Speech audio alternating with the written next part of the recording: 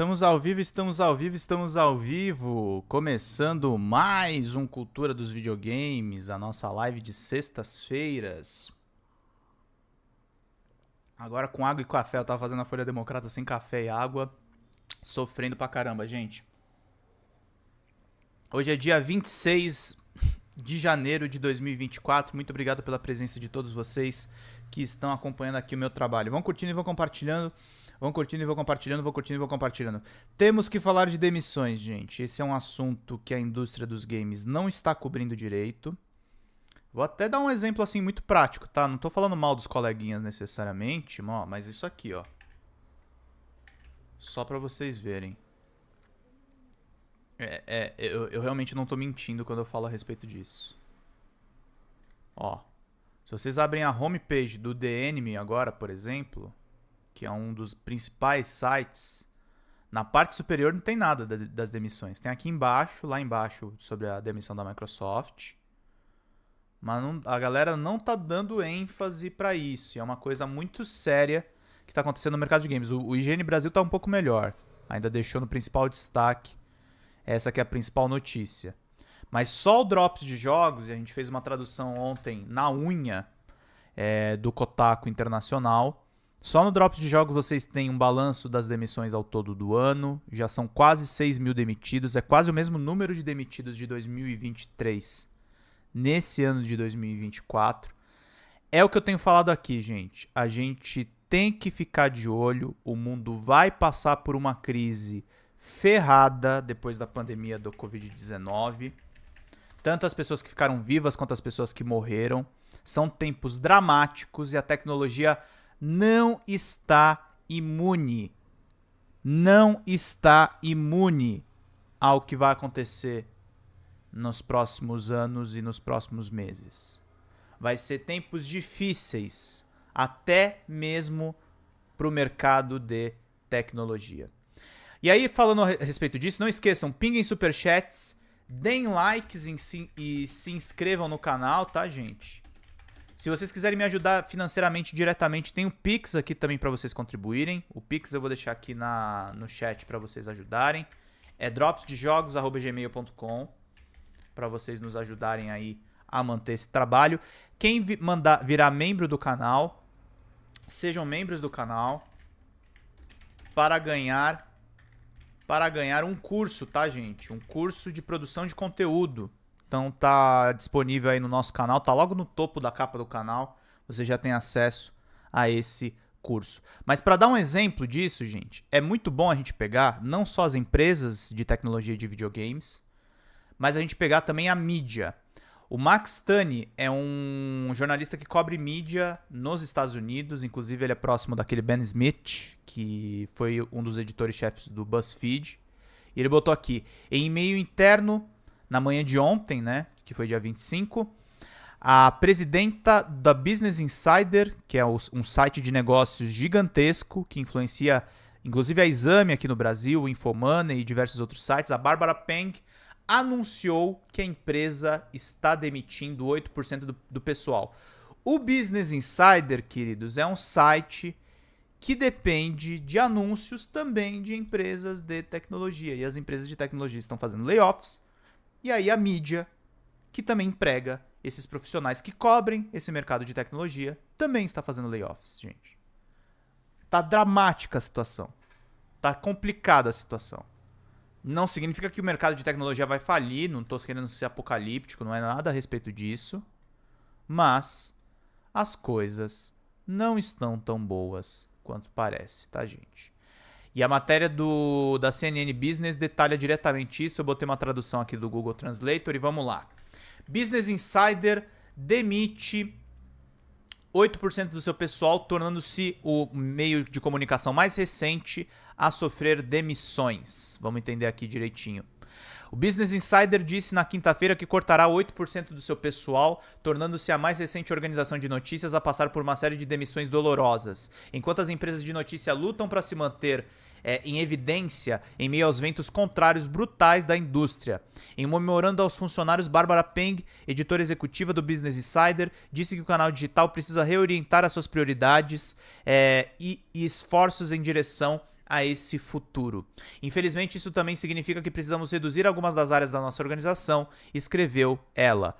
Não ficou imediatamente claro quantos funcionários serão afetados pelas demissões. Peng disse que os afetados receberão o mínimo de 13 semanas de pagamento e seguro médico. Nos últimos dias, uma série de grandes organizações de notícias foram forçadas a cortar pessoal. O Los Angeles Times reduziu a sua força de trabalho em 20%. Los Angeles Times é o principal jornal de Los Angeles, tá, gente?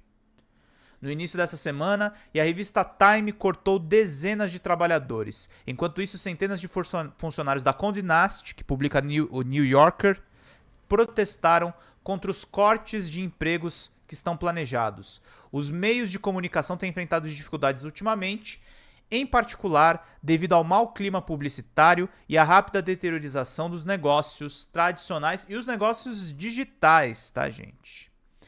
E pra gente entender melhor essa coisa, eu quero bombar mesmo um vídeo que eu fiz ontem a respeito dos layoffs. A palavra de 2023 e a palavra de 2024, gente, vai ser layoffs. Então eu vou tomar um café agora, mas vocês vão assistir o vídeo que eu fiz ontem a respeito dessas demissões em massa que nós estamos acompanhando. Eu tenho feito vídeos mais curtos no Drops de Jogos, mas esse aqui ficou com duração de meia hora e ele é muito bom para explicar o que está acontecendo, gente. Vamos assistir esse vídeo aqui. Eu vou retransmitir aqui no nosso canal, nessa live, para vocês poderem assistir também, meus queridos e minhas queridas. Vamos lá para a gente poder acompanhar.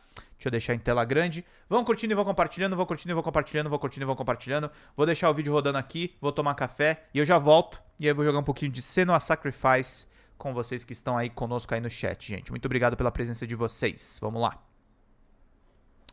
Deixa eu mexer aqui rapidinho. Deixa aqui pronto o vídeo.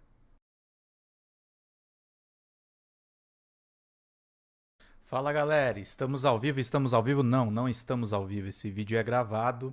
Vamos tratar de um assunto não muito legal, né, gente? Vamos falar das demissões, dos layoffs que estão acontecendo na indústria de games. O Kotaku Internacional fez uma reportagem muito boa sobre isso e eu traduzi. Ele fez, na verdade, um resumão, né, gente? Reunindo informações do site Games Industry Biz, o Game Developer, todos os principais sites, porque hoje a Microsoft, depois de ganhar um valor de mercado de 3 trilhões de dólares na frente da Apple, como a empresa mais valorizada com ações em bolsa, anunciou esse layoff gigantesco depois de adquirir por uma quantia bilionária de dinheiro a Activision Blizzard. Eles estão aí demitindo no mercado. O mercado de games está enfrentando a pressão das inteligências artificiais, da automação desse mercado e infelizmente está desvalorizando o trabalhador, a mão de obra, o que a gente está visualizando aí do mercado nesse começo de ano. Vamos começar aqui o vídeo. Não esquecendo, curte, compartilha, manda esse vídeo para o máximo de pessoas que você puder, porque esse assunto é importante. A indústria de games não vai acabar. A indústria de games continua sendo maior do que a indústria de música e cinema combinadas. É uma indústria bilionária, é uma indústria que lida muito bem com a questão dos investimentos, mas ela precisa assegurar maior estabilidade para o trabalhador, um mercado mais sadio de trabalho em que você não tem o crunch e as práticas abusivas, e você precisa de uma estrutura também trabalhista para que, caso os trabalhadores sejam demitidos, não aconteça o que eu vou relatar para vocês aqui neste longo texto do Kotaku que eu acabei traduzindo para vocês aqui. Vamos lá. Em 25 dias de 2024, eu escrevi um texto sobre 2023, mas pelo visto 2024 é muito maior. Já temos mais de 5.900 demissões no setor dos videogames e correlatos. Teve empresa que foi fechada, as informações são do Kotaku e dos sites que cobrem o setor. Vamos entender aqui direitinho o que aconteceu. O ano de 2024 já é o ano das demissões na cena internacional de videogames no setor de tecnologia, logo após os cortes de 2023. Veja alguns dos layoffs. Vamos começar pela Archact. No dia 4 de janeiro de 2024, a primeira rodada de demissões de videogames conhecida ocorreu na desenvolvedora de jogos VR Archact. A empresa, conhecida pelo seu porte de Doom 3 VR, anunciou nas redes sociais que havia demitido um número não especificado de funcionários. Estamos trabalhando com esses indivíduos para compensar essa difícil transição, incluindo por meio de recrutamento reverso. Sabe-se lá o que quer dizer recrutamento reverso, né, gente? Mas, enfim, a empresa pelo menos demonstra uma certa preocupação com os funcionários. A Boss Studios demitiu 19 pessoas. Ocorreu no final de 2023, mas só que o relato só foi confirmado em 5 de janeiro de 2024. Segundo a Games Industry Biz, 19 pessoas foram cortadas do estúdio. As demissões foram principalmente de funções de controle de qualidade e produção, além de alguns funcionários fora do Reino Unido. A empresa é do Reino Unido. A Unity cortou 1.800 pessoas em 8 de janeiro de 2024. A agência Reuters relatou a primeira rodada verdadeiramente massiva de demissões no ano, quando a Unity confirmou que planejava cortar 25% do seu pessoal como parte de uma reinicialização contínua na empresa. É a maior rodada de demissões na história da empresa de software e será concluída até o final de março. A Unity, que a gente precisa lembrar, passou a cobrar download dos desenvolvedores de jogos. O pessoal está desesperado, está saindo para o Godot, está saindo para outros sistemas para justamente continuar fazendo os seus trabalhos. A Unity, a maior parte dos desenvolvedores brasileiros utiliza esse motor gráfico. A Twitch, o sistema de streaming, dispensou 500 pessoas em 9 de janeiro de 2024. A Bloomberg informou que a Twitch estava se preparando para demitir 500 funcionários até o final de janeiro. Isso representa cerca de 35% do seu quadro total de funcionários.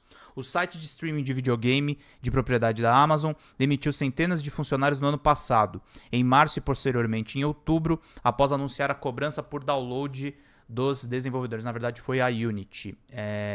Eu vou depois acertar essa informação aqui. A Playtica, entre 300 e 400 pessoas. Segundo a CTech, em 11 de janeiro de 2024, a publisher e desenvolvedora de jogos de celular Playtica disse que planeja demitir até 400 funcionários, ou cerca de 10% da força de trabalho total da empresa. A Playtica demitiu anteriormente 900 funcionários em 2022. Em 2023, a empresa concordou em pagar até 300 milhões de dólares para adquirir a InLabs, outra desenvolvedora mobile. É de lei, tá, gente? A desenvolvedora compra outra empresa, vê os cargos iguais e passa a fazer demissões. Não comemorem aquisições, gente. Pode até ser bom para o empresário diretamente envolvido. Mas isso está significando o quê? Encolhimento do mercado, desaceleração. Discord cortou 170 pessoas. O site The Verge relatou em 11 de janeiro de 2024 que a rede gamer Discord estava planejando demitir cerca de 17% do pessoal total da sua empresa. As demissões foram anunciadas em uma reunião geral e em um memorando interno obtido pelo The Verge. O CEO Jason Citron explicou no memorando que a empresa cresceu rapidamente desde 2020 e assumiu muitos projetos. Hoje temos cada vez mais clareza sobre a necessidade de aprimorar o nosso foco e melhorar a forma como trabalhamos juntos para trazer mais agilidade à nossa organização. Isso foi o que motivou, em grande parte, a decisão de reduzir o tamanho da nossa força de trabalho. O Discord, que infelizmente no Brasil abriga muito discurso de ódio extremista, tem uma fiscalização extremamente ruim. A Lost Boys Interactive cortou 125 pessoas. Em 12 de janeiro, a Aftermath relatou que alguns funcionários da desenvolvedora Lost Boys Interactive, de propriedade da Gearbox, foram demitidos. Uma nota do estado de Washington parece indicar que 125 pessoas foram afetadas. Parece uma parte considerável da Lost Boys Interactive foi demitida hoje, inclusive eu, escreveu Jared Pace, produtor do estúdio, no LinkedIn. Pace teria dito ao Aftermath que as demissões afetaram todas as disciplinas em todos os níveis. Fun Selector demitiu 3 pessoas. Estúdio independente canadense por trás de Art of Rally anunciou em 12 de janeiro que 3 desenvolvedores foram demitidos. Infelizmente, tivemos que dispensar alguns cargos na Fun Selector, tweetou o fundador do estúdio, Duni Kazu. Gostaríamos de ajudá-lo em sua busca por emprego no setor de videogames, por isso recomendamos esses australianos incríveis. E aí colocou o nome deles lá para você achar na rede social X. A PTW, antigamente conhecida como Pay to Win, demitiu 45 pessoas. A PTW anteriormente conhecida como Pole 2 Win, um estúdio de garantia de qualidade, localização e suporte, que trabalhou com empresas como Blizzard e Capcom, foi atingido por demissões em 11 de janeiro de 2024. Uma pessoa com conhecimento da situação disse ao site Kotaku que cerca de 45 pessoas perderam seus empregos. As demissões foram principalmente de funcionários de controle de qualidade, que moram fora dos Estados Unidos, mas outros departamentos também perderam essas pessoas. Desde então, pelo menos 2 pessoas foram informadas ao Kotaku que foram demitidas e postaram no LinkedIn que não estão mais trabalhando na PTW como resultado das demissões. Um porta-voz falou o seguinte: a PTW tomou a difícil decisão de reduzir a nossa força de trabalho em vários países onde operamos. Esta decisão não foi tomada levianamente. As principais ofertas da nossa empresa provêm das pessoas que nos permitem fornecer produtos e serviços de classe mundial. Queremos agradecer aos membros da nossa equipe que estão saindo pelo tempo e esforço que dedicaram à empresa. Thunderfall, 20% do pessoal, cerca de 100 pessoas. No dia 17 de janeiro, conforme relatado pelo Games Industry, o Thunderfall Group anunciou planos de reestruturar a empresa. O que sabemos sobre a doença renal crônica está mudando. Novas evidências apoiam uma ligação entre o microbioma intestinal e os rins. À medida que a saúde renal muda, o mesmo acontece com o microbioma intestinal. Isto leva à produção de toxinas urêmicas derivadas do intestino, que estão associadas a uma série de sinais relacionados à progressão da doença renal crônica. Portanto, a Prescription Diet KD está sendo atualizada com a inclusão da Active Biome mais Kidney Defense, formulada com betaína e nossa combinação exclusiva de prebióticos que demonstram nutrir o microbioma intestinal para reduzir resíduos nocivos e ajudar a proteger a função renal. Mas isso não é tudo. A Prescription Diet KD continua a mesma nutrição clinicamente comprovada para melhorar e prolongar a qualidade de vida.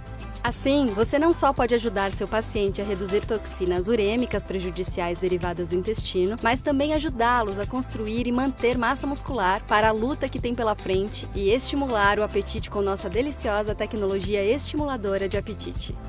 Projetada intencionalmente para promover a ingestão de alimentos recorrendo às papilas gustativas únicas dos pets com DRC. Melhor de tudo, Prescription Diet KD está disponível em uma variedade de formas e sabores para que você possa ter certeza de que a sua recomendação está mantendo os fortes. Rios Prescription Diet. A ciência fez isso.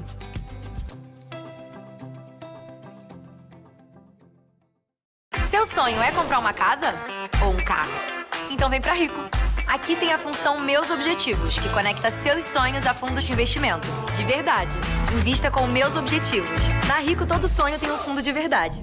Rico. A fim de cortar custos. Esses planos incluem a demissão de 20% do quadro de funcionários da empresa. O CEO Martin Wolfitz comentou que as demissões são parte do movimento para fortalecer a viabilidade da empresa e que não há alternativa. Tem sido difícil tomar essas decisões, disse Wolfitz, e me entristece saber que teremos que dizer adeus a muitos colegas e parceiros qualificados. No entanto, estou convencido de que essa é uma direção necessária para Thunderfall e para que essas mudanças tornarão a empresa um player forte no mercado. A Pixelberry Studios, desenvolvedora de jogos para dispositivos móveis de propriedade da Nexon, cortou um número desconhecido de funcionários. A notícia foi divulgada pela primeira vez pelo Game Developer em 17 de janeiro. Os funcionários postaram publicamente no LinkedIn confirmando as demissões. Descobri que seria demitido junto com muitas pessoas excelentes da Pixelberry, disse Paige Lowy, gerente associada de engenharia no LinkedIn. A Netspeak Games demitiu 25 pessoas. Em 16 de janeiro, a Netspeak Games, estúdio por trás do próximo simulador de vida aconchegante Sunshine Days, confirmou que estaria demitindo 25 pessoas. A notícia dos cortes veio com a postagem no blog do CEO da Netspeak. Callum Copper-Brighting, o CEO, disse que não foi fácil demitir funcionários, mas acrescentou o seguinte: no entanto, é importante para nós sermos capazes de adaptar a nossa estrutura para garantir que possamos navegar com eficiência pelo cenário cada vez mais desafiador da atual indústria de jogos. Na postagem do blog, o Cooper Brighting disse que na indústria atual, uma nova propriedade intelectual é um risco enorme e é mais complicado do que nunca atrair investidores. Segundo o Game Developer, o CEO acrescentou numa postagem do LinkedIn que a Netspeak tentou de tudo para evitar essas demissões. A Wamo Games, 35 pessoas, funcionário da Wamo Games, com sede em Austin, no Texas, desenvolvedora e publicadora de jogos focada principalmente em títulos de realidade virtual, confirmou online que a empresa fechou as suas portas no dia 17 de janeiro. A Wamo Games foi fundada em 2021, empresa que não teve 3 anos, gente. Walter Hill, engenheiro de software associado ao Wimo Games, confirmou que 35 pessoas trabalhavam no estúdio quando ele fechou as portas na quarta-feira. O CEO da Wimo Games, Dave Rosen, disse que estamos imensamente orgulhosos do nosso RPG DICE, Heroes of Whitestone, Battle Balls e mais recentemente a Micro Machines, a Mini Challenge Mayhem. Somos gratos a cada jogador que comprou os nossos jogos, nos quais a nossa equipe dedicou tanto trabalho. Os membros da nossa equipe, apaixonados e incrivelmente talentosos, estarão em busca de novos empregos e receberam indenização para ajudar na transição. Se você tiver vagas disponíveis ou quiser encontrar alguma vaga, entre em contato com a Wimo através do LinkedIn ou diretamente com essas pessoas. Agradecemos nossos jogadores e as muitas organizações que colaboraram conosco. Vida curta dessa empresa. A Behavior Interactive, de 45 pessoas, foram cortadas. A desenvolvedora de Dead by Daylight, Behavior Interactive, demitiu cerca de 45 pessoas entre os dias 9 e 11 de janeiro. Pessoas com conhecimento da situação confirmaram ao Kotaku que as demissões afetaram apenas os funcionários do estúdio da Behavior Interactive em Montreux. As demissões começaram em dezembro. Esta última rodada de cortes incluiu funcionários de diferentes departamentos. Pelo menos uma pessoa postou publicamente sobre as demissões no LinkedIn. No dia 18 de janeiro, a Behavior disse o seguinte: recentemente, as mudanças nas condições de mercado exigiram o ajuste do escopo de vários projetos de comportamento. Nessas situações, a nossa preferência é sempre realocar talentos para outros projetos. Infelizmente, essa opção nem sempre está disponível para nós. Com essas saídas, representaram menos de 3% do nosso quadro de funcionários total. A CI Games, 10% da equipe, entre 15 e 20 pessoas. A CI Games demitiu funcionários, conforme relatado pela primeira vez pelo Games Industry, em 18 de janeiro. A desenvolvedora de Lords of Fallen, Hexworks e a criadora de Sniper Ghost Warrior, Underdog, e também foram afetadas. O CEO da CI Games, Marek Chiminsky, confirmou as demissões. Para preservar a força e estabilidade dos negócios, a CI Games tomou a difícil, mas necessária decisão de implementar uma rodada direcionada de despendimentos, afetando aproximadamente 10% dos funcionários de toda a empresa. Gostaríamos de agradecer a cada um deles pelo papel que desempenharam durante seu tempo conosco. Outras otimizações dos negócios estão sendo feitas nas pipelines e nos processos de organização.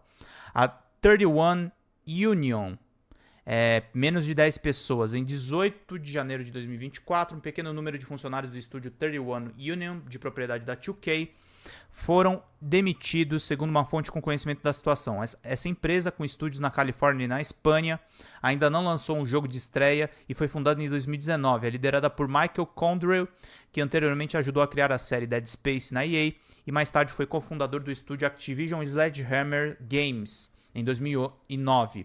Um porta-voz da 2K Games confirmou as demissões que ocorreram no estúdio, dizendo que o número total de trabalhadores afetados era menos de 10 e forneceu essa declaração. Como parte dos nossos esforços contínuos para melhor apoiar o nosso estúdio de jogos, hoje a 31 Union se separou de um número muito pequeno de membros da equipe. Essas situações nunca são fáceis, mas estamos confiantes na trajetória da 31ª União.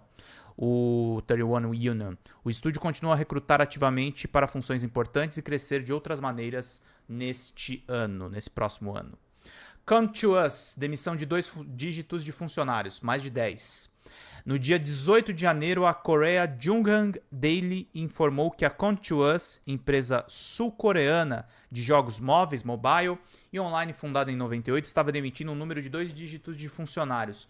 Um porta-voz da empresa forneceu a seguinte declaração ao veículo: chegamos a essa difícil conclusão quando decidimos otimizar alguns dos nossos projetos considerando as recentes condições de mercado e gestão. O jogo mais popular da Come to Us é Summoner's War, jogo online de celular lançado em 2014. Em 2017, o jogo arrecadou mais de $1 bilhão em receitas. Arrecada $1 bilhão e corta funcionário.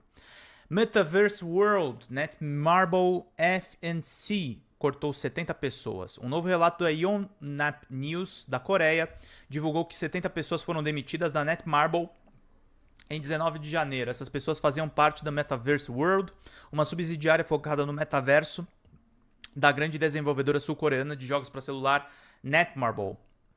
O Metaverse World Foi fundada em 2022, segundo o comunicado fornecido à Netmarble Ionap News, toda a subsidiária foi liquidada. Continuamos a buscar uma direção comercial sustentável, disse um porta-voz da Netmarble, mas devido às condições de gestão e às mudanças de mercado, tomamos a difícil decisão de liquidar a corporação Metaverse World, que estava desenvolvendo a plataforma Metaverse. Conforme apontado pelo Korea Jung-Eng Daily, os últimos 7 trimestres financeiros da Netmarble não foram lucrativos. Como resultado, a empresa busca racionalizar e cortar custos. Recentemente fechou vários jogos de celular, incluindo Kungya Draw Party, Knights Chronicle, Stone Age World e o MMORPG online Marvel Future Revolution. A NetReef a NC Soft, demitiu 70 pessoas. Pra vocês verem que não é no Ocidente, a Ásia também está sendo afetada. O Korea Jung-Eng Daily informou que a NC Soft, uma desenvolvedora e publicadora sul-coreana de videogame conhecida por MMOs como Guild Wars e Lineage, demitiu todos os 70 funcionários que compunham a sua subsidiária NetReef Soft.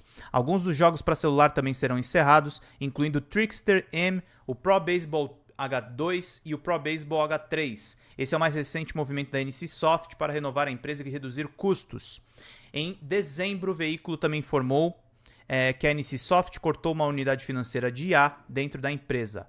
Riot Games, sim, a Riot demitiu um monte de gente. Não esquece, gente, curte o vídeo, compartilha com todas as redes de vocês. Muito necessário aí, esse vídeo vai ser mais longo, mas é necessário aí pra gente fazer bem o nosso trabalho. Riot cortou 530 pessoas. A desenvolvedora de League of Legends e Valorant anunciou em 22 de janeiro, que estava cortando 530 empregos, ou cerca de 11% de sua força de trabalho total. A notícia foi divulgada pela primeira vez pela Bloomberg no início do dia. Hoje estou compartilhando uma decisão que esperávamos nunca ter que tomar na Riot, disse o CEO Dylan Jadeja em uma postagem no site oficial da empresa. Estamos mudando algumas... Recordings just got better. Hey, it's Dana from StreamYard. I'm so excited to announce that local recordings are now available on StreamYard. Have you ever done a recording where your guest just had terrible internet issues? They were blurry, they were freezing, you could almost hardly hear them. Well, with local recordings from StreamYard, you'll be able to download a perfect quality video from your guest after the show. This means that no matter what you or your guest's internet connection is like, you'll be able to download the perfect high quality recording every single time. You can also download both a separate audio and a separate video file for the hosts and guests. Now, with StreamYard, you can have freeze-free, studio-quality recordings on any connection, anywhere in the world. You can choose to download them, stream them later, or edit and repurpose them. It's your turn to test out local recordings today, now available on StreamYard.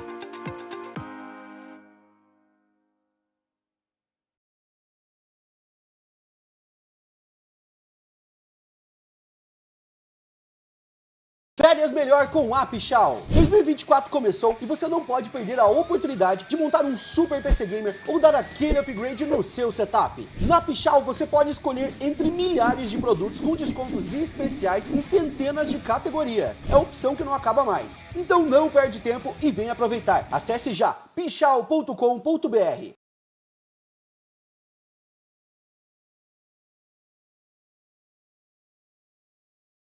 Das apostas que fizemos e mudando a forma como trabalhamos em toda a empresa para criar foco e nos mover em direção ao futuro mais sustentável. Essa decisão significa que estamos a eliminar 530 funções a nível global, o que representa 11% da nossa força de trabalho, com o maior impacto das equipes fora do núcleo de desenvolvimento. Infelizmente, isso também significa que nos despediremos de muitos colegas e amigos talentosos em todas as áreas da Riot.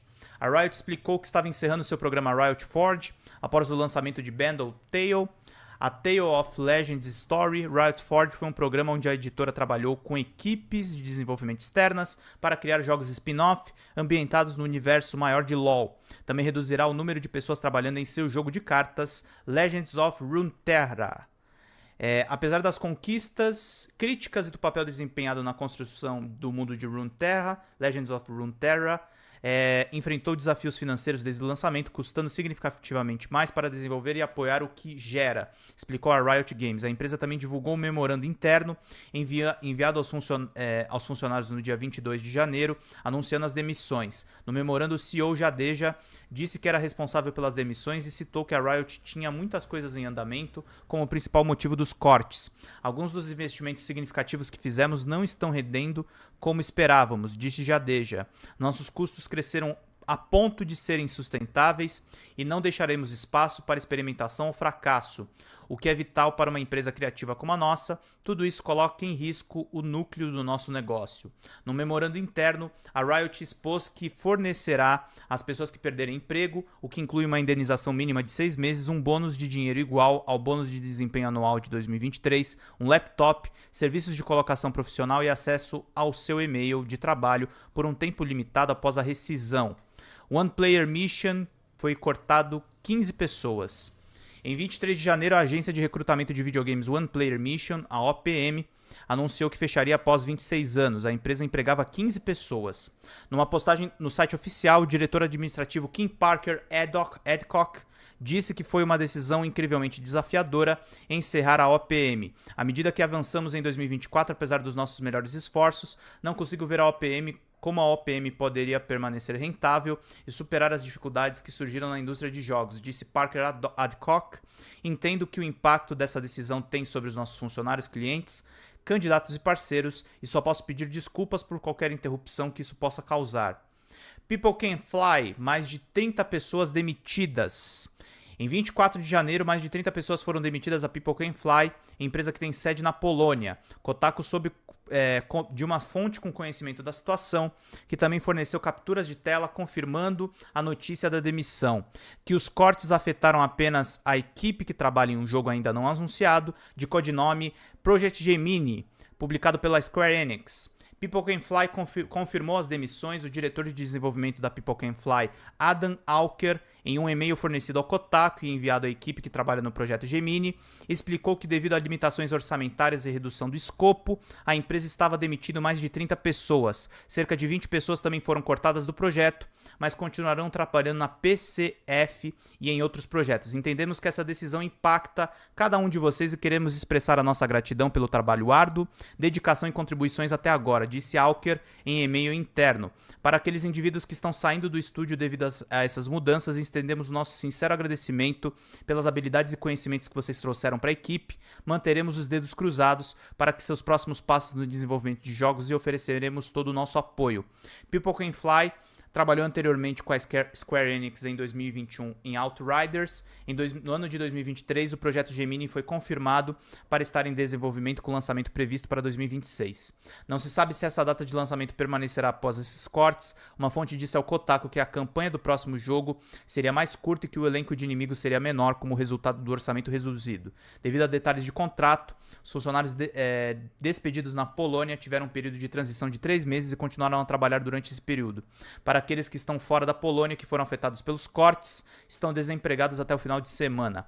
A Black Forest Games, cerca de 50 pessoas foram cortadas. O Kotaku informou que a Black Forest Games, desenvolvedora do jogo Destroy All Humans 1 e 2 Remakes, cortou cerca de 50% da sua força de trabalho total. O estúdio tinha 110 funcionários em 2023. As demissões foram anunciadas em 24 de janeiro e a administração informou aos funcionários que mais informações seriam fornecidas na próxima semana.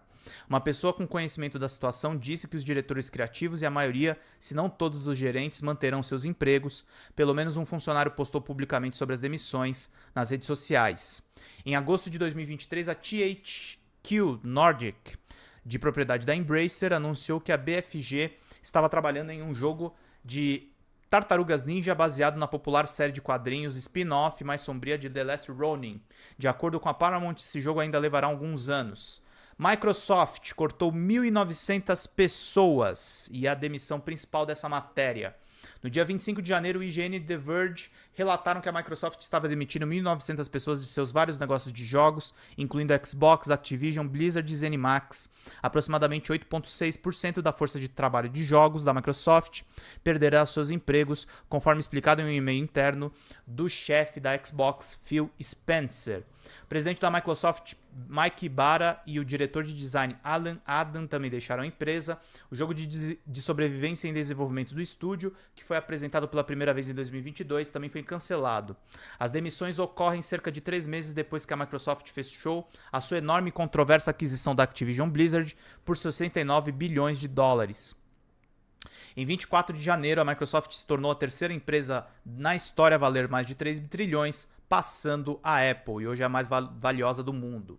A Raycon Games demitiu cerca de 60 pessoas. Kotaku soube que ocorreram demissões na Raycon Games, um estúdio independente localizado na Polônia. A desenvolvedora lançou Ruiner anteriormente em 2017, vem anunciando seu próximo jogo ao longo do último ano. Vários funcionários postaram publicamente sobre as demissões nas redes sociais e no LinkedIn. Cerca de 60 a 70 pessoas, ou cerca de 56% do total da empresa, foram demitidas em 23 de janeiro. A maioria dos afetados afirmou que a decisão foi repentina e chocante.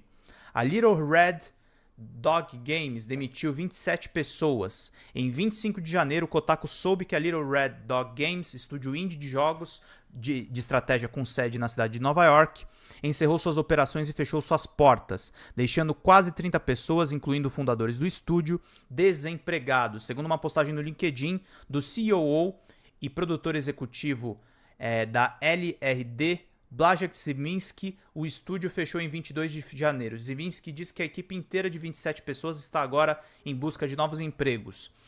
Na postagem do LinkedIn anunciando o fechamento do estúdio, o COO listou cada pessoa afetada pelo nome e forneceu links em sua página do LinkedIn para ajudá-los a encontrar trabalho o mais rápido possível. A conta do site americano Kotaku, até 25 de janeiro de 2024, pelo menos 5.959 pessoas foram ou serão demitidas neste ano. A indústria de videogames arrecadou 180 bilhões somente em 2021, maior do que o setor de música e cinema combinados. É também uma indústria que se torna mais arriscada e mais cara cada ano, à medida que os jogos AAA demoram mais e custam milhões para serem produzidos. E essa indústria também precisa da sindicalização. O Drops de Jogos noticiou agora há pouco, os trabalhadores sindicalizados do setor de games não foram impactados pelas demissões da Microsoft. Acredite se quiser. E essa é a próxima notícia que eu vou ler rapidamente aqui para encerrar o vídeo, mas aconteceu isso de fato, tá, gente? Trabalhadores sindicalizados do setor de games não foram impactados pela demissão em massa da Microsoft, diz a entidade CWA. Vamos entender aqui. Hoje noticiamos que a Microsoft cortou 1.900 funcionários do setor de games em um plano de demissão em massa após a aquisição da Activision Blizzard. A Communication Works of America, CWA, soltou uma nota afirmando que os trabalhadores sindicalizados não foram afetados pelas demissões. Eles disseram o seguinte: o anúncio da Microsoft que irá cortar 1.900 trabalhadores de videogames deixa claro que, mesmo quando se trabalha numa empresa de sucesso, numa indústria extremamente lucrativa, o seu sustento não está protegido sem uma voz no trabalho. Embora os membros representados pela CWA na ZeniMax, Raven e Blizzard Albany não sejam afetados por esses cortes, estamos com o coração partido porque a vida de tantos trabalhadores dedicados e talentosos de videogames será interrompida. Todo trabalhador de videogame merece não apenas a sua parte justa, mas também a tranquilidade que advém de ter uma palavra a dizer sobre o impacto dos cortes de empregos. Através da organização, os trabalhadores estabeleceram práticas básicas no local de trabalho que agora são comuns, desde jornada de trabalho de 8 horas até a semana de trabalho de 5 dias. Ao unirem-se e exercerem seu direito de organização, os trabalhadores da indústria de videogames podem tornar a proteção contra os despedimentos uma prática padrão para todos os trabalhadores. Esse é o poder de se organizar. Continuaremos a apoiar os trabalhadores da Microsoft e de toda a indústria de videogames que desejam ter uma voz sindical no trabalho. As demissões da indústria de videogames estão se tornando uma norma, mesmo em empresas que costumam gerar lucros enormes. Dói ver os nossos colegas de trabalho, que são tão apaixonados por esse trabalho, realmente tornam essas empresas de videogames tão bem-sucedidas serem os primeiros a serem impactados por qualquer cortes ou demissões no trabalho. As empresas alegarão que são todos uma família, mas uma família não demite ou terceiriza pessoas. E é claro que, de uma forma ou outra, o único caminho a seguir é que todos nós nos unirmos como trabalhadores para proteger uns aos outros. A representação sindical nem sempre pode proteger contra despendimentos, mas através da representação sindical e do processo de negociação, os trabalhadores dos videogames podem estabelecer maior transparência e políticas que coloquem nossas necessidades em primeiro lugar, incluindo proteções contra demissões, né? É por isso que queremos que todos os trabalhadores de videogames se filiem ao nosso sindicato.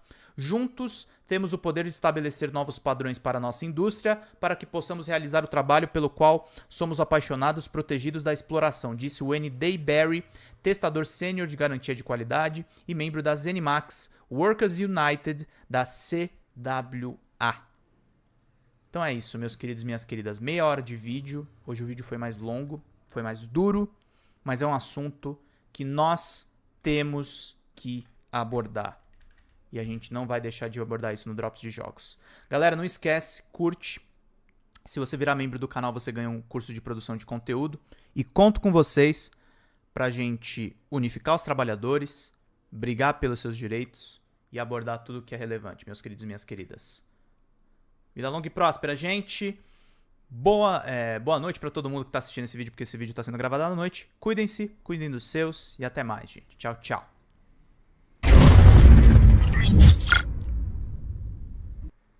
No Wi-Fi game for a long ride. Fala, galera, voltei aqui. Tinha ido tomar um cafezinho, exibi aí o vídeo principal da live de hoje. Bom que um monte de gente aqui do chat não tinha visto. Vamos jogar um pouquinho de Senua Sacrifice, meus queridos e minhas queridas. Live de sexta é boa pra isso. Vamos jogar aqui alguns joguinhos, conversar aqui um pouco com vocês, conversar aí com o chat, enquanto a gente tenta erguer esse canal, meus queridos e minhas queridas. Deixa eu pegar aqui só. Tudo certo. Vamos lá pra gente poder acompanhar a gente. Vão curtindo, vou compartilhando, vou curtindo, vou compartilhando, vou curtindo, vou compartilhando. Pra gente não perder nenhuma informação. E vocês, gente, como é que vocês estão? Como é que vocês estão de sexta-feira? As notícias não são muito boas, mas estamos aí abordando todos os principais assuntos, né, meus queridos e minhas queridas? Agora tenho o meu copinho d'água.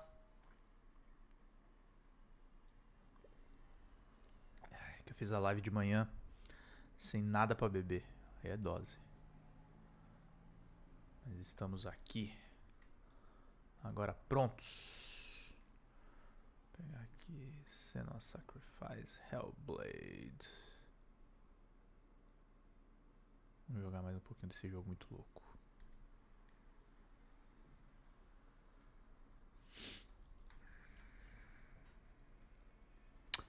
Vamos jogar. Vamos jogar. Caralho. Desculpa, gente. Apareceu aí meu.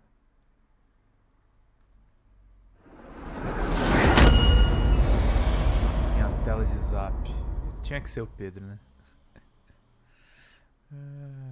Agora pelo menos eu faço isso aqui. Agora sim. Vamos lá jogar, gente.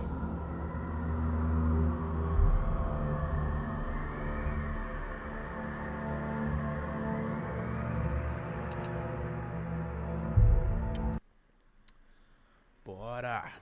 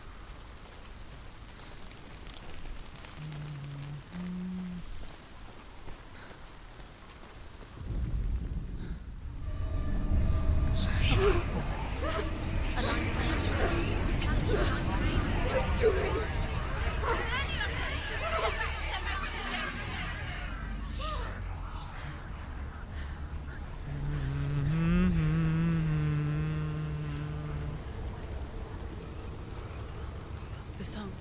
Balraven. Balraven's song. It's over here. It's over here. Is that? It's over there. No, it's here. There's two. Listen, focus. Listen. It's magic. It's magic.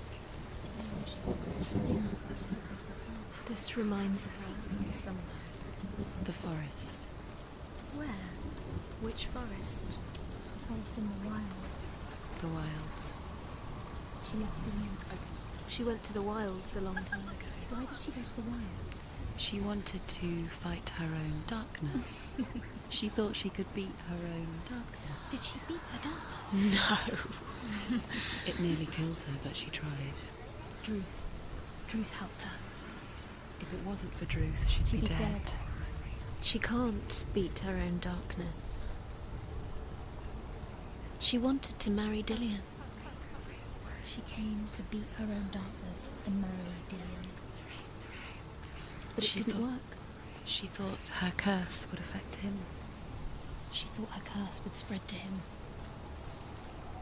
She thought she'd bring the darkness to him too. She nearly died. She thought the curse made her tainted. Druth helped her.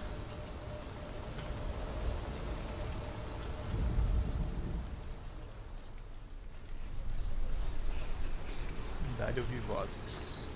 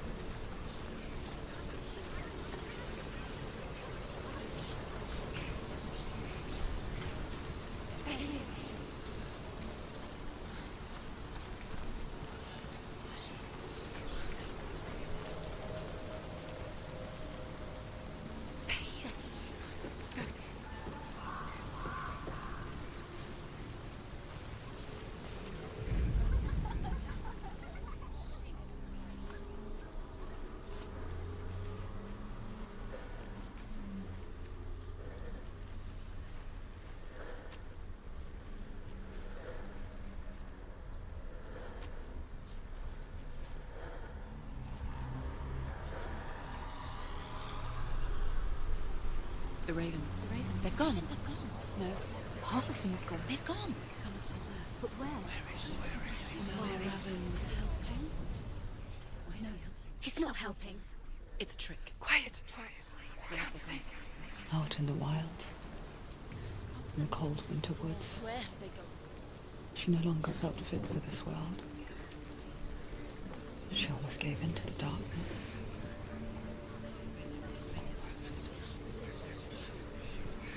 But she remembered Dillian's words. She remembered her promise. She resolved to fight on and kill that which had become a part of her.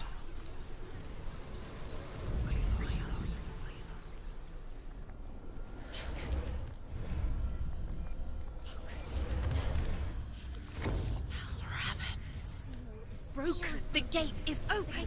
Pô, foi mais fácil do que eu imaginava. There is no such thing as victory when it comes to the darkness. It's like it doesn't want to kill her. Yet, it will gnaw at her, biding its time.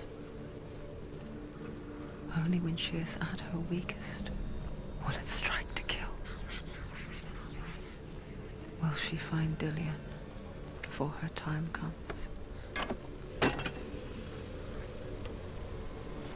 Cheguei atrasado, mas ficou legal assim. Antes da jogatina, abrir a live, deixa um vídeo anterior aí, já pauta o debate enquanto toma um café, estica e volta. Melhor pra mim também, sim. Eu tenho feito um pouco menos lives, né, iniciativa.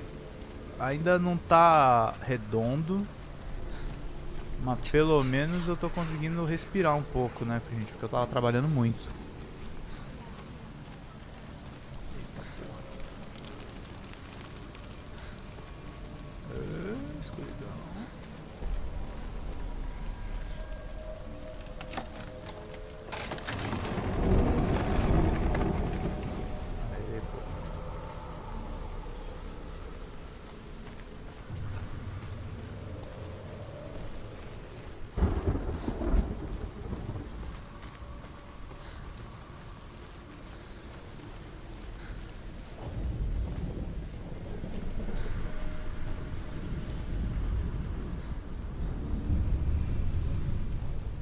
overcome Valravan's final illusion to face him in his keep. I know you can do it, Senua. You have the sight. We both see the darkness. We can fight it together.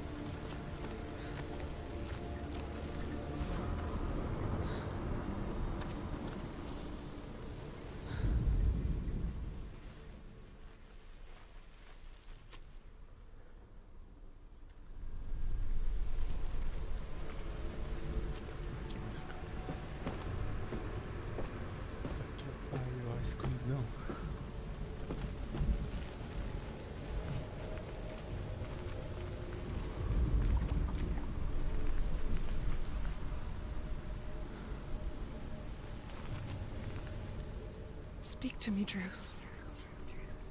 Tell me a story. Senua, listen. I will tell you the tale of a man called Findan. The Northmen captured Findan's sister, and his father sent him to pay for her release.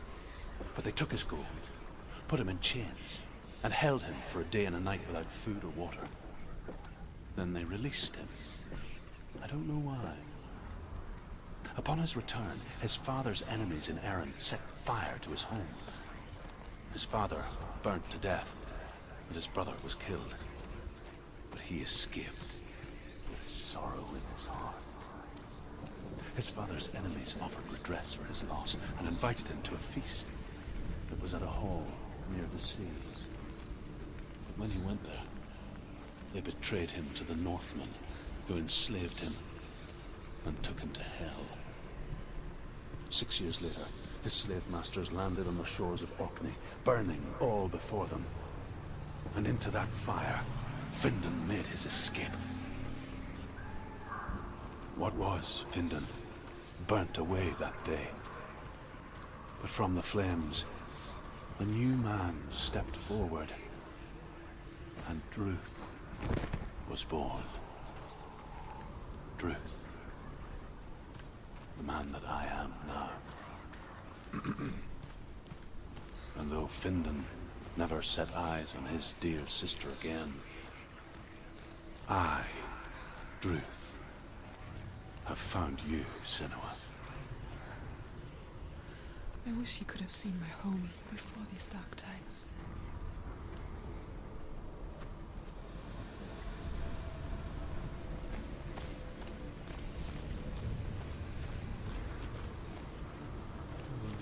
Ah, tá. Fiz uma cagada.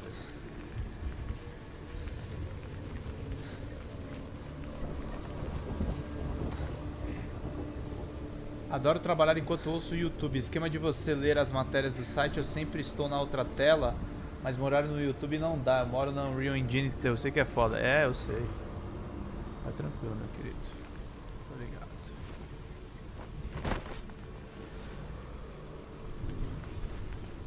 Mais uma ponte.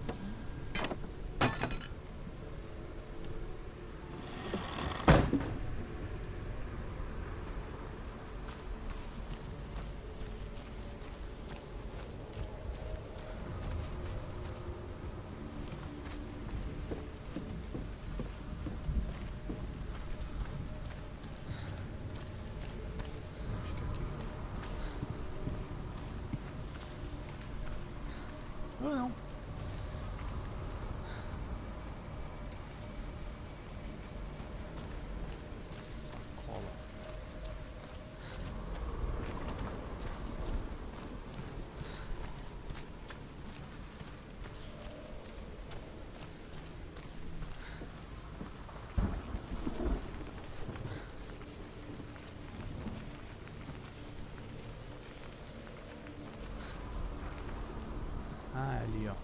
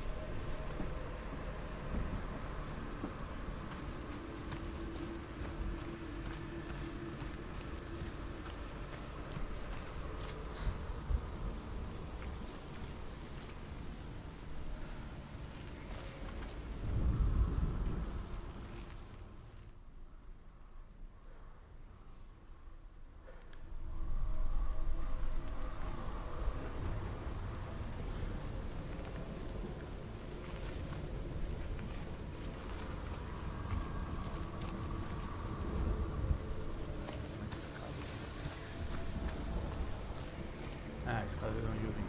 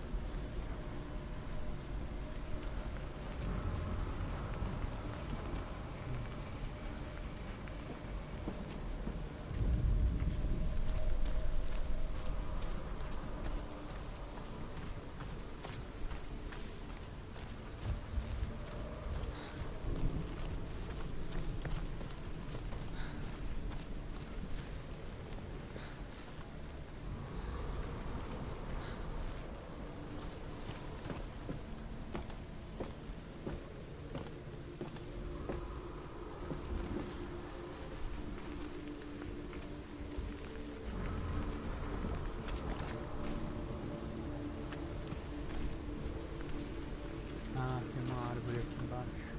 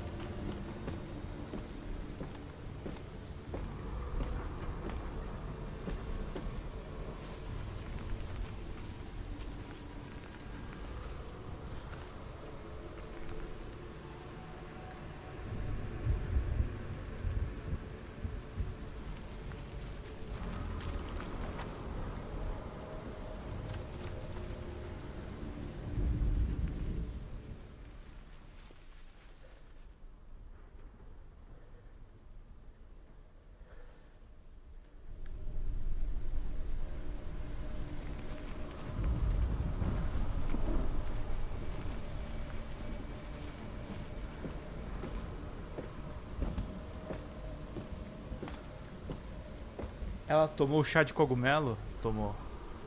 Esse jogo aqui é surreal, gente. E é de 2017, né? Eu fico pensando nisso. Um jogo tão bonito. 2017, velho. 2017 foi tipo ontem. Foi... Faz tempo, aliás. Não é?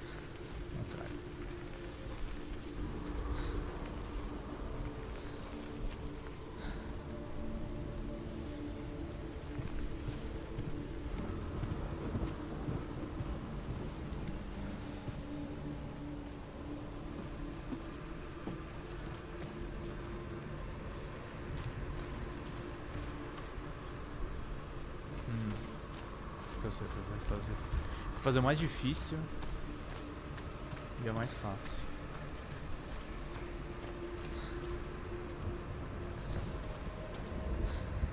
Sumiu.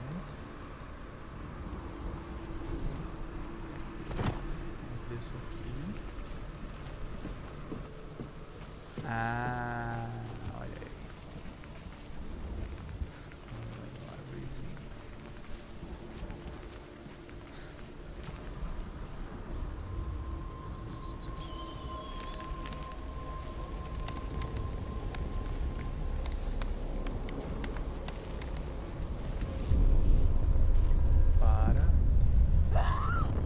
Oi.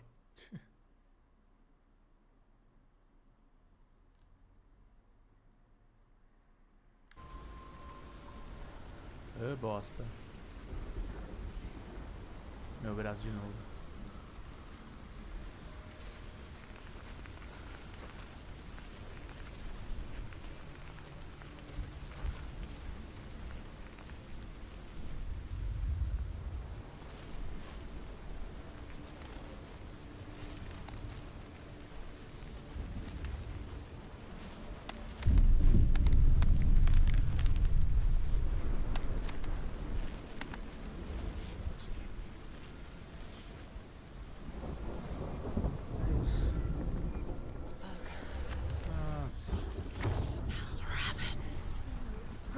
The gate is open. Open. It's darkness. I know it from the wilds. It's coming back for me.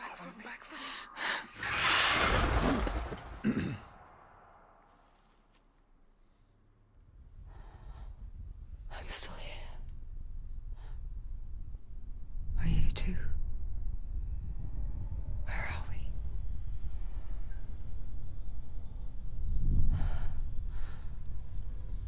I remember.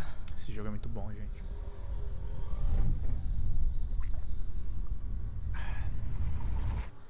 It didn't end well in the wilds.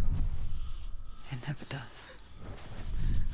You think you can overcome the darkness, make sense of it, and once relief settles in, it strikes out of nowhere, throwing you helplessly back into the maelstrom, drowning the mind in fear, deeper, deeper, dragging you down so far into the void that maybe this time there is no coming back. But there, in the darkness, and she remembered what he told her. Hear me. Reach out to me. Senua, take my iron mirror. Look into it, for it is a window into the underworld. Within, you will see the face of the darkness that you fear. And if you focus, like I have taught you to, you will also see that as much as the darkness has you trapped within its veil, it too is trapped within yours. Focus. Focus! Focus! I see you. I see you now. You led me to the wilds. You trapped me there.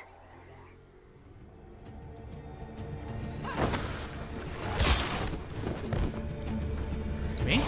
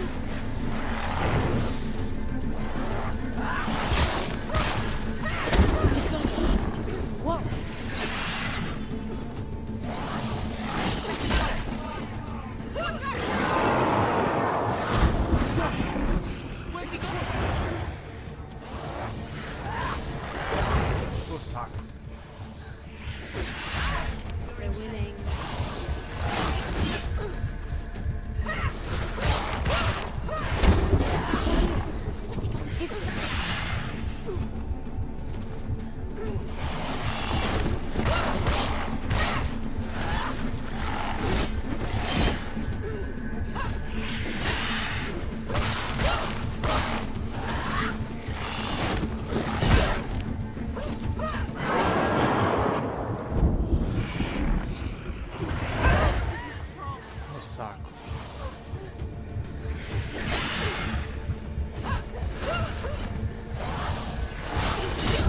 Ah, não, morri de novo. Ô, saco.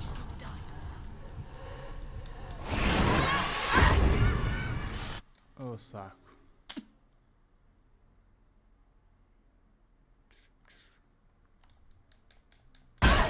Ih, demorou o som pra voltar.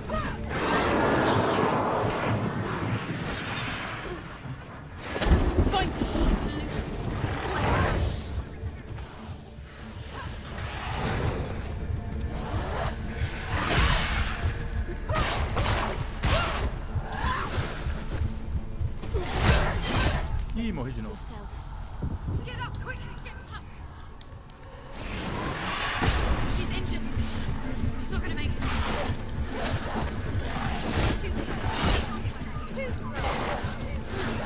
She's injured. She can still. Get out!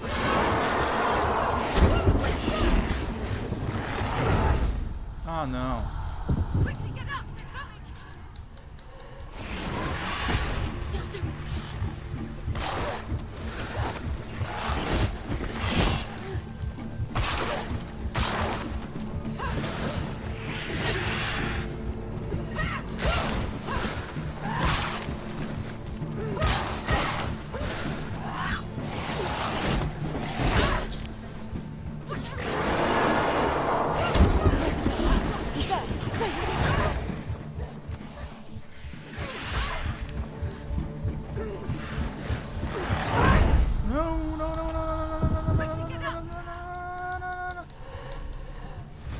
She's hurt.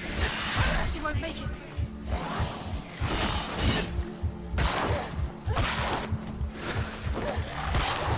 It's not over. It's not over. Keep going.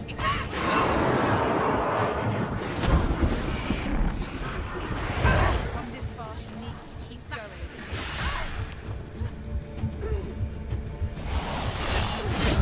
Não, não, não, não, não, não, não, não, não, não. Get up quick. It's not over. It's not over. Não? She's hurt. She's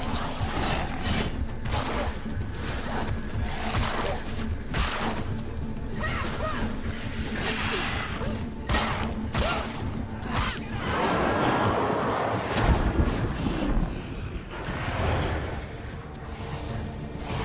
He can breathe.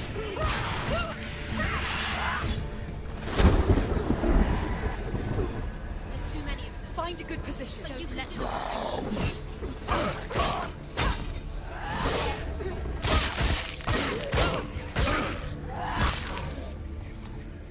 Finish this. Now.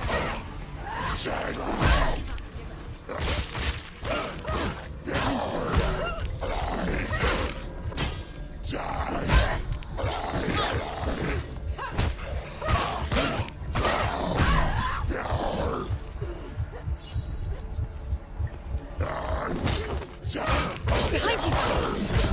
Ah, não. Saco. Get up. Get up. She can still do it.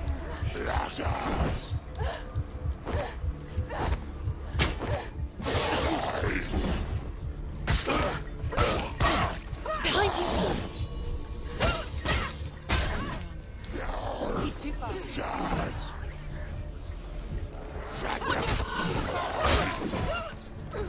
He's down. Finish him. Find a good position. Let them surround you.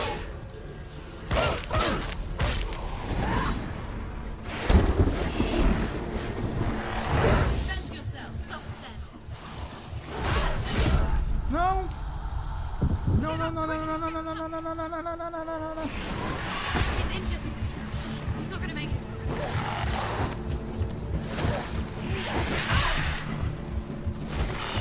It's not over. No. It's not over. She's scared. No one can. She's injured. She can still do it. Get out of the way!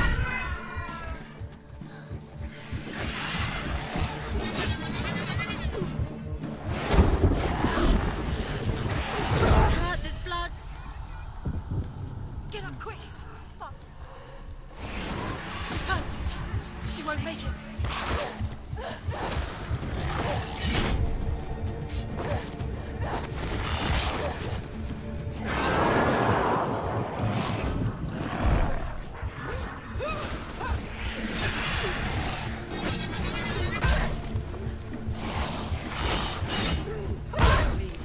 Go. Não, não, não, não, não, não, não, não, não, não, não, não, não, não, não, não, It's not over. It's not over.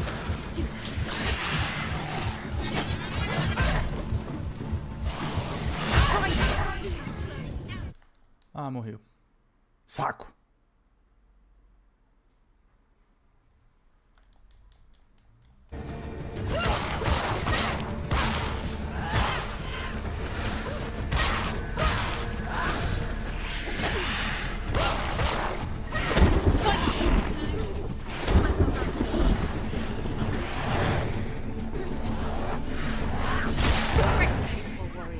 Remember your training.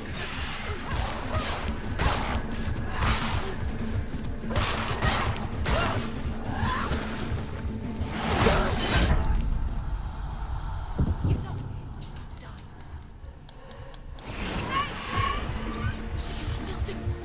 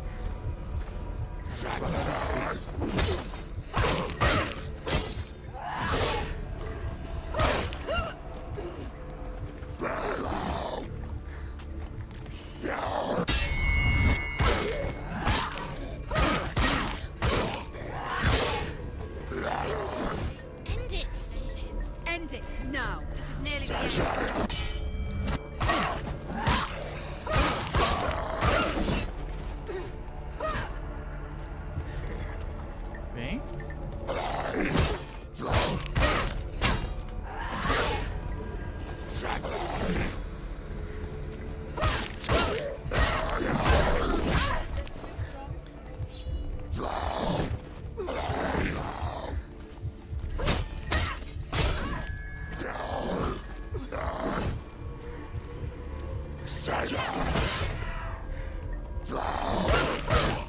gone.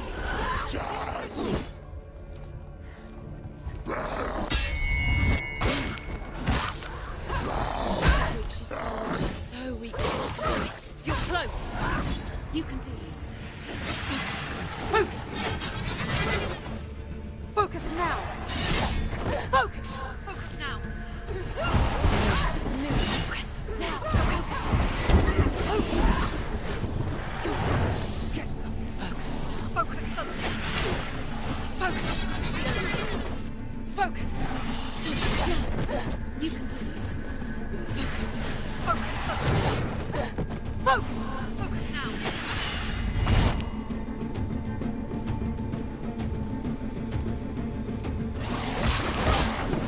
Come this far.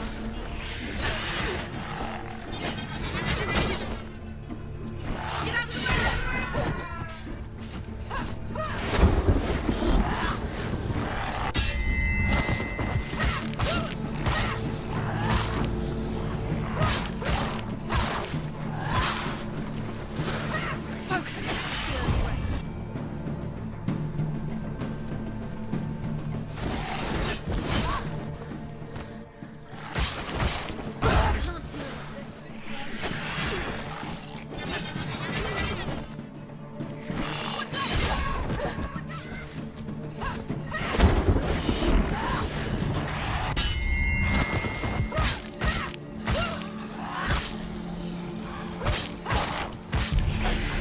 Ô, caralho.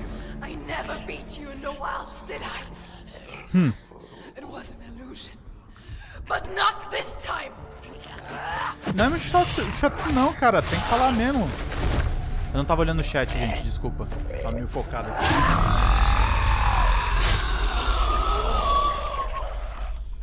Não, tem que falar essas coisas de dev sim. O Drops é criado pra isso, gente. One of the keys to the gate to Helheim.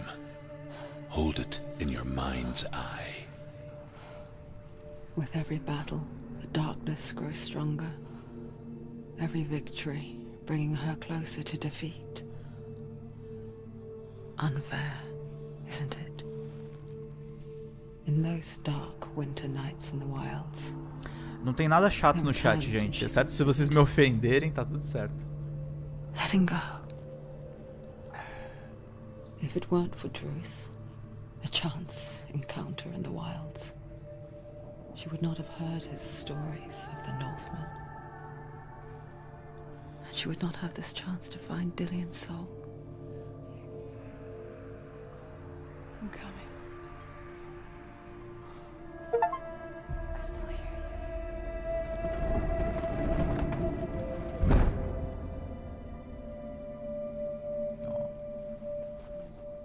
Cara, é assustador os gráficos desse jogo.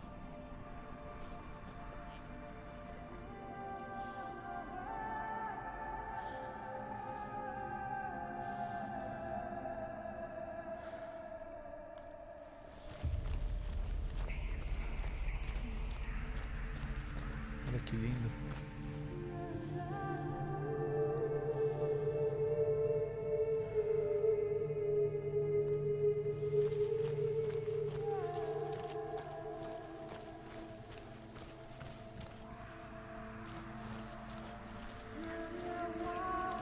When she was younger, she would lay in the grass and stare at the clouds. And as she saw them, elusive, shifting faces. After a while, she could see the faces everywhere. In the trees, the mountains, caves.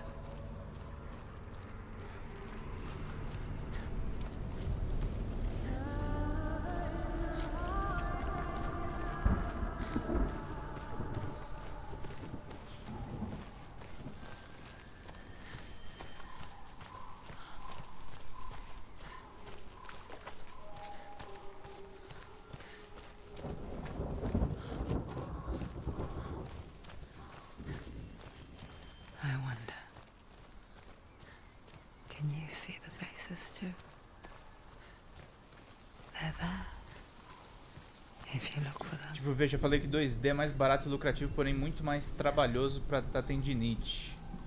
É. Então vamos falar do assunto em alta. Pau World. Se fizerem um perfil do pau no cu, o Brasil vai parar, exatamente. Mother?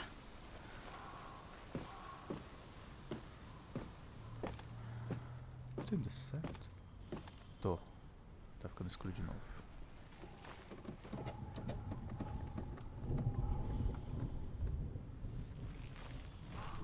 Aqui. Ali, esse cara.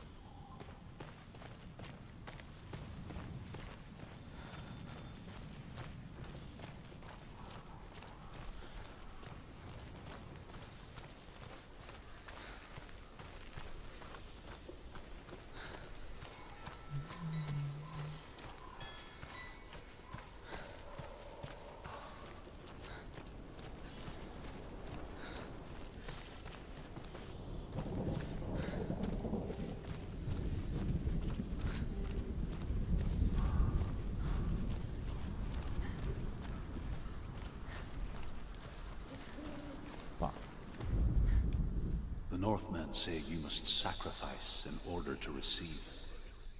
They tell how the runes were revealed to Odin only in sacrifice.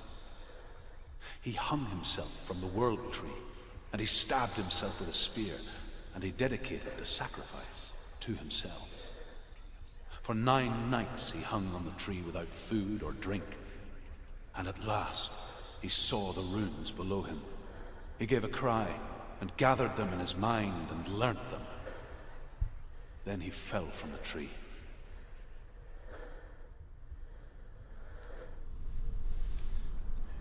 Odin.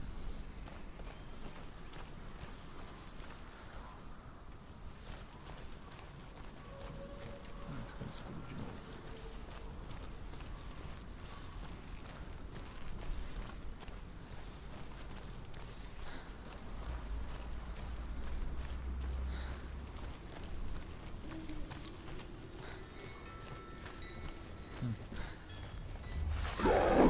Ô, caralho.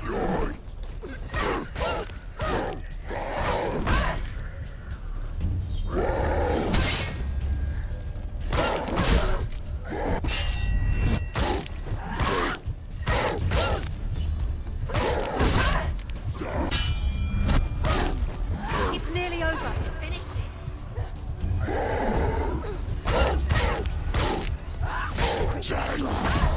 Ô, caralho. Get up quick. She's hurt. She's behind you. Watch out.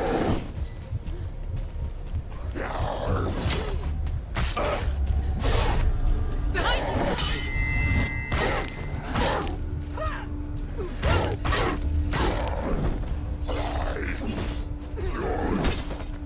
Stop them. Stairs. It's finished. They've surrounded you.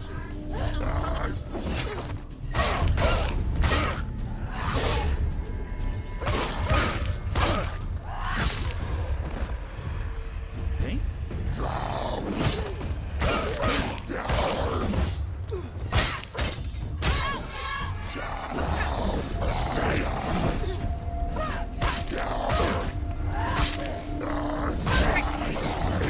Remember your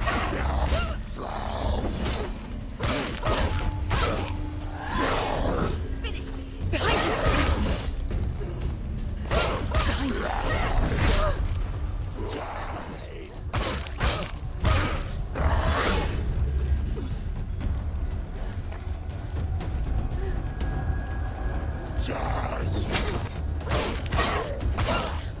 You won. Vem.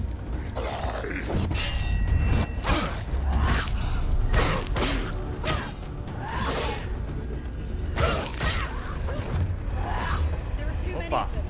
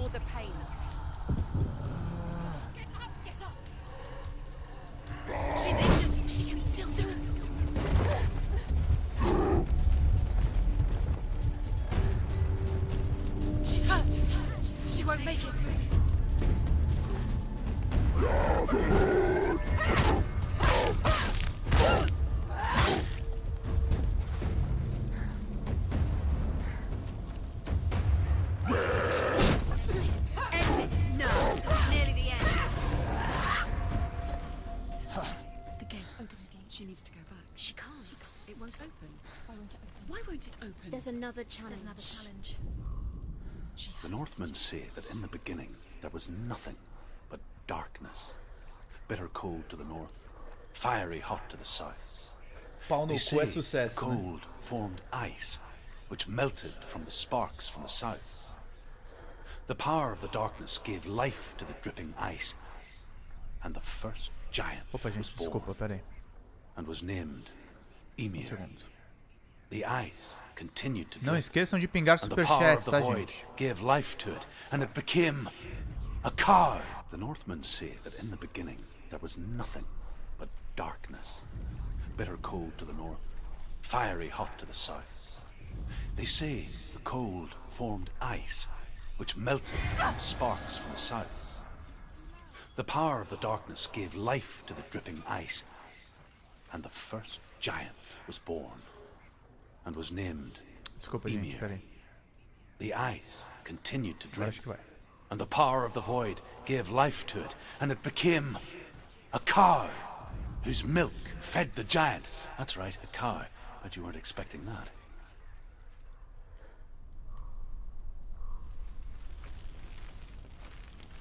Aqui, ó.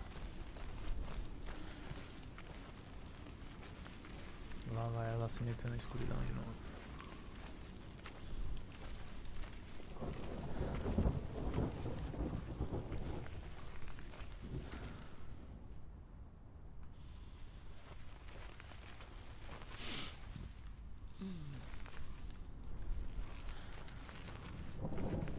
O que tem aqui?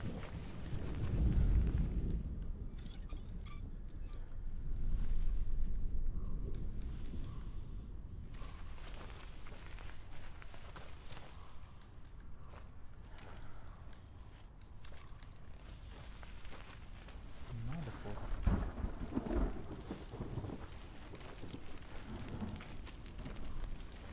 Estão gostando do joguinho aí?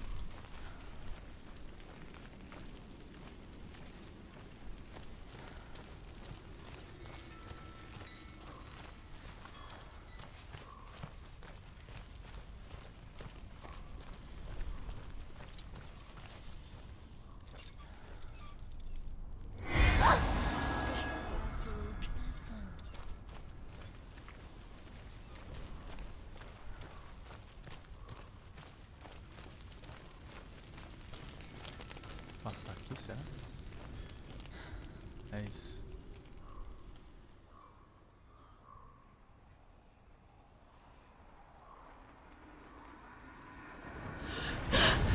Sort, the fire giant has answered. He comes from a land older than mankind, and the Northmen call upon his flaming sword to raise their enemies to the ground. Find him, Senua, and spill his blood. Spill his blood. She found the wretched old fool on her way back from the wilds. An outcast, is badly burnt all over.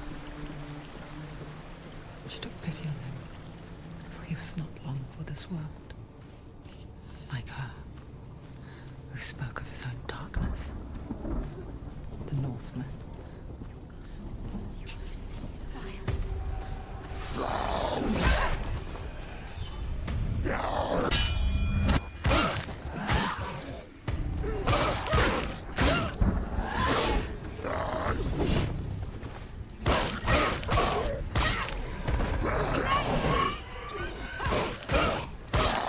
Don't give up. Don't give up. Take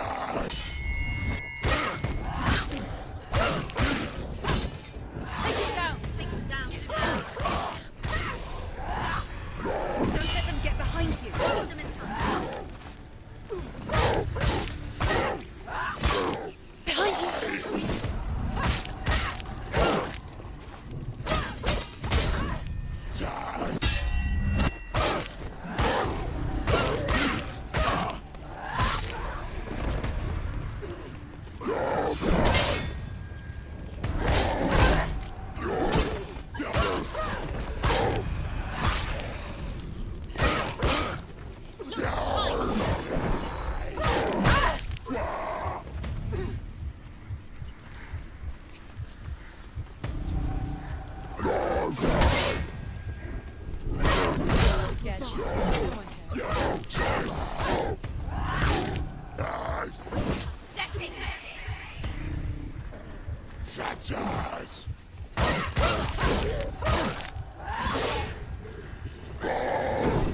You can do it. You're close.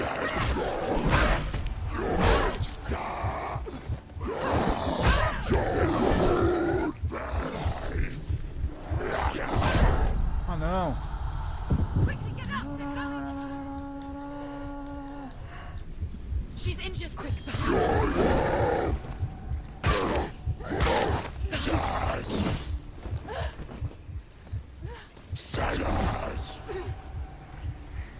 Os caras tudo feridos.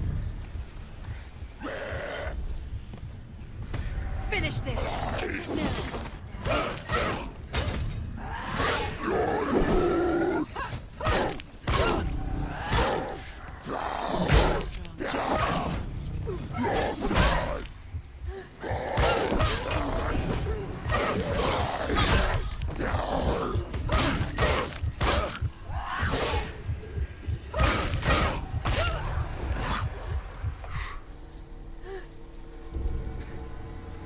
É, meu irmão.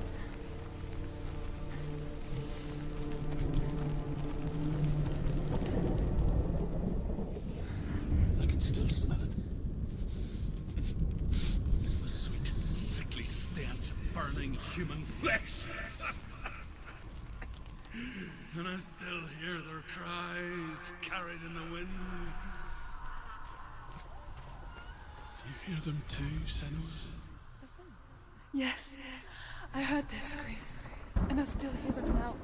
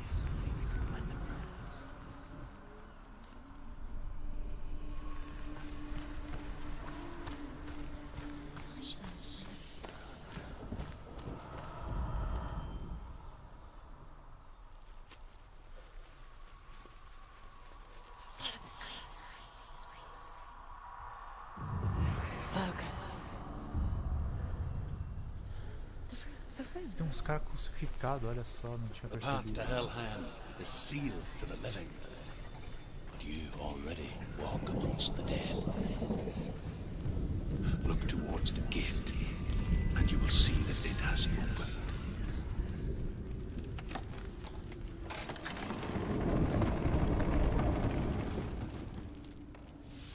Queridos, deixa eu ver uma coisa aqui rapidinho.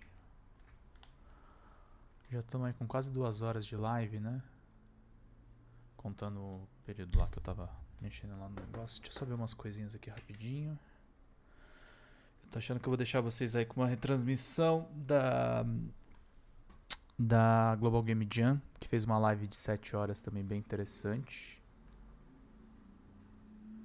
E...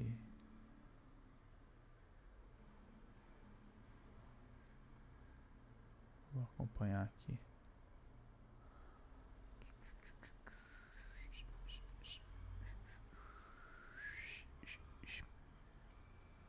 Boa! Exatamente. O Global Game Jam, que aliás, você tá participando, o Rafael? É uma boa, viu? Deixa eu ver se tá disponível a live. Tá disponível sim. Eu vou deixar vocês então com essa live, tá, gente?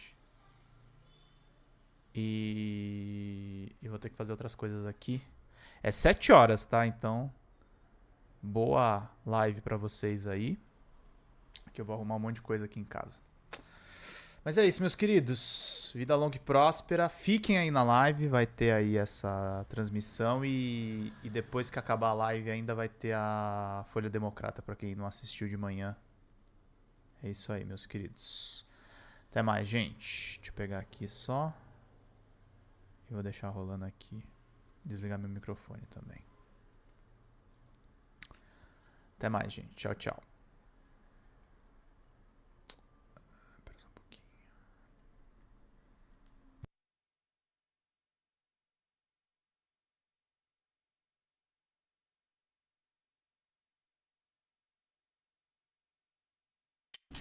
When they first...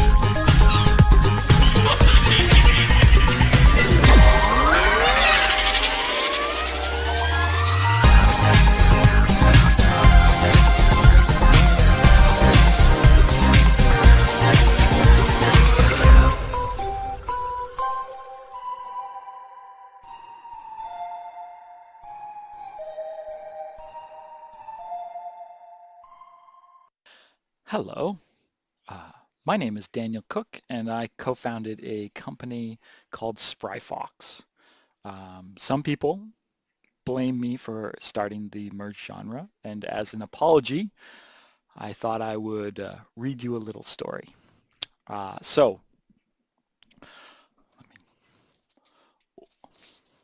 Once upon a time, This is like 3 years ago. A lone rider stopped at a small village. No one there knew how to make games. It was a very, very sad village. The rider kind of blurted out, "Hey, let's make a game." The villagers all looked at him, very confused, but they decided it's a lonely village, it's the middle of winter, let's roll with this. "I want to make Zelda," said one villager. "Halo is the only game that exists," declared another. "Stupid rider, we don't even know how to make a game," yelled the villagers. It was a tough crowd. The rider, however, was secretly the rarest of magical creatures. They were an optimist. "No problem," said the rider. "We can make a stone soup game." Blank looks all around the room. The villager there was a short villager with a very deep voice, said, "What, stone soup game? I've never heard of that." Well, it's really simple," said the rider. "First, you put out a stone." And the rider fished a single black ghost stone, because they had lots of them in their pocket, and put it out on the table. Then we go around in a circle. Everyone goes around in a circle and find out what each person can add to the game that they're making. Why don't we try it right now? There was a tall villager with a back curved like a candy cane, and they confessed, "I don't think I have anything to contribute really. I study the cross-pollination of orchids by mountain hummingbirds, and I like to write on my blog about them." Everyone kind of cocked their head to one side. There was an old man who's kind of had a beard, balding, very old, and he had a nose like a pickle. And he said, "Ha-ha, I can make rude noises with my armpits." And he demonstrated. It was glorious. His name was Roland. There was a tiny little lady who once lived in Brighton who said, "I've been playing with Bitsy and Twine, but I'm too ashamed to show anything because everybody knows, that those are not real games." And then one child, they started crying. They said, "Everybody is saying that they have something that they can do, but I don't know how to do anything. I don't know how to make a game at all." And the writer said, "Aha!" And they pulled up a magic scroll. They're an optimist. They have magic scrolls. And they said, "Okay, let's read the scroll. The scroll has the answer to this." The scroll said, "Spend some time asking people what they need. And then, if you can't help them, find someone who can."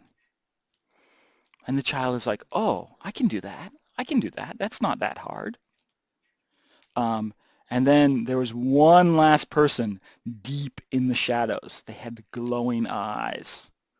And they whispered, "I've been playing with particle effects." Boom. And that kind of put an end to the conversation.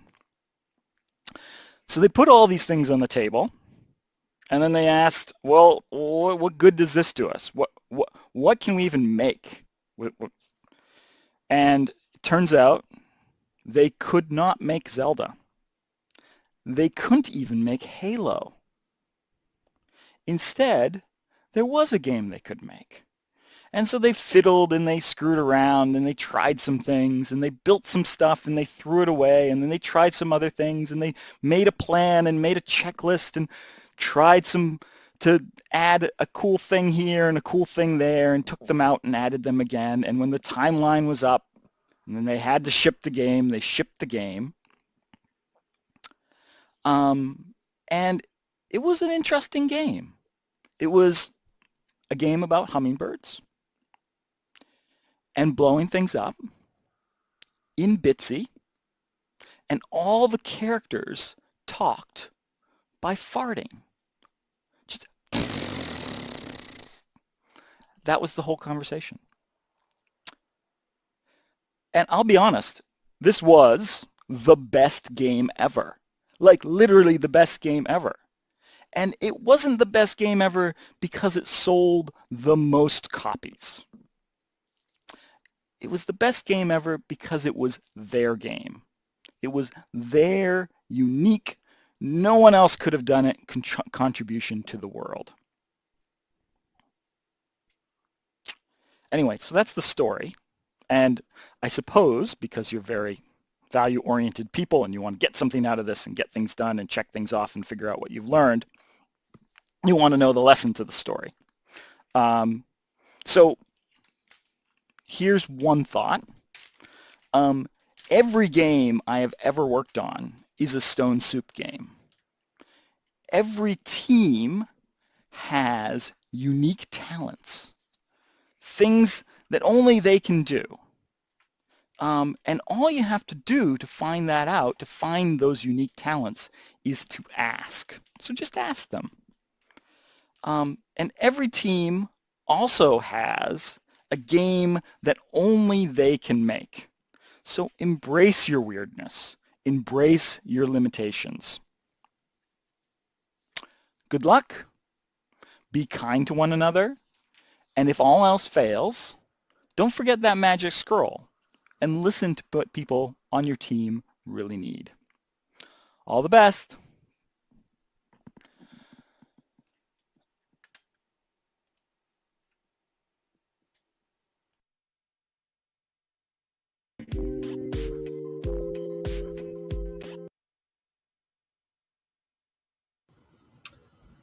Hello, everyone. I'm Tim Cullings, Executive Director here at Global Game Jam, and welcome to our talk today.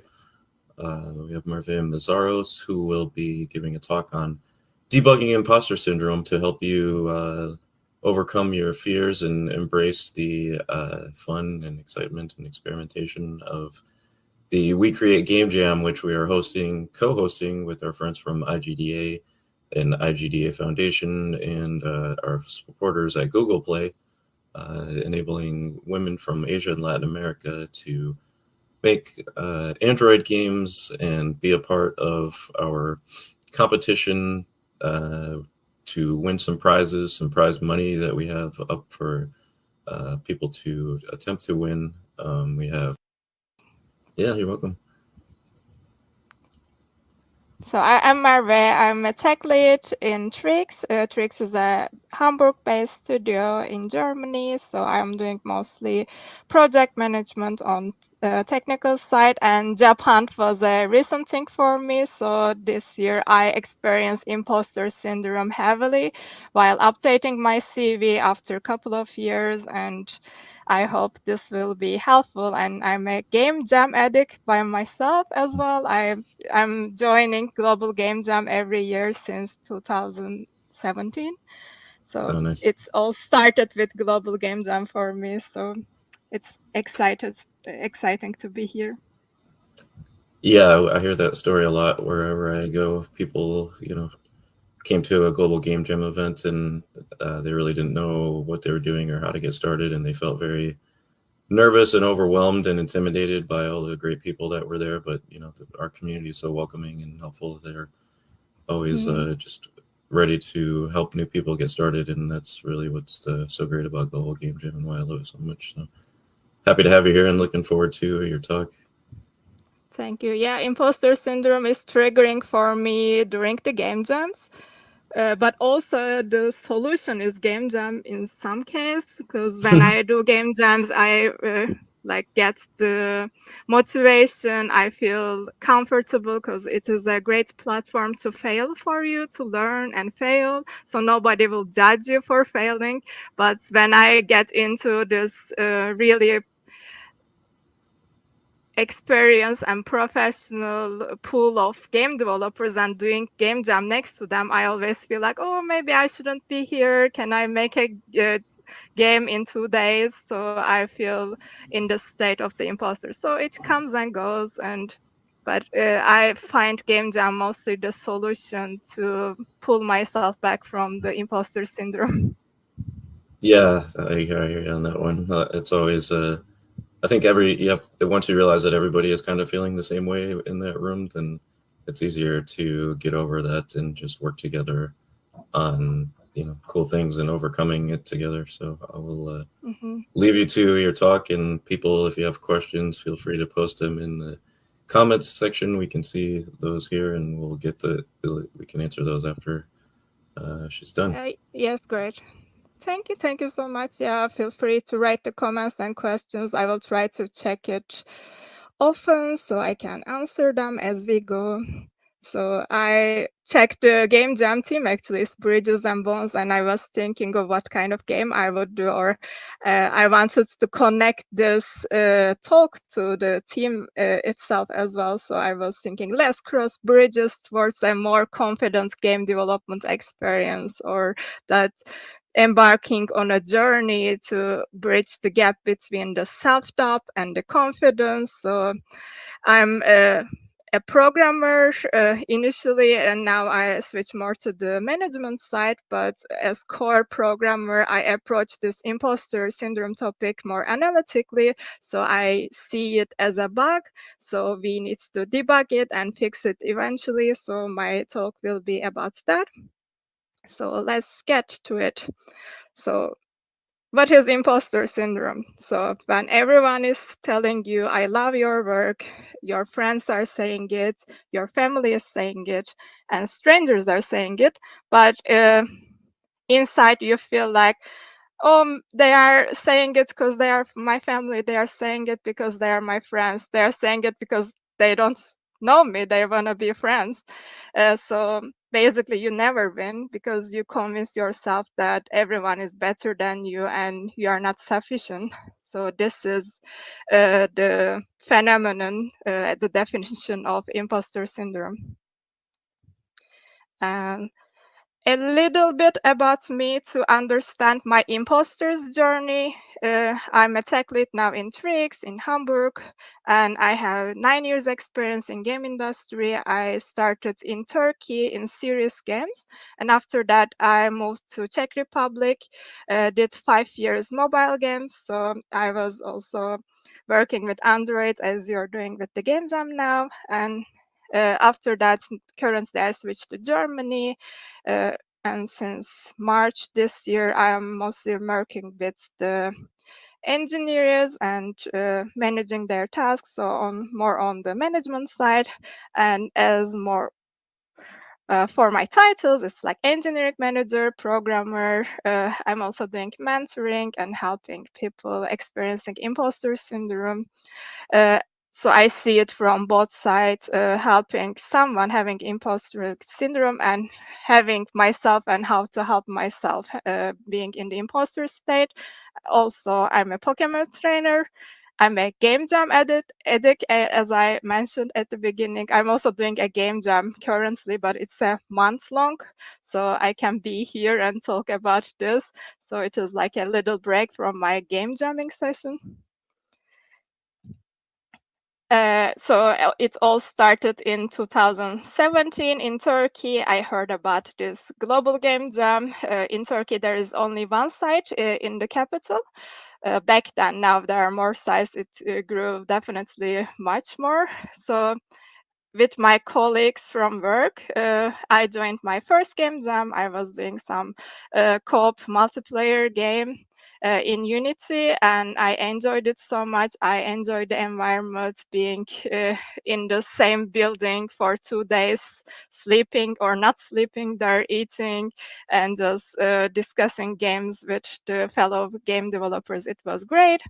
Then this led to being part of more game jams, and as Global Game Jam, it will be this year in January 22nd. Yeah, it will be my 8th Global Game Jam, and every time I'm trying to do something new. I'm trying to challenge myself with pixel art. In 2018, I tried. Then in 2019, I tried to work with another game developer, because I feel like if I go to game jams alone, I feel more comfortable because I don't need to prove myself, or nobody is tied to me, so I can fail myself. If I fail at the end, nobody else will get hurt. I had this feeling. That's why I always avoided forming groups. This is really against game jam tradition, I guess. But my imposter feeling was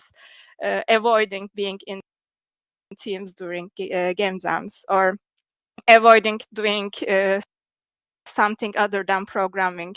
I really wanted to try game design. I really wanted to do some graphics during game jams, but I always avoided it because I always felt like, oh, in this site there is definitely someone more experienced than me, and my game jam game won't look nice at the end. That's why I should just stick to the programming. So I only tried different fields when I did the game jam alone, because I was doing it all programming, game jam, and then game design. But when I was in a team, I always stick to what I know more. And other than Global Game Jam, as I got addicted to the game jams, I just joined other types of game jams, and rather in smaller groups, as I said, because of the imposter feeling. So outline of this talk, we will identify our bug, which is the imposter syndrome. Then we will talk about the debugging techniques and tools, and we will try to fix the bug. So identifying the bug. So imagine you're playing a video game and everything seems to be going really well. You're maybe completing some achievements, you're defeating the enemies, and you're just making progress in the game world. But there is a little glitch that occasionally causes the character to take some damage. And it shouldn't. And it's not obvious bug like you are getting stuck in a wall or you are falling to the ground. So these kind of bugs, as a programmer or as a game developer, you can easily point and see the reason of it. But this little bug is, you don't know the reason. So it's hard to pinpoint. So imposter syndrome is like this hidden glitch. You may be doing everything right in your game development career and creating fantastic games, receiving positive feedback, but deep down you might have this nagging feeling that you are not as good at as others think you are.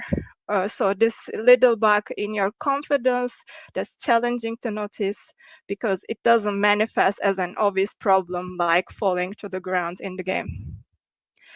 So we are feeling anxious, we have fear of failure, you're having self-doubt, and at the end asking this question, am I a fraud?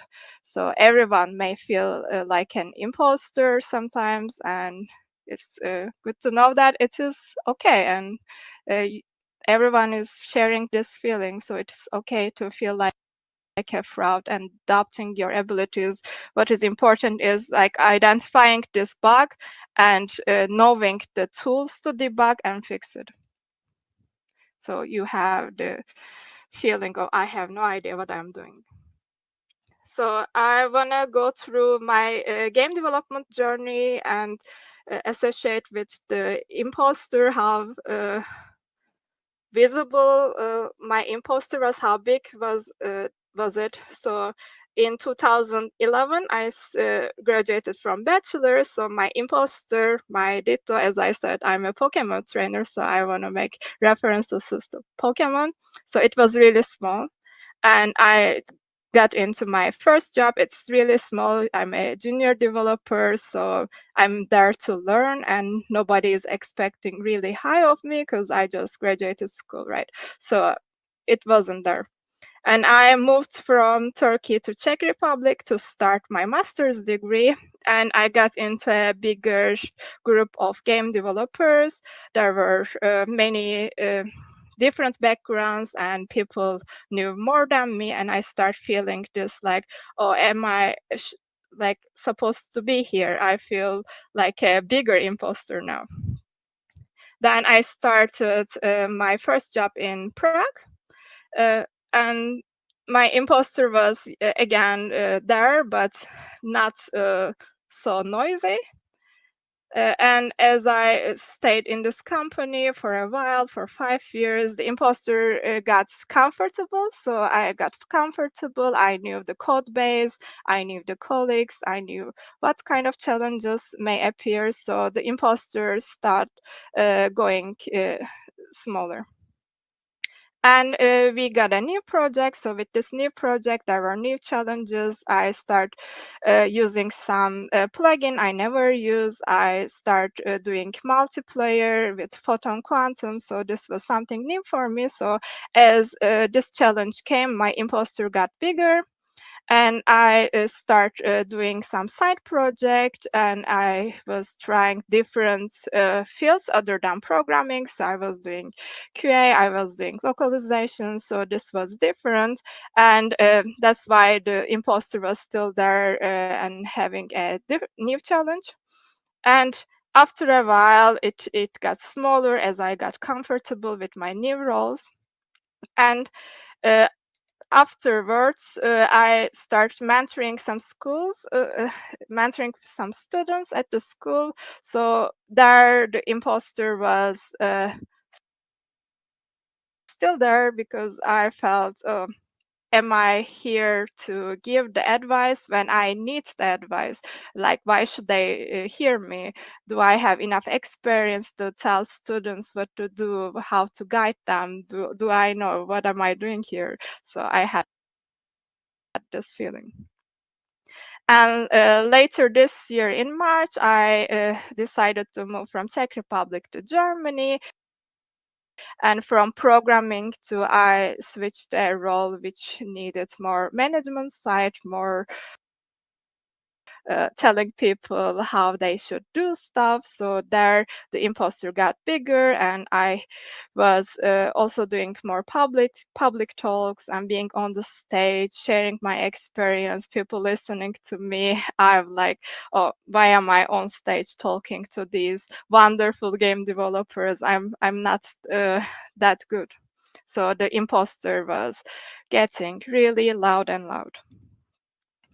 So how is the fact and how the imposter is telling you this fact I want to mention here. So I had 9 years in the industry, but the imposter was just saying, I was just lucky to be here. Like I was here just by luck, not because I stick to it, or just not because I'm successful in this job. I graduated from the master's, but I was feeling they gave me the diploma since they pitied me.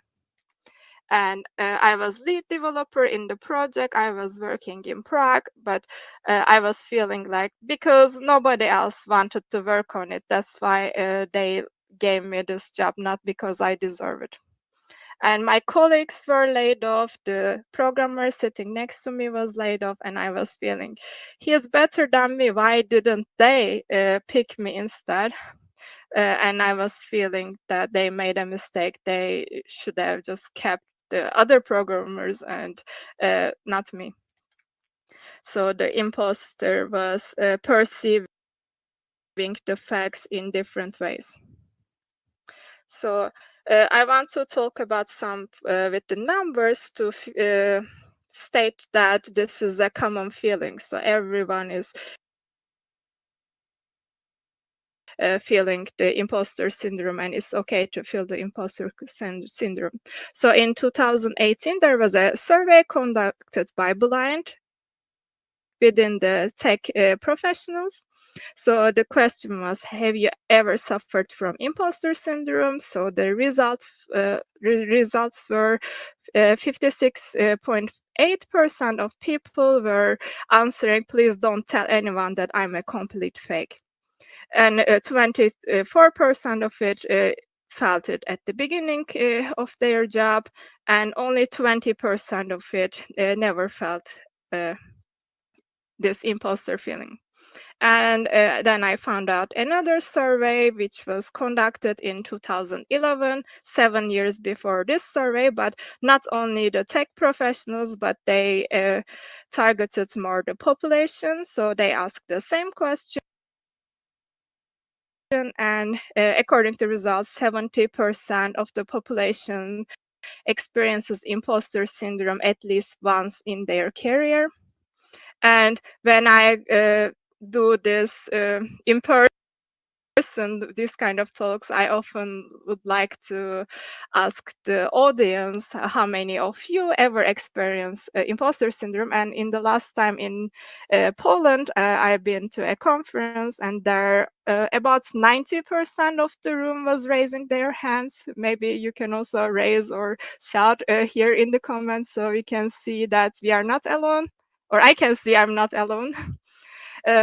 So back to the 56.8% was being the tech professionals, and 90% from the survey I made in person within the game developers. I think it is more common within these creative industries, as game development is rapidly changing. You always need to keep up with new trends, and everyone is super creative. You see amazing projects, and it's easier to get into this feeling of the imposter.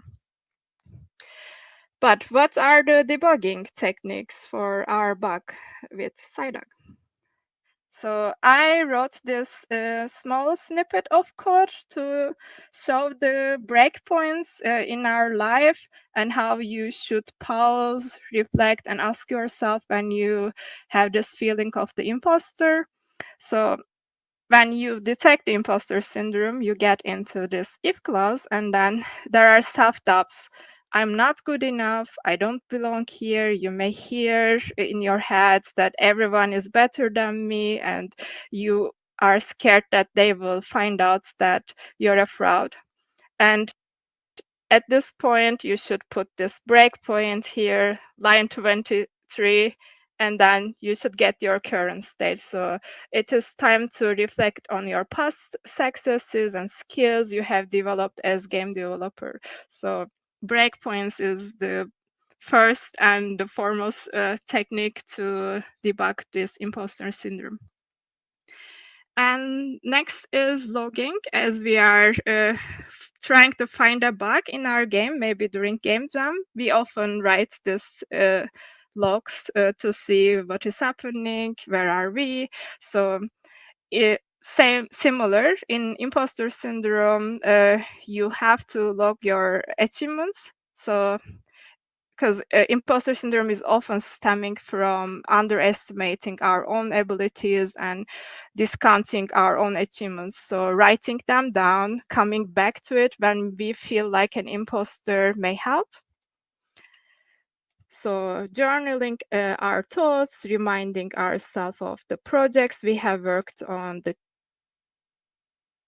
challenges we have overcome, the positive feedback we have received. We had this at my previous job that on Slack during our stand-up, we would also write also about the small victories we took yesterday. So this would be logged there. So you could see if you scroll up in the chat that, oh, this happened on Tuesday to me. I fixed this small bug. Maybe it's not a big thing for the project, but this small victory is actually something to look and remind yourself of. If you're working in a big project, maybe it's a long-term project, it's hard to see the result of your work. So these kind of small victories actually help me to get back to thinking that I have some small achievements. So code review, often that code reviews help you to find the bugs early on in the project. So maybe you don't see the bug, but if you review someone else's code, if you give your code to someone to review, they may point the bug you haven't seen.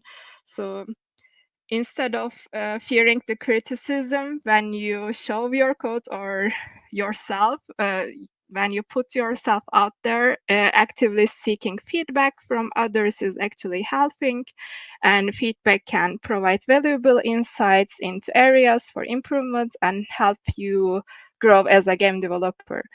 But I often think when I get a positive feedback that they are just saying it. Like in the first comic I showed, I don't believe it.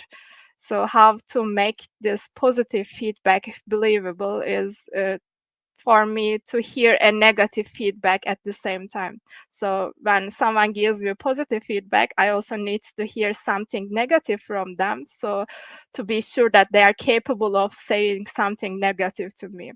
And vice versa, if you are giving feedback to someone, it's good to keep it natural so they can believe and they don't feel like, oh, they have to say that she's saying it just because she's my friend. So you can make this code review more constructive and believable by giving one positive feedback together with a negative feedback so people can use it as a constructive feedback. And you have to build your support network for these code reviews. It might be your fellow game developers, it might be mentors. Now it's so common that the mentors are so easily reachable in game development. I've seen so many lists being shared on LinkedIn or in Twitter that if you are in search for a mentor, it's really easy to find.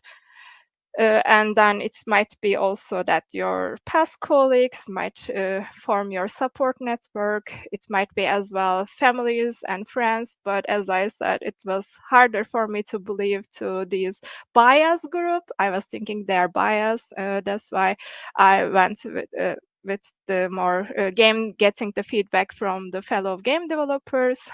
And there are the mentor spreadsheet I want to mention. I've seen on Twitter from Joe Hobbs. If you search on Google, you can find it easily. This is mentors sharing their fields, so their expertise and their contact information. If you are seeking feedback on some topic, you can easily find someone to help you with.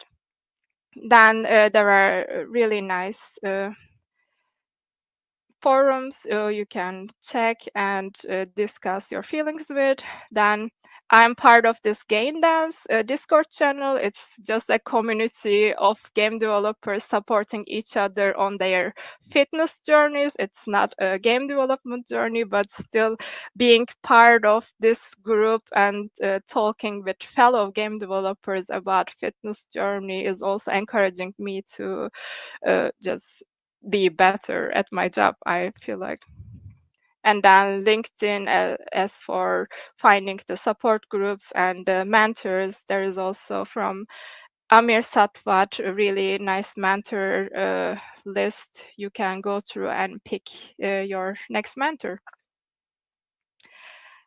And the most important thing not to forget is you're not alone. So remember that imposter syndrome is common and many successful professionals are experiencing it, and you are not alone feeling this way. And knowing that others have similar doubts can help you put things into a better perspective, and maybe it will elevate the pressure you may be feeling.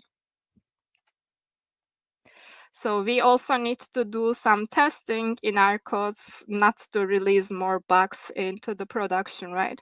So think of overcoming imposter syndrome as conducting some testing on your own abilities and skills.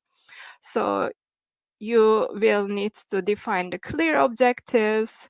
So just as you define test cases and expectations while testing a game, you have to set clear objectives for yourself. So what skills or areas you want to evaluate, what you want to focus, nothing so big, starting smaller and then aiming for the bigger. So we have to create the test cases, breaking down our goals into smaller test cases might help. So this could be mini projects or tasks or challenges, still manageable, manageable that you can test during game jams. For example, I wanted to try a new game engine, so I often try different stuff. So next game jam, I'm aiming to work more with watercolors, so I can evaluate this challenge. So these kind of manageable objectives, which you can test during game jams, is really helpful for you to improve yourself and feel like you may accomplish it. Then executing the tests, working on these test cases, just as a QA tester would execute the test cases. And as you tackle each task, you're essentially testing your own skills and knowledge. And you should record the results, as we mentioned with the logging, just like documenting the test results, keeping track of your progress, noting your achievements. If it's helping you, you can just write them on Post-it, put them on your monitor, or it might be a notebook you keep hidden. And when you feel like imposter, you are getting deep down in this hole, feeling the imposter, you just open and read. And as you wrote it, it's somehow more believable that you accomplished this. These are real facts. So it means that you are capable of doing something and you're getting somewhere good. Then iterating and improving in the same way, game is refined based on testing feedback. Using the insights gained from your testing will help you iterate and improve your skills. So how do we fix the bug? So refactoring, before fixing, we also need to do some refactoring. And how do we do this refactoring is replacing self-doubt with positive self-talk.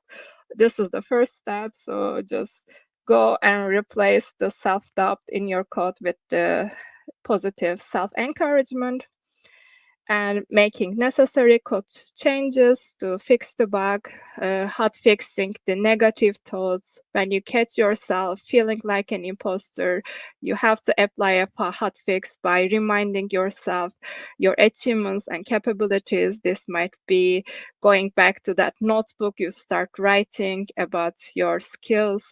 It might be going back, asking your mentor, so what am I doing right? What is your positive feedback? And what is the parts I can improve? So just releasing a hotfix. Then SDK updates, consider this as updating your personal skills and knowledge base. So as you would update an SDK to access new features and improvements within the code base, you invest in learning and acquiring new skills to boost your self-confidence and competence. And afterwards, you have to update documentation. This documentation might be that journal you're taking, or it might be your CV. If it is more for you, it's feeling more formal and like valid. go with the CV option. So you update your CV. So it is there, not that you would apply to a job tomorrow, but just to validate yourself, just to document your achievements and document your positive feedback. And at the moments of doubt, you just come to this list and you can just like check and remind yourself of your accomplishments. Then we release the game and monitor, right? Consider this as releasing your improved self-confident self into the world. So once you have made the progress in addressing the imposter syndrome, putting yourself out there and taking on new challenges, monitoring your feelings, and yeah, it is not gonna be gone. It may come back. As I mentioned with this pad I took, it was sometimes smaller, sometimes bigger. Whenever there's a situation, there's a challenge, it is shouting there, but most important part is how to handle it. So now that you have the debugging strategies and such, it is easier to handle it. And don't forget to be kind to yourself. So having a bug in your code does not make you a bad programmer. It doesn't make you a bad person. So you have to be kind. You have to maybe do some selfless acts. It might be during a game jam, just going around helping people, trying to fix their bug. So the selfish act may make you feel like a better programmer or better person. So just find ways to be kind to yourself. Don't be harsh. And I want to summarize, and then we can go back to the comments. If you have any questions, now it's time to write them. So remember, it's a common bug. As I would say, 90% of game developers are experiencing it. Debugging tools are available to overcome it. It may not completely disappear, but as long as you know how to deal with it, it is okay. And you are on the right track by being here, attending this game jam, or listening to this talk, and just sharing the feelings with the fellow game developers. I also put some book recommendations which helped me. The first book by Abby Wambach is Wolfpack, and this line from the book is actually really helping me to sometimes feel better. So it's a really short book, and I come back to this line and often read it. And it says, failure means you are not out of the game, but you are in the game, because Abby Wambach is a football player, and in football, if you make a mistake, you're out of the game. But she's trying to say it in this verse that no, it means you're in the game. You're there, you're trying. And if you make a mistake, it means you're trying. So it really makes me feel, reminds me if I keep this book around and just check it time to time. And here is my contact information. Thank you for your attention. We may take questions. I'm also playing Pokemon Go, so I will use this opportunity to share my friend code. And in case we bump into each other somewhere, we can trade some Pokemon. Thank you. Let me check the comments now. Yeah, it was a really great talk. Thank you so much. I really enjoyed all the advice and feedback you have for everybody. We do have a couple questions from YouTube and Twitch. Here's one that came in. Can I ask how a UI UX designer can help with the development of a game? I actually started as a UI programmer in this mobile game I was working on. So we didn't have a UX designer. So the game designer was making the decisions on the UX. And sometimes players would complain because this wasn't the correct way. So I think every game needs a UI and UX designer, not like specialized on this topic. So I would definitely see this as useful as a programmer as well. So having a really dedicated UX designer would be really helpful. I hope this answered your question. Yeah, I mean, everybody's definitely important at a game jam. I mean, producers, UX designers, audio folks, everybody really can learn something and be a valuable asset.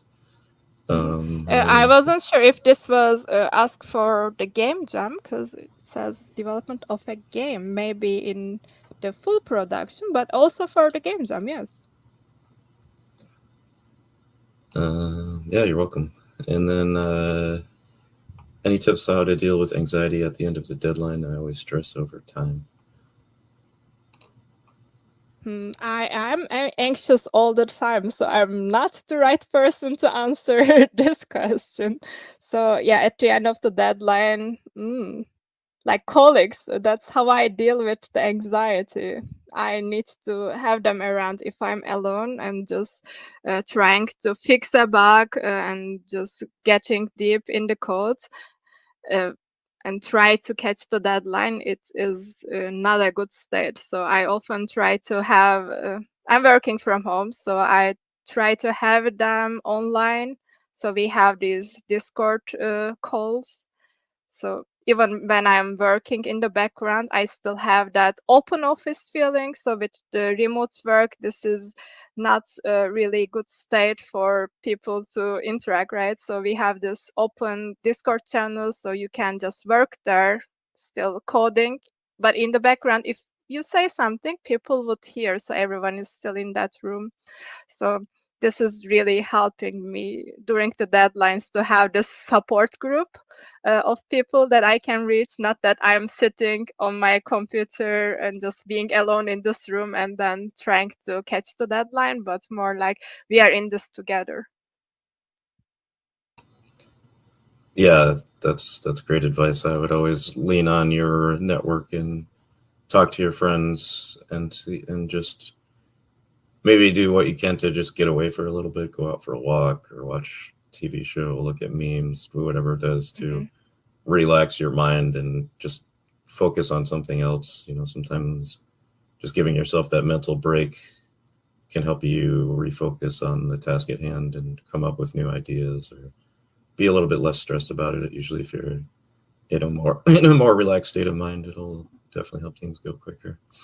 Yeah, exactly. For the walking, taking a walk part, I use Pokemon Go often more for this purpose. I think that's why I'm so stick to this game, because in the evening when I'm stressed, I just like, okay, now it's time to catch Pokemon and just like meditate a bit, and then I will come back and fix this thing. So having that switch and just taking a break from it is really helpful. Yeah, everyone has their own way. I'm not telling everyone to go download Pokemon Go. Yeah, I'm not associated with the game at all. I don't. I just love it. Yeah, no, that's totally fine. We're all, most of us, I think, are gamers, and we all have our own games that we like to play that help us take our mind off things. So, I mean, it's a valid answer and very sound advice. I don't see that we have any other questions, but I don't know if you have any last words of advice you want to give people, or just they can, find you on LinkedIn as you have posted here, and yes. Twitter and Discord. If you need, if you need someone to talk to, if you need a mentor on programming side or anything in your game dev career, or if you need some game jammers to do game jams with, just hit me up. Awesome. Yeah. Well, it was great having you here. We really appreciate it. I hope everybody took something away that they can use in their careers, in their game jams, in their lives to help them out with if they're feeling imposter syndrome. We all go through it at some point in this industry and in any endeavors in life. And having some tools in your tool belt to be able to overcome it are certainly certainly useful. Yeah, thank you so much for having me. You're welcome. And I Have hope a great day. you will have a good rest of the game jam week. It's going till 27th, right? There's still some time. Yeah, still a few days left. You can go to the link that's in the bottom right corner.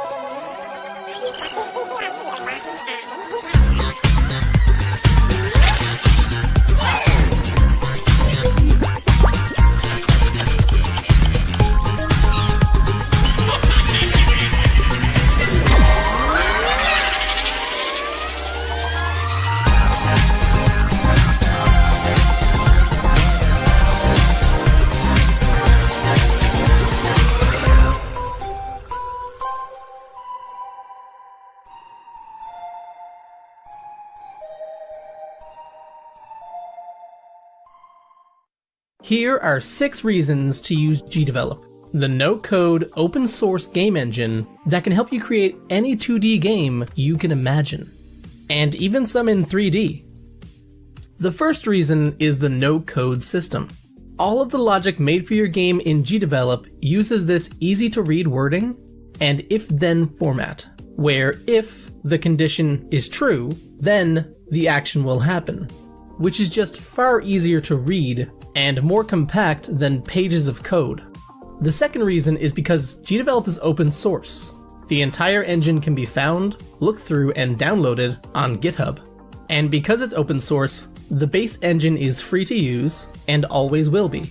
There are some online services that you can pay for that will improve the game making experience, but it's not required to jump in and start making your game. The third reason is the built-in behaviors and extensions. Behaviors are prepackaged game logic that you can slot into your game to make mechanics that would otherwise take a long time to make yourself. And the engine comes with a bunch of these pre-installed, like top-down movement, light behaviors, and the physics engine. But you can find over 100 extensions that you can install that were created by other game developers in the community. These range from firing a bullet all the way to allowing gamepad controls. The fourth reason is the built-in asset store and tools. The engine has an asset store full of both free and paid assets, with pre-built objects that you can just directly import into your game, as well as built-in tools like Piskel for image editing and JFXR for creating sound effects. The fifth reason is because you can use the engine anywhere. There are desktop versions for Windows, macOS, and Linux, but you can also use the engine through a browser window or even on your mobile phone while you're on the go. And the final reason is the one-click export. So finally, when you're finished building your game, GDevelop handles all of the packaging for you. When you select the type of export you want to do, you can publish the game with a single click. Games exported with GDevelop are then entirely yours. You can publish and sell your game on Steam, or Epic Game Store, or any other storefront you'd like. You can also put ads or in-app purchases in your game and distribute your game on mobile devices. After you finish building your game, it's entirely up to you what you do with it. But do please share it with us on social media. We love to see and share whatever people are making with GDevelop.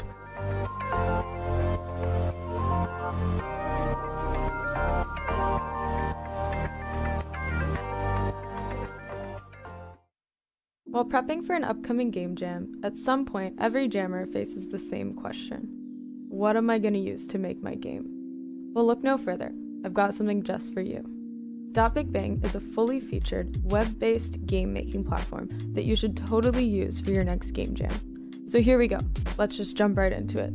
Here are 10 surprising reasons that you should use Big Bang for your next game jam. You don't need to download anything.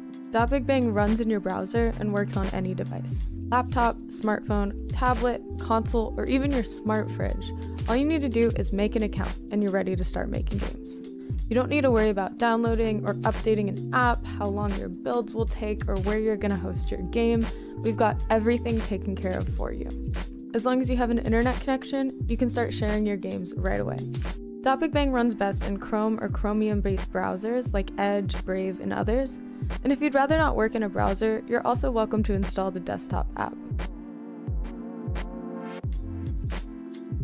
You can share your game instantly with a link and play with your friends. In order to share your game with your friends, all you need to do is click the share button, copy the link, and send it to them. Or just send the link that's in your browser. Once they click the link, they're already playing your game. And when you use the share button, you get a multiplayer link. So you can actually instantly play your game live with your friends.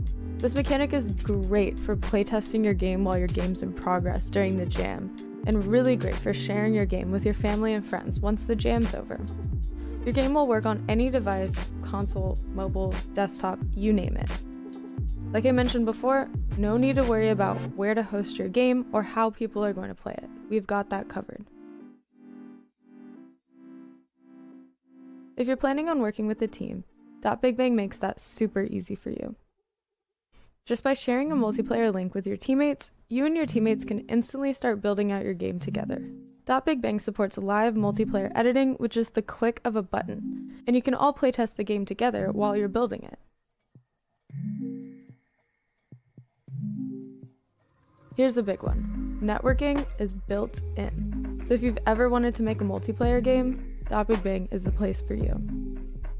Every game on .BigBang is multiplayer by default. All you have to do is share the multiplayer link. Our networking system is super straightforward.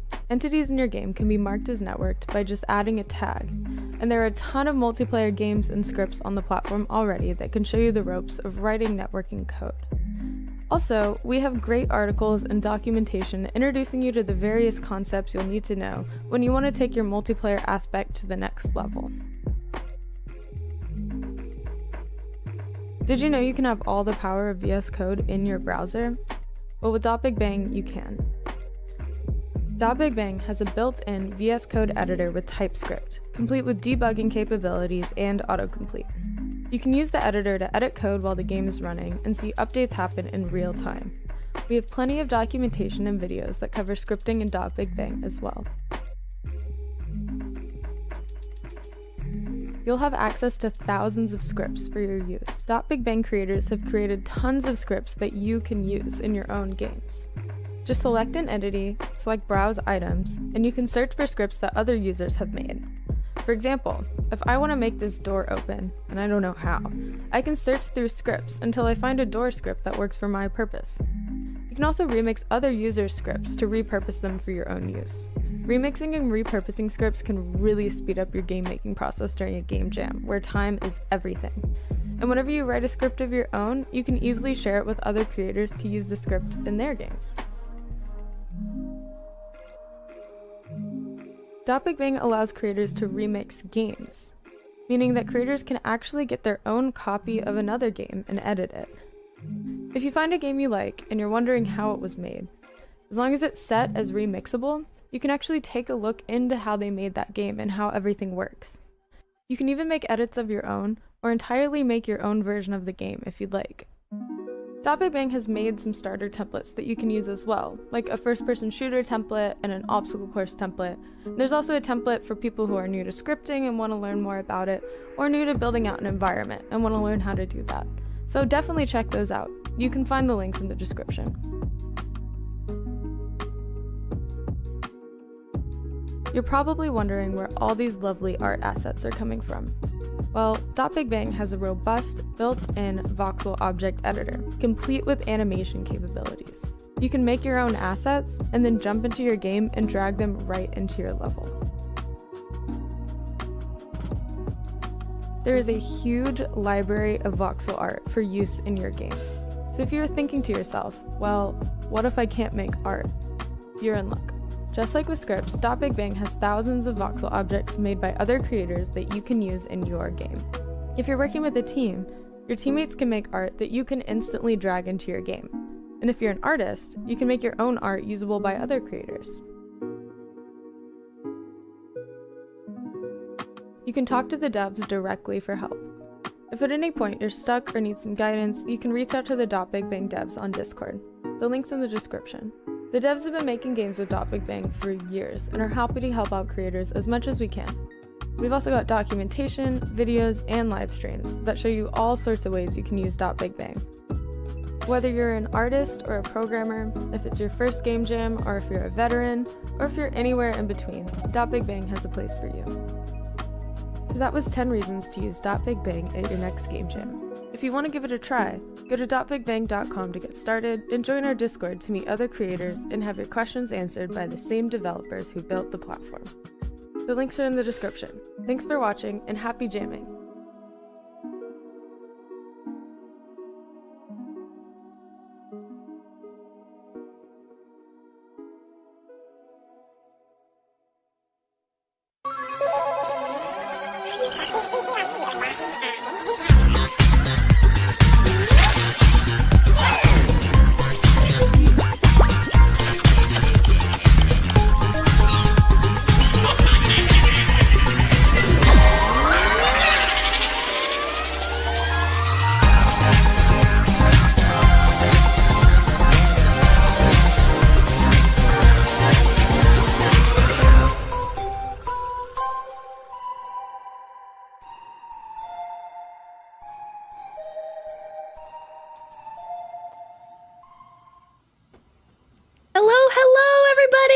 Welcome back to another Global Game Jam!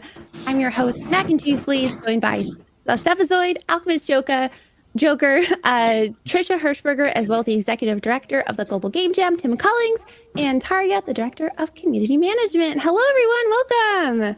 Hello. Hi. Hello. Are you guys excited for another Global Game Jam? I am. So excited.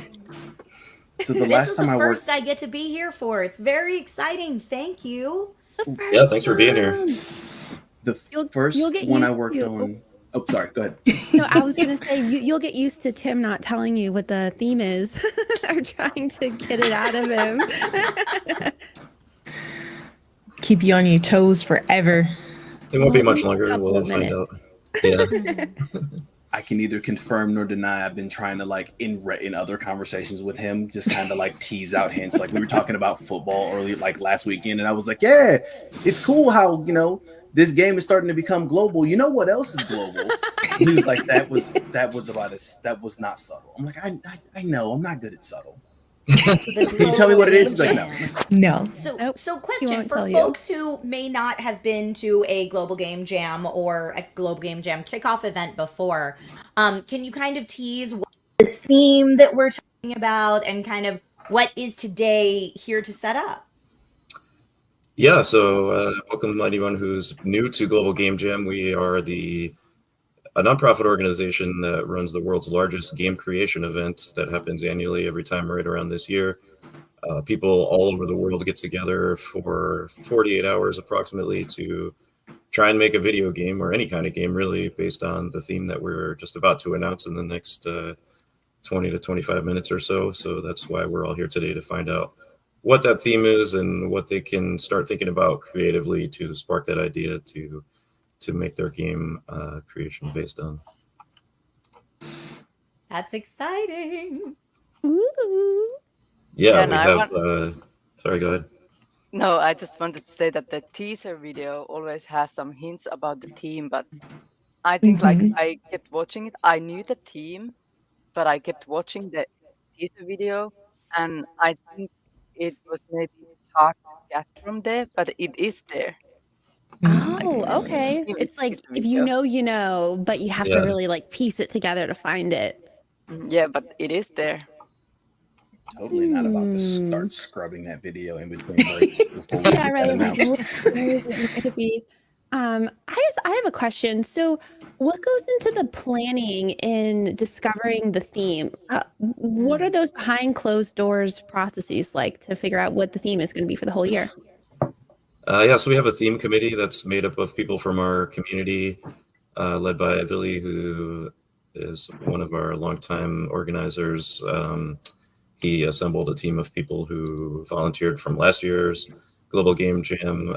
They started meeting, I think, in October to start talking about ideas, and there was about 10 or so people from all different countries around the world who came up with a bunch of ideas, and then they narrow it down into 3 or 4 that they like and vote on the one that they like best, and then decide on that. And then it's a whole process of creating the video that you're about to see with all the great speakers we're going to have today, and the animatics and all the like animations that go along with the theme reveal. It's always super fun. This is what we look forward to all year, and people get excited to see. So definitely excited for how people are going to respond this year.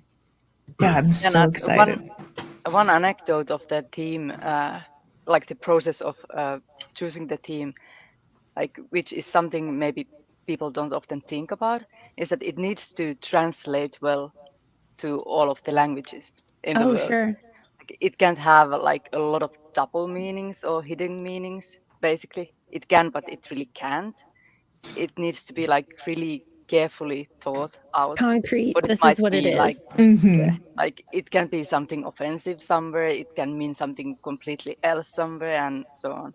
So it's a long process to really like come up with something that we can use.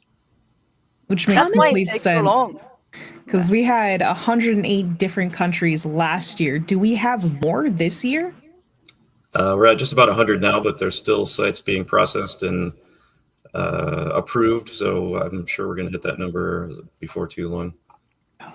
And last year there were something like 40,000 global game jammers, right? Yeah. It's people Which is getting together. insane. Like, It's amazing. Yeah. It's a worldwide simultaneous event happening at different locations wherever. There should be one near you, and if there's not, then you can plan to host a site next year. We closed applications earlier this week so that our regional organizers can get through the queue and approve of them all before the Game Jam starts. We also have Global Game Jam Next happening alongside of Global Game Jam, which is our event aimed at younger creators ages 12 to 17. There's a whole program on our website, ggjnext.org, that educators can follow along and teach young people how to make games, and that's something that we always look forward to as well. You mentioned that there was a global game jam near me. I was wondering what that sound was outside my window this morning. Okay, so I have to ask. So we had 108 countries and like 40,000 jammers last year. This is the number that kind of gets me, and please correct me if I'm wrong. Did we have like 7,600 games that came out of the global game jam? Yep. Wow.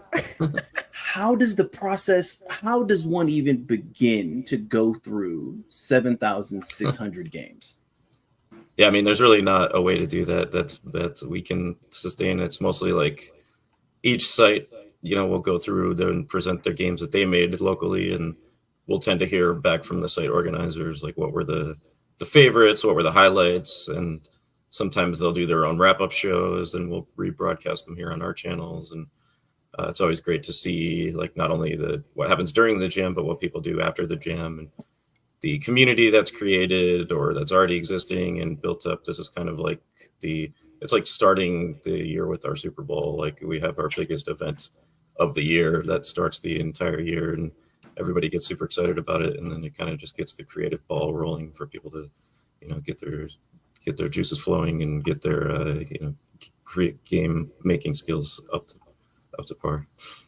Totally. I mean, an event like this is such a fantastic idea. I feel like a lot of people's hurdles when it comes to any creative endeavor is, you put your own obstacles there where you're like, well, maybe I'm not ready for this. Maybe this isn't there yet. Having an event like Global Game Jam where it's like, you know what, just do it though. We're just going to do it no matter how it comes out. I love that. I feel like the first step is always the hardest. And so an event like this is really going to encourage people to get their ideas out there and make their first game. And maybe that will, open the floodgates to many, many more games to come. So this is a super, super cool event. And thank you for doing it each year.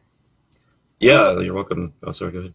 I was going to say that just like touches on the community aspect of it that you briefly mentioned, Tim and Trisha. Like, you can't do this by yourself, you have to meet people. So Tarja, tell me a little bit about the community of Global Game Jam and how people come together and make games.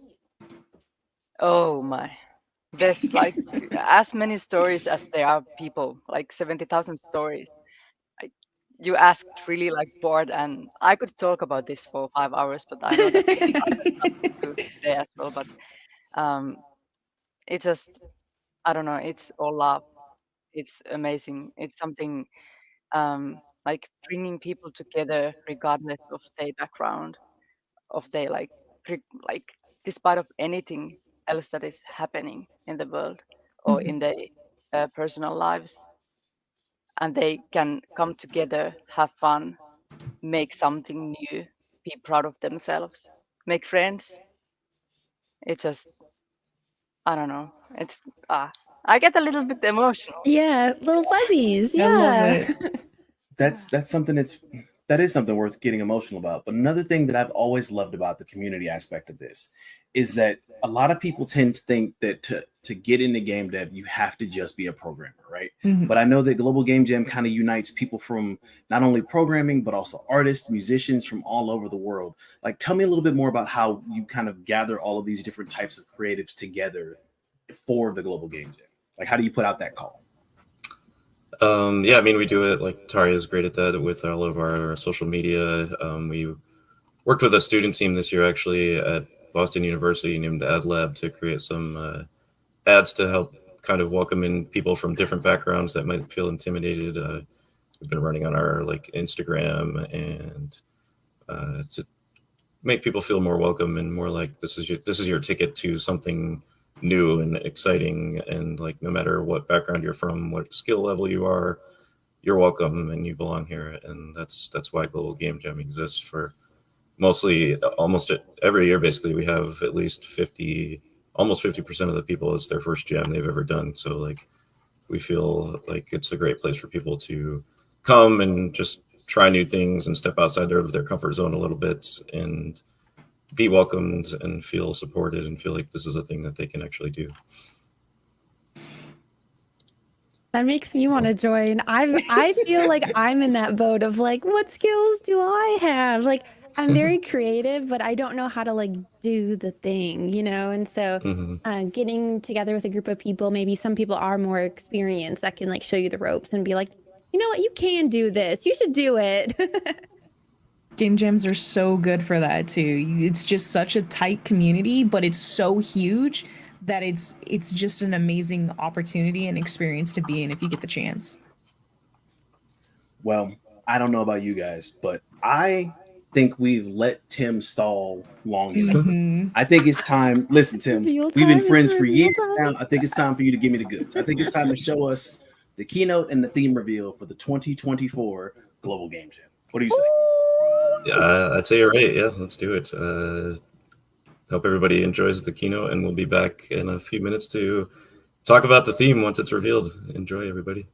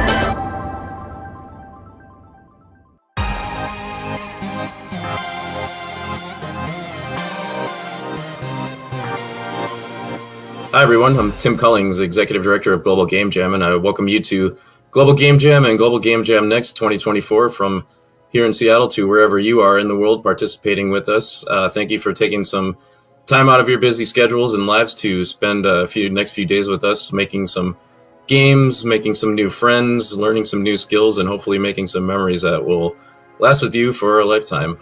We need to thank everyone involved in making Global Game Jam possible, including our staff, our board, our sponsors, of course, the volunteers all over the world who put a whole bunch of effort and time into this, our regional organizers, our site organizers, our committee members really go out of their way and above and beyond to make this such an amazing and memorable and safe and welcoming event for everyone out there who is about to participate and embark on this journey together. We're really excited to see what you make, excited to see what you think about the theme this year, which you're going to find out in the next few minutes, and hope you enjoy the keynote videos that are about to be shown. So have a great weekend or week or whatever, whenever you're participating, and be good to each other, be kind, and help each other out throughout the jam.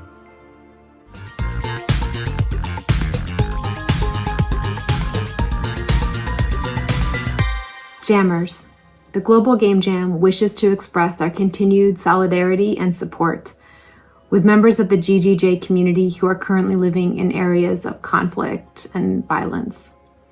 We know that some of you will not be jamming from your regular jam sites this year because it's not safe to travel or to gather in large groups in your area.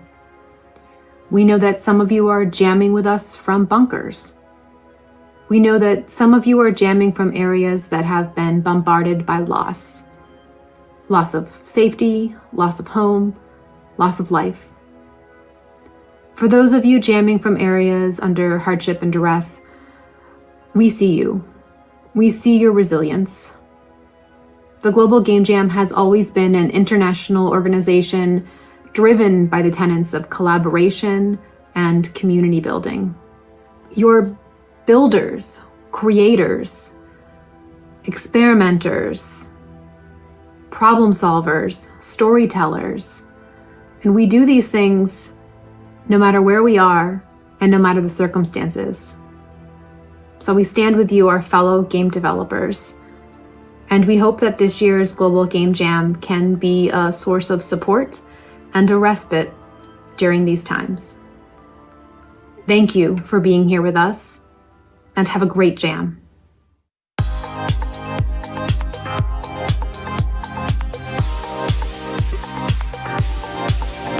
Terveisiä Suomesta ja hyvää Global Game Jam 2024.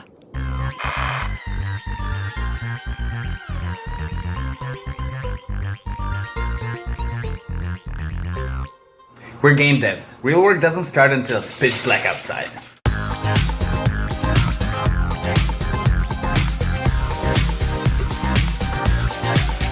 Hello, Game Jammers. Oh, let's roll that back. That didn't sound authentic at all. Hello, Game Jammers. I don't think I like that one either. Hello, Game Jammers. My name is Derek Fields. That one sounds good. And I'm the founder of Waking Yoni Games. I'm also a professor at Northwestern University where I teach 3D modeling and game design. I'm stopping in with you today to talk about finding the fun as you challenge yourselves to develop really exciting projects interpreting today's revealed theme. First, recognizing fun. Start by reflecting on some of your favorite games and see if you can identify one simple mechanic that kept you coming back for more. There's a lot out there, and I'm sure you'll be able to navigate that question easy. Applying that to your own projects, as you're navigating which mechanics you should pursue, go with the one that your team is most excited about, but keep that focus concise and narrow.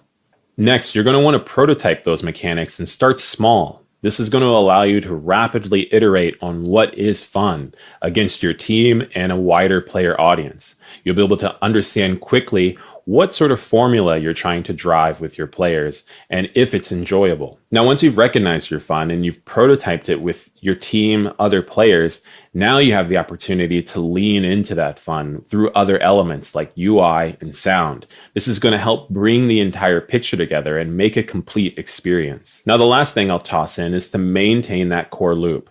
You've found the fun, you've prototyped it, and you've leaned into it with other elements through sound and UI. So don't lose sight of what originally brought you to your project or feel tempted to start to add in other elements that aren't necessary. Stay focused on what that initial gameplay brought you to it, just like those other games that inspired you. It goes without saying to have fun while you're doing this. Otherwise, how can you find the fun? I hope that those tools will help guide you as you're working on your own projects, and I look forward to seeing what culminates at the end of this jam. Take care.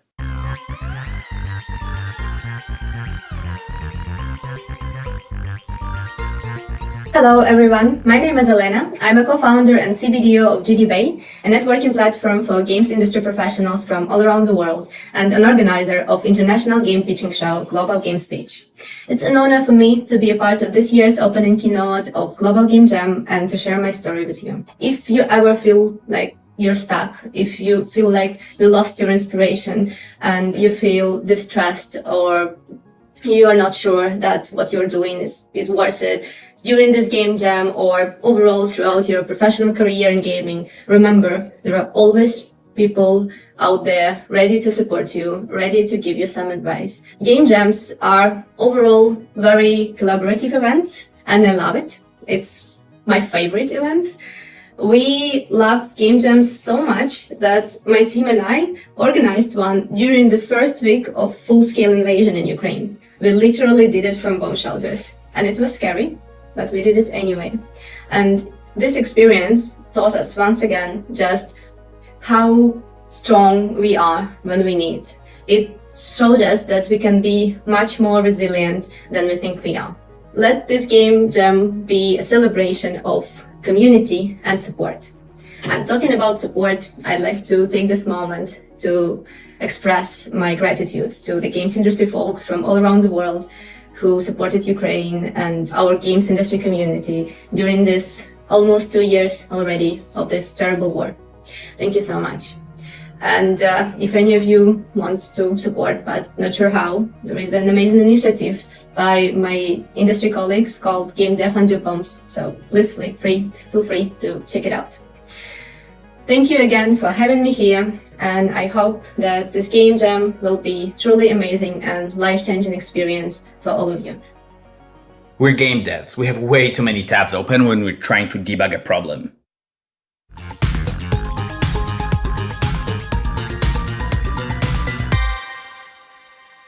سلام. به گلوبال گیم جم خوش اومدین. علیرضا صدیقی هستم. دکترای نرم افزار. بیش از 8 ساله که در دانشگاه‌های مختلف بازیسازی رو تدریس می‌کنم. همینطور چند عنوان کتاب در این زمینه تالیف کردم. توی چند سال گذشته این افتخار رو داشتم که ارگانایز ایونت‌های مثل گلوبال گیم جم و گلوبال گیم جم نکست باشم. همیشه شرکت توی گلوبال گیم جم برای من لذت بخش و هیجان انگیز بوده، چرا که فرصت‌های زیادی برای من به ارمغان می‌آورد. فرصت‌هایی مثل همکاری، یادگیری، شبکه‌سازی و کار تیمی. بعدها به دلیل اینکه موقعیت جغرافیایی دانشجوها متفاوت بود و می‌خواستیم بازیسازی رو هرچی بیشتر گسترش بدیم و منابع و ابزارها و کلاس‌هاش رو برای عموم در دسترس قرار بدیم، تصمیم گرفتیم که ایونت‌ها رو در قالب شرکت خودمون به صورت مجازی برگزار کنیم. به دلیل ارتباط نزدیکی که با مدارس داشتیم و اشتیاقی که دانش آموزها نشون میدادن به اینکه توی ایونت‌های بازیسازی گلوبال گیم جم شرکت بکنن، تصمیم گرفتیم که رویداد گلوبال گیم جم نکست رو هم در کنار گلوبال گیم جم برگزار بکنیم تا بچه‌ها با سنین پایین هم بتونن به همراه خانواده‌شون یا به تنهایی در این ایونت شرکت بکنن و این تجربه رو داشته باشن که کارهای خودشون رو به بقیه نشون بدن. علاوه بر این رو هم خدمتتون عرض کنم که تمامی منابع مربوط به گلوبال گیم جم نکست و بقیه و دیگر منابع مربوط به بازیسازی توسط دوست و همکار ما خاتمه به فارسی در حال ترجمه هست تا اینکه هرچه بیشتر این سطح‌ها و موانع زبانی رو هم برداریم تا اینکه بتونیم این بازیسازی رو برای همه تسهیل کنیم. در نهایت ازتون دعوت می‌کنم که به سایت گلوبال گیم جم ما به اسم آیدیا، به سایت گلوبال گیم جم نکست ما به اسم نوو بپیوندید تا با یاد بگیریم و بازی بسازیم. امیدوارم که گلوبال گیم جم خیلی خوبی رو داشته باشید.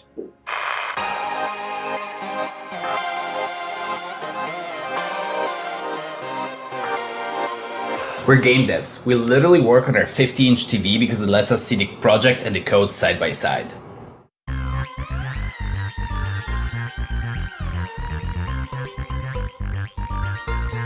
Hello, everybody. My name is Jay Watts, artistically known as Letta J. I'm the founder and CEO of Coexist Gaming, and I am so excited to be a part of this year's Global Game Jam. I'm excited to have an opportunity to share with you my passion for video games and how we at Coexist Gaming are working to revolutionize the industry through development. If we could bring together the people that were technical, creative, right? The project managers, the creative directors, the people that would oversee projects. If we brought them all together so that they could coexist, I think we'd build better games. What happened as a result of that community coming together is a whole host of things that our members would actually teach and conduct. Even when you walk away from the Game Jam experience, you have made so many relationships. Those of you that have started studios, you can now expand your teams. Those that have dreamed of creating studios, you didn't know how to start, and now you're with people who may have even more experience than you do, and now you can have those conversations together. So I want to give you just a little bit of an example of the Game Jam we did last year. What's up? My name is Galen. I'm the Unity programmer. It's honestly such an amazing experience. Like, yeah, I love that they do this. I definitely want to do the next one. My name's David Orr. I definitely wanted to do something different. I've never made a narrative game before, so this is really our first attempt at making something that told a story. Hi, I'm Jamal Wood, a game developer. So working on a fighting in kind of new territory that I was excited to tread. And it was definitely difficult, but I'm happy with what we made. It's an amazing experience. I'm a huge fan of Coexist and actually won last year's Game Jam. But this year I was excited to work with these people and see what we could create. So it's awesome to see all the different games made. I love this space too. It's such a great space to come and work on things, coding downstairs, had the lo-fi music playing. It was great. It's such an awesome environment. Happy we have a place like this in the city. Tell a friend, tell a friend, tell a friend, because we want to make sure that you get to coexist with us. So all you have to do is go to coexistgaming.com, RSVP for the Game Jam. Of course, you can sign up on the Global Game Jam website as well. Grab your phones. Hopefully you're looking at this on a laptop or a computer. Thank you so much for taking a moment. I love that the Global Game Jam kicks it off the right way. I'm looking forward to coexisting with you. We're game devs. We're always stocked up on a lot of tea or coffee.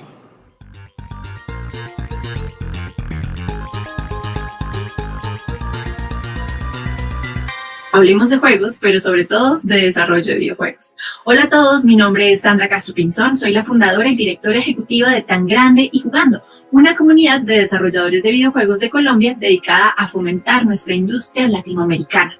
Es un honor para mí estar aquí hoy rodeada de tanta creatividad y entusiasmo por parte de todos ustedes. La Global Game Jam es más que simplemente un evento para hacer juegos. Es una celebración de la diversidad, la colaboración y la magia que ocurre cuando mentes creativas se unen. Quisiera compartir con ustedes algunos consejos para aprovechar al máximo esta experiencia. Primero, conéctate. No te limites a tu equipo. Si estás en una locación física, camina. Si estás en una digital, salta entre canales o busca esos espacios de conexión. Segundo, la magia está en la diversidad. Tercero, comparte tus desafíos. No tengas miedo de pedir ayuda. La comunidad de aquí es increíblemente solidaria. Si te enfrentas a un problema, hay una muy buena probabilidad de que alguien más lo haya superado y esté dispuesto a ayudarte. Cuarto, celebra los fracasos. Escuchaste bien. Cada error es una oportunidad de aprendizaje. No tengas miedo de probar cosas nuevas. Y, si no funciona, celebra la lección que te llevarás. Quinto, la comunicación es la regla. Mantén siempre una comunicación asertiva y acertada con todos los jammers, organizadores y voluntarios que hacen parte de este evento. Muchos de los malentendidos se solucionan cuando estamos dispuestos a conversar y a dar nuestra parte para solucionarlo. Sexto, no olvides cuidar de ti mismo y de los demás. La jam puede ser muy intensa, pero es vital cuidar de nuestra salud mental y física. En resumen, aprovechemos al máximo esta experiencia, no solo como desarrolladores de juegos, sino como parte de una comunidad global unida por nuestra pasión compartida. Gracias y buena suerte. Que tengan una increíble jam. Capi out.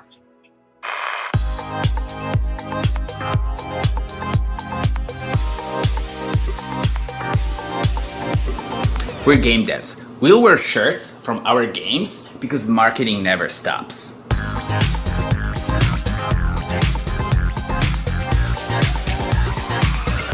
السلام عليكم، معكم مشاعل أبو النجا ومع منظمة الجلوبال جيم جام العالمية من 2017 أو في السنتين الماضية كنت المنظم الإقليمي لدول الخليج ودول جنوب غرب آسيا، وبإذن الله للسنة السابعة على التوالي. حابب أخذ الفرصة هذه إني أنا أرحب بجميع المشاركين والمنظمين الإقليميين في جلوبال جيم جام 2024.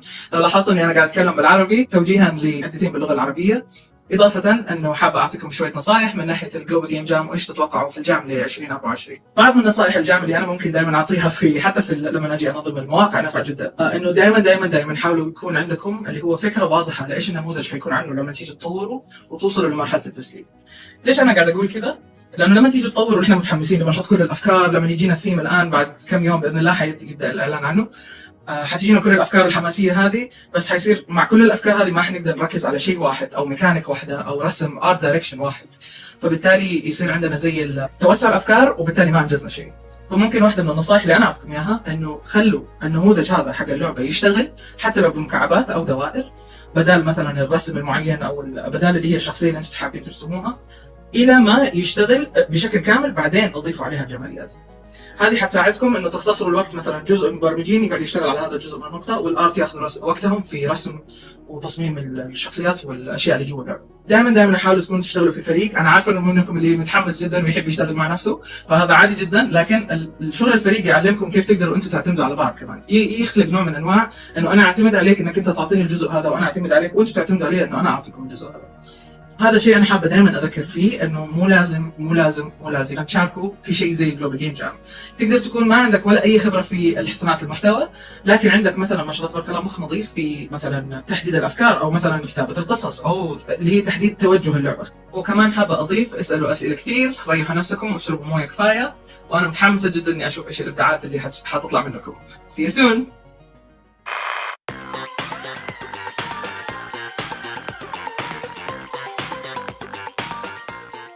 We're game devs. Sometimes we don't shower for several days because the code does not compile when the water is running. What?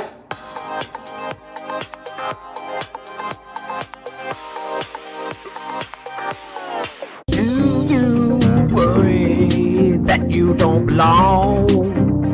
Well, that's why I wanted to write this song to tell you that we're so glad you're here. Well, there's no reason to fear because you don't have to be the best. It don't matter how you dress. The mission for the weekend is have fun. You don't have to try to impress everyone. Don't make it like I'm We don't have to look the same to get together and make an awesome game. We don't have to look the same to get together and make an awesome game. Now let me share some sage advice. The game jam secret that makes you feel nice. Say this to yourself: I can't do anything, but I cannot do everything. If you're gonna do it all, don't let it fall apart. If you're gonna do it all, don't let it fall apart. If you're gonna do it all, don't let it go apart. If you're gonna do it all, don't let it go apart. Wanna work that little stroke? You should do it, you already know. Wanna work that little stroke? You should do it, you already know. And when you fail, you never lose. 'Cause that's the feeling of you paying your dues. Don't take it till you make it. Own it while you hold it. Don't take it till you make it. Own it while you hold it. Don't take it till you make it.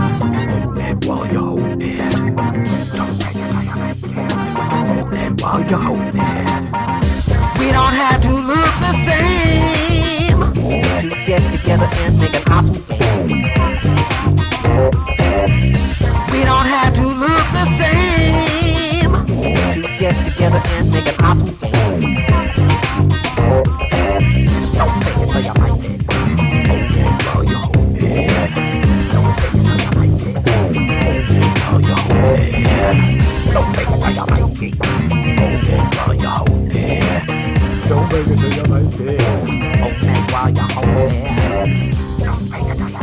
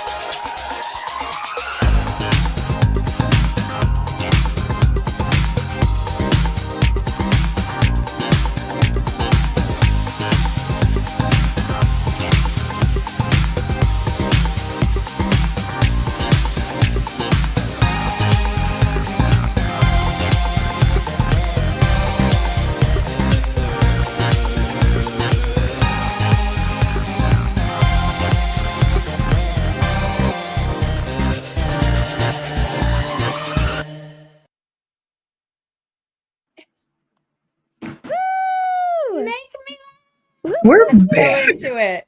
Welcome, everybody. So how does everybody feel about the theme? I feel duped. I thought it was going to be mad science or chemistry. We were so off. I was fooled. I was fooled. I feel vindicated. I made a comment about Yours doesn't there's count. the ha-ha. What do you mean mine doesn't count? You say it's Joker about everything. I do not. Don't you put that evil on me, Ricky Bobby. Very I do on not brand. say Joker about everything. If it has haha anywhere, it's the Joker. It doesn't count. It doesn't count. It was a Joker shirt though. I think the giveaway as well was the song at the end. It's like it seems like so that was one of it as well. Oh, I didn't even think about the song being a little hint towards it because I was over here grooving. I'm like, I love this song. I need this on Spotify. Like, this is awesome. Oh, my and goodness. we definitely need it on Spotify. I agree. Mm-hmm. We'll have to have the Global Game Jam team get it on Spotify for us, please. Be a ton of fun to hear, yeah. But yes, welcome. So please introduce yourselves and tell us all about the theme. Ashraf, if you want to go first? Sure, definitely. So I'm Ashraf. I'm part of the Lebanese game developers team. I was also part of the theme community this year. So surprise, everyone. Hope you all had fun with it, or will have fun with it, actually. We've looked at a bunch of themes, between all the past years that have been part of the Global Game Jam, and we realized that we haven't been lighthearted recently, and we really wanted to go a bit out of what we were doing so far, so that we can have people just have a bit more fun. We want people to feel a bit more excited about what they're doing, and we want people to share their humor with the rest of the world. It's been a grim, dark place for practically everyone I know. So we might as well just lighten up somehow. So that was basically why we came up with the theme of Make Me Laugh. I'm hoping everyone can agree with us and everyone will just have fun with what they're going to do. So hi, this is sorry. Oh, go ahead. I'm sorry. No, I was just introducing myself. But my name is Mashal. I've been with Global Game Jam now for 7 years, mostly. Yes. So the theme basically is, as Ashraf said, it's like something we haven't seen in a while. Like in terms of, it's different. It's also, we could use the humor in making games. Like I'm just having comments in front of me. People were like, "There is no game." That's the essence of the humor itself. So we're not gonna make a game. That's the humor. So, so that's something like that. So yeah, I'm thinking about the possibilities of it. It could be a joke, like a stand-up comedy person that sits there as like stand up and in front of everybody. How can you make him successful, for example? So that's one idea I got while the theme was happening. So I also have an idea. So my ideas are mostly mechanical though, because you can also take the idea of like, you've seen karma meters in games and things like that. You could do like a laugh meter or something like that. Like you can, through interacting with people, you can kind of build up like, how funny is this person? Or even if you want to go even deeper into like that style of like RPG, you could have like, instead of having like strength, dexterity, endurance, like you have in D&D, you could have like humor, wit, sarcasm, and like as you level up Like your a character, mana you pool. gain different stats in Mhm. those things and can tell different types of jokes. Maybe I'm on the wrong side. Should of you this. go into game dev or what? I'm starting to think that I'm, instead of being a talking head, Yes, I should please. be talking hands. Well, He's going to be you get part of the the Global Games Jams of 2025. Don't threaten me with a good time. Of course, the theme that year will be something that I have nothing to like, international art. And I'm like, I have a painting of Viper from Valorant on my wall. I am not the person for this. But I kind of want to, there's so many ideas and so many possibilities for that. That's a great idea, Alchemist. I also saw Jam House in chat said maybe laughing in tones, pitch-based guitar hero. So like it's ha ha ha. That could be fun. I'm seeing a lot of like wonky physics-based games maybe coming out of this in the Oh my gosh, in the vein physics-based of games like make me laugh too because a they're just Gang like Beasts or a Goat goofy. Sim. That Oh, kind of yeah. thing could be funny. Also, there's so much room here for witty dialogue, Mhm. jokes in the story and things you don't expect. I'm so looking forward to seeing the creations that come out of this. Alchemist, and especially yours, if you decide to enter this year. I genuinely have like I know I mentioned the one idea about the RPG, but I'm also, because you mentioned platforming, like could you imagine playing as a a character whose power is humor. So the way that they platform is like they laugh at a direction and you get like a hob bouncing off of walls, and then you ride that. That's another possibility. There you go. There's so many cool ways you can go with this. Well, and you humor's should just universal. join. You still have time to sign up. I'm just saying. There you go. Well, that makes me think. So, Ashraf, you brought up different humor in different countries because something that I might find funny being from the US, someone in Europe would be like, that's not funny at all. So, how do you think games are going to differ from country to country? Oof, well, this is some of the fun part because one of the things we were thinking about were the kind of jokes that we would understand in some parts of the world that we wouldn't understand in other parts. Like we have this one dude that's all he does is go Ahmad Mohsen, and it's the silliest thing I've ever seen, but it's become such like an Mashal is currently like just don't do this. So it's just like a silly little game, silly little like meme, I guess, that people have been. It's like an inside joke basically between all Arabs. She's laughing just thinking about it. Yeah. Because it's a very famous meme, like in the. Go on, Michelle. Sorry, I was just interrupting like for a second because I was saying this is a very like famous meme that everybody knows about it, but we just don't understand why is it happening. So it's part of the humor, I guess. 100%, exactly. And one part is going to be like different people going across different types of humor. So I'm expecting a lot of like insult games, basically. So someone saying something like "you felt like a cow," and the other guy saying "how appropriate, you felt like a dairy farmer," or something of the sort. And we might even have things that are just going to be like silly poop jokes and dad jokes. And we might have something it's not a bug, it's a feature, and it's just like something really goofy that happens in the game.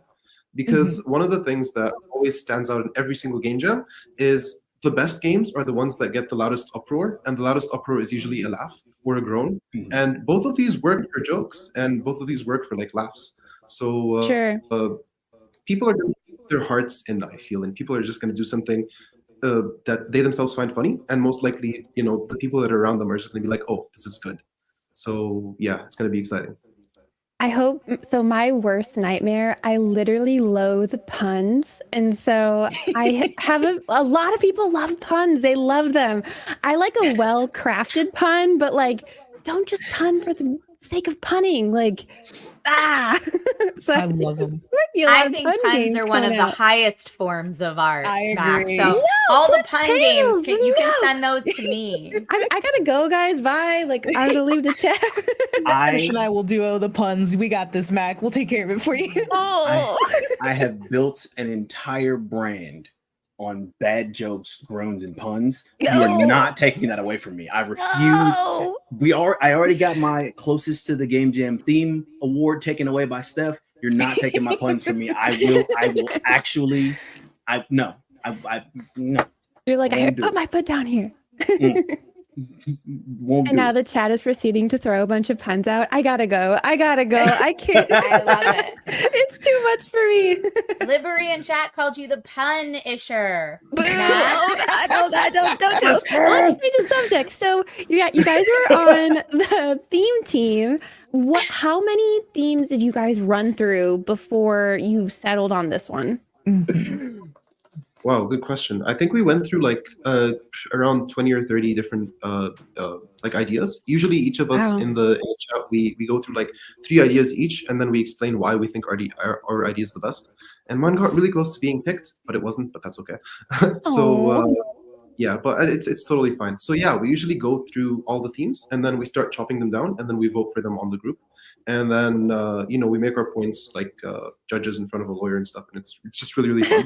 And the big Tim comes in and is like, "Ah, yes, fantastic! You've picked the theme. Congratulations!" And yeah, if you want to join the theme committee and stuff, you're more than welcome to do so. I'd love to see more faces on there. And the diversifiers, they're basically like like the spices on top of the theme. So I'd love to see what you guys can do with them as well. That's awesome. Well, I, for one, am so excited to hear that the theme is Make Me Laugh. I love funny games, and like we've all been discussing, seeing the various ways this can be interpreted all around the world, I think is amazing. So if I'm not mistaken, I think pretty soon we are going to kick it to a little break. So thank you both so much for joining us today, and thank you to everybody watching in chat. But before we go to break, I do want to shout out, we could not make Global Game Jam possible without the help of our headline sponsors, Big Bang, and our Empower sponsors, AWS for Games and Hathora. We also want to thank our global promotion sponsors, SideFX and Unity. Can I add something, if it's okay? Absolutely. I can't wait to see how many dark humor games happening. I cannot wait. They're going to be fantastic. I do. Yeah. I'm going to love I them. know not everybody favor these, but I cannot wait to see. I was my head is just running around. I was nah, most of them are not. Okay, just wait for them. Nah, just don't say it out loud. Just wait. Yeah, just keep it to yourself and just wait. Thank you so much for having us. Yeah, thank you for joining. And we do want to thank our diversifier sponsors, UK Games Fund, GitHub, ReadSpeaker, Dots.eco, and Leonardo, as well as our product of service, PureForce, CyberEver, Nate, and We Love Indies. We also have to thank our promotion partners, Game Maker, Fred Rogers Productions, G Develop, In-Game Job, GD Bay, Code to Inspire, Swish Swoosh, I love saying that word, Gemio, JCI, Cinti, and of course, Values Value. Go to globalgamejam.org/sponsors to learn more about the amazing offers that these sponsors have for you to take advantage of during GGK 2024. And speaking of globalgamejams.org, there's still time to sign up. So you guys go do that. Brand new website, globalgamejams.org once again. And if you love Global Game Jam and can afford to support our mission to go to liberapay.com/globalgamejam, and you can make a monthly recurring donation. Global Game Jam is a registered 501c3. If you guys didn't know, it's a nonprofit organization, and your donation is tax deductible and helps us make great events like GGJ. Thanks.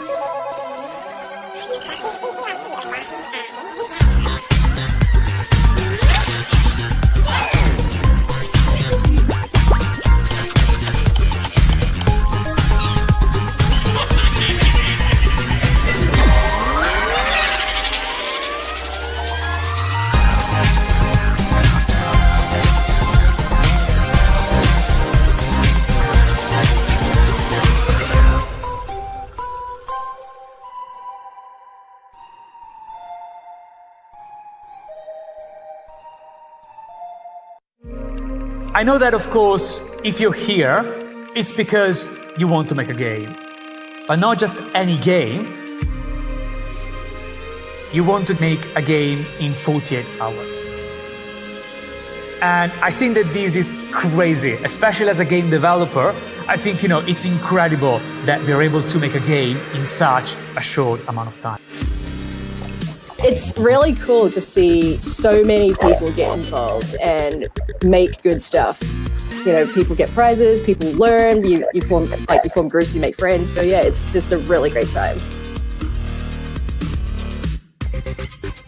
I honestly think the kind of ideas that people are going to come up in this game jam are going to be phenomenal because there's no need to think outside the box because the box is so big to the extent that there are so many things that you can do with it. So I'm just genuinely excited to see this.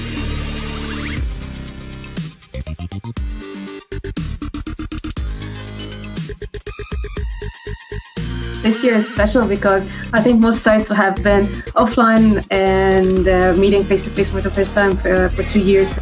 This is different and we've missed this. The whole thing here is you're here to learn and have fun and make friends, so make sure that's your priority. The game is the consequence of that. I just have one last thing to ask you. Please, whatever you do, let's go make something awesome. Thank you so much.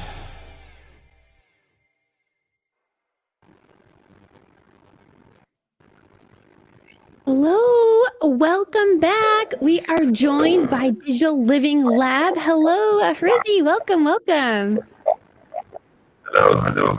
Can you hear me, guys? Yeah, your microphone has a little bit of static to it, but we are able to hear you. Or it could be a really cool robot voice. That could be an intentional choice. Could be. That's made me laugh. So basically, this is the theme. We're nailing So it how are you already. doing, guys? So yeah, we're just starting. So hello, guys. Hello, the community of Global Game Jam. So my name is Elias. I'm from DGR Living Lab from Tunisia. So it's innovation lab created by the first 3D school in Africa, which is 3D Net Info. So first of all, I'm gonna talk like a little bit about how I am here in Global Game Jam. So I started in 2017. So I started like creating games in Global Game Jam, and I started like thinking how can I be like part of Tunisian community in games and how to create the games. And now, so I find myself like one of the site organizers, like as one of the DGR Living Lab teams. Okay, so I think like all of people that work in DGR Living Lab to bring all those like game jams and all those events like just to make like African countries like involved in this industry. So basically, I would think like all our team like in Tunisia, they are working hard like to like be part of the Global Game Jam. And I was surprised when I have seen this team make me laugh. So it's basically something that should like every year should be the theme. So make me laugh. So I guess like we will see like a lot of surprises this year. So last year was Roots, I guess. So yeah, Yeah. Roots. So last year was Roots. Like people like go crazy in the global game. Yeah, it was Roots, and we have seen like a lot of games like based on rules, based on how we have been created as a human. Like we like DGR Living Lab, like we have seen like a lot of ideas, even like in the Global Game Jam next. So we told them about the theme, and we have seen like kids like going crazy with the theme. I'm like curious to see what is this year's like hidden. So next week, like in this 26th until 28th of January, so we will have like a Global Game Jam. We bring like a lot of people who are writing, who are developing games, who are like creating like game designs, designers, etc. So we will have like a lot of people with us, and yeah, just make me laugh. So make me laugh for this year. So I would love to see people make me laugh. So. One of the things I'm actually most curious to see with this is that while you're pulling that, one of the things I'm most curious to see with this is actually what common themes and jokes we see across different countries, because we've already talked about how the idea of laughter is kind of universal, but different jokes resonate differently in different places. So I will be very curious to see after this game jam is done and we kind of get some of the finished products, what are some of the common types of things that we see through? Like what are the common types of humor? Like maybe puns are just a uniquely, me thing, and there are no pun games whatsoever, and Mac is vindicated, or Mac's wrong, and we see puns across all different countries. I do know that when it comes to puns, they are very language dependent. So I've seen in certain games and certain animes where you'll see a statement that when it's translated, you're like, it just falls just slightly short of what it's supposed to be funny wise. But the thing that always has to happen from that, at least in my case, is that after that pun, and I go, well, I didn't quite track that. I then go and I look into that language. I look into that culture to figure out where that pun is supposed to kind of connect. So I'm wondering if that might be a knock-on effect of a theme that like make me laugh and kind of get to learn about other cultures and their humor. And if you can make someone laugh in another country, like period, it's the fastest way to connect besides like food. I think it's in order: food, laughter, and football team, like global football. I think I'm very physics are universal, alchemist. Exactly. Mac agrees they're more universal than puns.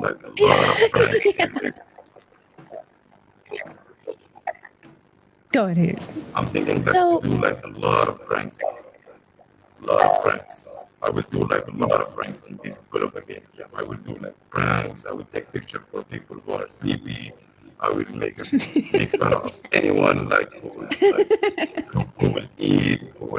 We will take pictures. No we will one do is like safe. pranks. So I have like a good team like who loves to do those guys. No. We're gonna do it safe, but it will be it will make anyone. So this is my objective as an organizer. So basically, I will go there and I will watch teams working and I will make some fun. So basically, I will make anyone in our global game jam laugh. So yeah. So, I'll as be the like- organizer in Tanzania, how many people have signed up already, and how is it getting people involved in your area? Yeah, in Tunisia, like we have like a lot of sites. Okay, so basically, we as a DJ are building that. So we have like more than 50 subscribers, and we hope like until the first day we will have like 70, maybe 100 people. Okay, all like because we have like a lot of sites in Tunisia, and we have a lot of places that they're gonna participate. So people they cannot travel like a lot. Okay, but we are giving lab in Nabil in Tunisia. So we will have like more than 70 people like there, and we will have like a lot of teams. I guess like from like artists, developers, university students, and we will have like professionals with us because what we do like each year. So yeah, the Global Game Jam is basically to create a game, and also we bring people from the industry to inspire people, make them like curious about what is hidden behind creating a video game. So as you know, so we have developer, we have artists, we have game designer, we have even like we have authors, we have like a lot of people around the game.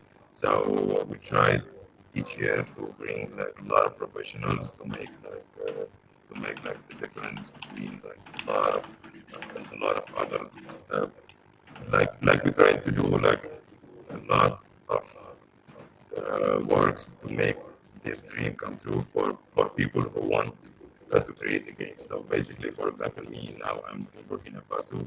Okay, I'm a trainer like in a program with our partner here in Burkina Faso, which is Orange, to teach people how to create games with Unreal Engine. So we try to do like a lot of work to bring all the African community together and to create games and to show them like we are here, we can create games. So people, there is a lot of teenagers, there is a lot of professionals, there is a lot of people who want to create games. So we're trying to figure out how to make this dream come true in Africa. So we're not working only in Africa as a DGR living lab. So basically we work in Tunisia, we work like in North Africa, we work in South Africa, Central Africa. We try to bring this community together. So yeah, so we do like a lot of work and hope one day so we have like a good community in Africa which create games and to show the world that there is a lot of story behind Africa. So yeah. And there's a lot of funny stories. So basically so like there's a lot of funny stories in Africa. So this team that we will see like a lot of beautiful games around like African culture and we will make the world better. This is the objective, to make the world better. Okay. So I invite people like to see our sites in the Global Game Jam to see the production of the last year to have an idea of what we did and this year. So prepare yourself for this year's games. So I will invite people from around the world. So please participate in the Global Game Jam, be part of this community, and try to make fun and make me laugh. That's great. I love that the youth is getting involved and able to communicate with professionals in the field. That's really important for someone who's just learning to see you can make it as a game dev, and this is my success story. Yeah, we do that a lot. So in each event, so we do like a lot of events, and each event like we bring professionals from the field like to give some speeches to people who are starting creating video games, to give them inspiration. So me, for example, I was inspired by a lot of professionals in 2017. Right now, I'm one of the professionals that I consider myself like impacting kids. I impact like a lot of people who want to create their own games. So this is like the main objective of DigiArty. It's like digital art, and Living Lab is like living your dream, create your own game. We specialize in 3D game development, immersive reality, like immersive production. We do like virtual production, we do virtual reality, we do augmented reality, we do like a lot of things. Okay, and we try to make it easy to our community. Okay, and to show them step by step how can they create their own prototype.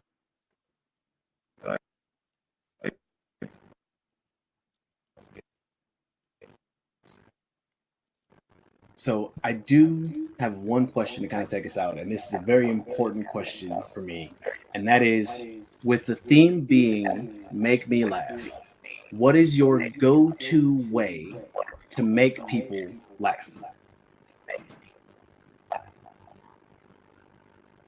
For me, like I told you like already, so I want to do like a lot of pranks. I love to do like a lot of pranks. I'm a brag person. So if you find me in the street, I will do prank for you just to make people laugh. Duly noted. Make sure to pay attention I will to apply all of my every number in the job. I will do it this year. Well, I'm definitely looking forward to seeing kind of what games come out of Tunisia. I definitely want to just continue to see you kind of bring game dev to kids, because I know when I was a kid, I really wanted to be a game dev, and I had no idea where to start. And through organizations like Global Game Jam and all of these other wonderful sponsors and wonderful people like you that are bringing that to kids, there are a lot of people that will be able to make that dream reality. So thank you for that. Yeah, thank you. We'll be right back.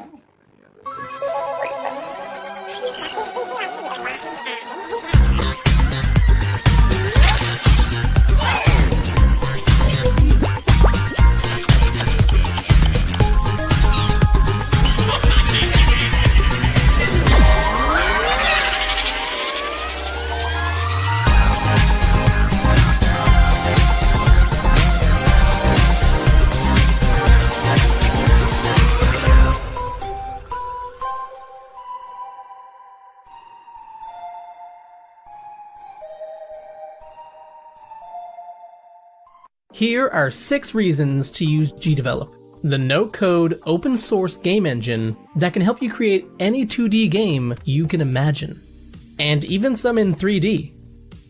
The first reason is the no-code system. All of the logic made for your game in GDevelop uses this easy-to-read wording and if-then format, where if the condition is true, then the action will happen, which is just far easier to read and more compact than pages of code. The second reason is because GDevelop is open source. The entire engine can be found, looked through, and downloaded on GitHub. And because it's open source, the base engine is free to use and always will be. There are some online services that you can pay for that will improve the game making experience, but it's not required to jump in and start making your game. The third reason is the built-in behaviors and extensions. Behaviors are prepackaged game logic that you can slot into your game to make mechanics that would otherwise take a long time to make yourself. And the engine comes with a bunch of these pre-installed, like top-down movement, light behaviors, and the physics engine. But you can find over 100 extensions that you can install that were created by other game developers in the community. These range from firing a bullet all the way to allowing gamepad controls. The fourth reason is the built-in asset store and tools. The engine has an asset store full of both free and paid assets, with pre-built objects that you can just directly import into your game, as well as built-in tools like Piskel for image editing and JFXR for creating sound effects. The fifth reason is because you can use the engine anywhere. There are desktop versions for Windows, Mac OS, and Linux, but you can also use the engine through a browser window or even on your mobile phone while you're on the go. And the final reason is the one-click export. So finally, when you're finished building your game, GDevelop handles all of the packaging for you. When you select the type of export you want to do, you can publish the game with a single click. Games exported with GDevelop are then entirely yours. You can publish and sell your game on Steam, or Epic Game Store, or any other storefront you'd like. You can also put ads or in-app purchases in your game and distribute your game on mobile devices. After you finish building your game, it's entirely up to you what you do with it. But do please share it with us on social media. We love to see and share whatever people are making with GDevelop.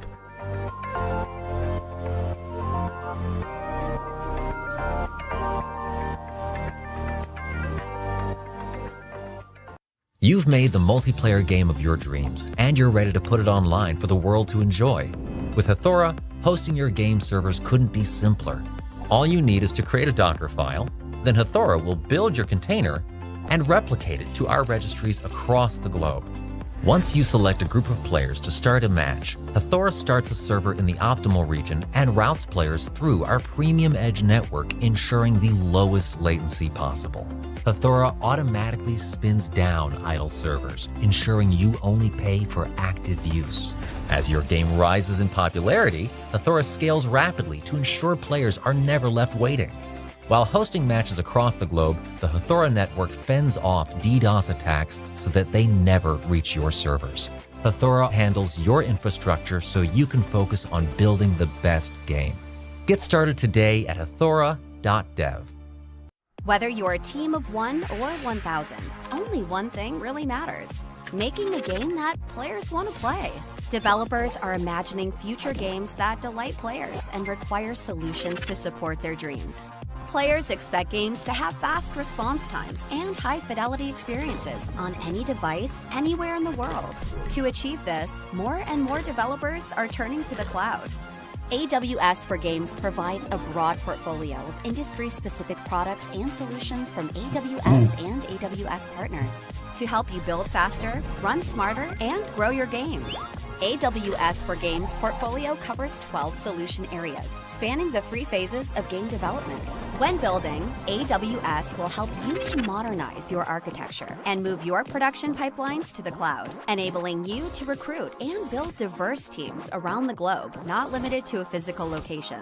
When running a game, AWS can help you streamline operations, deploy the right compute and accelerated networking options to deliver low-latency game experiences, provide real-time and serverless analytics to help better understand player behavior, and help you harden your back-end against DDoS and other malicious attacks. To grow your player base, AWS can help you acquire and retain users with an engaging community experience with Twitch, Amazon Luna, and machine learning tools.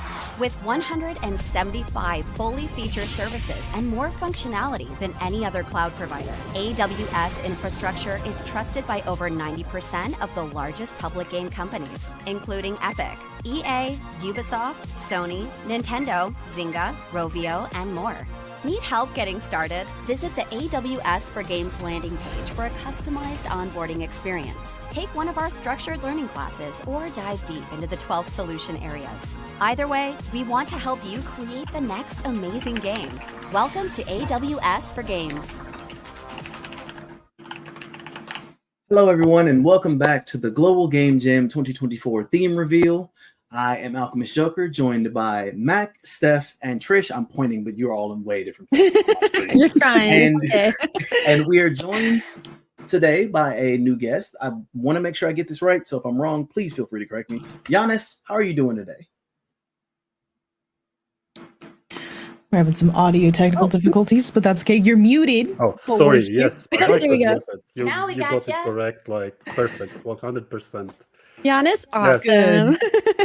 Yes. Hi. I'm getting my award. Yeah, I'm Giannis. I'm from Latvian Game Developers Association, and I'm also a regional organizer for Global Game Jam for Baltics and Western Europe. That's my region. Yes.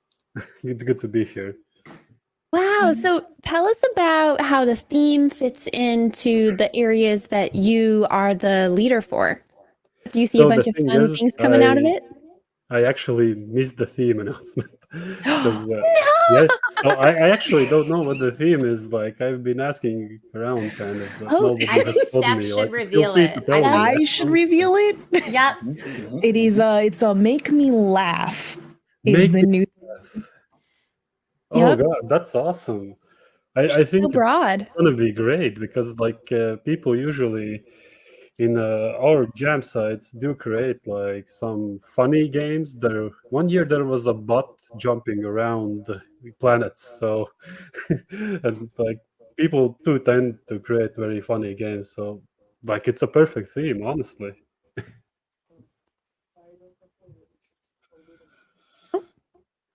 Yeah, I'm excited to see. I didn't really even think about how humor can be different in different areas. And so I'm excited to see how this works. Yes, definitely. So I can't like for humor like it's I guess people like just in our sites I guess they use like just like kiddie humor like kid humor like uh, kindergarten level humor Oh, mostly. sure. So in a sense like I think that's okay because like like here you go to the global game jam site to relax, create something you can't create necessarily like a professional development scene or maybe like just something just like have some fun, express yourself. Yeah, so I'm guessing there's going to be a lot of kindergarten humor from our side, definitely. As a parent of a 6-year-old, I'm all about the kindergarten humor. I think we should have more of it. Giannis, I wanted to ask you, in your area, in the community that you help run, what is the game dev scene like there? Latvia is mostly solo developers and indie developers. We don't have any like AAA game studios. I have some data from 2022. It's like 50% of all the companies that are registered as game development companies, they're like solo developers. Yeah, so it's basically that. And we have some good like indie games come out like recently. Like the case of the Golden Idol is one. Then there's Spider Hack was another game that I can think of. There's some good VR games coming out also. So people are doing stuff in that area, like Shaven stuff and Pets and stuff. Those are two games that I can think of right off my head. So that's the scene, right? And also, like as a game developer association, we do monthly game dev meetups.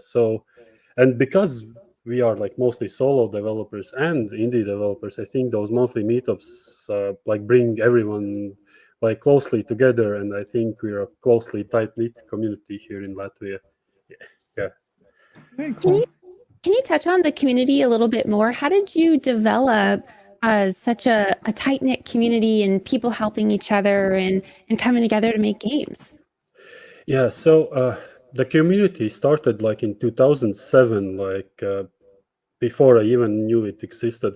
But officially, we got registered in 2014 as a community. So the monthly meetups happened like way before I even knew there's a game development scene in Latvia. Like I was like in high school, I think.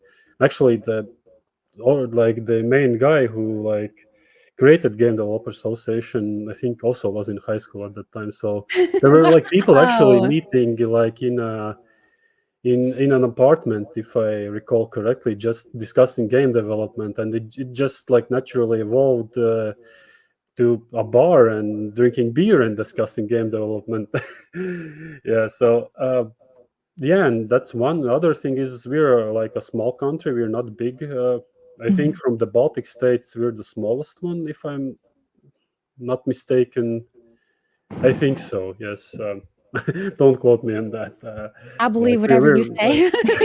we are like yeah. So yeah, because like we're kind of small country. Like we're have this center meeting place to meet. Like, and it started way like I think what is it like 17 years ago already. So it hasn't been like a year to make this really tight knit community. It's like been a process, and people that even don't do like any game development at all like anymore also just stay in the community just because of they want to.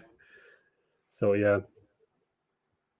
So with that, do you see any challenges? Because you said there's about a 50% of solo devs. Do you see any challenges with that big percentage of solo devs when it comes to game jams and collaborating? Not really, because like during the game jam, like there are people just doing their solo thing, but during game jams, like we already have a Discord channel, people are making teams that usually go solo. So because like I guess for global game jam, especially because it's not a competition, Mhm. people just go there to have fun and create games. So they will try something out of their comfort zone. And even like those solo game developers, the company like is registered and there's one developer, but they usually like outsource art, for example, outsource sound design from other people. So they work kind of together anyway, but like the official data states that they are solo developer. Yeah. I hope that makes sense. I don't. It does. Yeah. It does. That's don't see great, any though. issues about collaboration. It's like global game jam is the thing that brings us all together, and you can see that there's if people want to collaborate, they do collaborate. Yeah. Kind of piggybacking off of your comment about collaboration, since there are so many solo game devs, I feel like global game jams are a really good opportunity for them to all collaborate together and maybe work on a project that would be bigger than what they could do as a solo dev. Have you seen any groups kind of come out of some of these global game jams to like form little cluster groups of like super devs?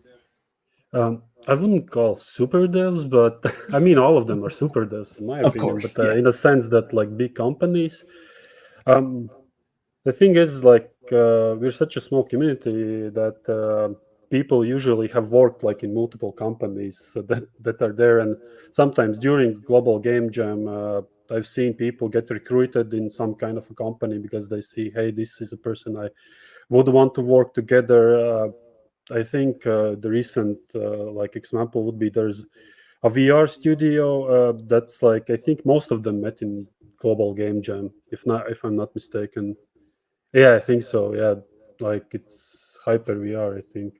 Yeah, all of them participate almost every year in global game jam. I think they didn't meet in global game jam as well.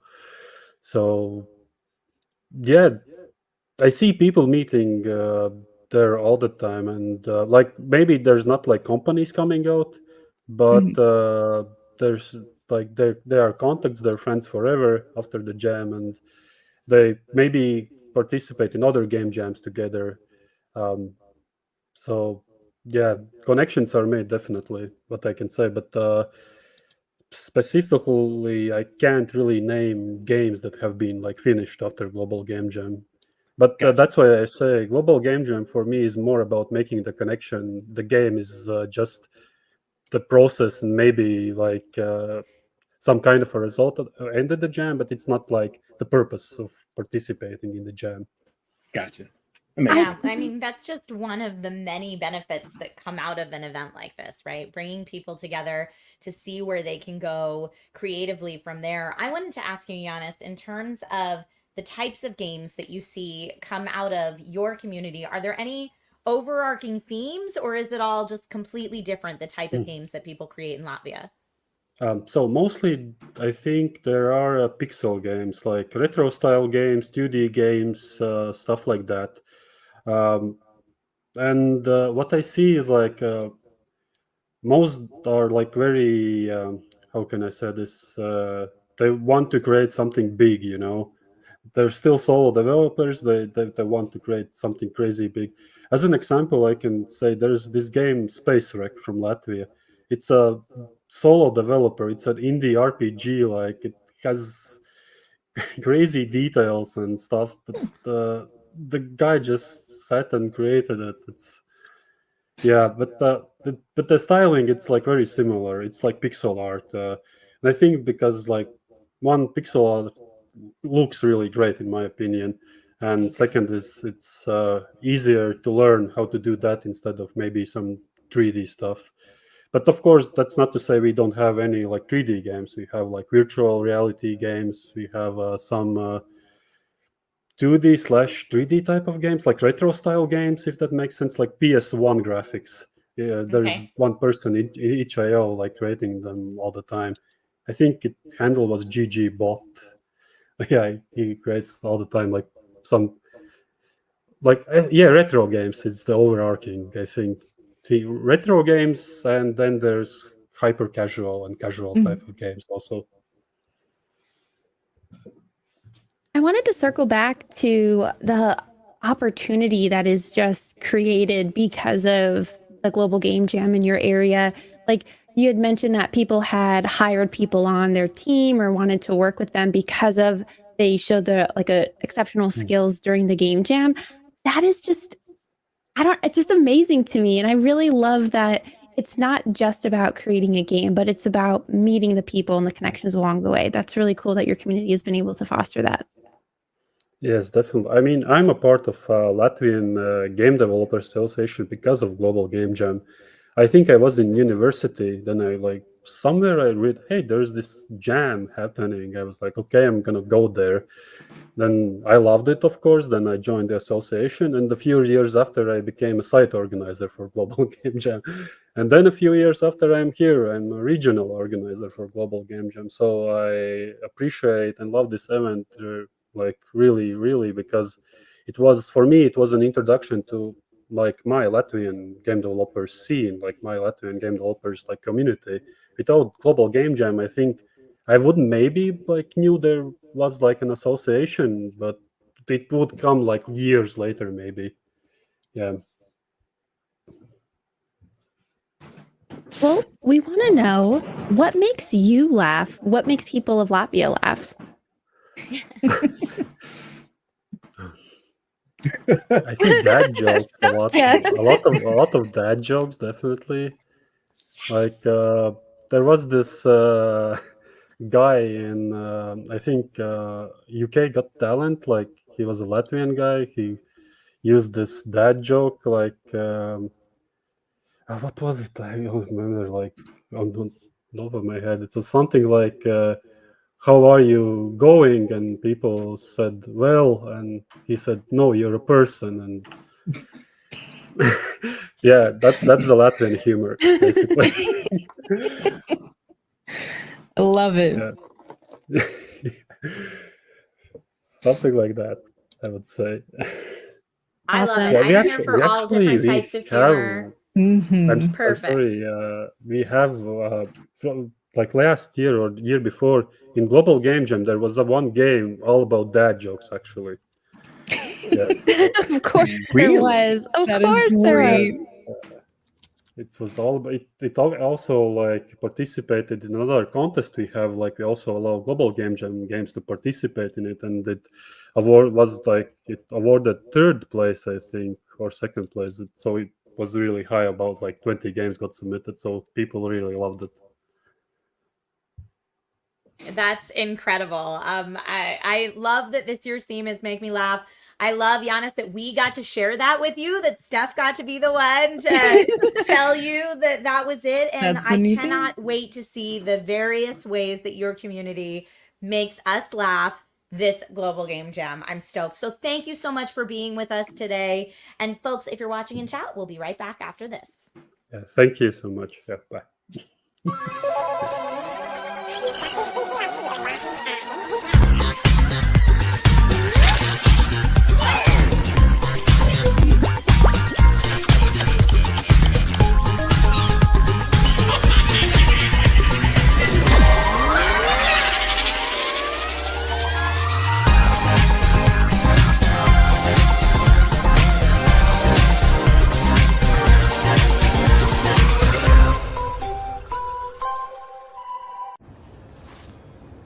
What do you mean, what is GitHub? It's the largest, most complete development platform in the world. Millions of developers use it. And it's not just developers. These days, every company is a software company. I thought you might say that. Come on, let me show you. GitHub is an enterprise transforming, startup launching, community driven, super secure, open source championing, cloud based platform. It's where the world builds software. We created algorithms. And global businesses. We even went to Mars. Or at least our code did. Oh, yes. With GitHub, anything is possible. But how? Say this is Sanal, a senior software engineer, and this is a team's project on GitHub. Sanal and a team can create their own branches of code to work together in parallel. This is my branch, an alternate timeline where I can build, squash bugs, and safely experiment. There are communication and task delegation tools right next to my code. So when we're ready to merge, we merge instantly. It works with thousands of branches for over 1 million projects. And with built-in project planning, automation, CI/CD, and AI-enhanced code editing at every step. You can move fast and get your ducks in a row! But we gotta be safe about it. GitHub has advanced security with automatic vulnerability detection, secret scanning, and more. So we can build and ship safely and securely. So, now you know what GitHub is, you might wonder who GitHub is. It's a student learning to code. It's disruptors revolutionizing music. It's a CEO transforming a global company. It's 21,000 strangers working together to take the first picture of a black hole. It's a place for anyone from anywhere to build anything. Anything you think the world needs.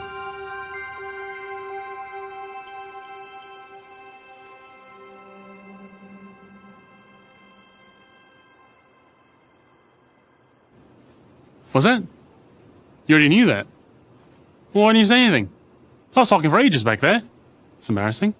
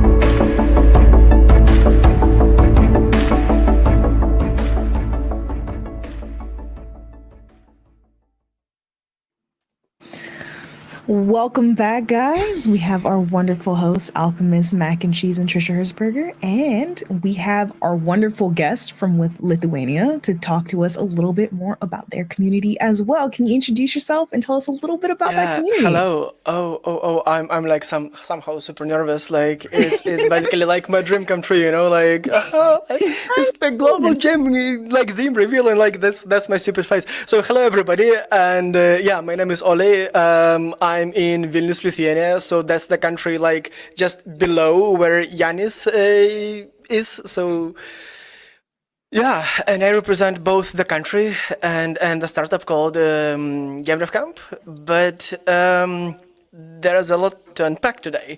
I know. Where do we start? Do we talk about the chapter, or do we talk about, I know, the message that I have that you people don't you dare to give up on the game so to make it the global game jam.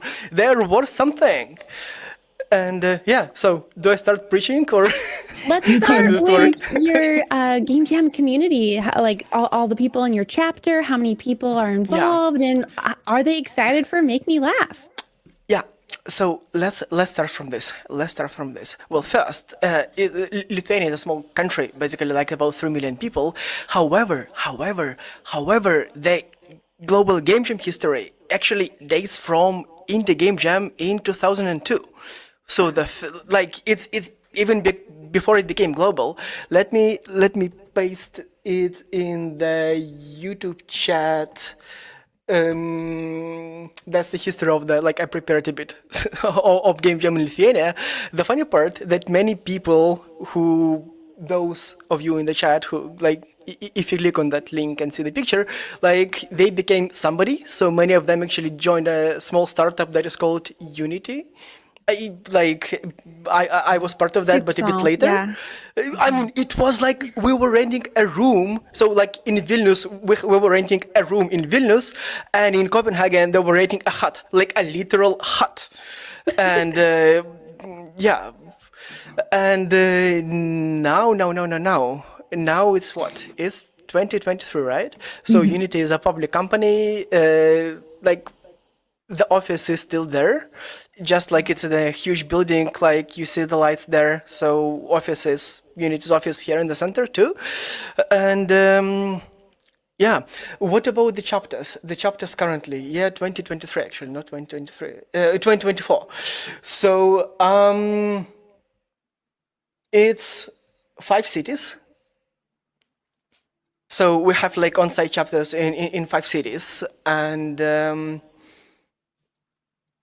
it's hundreds of people. I think it's one of the top 5 chapters in the world, usually in terms of actual participants, in terms of number of participants, number of games shipped.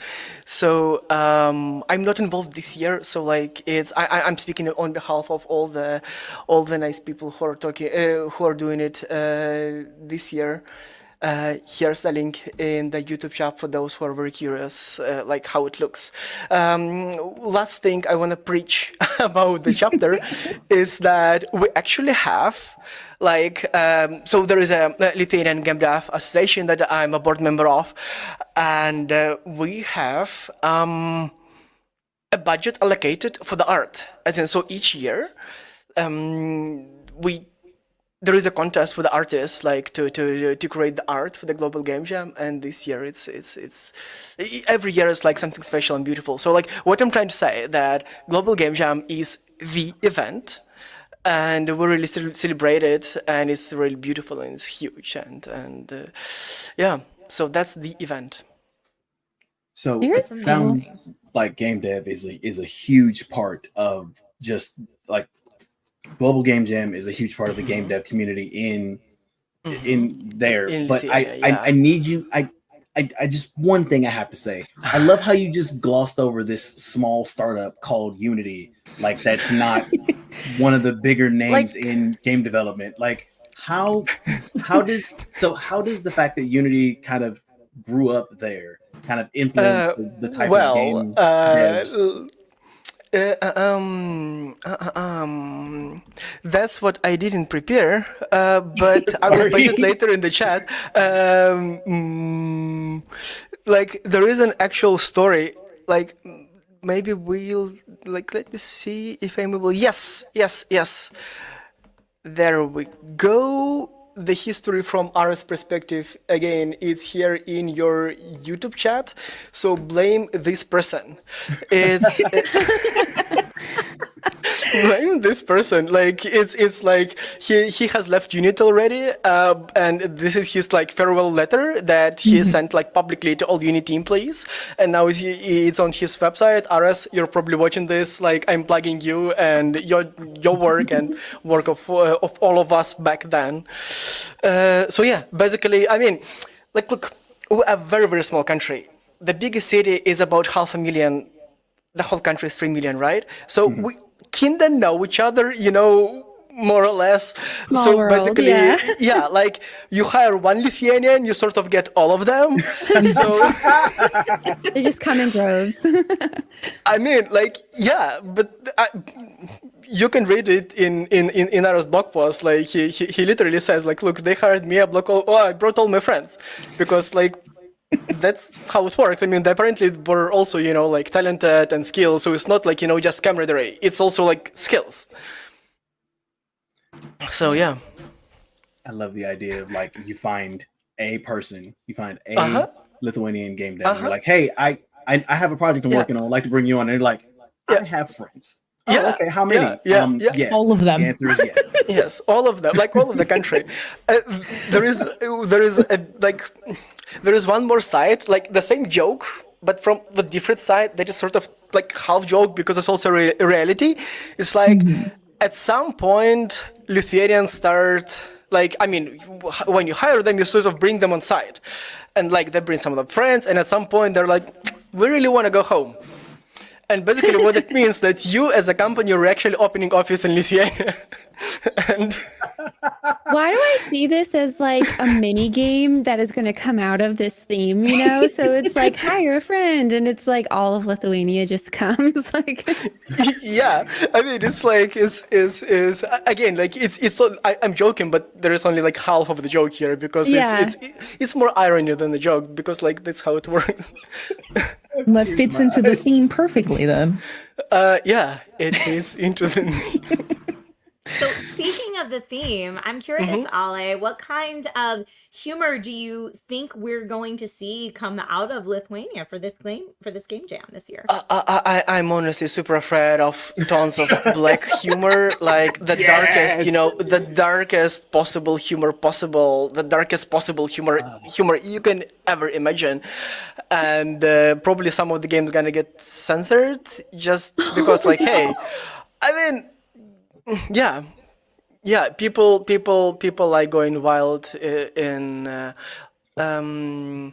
like the themes and topics that is sort of tolerated to bring up jokes are like very, very broad, and we'll see what it means.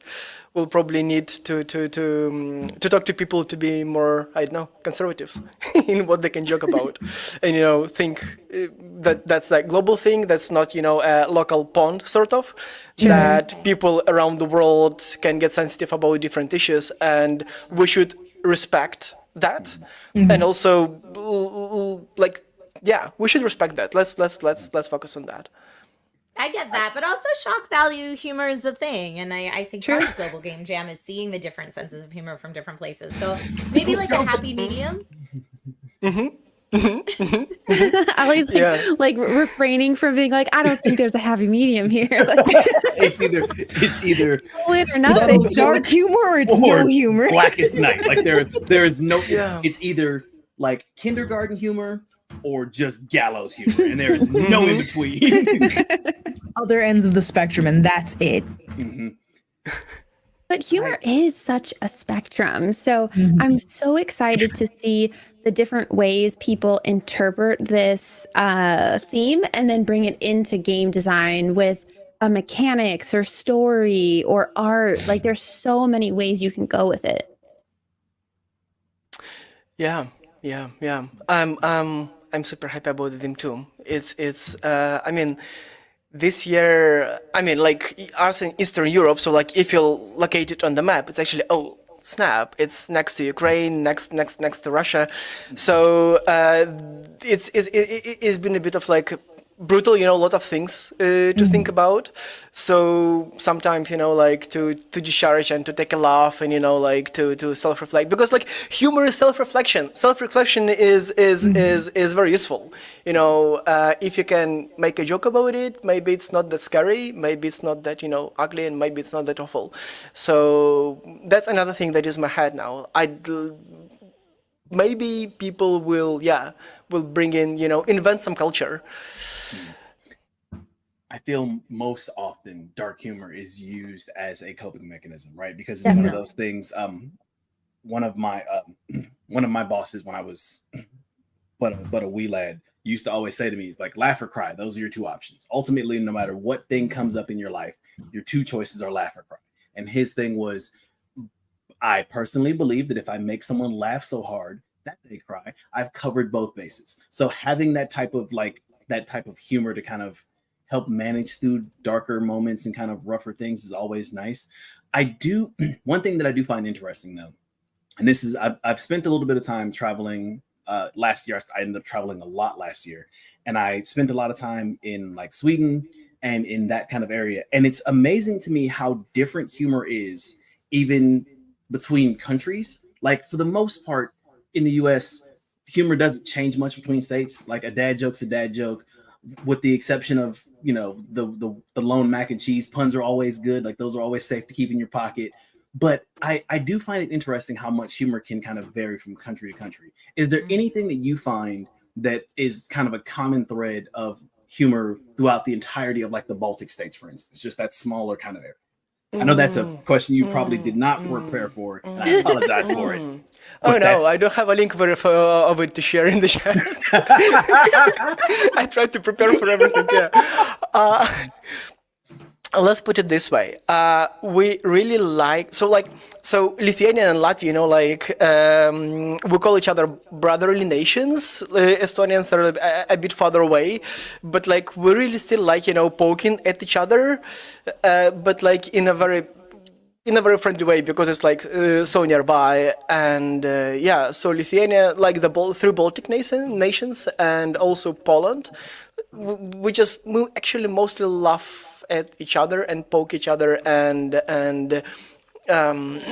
probably for people outside of the region, these jokes might feel like, oh, you're arguing or like you're fighting, and for us it says no, it's almost like a hug. It's almost like a hug. It's just like in such an interesting way. That's great. So before we head out or do anything else here, I want to ask you to tell us a little bit more about the camp program, because I know that you do a lot for game dev and try to motivate people to stay within game dev. So tell us a little bit more about the camp program. Yeah. So that's the invitation. I mean, to not give up on the games that you make during the game jam. Basically, like, okay, so my message is that I mean, obviously, when you think that I'm making a game and like what is like the definition of success of a game, usually like people bring up money, you know, commercial success. But like, should it always be a commercial success? It can also be, you know, sometimes it's just the process. Sometimes, you know, like you're making, like if you're making a game right now for your daughter and she enjoys it, like your game is successful. She is enjoying your game. Like, that's it. And if she is able to play with her friends, I mean, that's double the audience, you know, and all this. So basically, it is you as a jammer who defines what it means a successful game that you make. And basically, this whole thing is why you should, you know, not give up on your game after the jam, you know, maybe polish it up a bit, maybe figure out a deadline, you know, like, so I take a rest, I take a sleep for a week, for example, and next weekend with the same team or without a team, you know, or maybe again, like, you just polish and continue this game and maybe make a fresh build, you know, fix the bug from the comments on the Global Game Jam website, and, you know, maybe polish it up and push it a niche. So, you can create your own deadlines, your own milestones, and this is how you motivate yourself. But yeah, if motivating yourself is hard, or if you cannot find a team just because you don't have the cycle, that's what Game Dev can help with. So like we're having a sensitive program, and we help you, like we give you the mentors, the feedback, but that's basically if you need that. But in many ways, I mean, if you know why you want to make this game, maybe you can motivate yourself. But yeah, if you need help, if you need professional feedback, if you need reviews, art reviews, code reviews, game design reviews, you know, like tight schedule, then apply to Game Dev Camp with the Game Jam game. Like, I invite you. So that's the plug, and that's the motivation. There you go. Well, you've gotten all the info here, folks. Get your game submitted, get some help from some awesome devs in the area. Ale, thank you so much for being part of the stream today, for sharing your insight, and we loved all the links in chat. So thank you for all of your prep. It was very scary. It was very scary. Do you have any final words to leave the stream with, Ale, before we let you go? Yeah, that I don't have anything to dream about because my life dream and my life goal has been fulfilled. So like I'll need to come up with some new dreams, So people in the chat, those who have clicked on the links, can you suggest me something to dream about next? I mean, I'm the Global Game Jam theme reveal. No. Feeling very silly and very thankful. Thank you. Thank you for being here, and thank you to everybody who's watching right now, and also thank you to the Global Game Jam headline sponsors Big Bang and our Empower sponsors AWS for Games and Hathora. We also want to thank our global promotion sponsors SideFX and Unity. And we can't forget about our diversifier sponsors, UK Games Fund, GitHub, ReadSpeaker, Dots.eco, and Leonardo, as well as our product or service, PeerForce, CyberEver, Nate, and We Love Indies. Finally, we want to thank our promotion partners, Game Maker, Fred Rogers Productions, G Developed, In-Game Job, GD Bay, Code Inspire, Swish Swoosh. Again, I'm never going to be able to say that without doing that. Gemio, JCI, Cinti, and Values Value.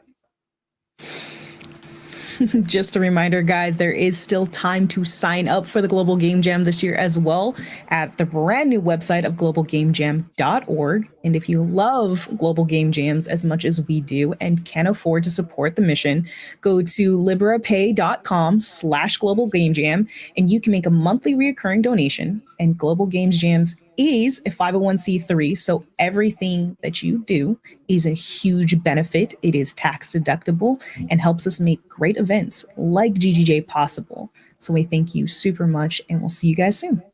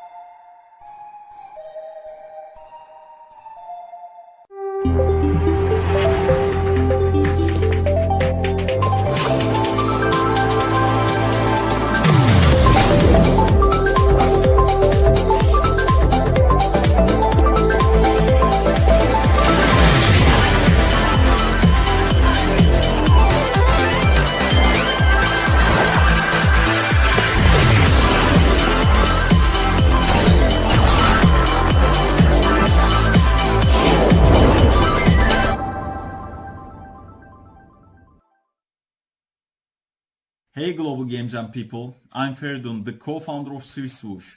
Several years ago we started our game audio business in a Global Game Jam event, so it has a very special place in my heart.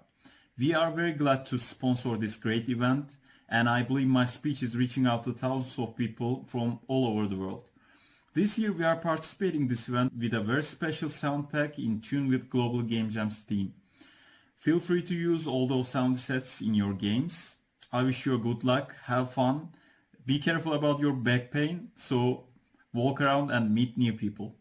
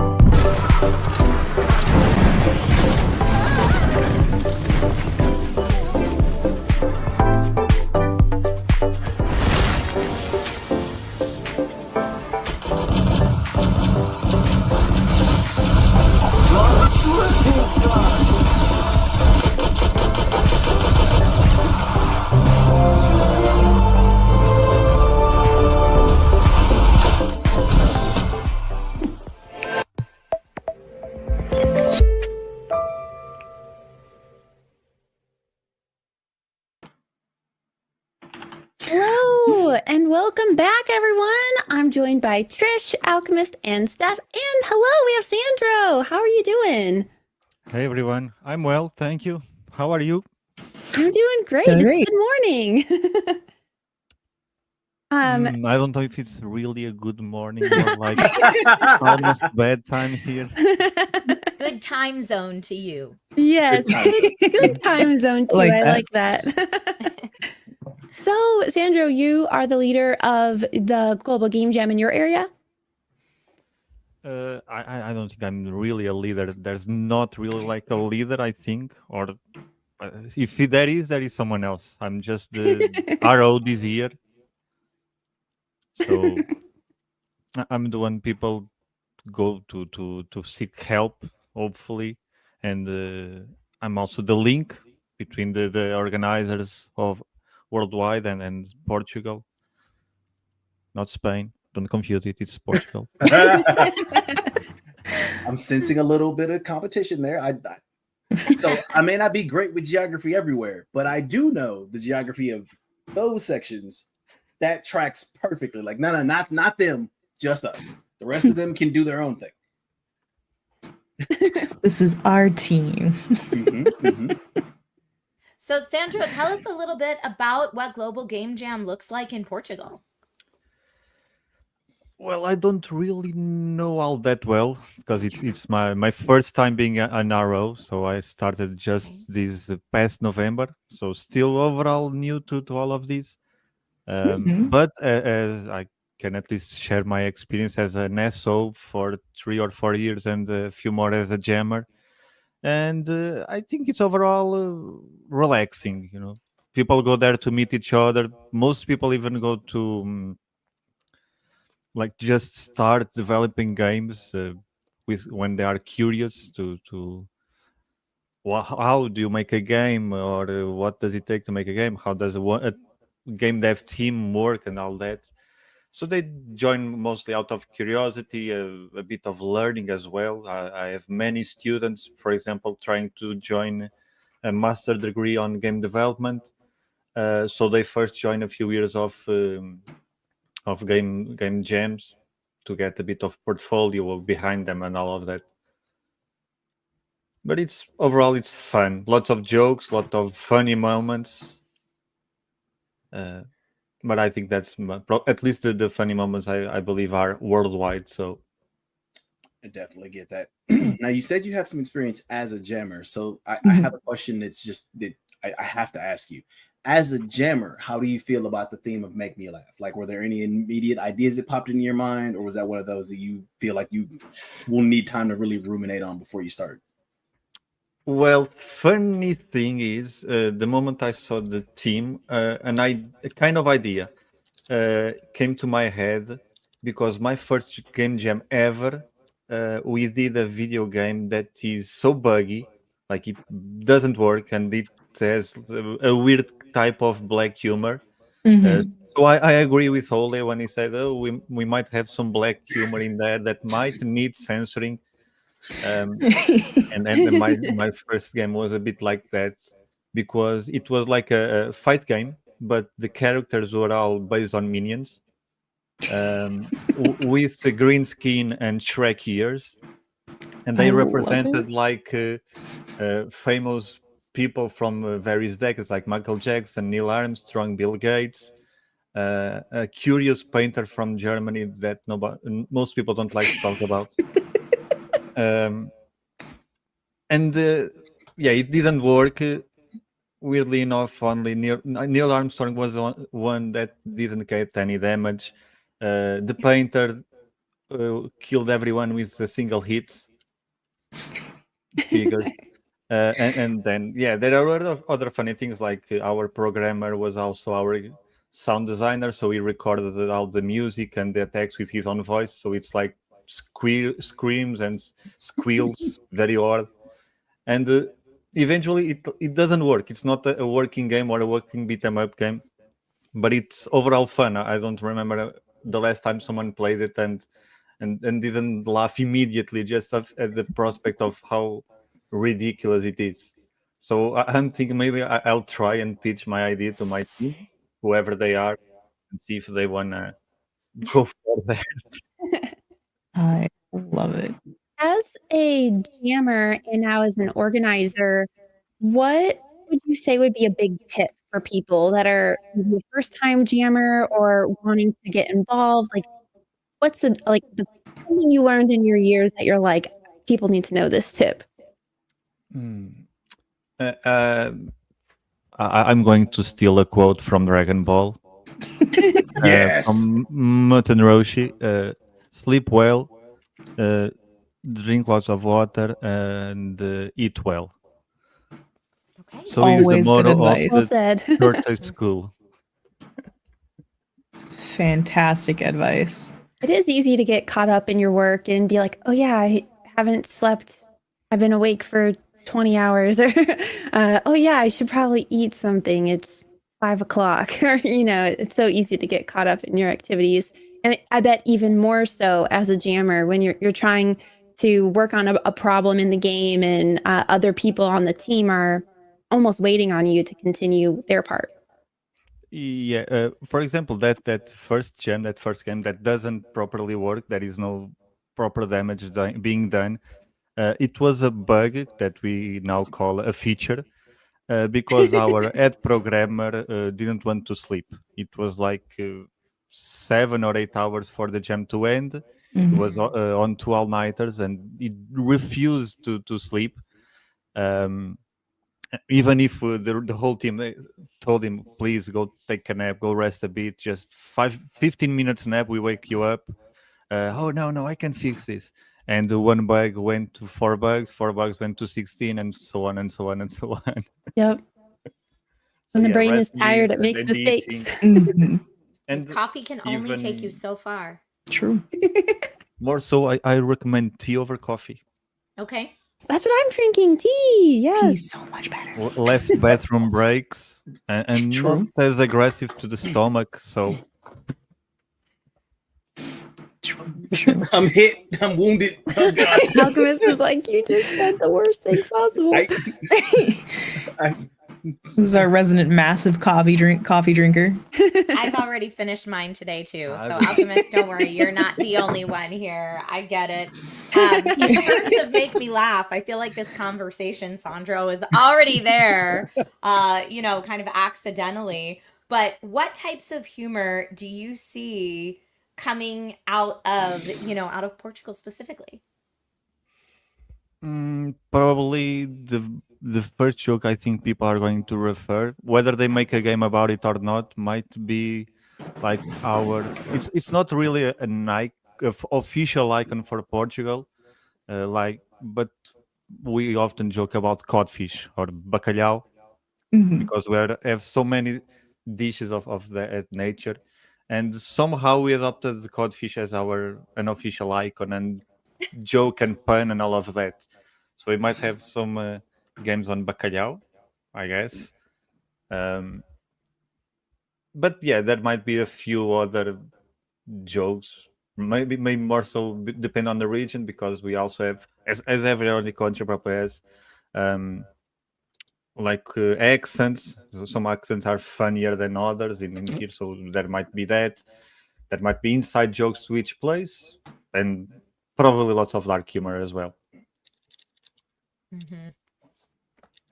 So mostly subject matter humor more so than mechanics of the game. That's your guess? Yeah, I'm guessing it might be like that, yes. Not really lots of mechanics, but we'll see. Okay.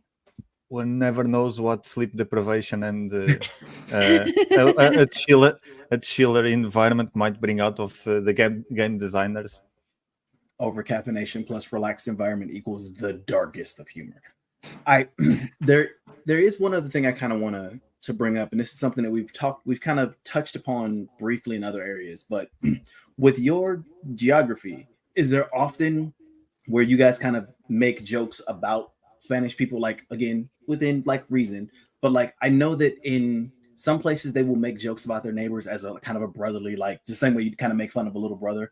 Is that something that happens a bit in Portugal as well? And do you think that's something that might show up in games from jammers there? Sorry, could you repeat that again, please? Basically, I know that like some countries kind of have like a brotherly kind of teasing relationship with other countries around them. And considering where Portugal and Spain are, do you think there will be some game jammers who kind of lean into those jokes between Portugal and Spain, like kind of at Spain's expense? No, I don't think so. At least not in my opinion. But I might also be biased since I live quite close to the border, so I might spend quite a hefty amount of times in Spain per year. So might be Gotcha. biased. Gotcha. That makes sense. In fact, the little joke I mentioned earlier about not confusing us is that sometimes maybe a few years ago now, and I would watch movies of, well, not movies, like videos of, do you know where Portugal is? And people, oh, you mean that colony of Spain? Yeah, of course I'll get triggered. I think every Portuguese would get. But at the same time, it's like, okay, let's turn this bit of awkward triggering moment to something fun. Let's own it. Definitely get that. Understandable. Colony of Spain. Them's fighting words where And Sandro, I know we only have you for a few more minutes, Mm-hmm. but could you just quickly kind of give us some insight as to what an RO in Global Game Jam does? Well, you mostly talk and chat, review what the SOs try to organize, what's their ideas, if they have any doubts, and if they have any doubts, you help them. For example, this year I have the only one, actually two SEOs that were new. They never did a game jam, never organized it. Okay. And one of them was almost feeling like canceling because they couldn't get any sponsors and they were doing it alone. And it was I felt like it was my job to calm down and say, no, first of all, you don't need a sponsor per se to do the jam. As long as you can provide jammers with a roof over their heads and electricity and internet, you are fine to go. Of course, if you have more than that, it's awesome. You get more. I don't really know how to say it, but it's better. Okay, like that, more like food and maybe showers, things like that.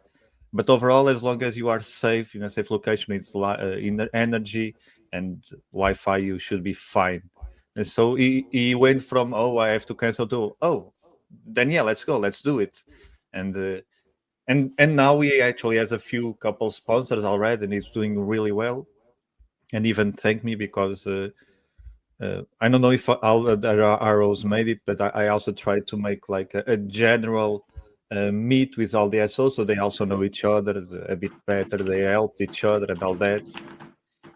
So mostly we try to help and remove any doubts they have, see if everything is well, if they are not going to make some mistake that could be offensive or not going really well with the GGA guidelines.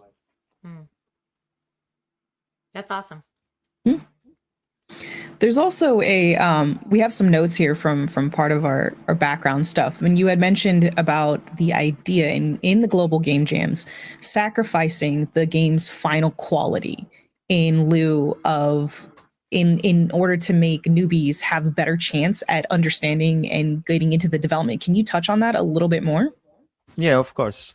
Actually, it's not really just global game jam, it's game jams in general, and probably many other subjects.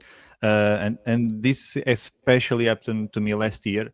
We had a lot of new students joining us from an earlier degree, so they never made a game. They had no idea how to make a game, and even in the art types and coding and the areas they wanted to participate, they were really newbie. For example, I'm somewhat of a good 3D modeler, and we had a 3D artist as well in that jam, but it was the first time he was going to do 3D art, so he had a lot of mistakes. And when I said we kind of sacrificed our game quality, our final game comes, because I could have taken the reins to make all the 3D assets myself quite early on, but instead I chose to let him try and handle it, support him, let him also fail, even if it took almost the whole 2 days, and that last hour I had to remake all the assets from scratch in a hurry. but the experience that I know he gathered, and he's coming back this year, how he felt proud. He understood the problems, why he did the problems, and then he could fix them. All of that teachings, that well-being.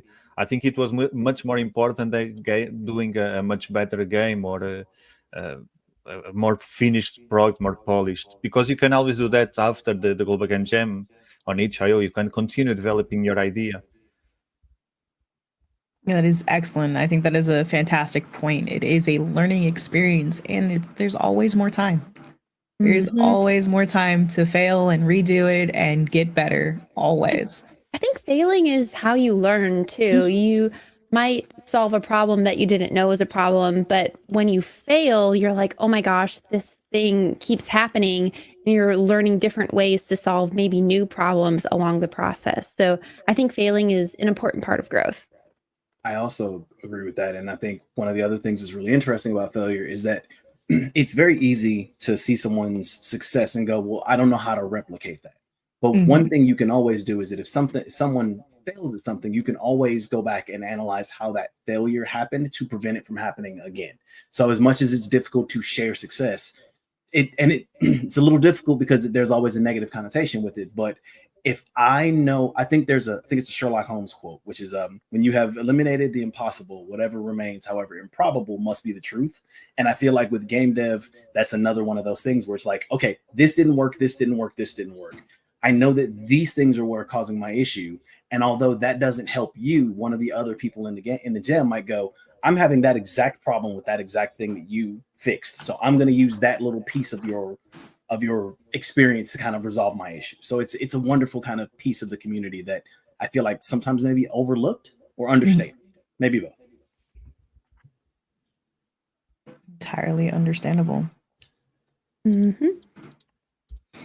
Is there any other community aspects or anything you want to touch on about the just Global Game Jam or just the game dev community in your area and the different areas that you're helping, the cities? I don't really think so. Like I said, I'm still starting, so trying to set up a few challenges to myself as an RO as well, see if I can get more sites to join. I know also, for example, some places have 7 or 8 or 9 sites to join, like a mile or two away. Others have to move like 300 miles away, and that might be a bit too much. So I'm trying to see if next year, for example, we have more sites spread around. So at best, like I have to walk 50 miles, not walk, but go 50 miles, and I can join some site, not 300 or 400 miles. That's a lot. That's really far. And yeah, slowly see if I can help and improve not only Portugal's participation, but even the jammers on Portugal and the game development culture. Say that it's not just about game, because we can't call it a game, but plenty of, I say, simulators nowadays, driving simulator and such, go much beyond the games, but they are still games. You can have fun playing them. So, and it's playing in a way. Definitely. Well, yeah, besides that, not much to say. Thank you so much, Sandra, for being here and telling us about the community. And just, I'm excited to see what comes out for Make Me Laugh. It's such a good theme, and all the different types of humor that come from different areas, the dark humor that everyone seems to be touching on. It's going to make for a lot of fun and interesting games. So definitely excited to see what comes out of it. So thank you so much for joining us today. Of course. Thank you for having me, and have a safe weekend and a better jam. Thank you, Sandra. Thank you. All right, we'll be right back.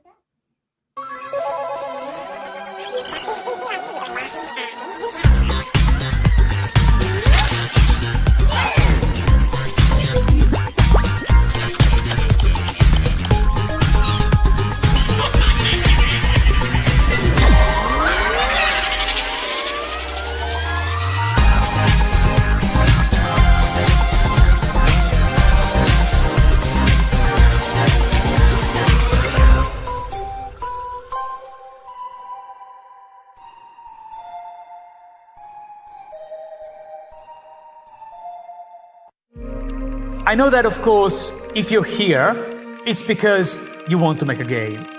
But not just any game. You want to make a game in 48 hours.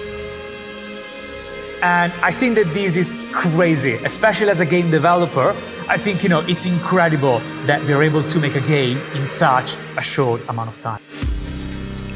It's really cool to see so many people get involved and make good stuff. People get prizes, people learn, you form groups, you make friends. So yeah, it's just a really great time. I honestly think the kind of ideas that people are going to come up in this game jam are going to be phenomenal because there's no need to think outside the box because the box is so big to the extent that there are so many things that you can do with it. So I'm just genuinely excited to see this.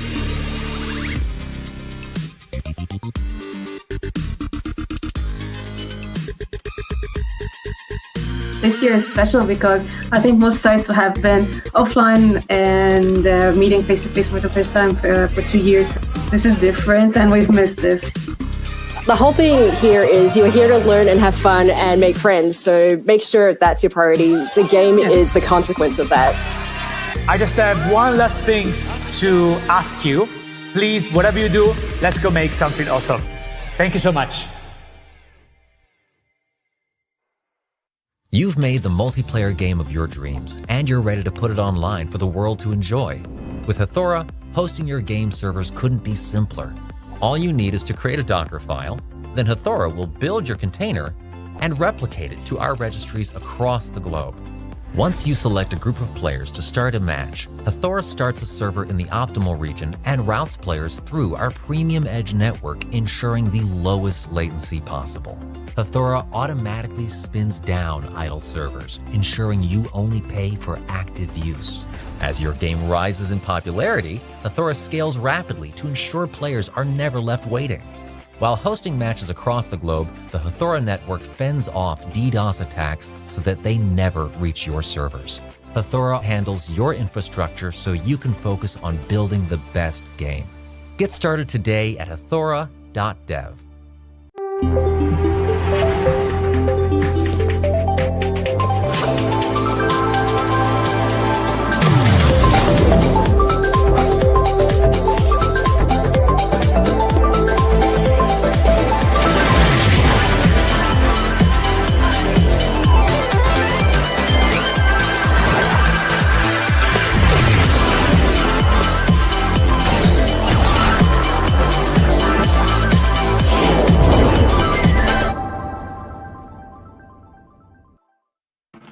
So it's funny that ad was the one that played before this. By the way, welcome back, everyone. Hi, my name is Alchemist, and I'm joined by Steph, Mac, and Trish. And I'm also joined by Robert. Okay, let me take a moment. Underberg. It's like an iceberg. First of all, always happy to talk to you. Glad to see you again. Last time we talked was during Global Game Jam last year. Yeah, that's and right. It is very okay, Chad. I'm going to be very honest with you. Because of how much information we receive in a short amount of time, a lot of times we end up getting information before the show, we get some information after the show, and we kind of follow up with it afterwards. I cannot think of another time that I learned something during a show that completely changed how I viewed game dev. And I actually know the exact last time is because we were talking about one of our sponsors and something that Bobby is a huge part of, which is Big Bang. So before I gush anymore, can you please tell everyone else at home a little bit more about Big Bang so they can understand why I'm freaking out a bit? Just a teensy bit. Yeah, absolutely. Well, I'll do a tiny bit of keep showing because talking is, everyone's telling you how amazing their thing is, and it's like it's can get a little bit drony on. So I actually brought what I decided to do this year. Last year we did, if you saw the presentation we did 5 people built a game in 10 minutes. I think the problem with that was it was like too fast. It was too good. So this year it's me doing it, so it's going to be much worse. So maybe it won't even work. I don't know. You're like, let's make it harder. So let's make it harder. Let's make it not work as well. So I'm gonna do a thing here. Let me see. I've got a link that I'm going to post I have transmogrified myself into a clown since learning about the theme this year.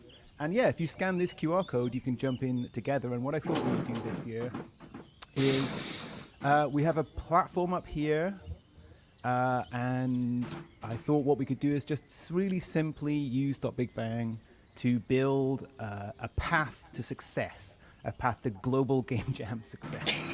And at the end of this cloud, at the end of this journey, there is something, well, you know, let's be honest, it's the website for Global Game Jam on Big Bang. It could be, but let's imagine that's your hopes and dreams for Global Game Jam this year. So we can see that we got a guest. Nice to meet you. Somebody jumping in already. And so, yeah, Big Bang is a thing that we've built that lets you make and play games in a web browser. And the thing that's I think is most cool about it is that you can just send a link and people can join in. This person's giving us some emotes here. People can just jump in with that link, right? So the second thing that's cool is you can just press this edit button and edit the game. This is my game and I own it, so I can hit edit and just edit at any time. There's no like build process. You don't need to download a tool. There's no like, oh, I need to export for Android. I need to export for web. So yeah, you can see that we've got a bunch of people joining. These people don't even have an account. So as soon as you build something, say that you want to do a game jam, get something going, you know, you find that you've got something fun, you can just throw that link to your friends. They can jump in, give you some feedback, start testing it straight away. So yeah, so that's enough blabbing. I thought what we could do is just start building. So I'm going to just start doing that. And, you know, if you have other questions or things that you want to ask, I just wanted to clarify. Anyone can join this right now using that QR code? Yeah, that's right. So, you know, so now we've got a guest. Look, our guest can't get on the platform. Let's move it down. That person made a Jeep. There is a Jeep spawner there. They might be driving that Jeep around whilst we're playing. So yeah, these other people are just joining from this QR code. I put the link in the chat as well. Yeah, it's kind of like building games and playing games simultaneously. So anyway, my challenge today is to continue to build this game. I'm going to move it around with this person standing on it to the point where we can get up to these clouds. That's our goal. If we get there, we've won. If we don't, then, you know, it's not that bad. We don't always succeed in game dev. So yeah, I'm going to start cloning some stuff out. You know, this is going to take me 2 seconds. Everyone's too good at this. Let's look. We need to make it more difficult. Maybe we should make it terrible. Let me put something here that kills people. I've got this stuff down here. I'll put a toxic. Maybe we should make it terrible. Game dev is not always easy, right? So if we have a toxic barrel here killing people, maybe that'll be a little kind of a difficult game to build your masterpiece. Yeah, look, these people are all dying now, so it's working. I'm just gonna come back. I'm here. Yeah, I don't think we should make it too easy. I think we should make it more difficult this year. It's just gonna run jump quickly. Look at this. I'm leading totally people on a hosting merry. I'm leading people on a merry chase. I don't think they can get to the clouds from here just yet. No. I'm trying there. Yeah, I think we need to be a bit kinder, and we'll do the final section here where we're just going to build straight up, and we're going to come around and give you access to the cloud. But this toxic barrel really is killing people. This person managed to get up. Yeah, no, somebody got up, and the goal and the reward that you will get for your parkouring is to be able to visit the Global Game Jam page for the Big Bang. So yeah, that's, you know, it is what it is. So we managed to get there. But yeah, so what I wanted to show this time around was just, it's super easy to build stuff. It's very quick to build things. It's really perfect for a game jam game. You know, whether or not you're trying to build like the next massively successful game, or if you're just trying to mess around with friends, I think, you know, game jam, for me at least, is very much about just playing with ideas, trying to get something to work. And yeah, on the site that we have here, we've got a whole bunch of starter kits that you can use to get started with the game jam. Say you wanted to make like an FPS, or you wanted to make a combat game, or even something much more ambient.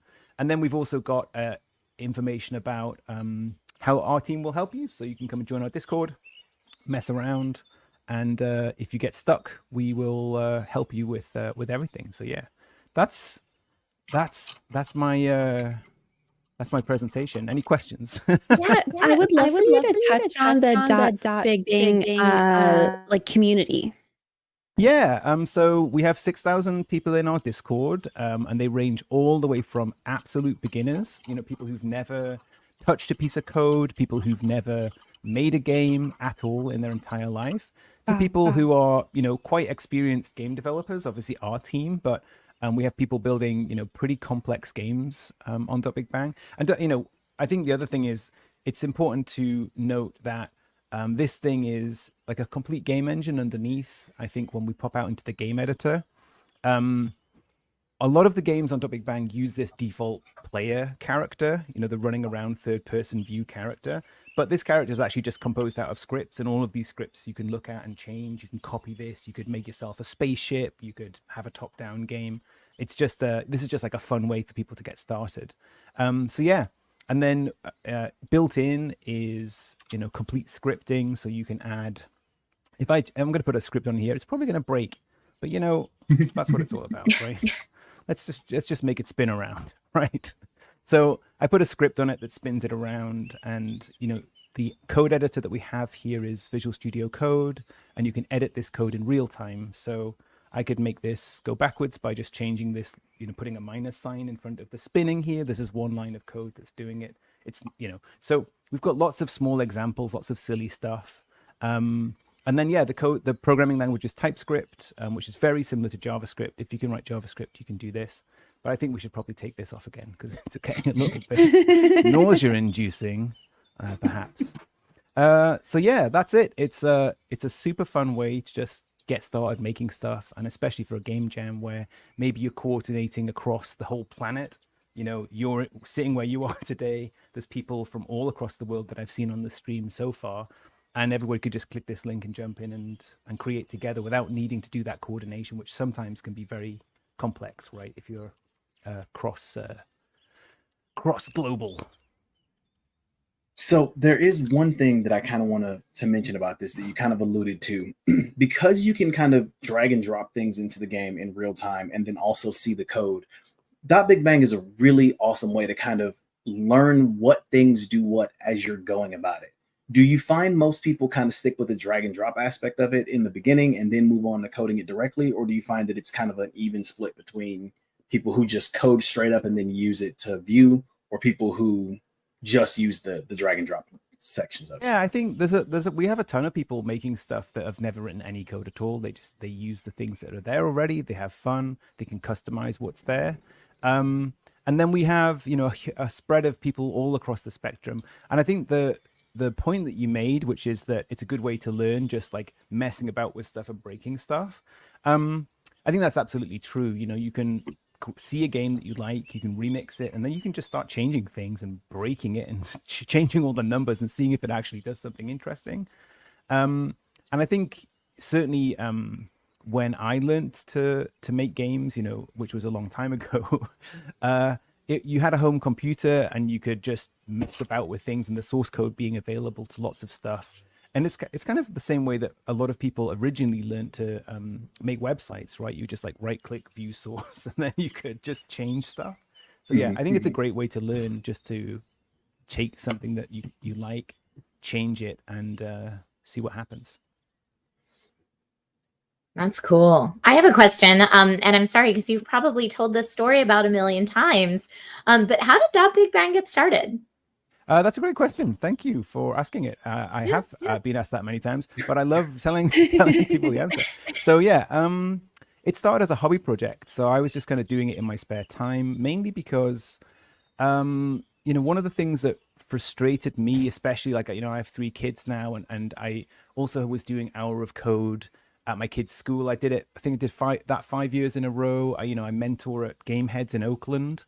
And I also helped do free mentoring on Twitter for people. And one consistent theme was just that people who are already game developers really underestimate the complexity of just getting started, like downloading the tool, getting it on your system, opening a project, understanding what's happening.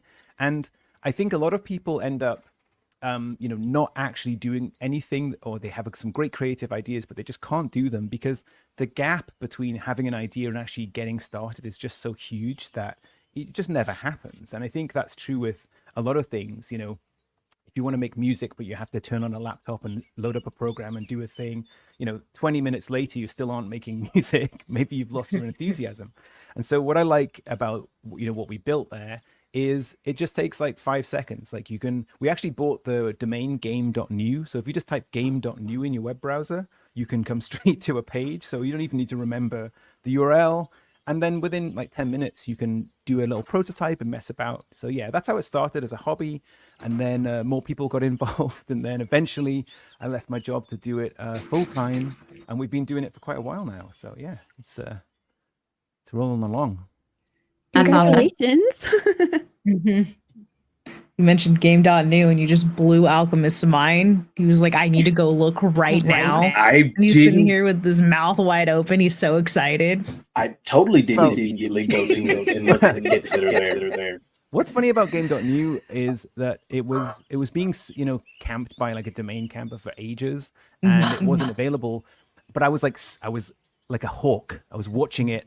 There was nothing there. And then exactly on the renewal date, I tried to renew it and it just worked. And I was like, oh, now I own this domain. I can do anything. I'm super powerful. This is mine. Yes, exactly. Mine. So yeah, it was a fun time. Oh, I've still got my QR code on the screen. Wow. Look at that. You can go to .bigbang.com GGJ to find out about all of our Global Game Jam stuff. You can join our Discord, even if you've never made a game before. We're very nice people. And if you want to ask the simplest question, like how do I just put something in a game? How do I do anything at all? We're always very happy to help you because we just want people to be able to make stuff. That is our core reason for being. Look, another guest. Every time I put the QR code on the screen, more people maybe we should put it back on. Yes. So I have a question. Yeah. When you have someone that has a bunch of say I'm an artist and I have a ton of assets and I'm like, oh, I kind of want to make a game. These assets are so cute. They would be so perfect for a game. Could someone put their own stuff they've already made in, or is it just predetermined? You can change the colors, but you can't put in your own stuff. So actually, everything that's in here has been made just using these tools. Like everything that's in here is made using the built-in editors. So I'm going to click this button, and this object that we were just looking at, this part of the temple is a voxel object made in the voxel object editor. I can remix it. I'm not an artist, but check this out. Check out my new amazing version. Of this piece of art. Beautiful. And then I can save it, and then as soon as I did that, I can go back and use it in the game. So yeah, I can, if I click here, I can say this is the one that I just made, right, that we just saw, and I can click this, and now that's it, back in the game. That easy, literally seconds. So, or you could select everything and replace it with that. We do actually have a way that we're working on to edit them right here. So you don't need to go out and back, because sometimes that can spoil the flow and it's a little bit frustrating loop. So yeah, working on everything possible. And then if you can see down the bottom here, I don't know how obvious it is, but yeah, not only can you, build things that you have created, but you can also share the things that you've built and use things that other people have built. And so you can see that there's tons of things down here, like for example, tree. I'm going to type in tree. These are the ones in this game, but I can look for all trees. And then these are like every tree anybody's ever made, and there are thousands and thousands of things, right? So you don't need to, if you want to build your own things from scratch, that's straightforward and easy like we just saw. But we can also just find like fantastically detailed things that other people have made and shared and just stick them in here. Get a nice shady tree going. And you can choose to share or will it automatically share? So you can choose to share, and you've got complete control over that. You can say whether or not people can use it in their games. You can choose whether they can remix it so they can modify it, and you can choose, or you can choose just to use it in your own games. Cool. Very cool. One of the other questions we have here is, this is your game currently. What are some of the more popular games on the platform? Oh, that's a great question. Yeah. So we've got a lot of games here. I need to if to show that, what I'm going to do is flip here, go the home page. Yeah, so we've got like a social hub where you could just like hang out and play. We've done a bunch of collaborations with YouTubers where we've got like Bed Wars type games. We've got a bunch of like FPS games that people love to play. We've got this game called Chase Heroes, which is like a multiplayer obstacle course. Like people in the it's maybe a bit loud. People in the Roblox would record it an obby, and so it changes your character into this like little cute thing. And then you can run through here and play. So yeah, in terms of the games that are most popular, the game that we did with Preston Plays, who's a YouTuber, is a version of a game called Bed Wars, and that has been absolutely smashing it. So yeah, I think it has 1 million plays now, but yeah, really being successful there. Awesome. And you had mentioned that you have a Global Game Jam site this year, right? Can you just revisit that again? Yep. So .bigbang.com GGJ. And then this has, first of all, a bunch of information on getting started, how to use a voxel object editor. Let me see if that's going to stay. Yes, that's good. The documentation site, what these kind of getting started kits that we were talking about. And we have documentation on each one. Then we've got like a quick start game. We've got a game editor. We've got a guide for Unity developers. So if you have used Unity in the past and you think, oh, maybe I'll try this out now. We've got a little kind of color-coded scene here to kind of help guide you and get yourself started, and then a kind of translation from all of the words that you would use in Unity to words that we use for the same concepts. So that's really great. And then, yeah, down at the bottom, we've got the Discord where I will be for the whole game jam. Our game developers and our engine developers will be in there as well. So yeah, any questions at all that people have, they can come along and hang out with us, and we will help you achieve the Global Game Jam game of your dreams. That's what we're doing. So I do have another question, and this might be something that I asked you before, so please forgive me if it's a repeat question. But since you can edit games in real time on the fly, is there an opportunity for instance, like 2 content creators could go and open up just game.new and create a game together with each other and then play it with the community? Yeah. So, like that's mine. Yeah. So what I was showing you today was, I'm the owner of this game, and what I'm doing is sharing like a play link. I mean, it's all the same thing. It's just not showing the edit button to people who are in the game link. But if we're collaborating together and I give you the edit link, yeah, you can just come in and multiplayer edit together, and then we can just build that game in real time. So you can have a bunch of people who are playing, you can have a bunch of people who are making, and collaborate in real time like that. Yeah, so that is exactly what you can do. And last year we did that, and I just felt like it was a bit too complicated. So this year I was trying to keep it simple. Try and keep it simple. So yeah. So that means that myself, Steph, Mac, and Trish could use Big Bang to make a game for the Game Jam using the theme of Make Me Laugh. Are you having us enter right now or what? Listen, I'm just saying. I think I'm hearing you're having us enter right now. I'm just saying, I think between the four of us, we might be actually unstoppable with especially with Big Bang making it so you drag and drop. Like I already will support you. Alchemist, if we're doing this, then my question for Bobby is there a tutorial? If we never developed a game before ever, and you go into your site, where do we start? So that's what this page is for, this Global Game Jam page. That's exactly hopefully exactly the answer you're going to get there. But what I will say is, if you want to get together and make the dream team and make it happen, then just come and hang out in our Discord, and every single tiny question you've got, we will answer for you and we'll help you make it. And I think probably that game would win. It would win the Game Jam, which is not a competition, but it would still win it. Will be unstoppable. Would still win it. So, yeah. Okay. Yeah, that is good. That's very exciting. I'm excited. Oh, we're excited.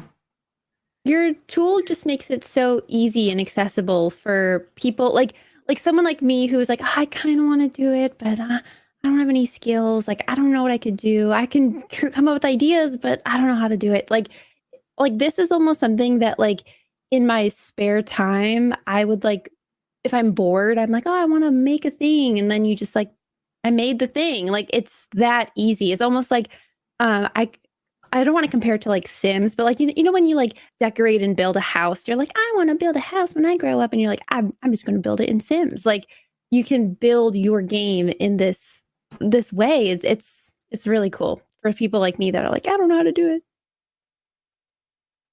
Show you a different thing. Well, I had another thought about that. Yeah.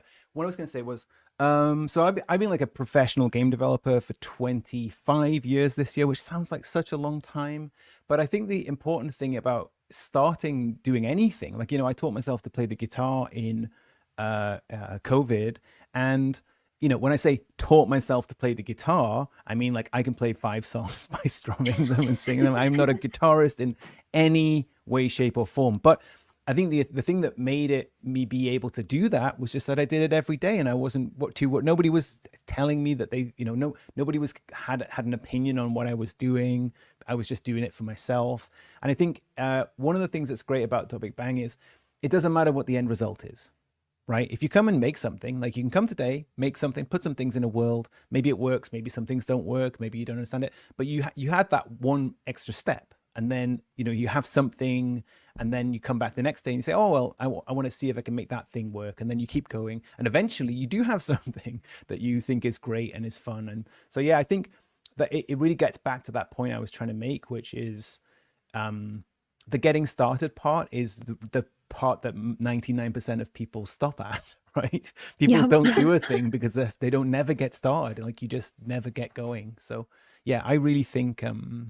I think you should make it. I think you should make something. I think you should come and hang out in our Discord, our wonderful creators. But I wanted to show you something because you were talking about Sims and this thing that we had. No, I'm going to stay here. Oh, no, don't go away. Right here. Wait a second. This is going to be the incoherent part of the... I'm down for it. I'm digging it. I'm going to look for Summer Sky's profile, and I think that she made a thing called... Where is it? Is it here? I was just playing it. I'm going to randomly look through games. She's going to someone made Sims related or like a This is it's like a beautiful. Is it? It's a is it? You know, was it called Cozy? Is it called Cozy? I can't find it. Oh no! Why can't I find it? Oh well, she made a beautiful cozy house. I was going to. Show you it, but maybe I made a version of it. Am I just going crazy? Is it? Oh, here it is. Summer's Cozy Pad. I finally found it. Okay. So yeah, Summer, one of our artists, just made this little house. And I just thought it was kind of, it's maybe not Sims-like, but it's kind of cool. Beautiful. Yeah. And you can, you know, she made it so you can only walk. So there's none of this manic running around. It's got a nice pond outside. It's got a little hanging bedroom upstairs, little plants, closet. So yeah, I think, you know, there's a lot of things which are not necessarily like game in quotes, like, oh wow, look at the amazing game mechanics in this game, and just an experience. And you know, I've been playing a lot of walking simulators recently, and I think there's a huge amount of value to just making a space that you can share with other people and hang out in and have fun, and you know, not put too much pressure on, you know, it needing to be something fantastic. And I think that's a great way to get started. So you mentioned that in that game, she made it so you could only walk. What are some of the other actions people can give a character to do? Yeah, so, you know, you can actually change everything about the way the character moves. It's very easy to kind of get in there and just change some sliders around with how they can... how fast they can walk or how fast they can jump or the gravity of the player. We're actually, over time, you know, Big Bang started out where we were making really simple games. So maybe we had like 10 things in a game. And then over time, the games have got more and more and more complicated. And so we actually have a system that is coming to make that view of the character only have some really simple controls to make that even simpler. We always want to come back to making it easy, because it is sometimes, I think, a little bit intimidating to kind of open this thing up and just see that there's a huge sea of stuff here. Sure. But yeah, so I think there's just a bunch of stuff, right? So you can change the maximum speed of the character, or how high they can jump, how far they can fall before they get reset. All of the animations, we have about 2,000 animations, so you can kind of change those around and just have fun. But yeah, that is one of the things where I really want to make it easier. It's become more complex as the games have become complex, but I want to make it easier over time to do that. Well, kudos to you for that, because finding that balance between a really robust, complex tool that really expands what people can create with it, but also something that's simplistic for first timers, that's a tightrope to walk. So well done on finding the balance. Yeah, it's very difficult to sometimes find it. And so I would say the thing that's most fun and that you can do just to mess around here is you can in this templates tab down the bottom, some engines call them prefabs. There's a bunch of stuff in here, like a trampoline and a launch pad and like speed boost shoes, checkpoints. And we should have put some checkpoints in for the people earlier, make it easier to get up this thing. There's some pets in here that follow you around and do things. There's a whole bunch of stuff. And so, each of these things also, you can go and look at the code if you want to and see how it works, but you don't need to. And yeah, that's a good way to like have that kind of Sims like experience, just to build a space and put some stuff in it, rather than having to think about, code before. Very cool. Well, I don't. Yeah, keep going. Sorry. I was going to say, what's the roadmap look like for Big Bang? What are some features that you're hoping to push out coming up? Yeah, that's a great question. So one thing that we're doing this year is focusing a bit more on kind of once you have an account on Big Bang and you want to collaborate with other people, one thing that we're excellent at is like you can send a link and people can jump in. So if you're coordinating on Discord or you're coordinating somewhere else, that makes that really, really easy.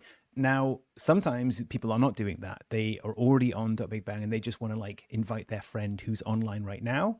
And that's not possible. So we're adding a friends list. We're adding invites. So I can be making this game and say, oh, hey, do you want to come and help me? Because I can see that you're online. So more of that kind of in-platform friends and social stuff. And then also we're making it easier to sign up. So that basically everybody has an account when they come, and when you come as a guest, you'll still be able to make something. And then at some point, you can sign up. So just trying to open that up and make it more accessible to people. And then finally, we're working on the game engine itself, like working on performance, with a goal to make it about 10 times faster. And we're getting really good progress towards that goal. So bigger things, faster things, cooler things, more accessible. Just keeping going with all of the main themes of the project. Well, thank you so much for the demo today. It's so cool to see it in action. I mean, me for one, Alchemist was telling us before the stream about how cool Big Bang is, and just wait till you get to see it. And now we have gotten a chance to see it. So thank you so much for being here. Thank you for being a part of the stream. And it was just lovely having you. So are there any final words you'd like to leave everyone with before we say goodbye to you, Robert? No, I just want, if you want to use Big Bang to make a game for Global Game Jam, that would be great. But, if you don't, that's also awesome. And we just wish everybody lots of luck with their game jam this year. Awesome. Happy Game Jam. Folks, we could not make Global Game Jam possible without the help of our headline sponsors, Big Bang, and our Empower sponsors, AWS for Games and Hathora. We also want to thank our global promotion sponsors, SideFX and Unity. And we can't forget about our diversifier, UK Games Fund, GitHub, Read Speaker, Dots.eco, Leonardo, as well as our product or service sponsors, Perforce, CyberEver, Nate. We love indies. Finally, we want to thank our promotion partners, Game Maker, Fred Rogers Productions, G Develop, In Game Job, GD Bay, Code to Inspire, Swish Swoosh. One day I'm gonna not do it. Jamio, JCI, Cinti, and Values Value. Go to globalgamejam.com/sponsors to learn more about the amazing offers that our sponsors have for you to take advantage of during Global Game Jam 2024. There's always time to still sign up for this Global Game Jam this year and the brand new website of globalgamejam.org. And if you love Global Game Jam just as much as we do, and you can afford to support, we are a 501c3 organization, and you can make a monthly recurring donation at liberpay.com/globalgamejam. And we appreciate everything that you do to help us put on great global game jams like this one. Mm-hmm. We'll see you soon.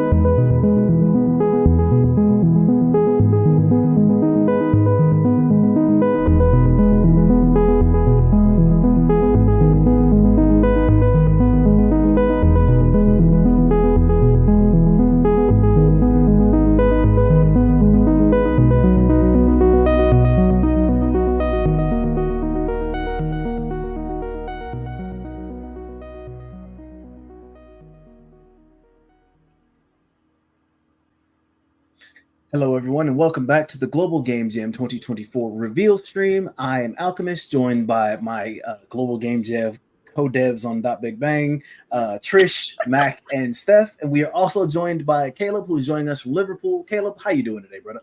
I am very good. How are you all? Doing good. Great.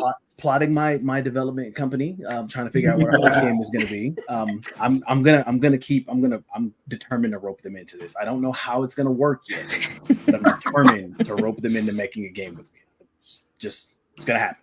Alchemist, maybe by the end of the day, we'll have figured out what our communal game is about. It's a good stepping stone. Caleb, but I want to ask you, speaking of what these games are about for Global Game Jam, is there any running theme you've seen coming out of the UK space in terms of what developers, and especially very small scale indie developers, are putting out there these days? That's a very good question. So I'm not very much in the game space in terms of digital gaming. I'm more of a board game developer. So I've seen that side particularly grow over the past couple of years. With that in mind, I'm sure we can look up a million success stories. And I'm sure some stories where things haven't gone as well. And that's an important thing with just game development as a whole. Like, oftentimes we think of these successes, like we've seen, for instance, Baldur's Gate, that game that came out recently, that did amazing. But in amongst that, there will have been a lot of challenges and a lot of things that have fallen to the wayside. And I think it's just looking at sort of the game space in general. Every year it seems to grow, and that's the best case scenario. I love seeing people just develop their skills or trying something new. We had interviewed someone earlier today that said the Game Jam isn't really about, it's about the games, but it's also about the community, the people you're meeting, the connections that you're forming, and then what happens outside of the Game Jam. Does that ring true for you in your story? Yeah, absolutely. So I joined Global Game Jam back in 2018, I think it was. And at that time, I was completely unaware of anyone else in that room. 6-7 years later, we've got a small community of people who are working with companies in the UK, in the Republic of Ireland. And it's just wonderful to see the stories that people have taken from one game jam to the next, all the way through to where they are now, even when it's the little jokes that have developed since the first game jams that we all took part in. For instance, if we dragged in any member of GGJ Liverpool in here and just mentioned the word milk, half of them would go off on 1,000 stories. Oh no. Does that mean we're going to see some games now? Do I ask? I want to know. I do. Okay, please elaborate. I need to know the deal with milk. So, long story, very, very short. I think it was the second day of Global Game Jam. We found a random bottle of milk that we're fairly certain one of the jammers brought with them, because we were all like, oh yeah, we're going to bring in loads of supplies to make sure we don't have to leave. And then people were like, whose milk is this?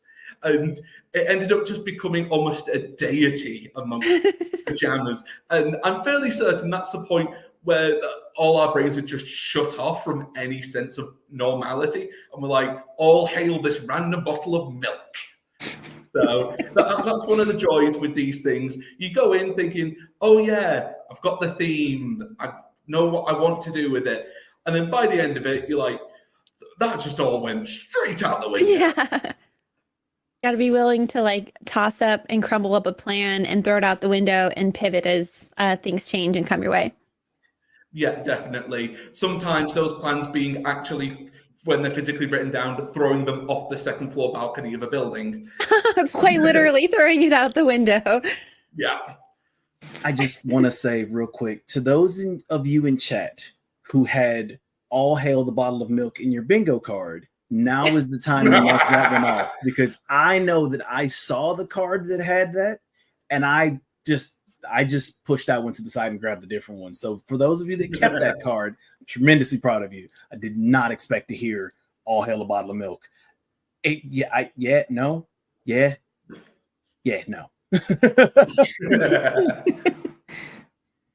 So, Caleb, apart from this year's Global Game Jam being bigger than in years prior, what are you most excited to see this year?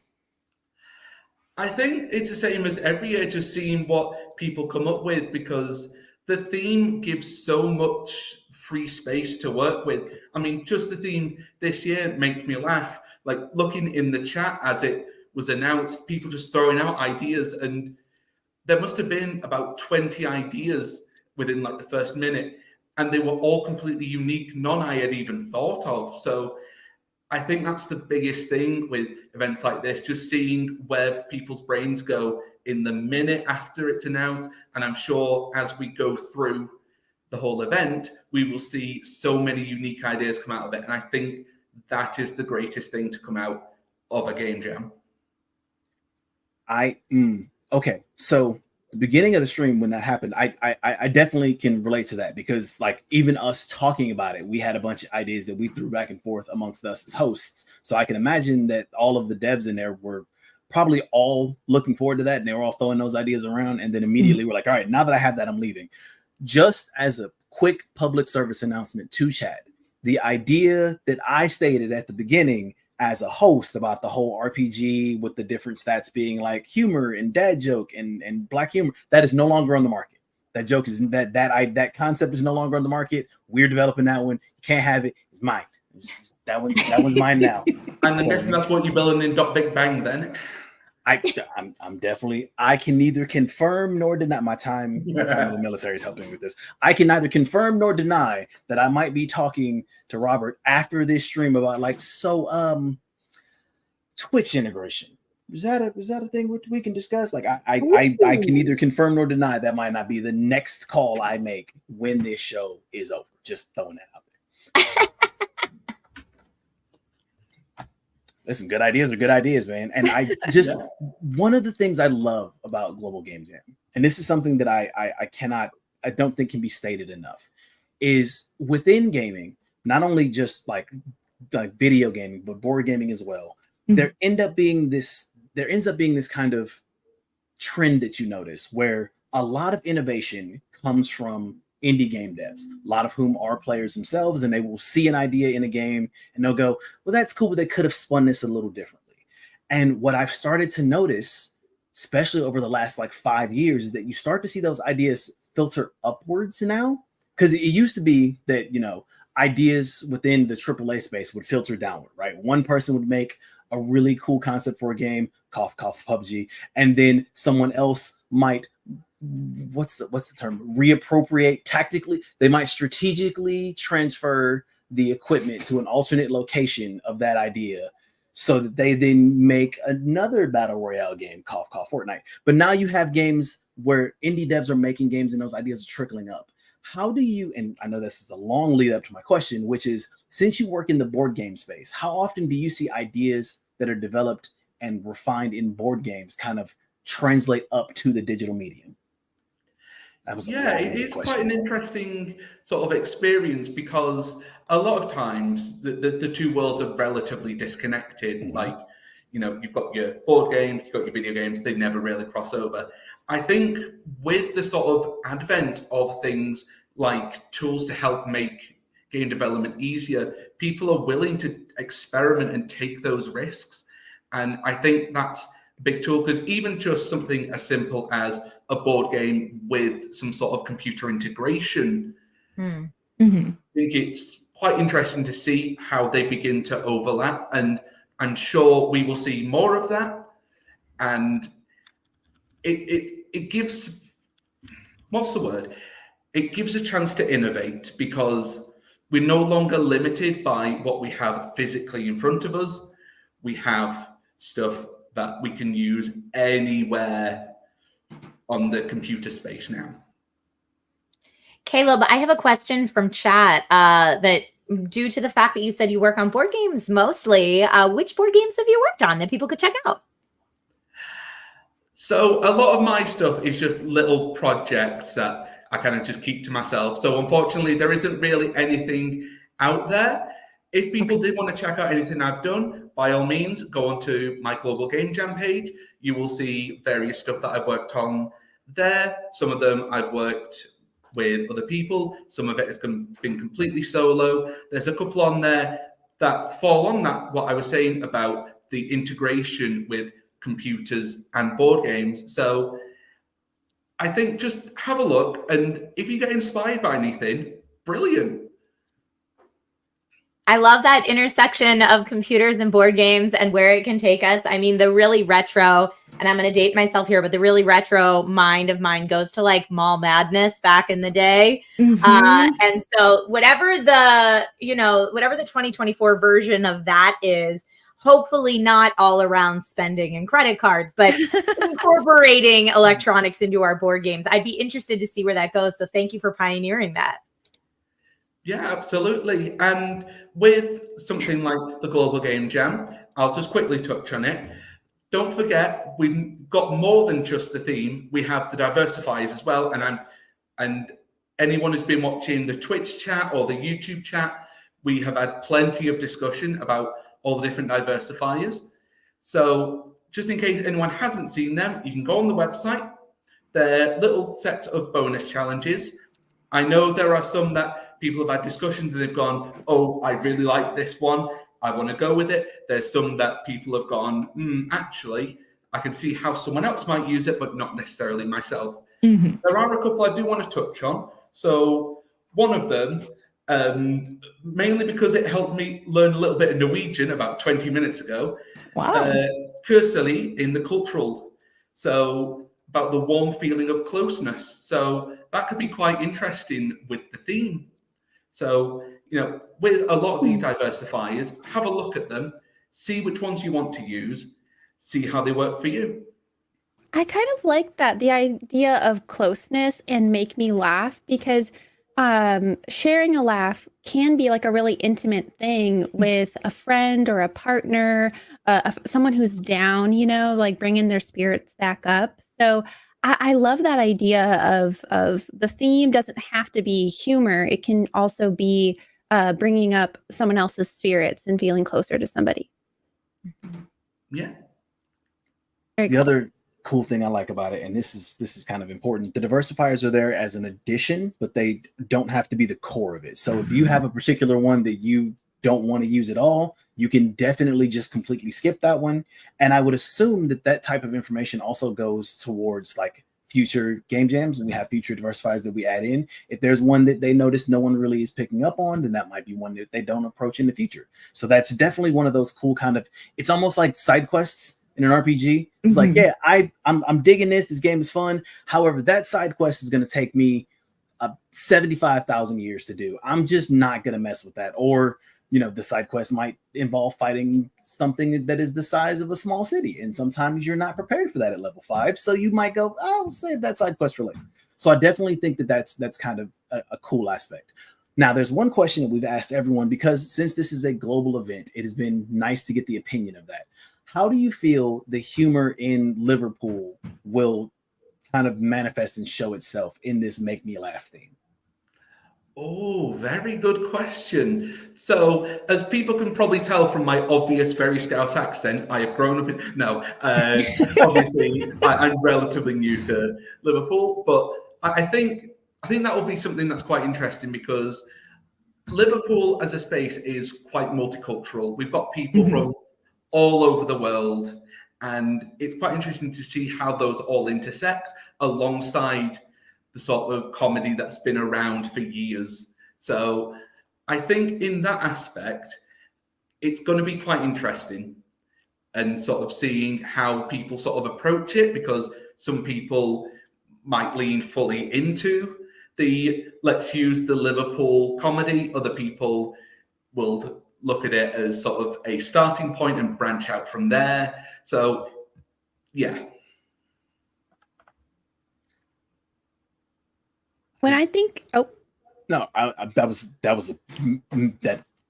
a sound that came out while he was thinking. Oh, I was going to say, of all my friends that are like UK or like just in that area, I always think of like just really dry British humor where you're like, is it a joke? I don't, are you joking? I don't know. So I'm excited to see that type of humor played into it. Just like this dry, I don't know, not grittiness, but not necessarily dark humor either.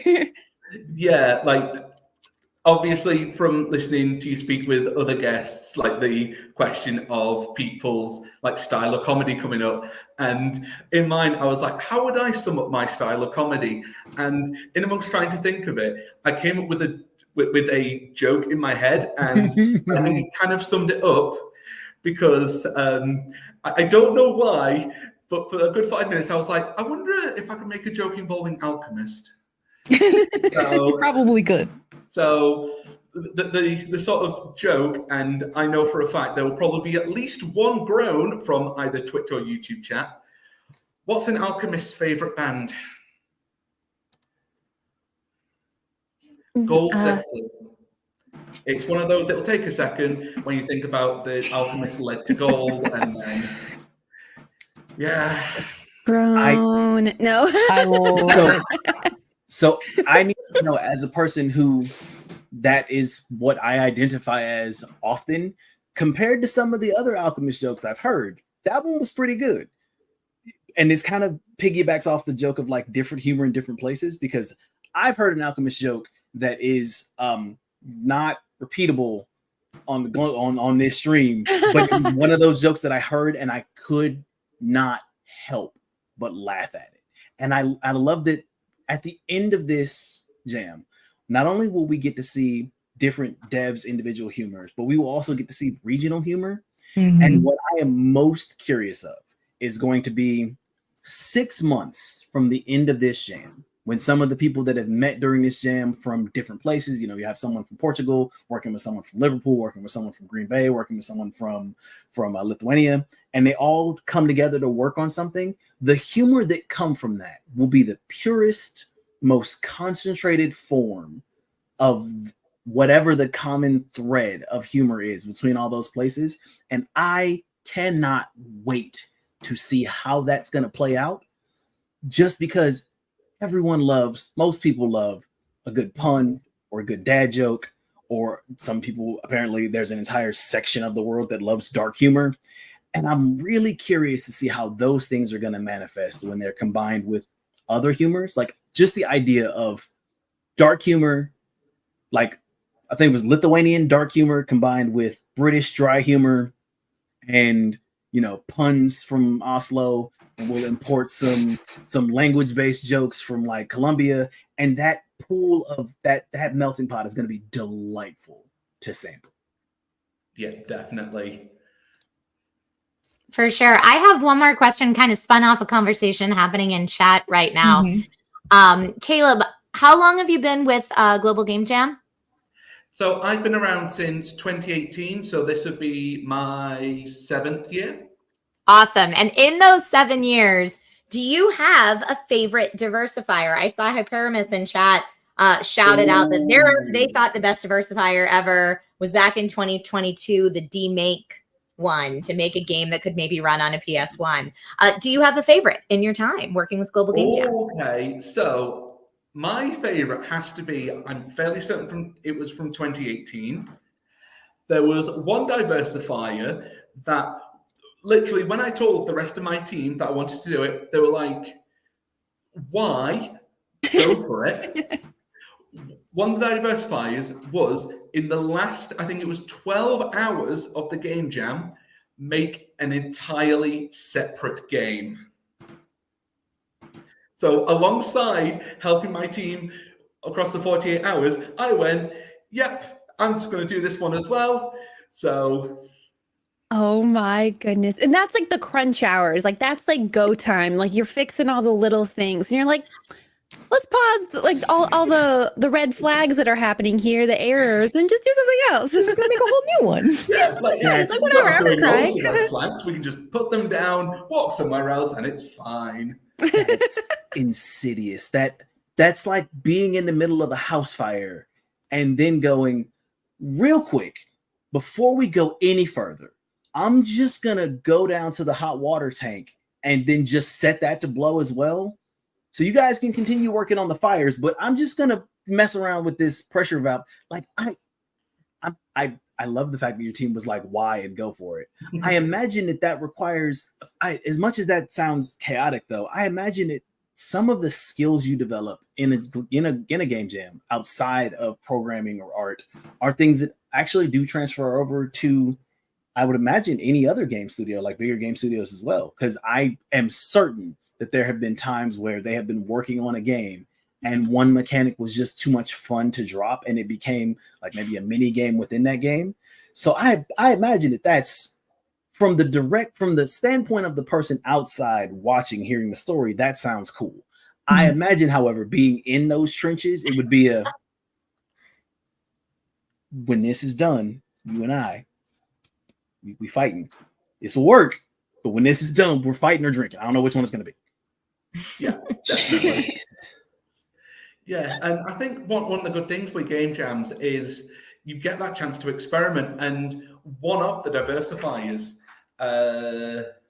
which one was it? I can't remember. I printed them all off, and now I'm very frantically trying to look through. I'm fairly certain there is one, and I'm sure someone in chat will have found it already, where it encourages you to change the role you take part in. So you have your coders become artists, your artists become the coders. And I think that's one of the best things with these things. You can kind of just throw any sense of logic out the window and just go, okay, I've never done this before, so I'm going to do it anyway. Feel like if there was one word, although the theme for this year is make me laugh, I feel like the theme to describe game jammers is just resilience. Listen, yes. Mm-hmm. Caleb, thank you so much for joining us. Thank you so much for coming on and talking to us about not only GGJ Liverpool, but also just about some of the diversifiers and how people can use them. Tremendously appreciate you being here. I'm looking forward to seeing what your team does for this year's Game Jam. And we are going to take just a quick break, and we will be right back after a few words from some of our sponsors.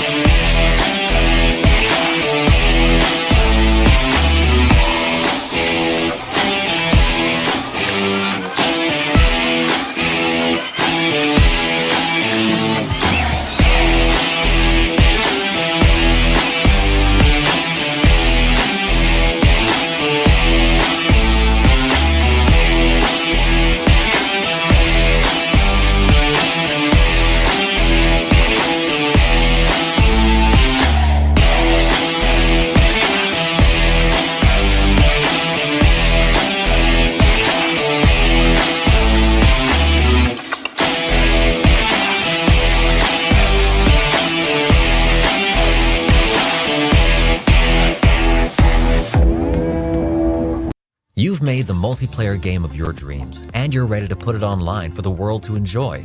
With Hathora, hosting your game servers couldn't be simpler. All you need is to create a Docker file, then Hathora will build your container and replicate it to our registries across the globe. Once you select a group of players to start a match, Hathora starts a server in the optimal region and routes players through our premium edge network, ensuring the lowest latency possible. Hathora automatically spins down idle servers, ensuring you only pay for active use. As your game rises in popularity, Hathora scales rapidly to ensure players are never left waiting. While hosting matches across the globe, the Hathora network fends off DDoS attacks so that they never reach your servers. Hathora handles your infrastructure so you can focus on building the best game. Get started today at hathora.dev.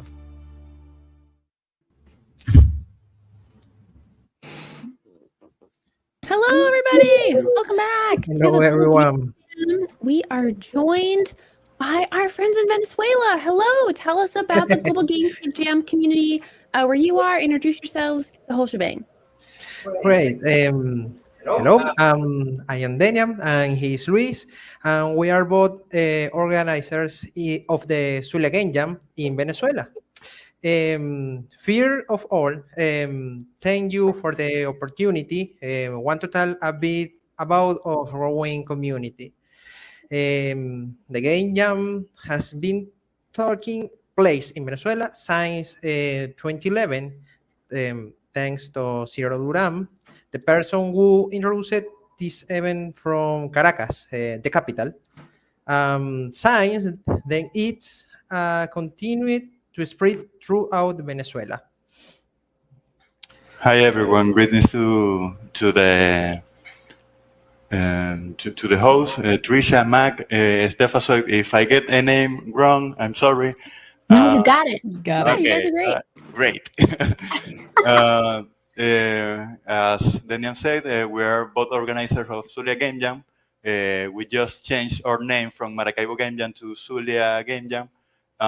This is kind of to represent our growth, and also people from all cities of the Zulia state went to the previous jam, so it didn't make that much sense that we had Maracaibo in the name. We prepared a presentation. Is that okay if we share it? Absolutely. I love this. Yeah, we wanted to show you some of the games that are being made in the region.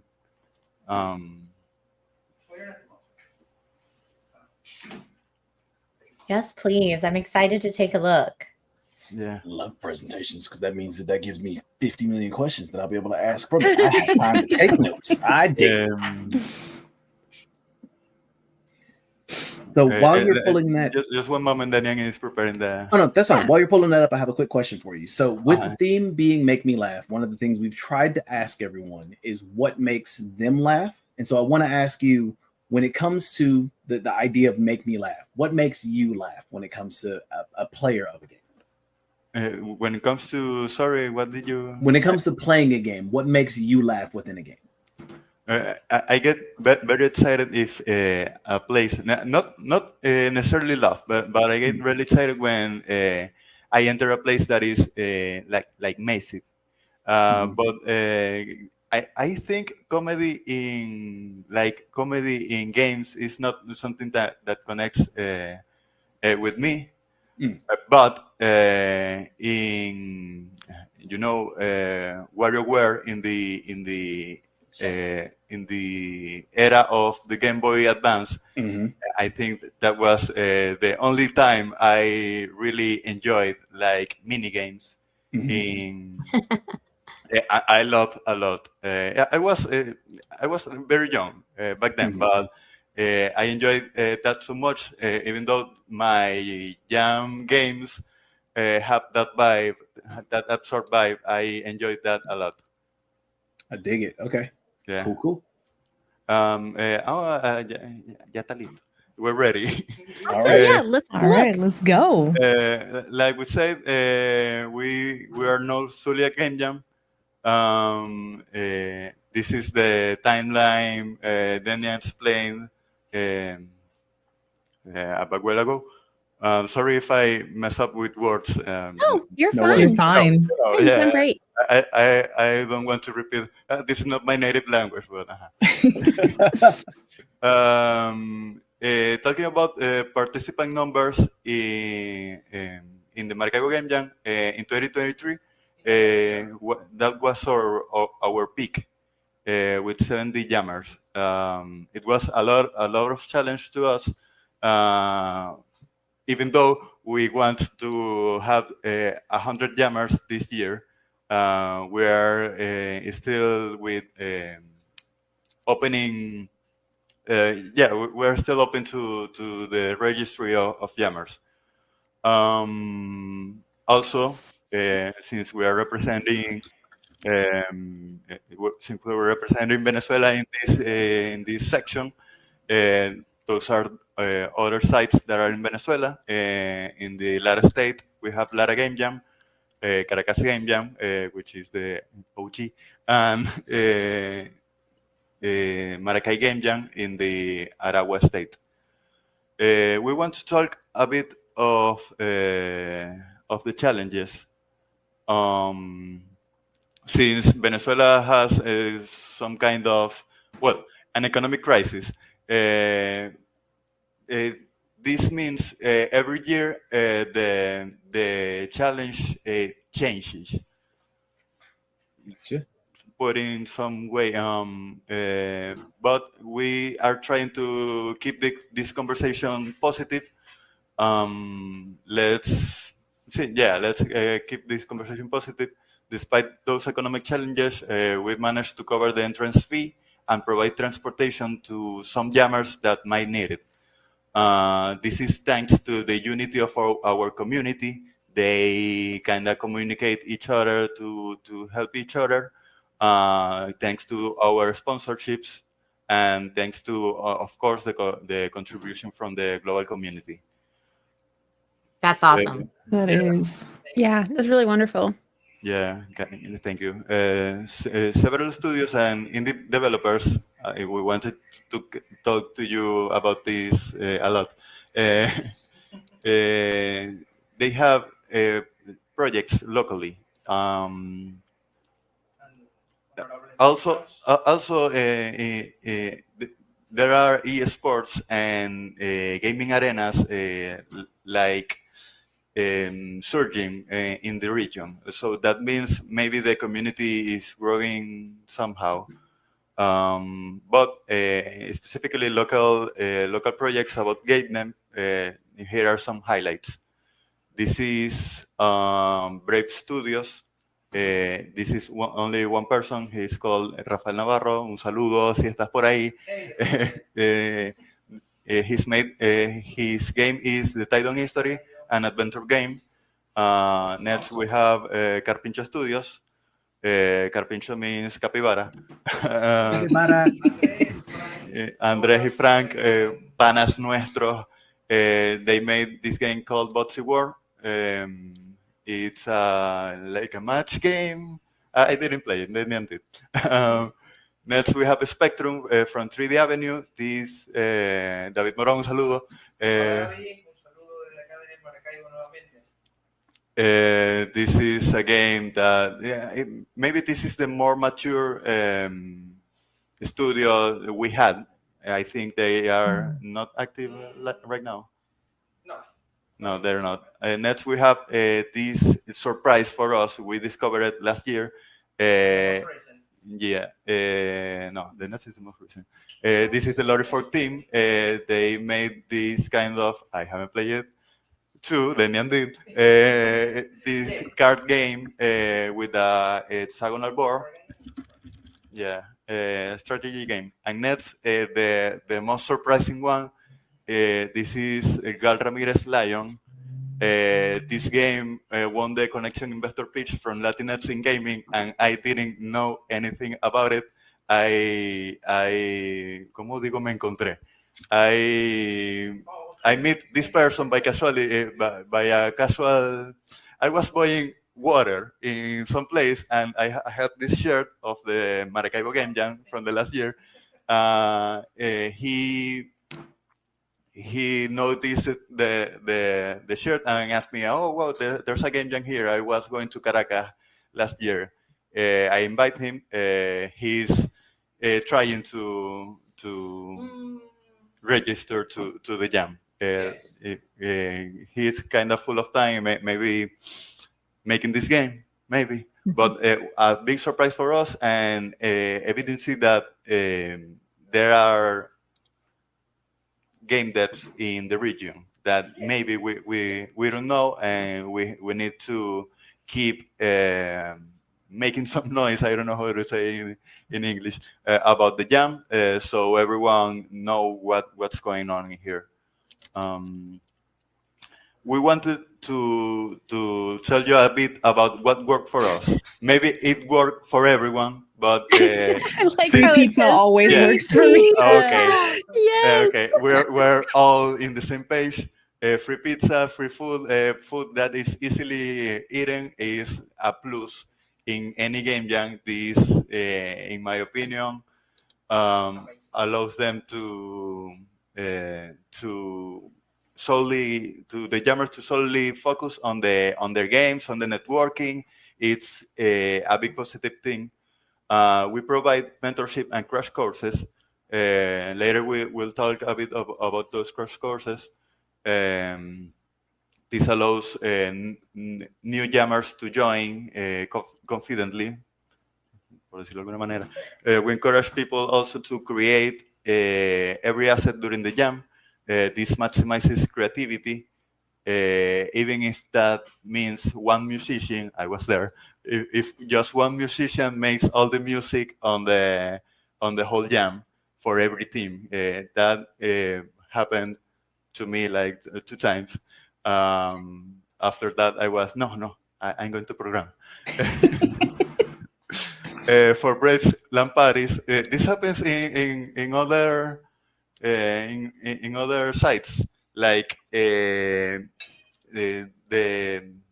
boys always organize and make a LAN party, 1 hour, 2 hours, not too much. For some reason, everyone loves this. I don't know why. And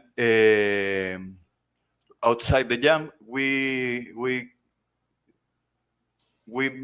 pay a lot of attention to the community. We're highly detailing, supporting all the people in the jam, and provide an informal atmosphere that helps them to like be themselves. Also, we've been trying to pass the responsibility of the content to non-developer people, to content creators, so that non-developer people that may not be prepared to talk like me or them, to provide, to be the voice of the Zulia Game Jam, the Maracaibo Game Jam previously to Zulia Game Jam right now. We want to talk a bit about the courses. Maybe this is done everywhere, but I don't know. This year we'll give a crash course of Gold Engine that has helped developers, non-game developers, to like know the tool, and they made any person make very good games in a jam with our prior experience. That helps us a lot. Helps them. Also, Unity, a Unity crash course, a Game Maker Studio crash course for most beginner people. That one's new. And Blender 2, that's also new this year.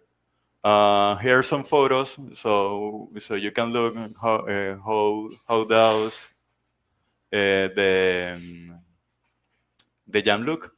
I'm over there, younger. Before being an organizer, I was a jammer. Maybe that's all our case. And for 2024, our goal, 100 jammers, please. Biggest site so far, we achieved it. The next thing is that it looks pretty, I hope. And 10 games, I think that's the easier one. Yeah. So maybe that's it. Yeah, that's it. That's our presentation, please. You can.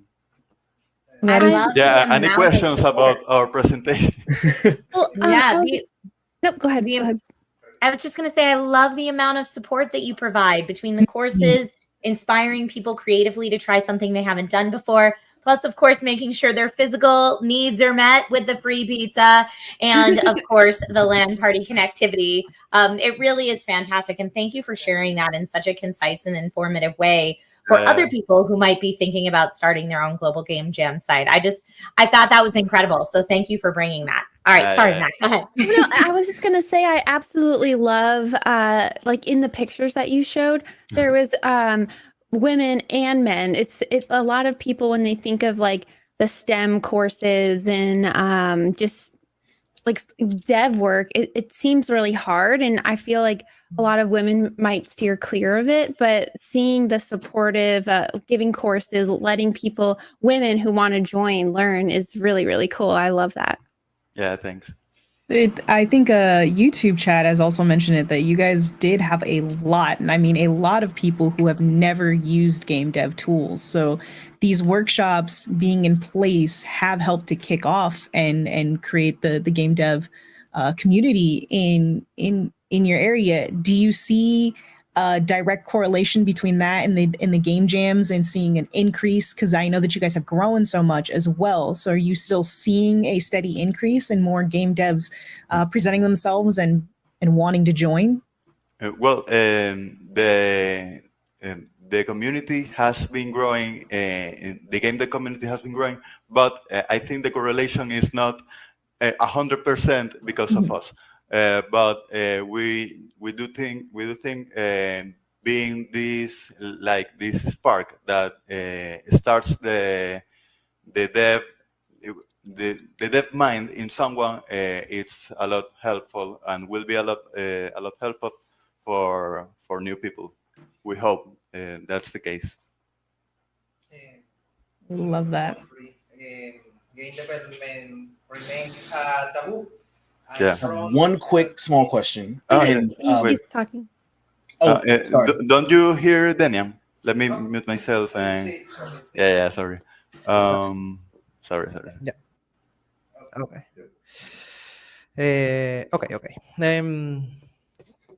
Okay.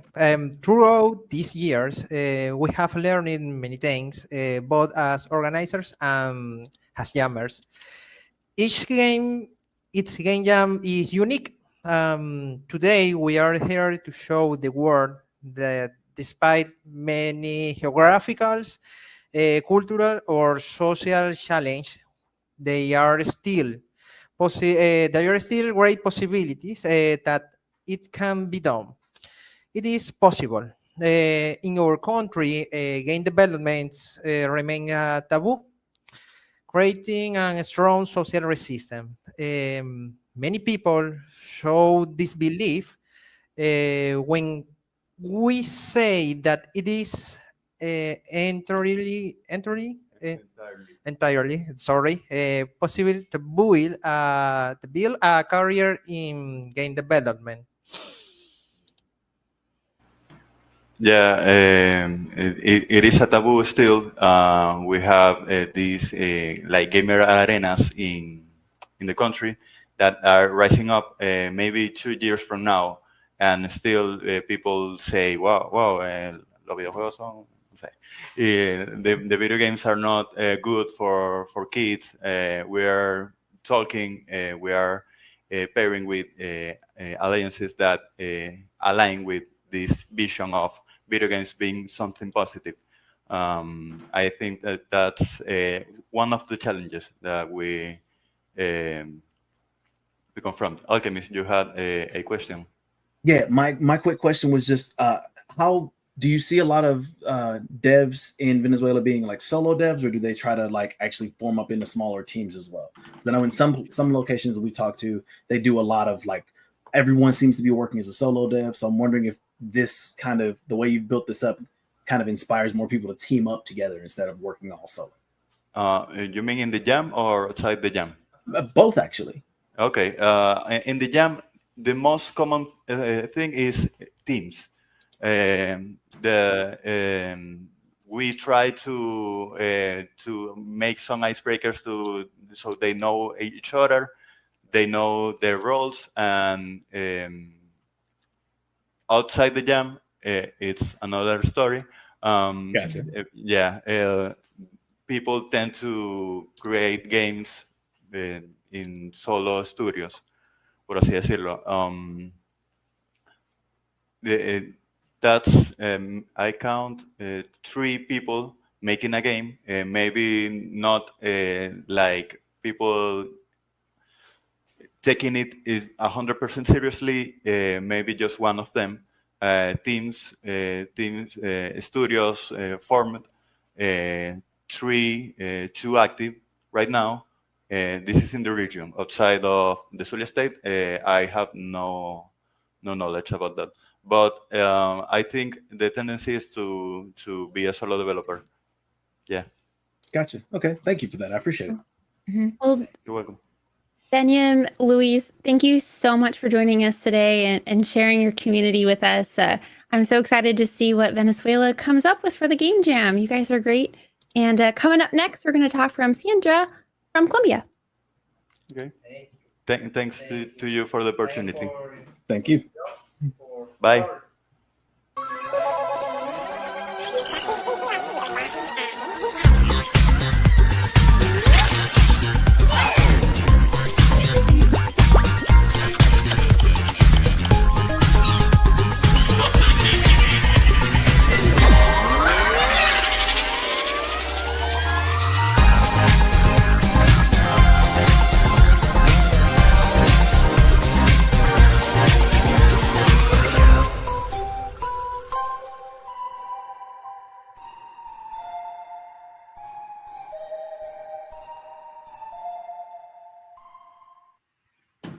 Hello, everybody, and welcome back to the Global Game Jam 2024 kickoff event.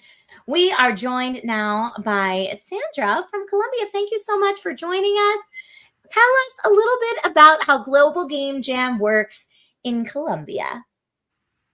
Well, first of all, I am really happy to meet you today. I am so happy that I have all these diverse hosts for today. So this is amazing, señoras. I am never like a company for this kind of diverse team. So I am really glad to have this today. Well, let me tell you a little bit more about the game dev industry in Colombia and of course the Global Game Jam. Colombia started to be part of the Global Game Jam since 2009. I am really bad with numbers, and when I have to do it in other language, I am like, hey. You're doing great. Understandable entirely. That's it. My brain was like, panic. Immediately panic. So when everything started at the beginning, in that moment, we have like a few companies in the game dev industry that were part of, you know, like usual companies when they start in an early years is like we do empanadas and video games. Like we are not like that kind of companies that are super specialized in game development. So when the industry started in that 2009, it was super early in those years, but now the story is completely different, and is of course thanks to the Global Game Jam, thanks to the game dev communities and the other actors that are part of this kind of stuff. So I'm going to tell you a little bit more about the Global Game Jam today. Yay! Please do. Of course. So I have also a presentation. I'm going to share my screen. I have it in Espanol. This is a presentation that we usually share with the, well, you know, the holders that we want them to be part of our game jam, that we want them to be like interested and invested in what we do. And how Tan Grande Jugando start being part of this game jam, of course, because as Venezuela, you know, all the region, we have a lot of meets around the game development. And I am sure that that is not only in Colombia, that is not only in Latin America, that's something to happen to every one of us, you know, like we call it like, well, I didn't, I told you first, Tan Grande Jugando, it's really an insult. You know, like, oh, you're so old and you're still playing? Like, how old are you to be playing this kind of stuff, right? So I've had someone tell me that. I relate to that. I turned 40 last week, and the first thing my friend said was, "You still playing games, old man?" But I digress. Of course. Like, people doesn't know like the benefits of gaming. But definitely because of that, they don't know the power of creating, because everyone can game, like everyone can play, everyone it's going to be like, how would I say it, like having a time to consume. But being that creative mind, that's what I want to post in my country. So we do have a gaming culture here. We have esports, we have like this otaku culture. So of course, video games is part of that. But making games is like the nerdy part. And of course, I am in love with the nerdy part. That is that is a must. So when I try other organizations to be part of this and like understand what we do, I try to show them this presentation, which is a really good summarize of what is the Global Game Jam. You can see it here in Espanol. This is also a presentation that we share with other locations, so they can copy and paste in their own words and their own necessities, because we want to have more locations in Colombia and in America Latina. So if you are part of another organization and you want this text, you want, ping me out. You have to ping me out, and I'm going to share this with you in Espanol, of course. So as I told you, since 2009, it was the first time that the Global Game Jam was held in Colombia. These are pictures. The first one is a picture is not about the Global Game Jam. It is about a game jam that Tan Grande Jugando was part of that. It was in the Escuela de Ingenieros. It's like a university for engineering. And the second one is the largest location in Colombia, which is Medellin. It is done in the UPB. Well, in English, you will say like UPB, but well, in Colombia, it is UPB, Universidad Pontificia Bolivariana, which is a university that has been holding also the Global Game Jam since like 2010, like. They have been from the very, very first start. Other location that's super old is Bucaramanga also. So Bucaramanga has been like from 2011. And they don't have the biggest number as Medellin, because also it's a smaller city, but that definitely had changed their local game dev industry. And I'm going to show you a little bit in the early. So Tan Grande Jugando jumped to be part of this part of the Global Game Jam in the pandemic. We had a problem in that moment, and it was that all the locations that we have in that moment, they haven't had the experience to make a jam online. That's super sad. And so the locations that happened that year were like, we're not going to do that. And I was like, why not? We have like, and what we proposed them in that moment was, what if you and I create this together and we make this kind of jam? So people wanted to have this kind of opportunity. And it was, for us, it was a success. It wasn't our Tan Grande Jugando first digital game jam, but it was our first global game jam.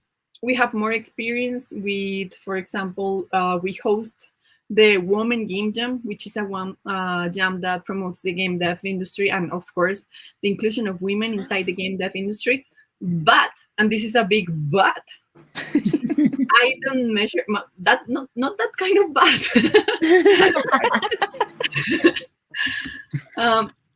It promotes, I measure that jam not because of that jam. I measured that jam, like if in the Woman Game Jam I have 200 women, I don't say like this is a success. No, I measure it in the Global Game Jam because I want women to be more empowered in mixed events. The game dev industry is mixed, like all the time. We have a lot of male inside the game dev industry, and we have a lot of, a lot of masculinity energy there. And how are you going to promote that these girls are going to be part of that space if you only let them be part of female-related space? Of course. So I don't measure like this only in the Women Game Jam, even though we have bigger numbers that we have in the Global Game Jam. I promote it in the creation of these mixed events. So we've seen something that it had never happened before, and it is that the location of Tan Grande Jugando has a 36% of participation of women. So that is the biggest participation of women in Colombia in all our mixes jams. That is super important for us, that women feel comfortable and being part of these places. The sad story is that we are still an online site because we haven't found an ally that could help us, like be part of our location, and that give us 48-hour place that we don't have to remove at night, like we can still have our sleepover there, and also that it is accessible for people, because we do have allies but that are like kind of outside of the city, so you have to move in a bus with your computer. That is not going to happen. No, and we do have a good public transportation, but it is not that kind of secure for you to be like moving your machine over there. That is not nice. So that's why we haven't been able to have our location. And I know we are also picky, because we could find another location outside of the city, but we are picky. So we're going, maybe sometime in the future, I'm going to be less picky, but for the moment I'm not.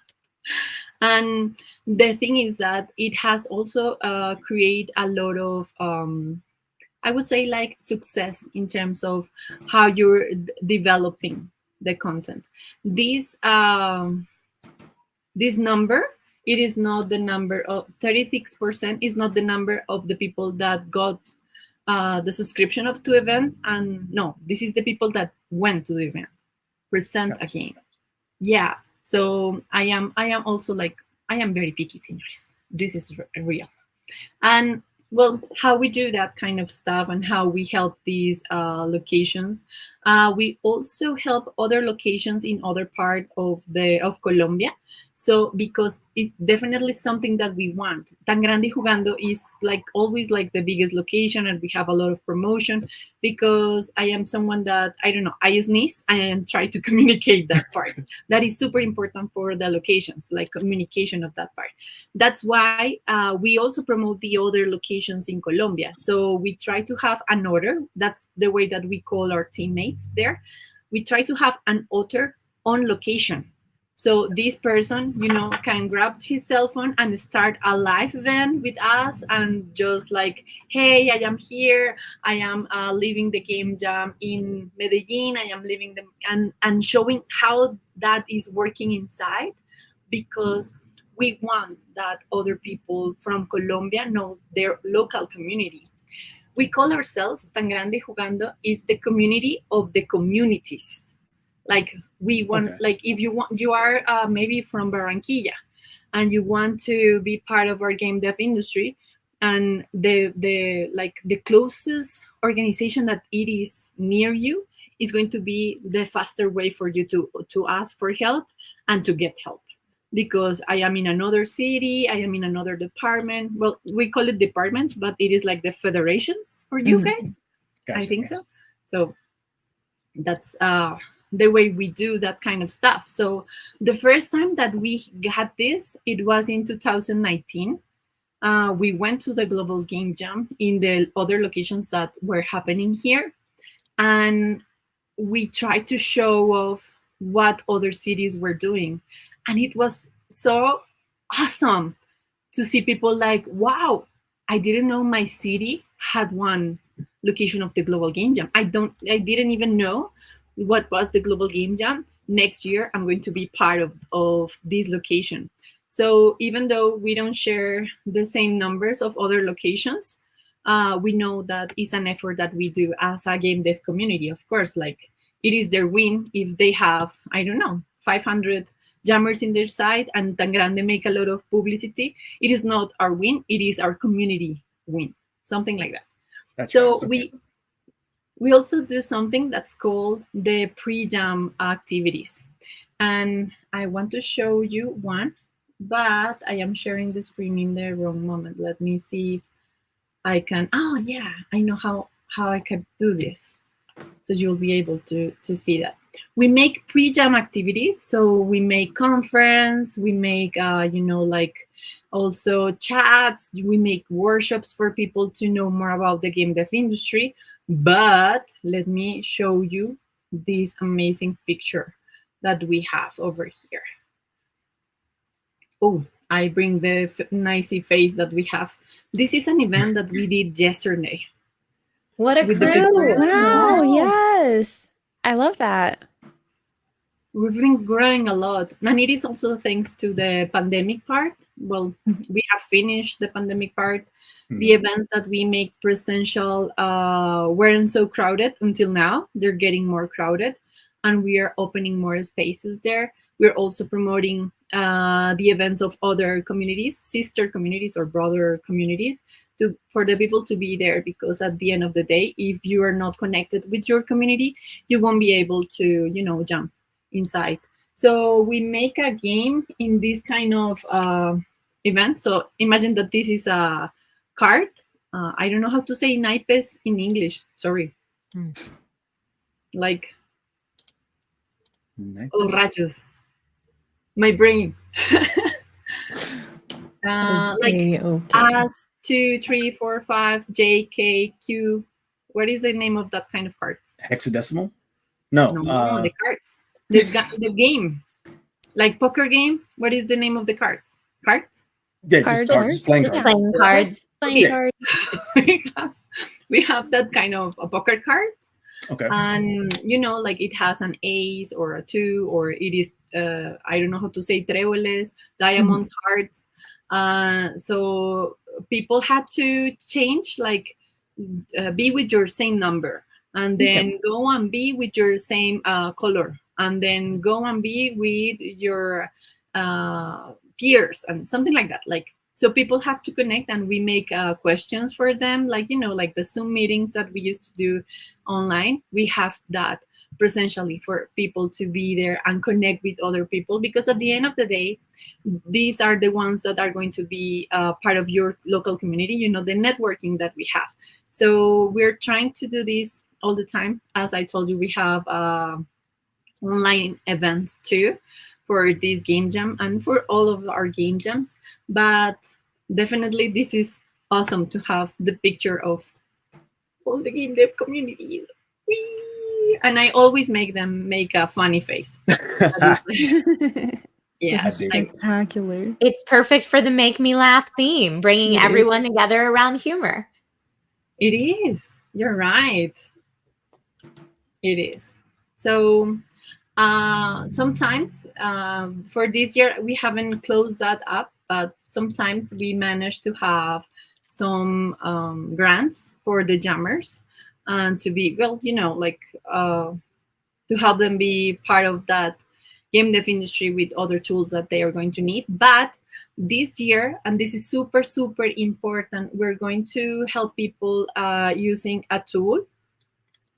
So this tool was made in Colombia. The name of the tool is Popochu, and it is made in Godot engine. So it is a plugin. I'm going to send the link over here, so you'll be able to share it with everyone. So it is a plugin that was made in Colombia, that has been working along other developers, and it is super easy to use in the engine of Godot. So it, like, if this is your first jam and you want to have a tool for you to help you, this is going to be super easy for you to use for your first time Godot, and to try those kind of tools. So that's a partner that we have for this year. It is a free plugin, and the creator is one of our mentors. So he's going to be available for everyone. And this is a tool that we have also like share in other jams. So this is not the first time that our game dev community use it. So it's going to be awesome over there. So we also have something inside our server of Discord, and it is the mentors. And this is not only something that applies for us in terms of our location. We also send mentors to the locations. So if you are in Bucaramanga and you're part of Tan Grande Jugando, we try to let the organizer know that you are there. So they're going to be able to ask for help in any way. Like it is like if you have a representative of Tan Grande Jugando over there, but also that mentor has the support of an organization that wants them to succeed. So if the mentor doesn't have the, the answer because maybe I'm a mentor from programming and they're asking me something about art, and I am like, well, I don't know what, like, if you're asking me if it is pretty, I think it's pretty, but I don't know if it works, right? So I can ask to the other mentors in online, and they're going to be part of this kind of stuff. So that is pretty awesome for all our game dev community, and we're trying to promote that kind of fraternity. Like it doesn't matter in the city where you are, you're part of a game dev community, and you're not alone. That's very, very nice. So we have another experience. Well, I already showed you a little bit of the experience that we have. I know that I told you that our the Women Game Jam is a jam that it is kind of important for us, and we have a lot of experience in the Women Game Jam, but it is also because it's the jam where we experience more. So we, for example, these pre-jam activities and everything that we have now in the Global Game Jam, first it was tested in the Women Game Jam. So if it worked there, we jump into the Global Game Jam. If it didn't work, we're not going to put it in the Global Game Jam. So yes, we love the Women Game Jam, but it is our guinea pig. That is something over there to have in the park. So these other mentors, and this is our numbers of our game dev community in Colombia. So if you want to be part of our game dev industry, you are of course welcome to be part of this. We are always trying to dev community, but also know more about our game dev industry. At the end, we are advocators. So we try to jump into events. We try to move like people to other places and to show off their game. So for us, the Global Game Jam is a carnival that it is celebrating the opening of the 2024, of course, or the year. But we are trying to put like this moment for all our game dev industry to be part of this.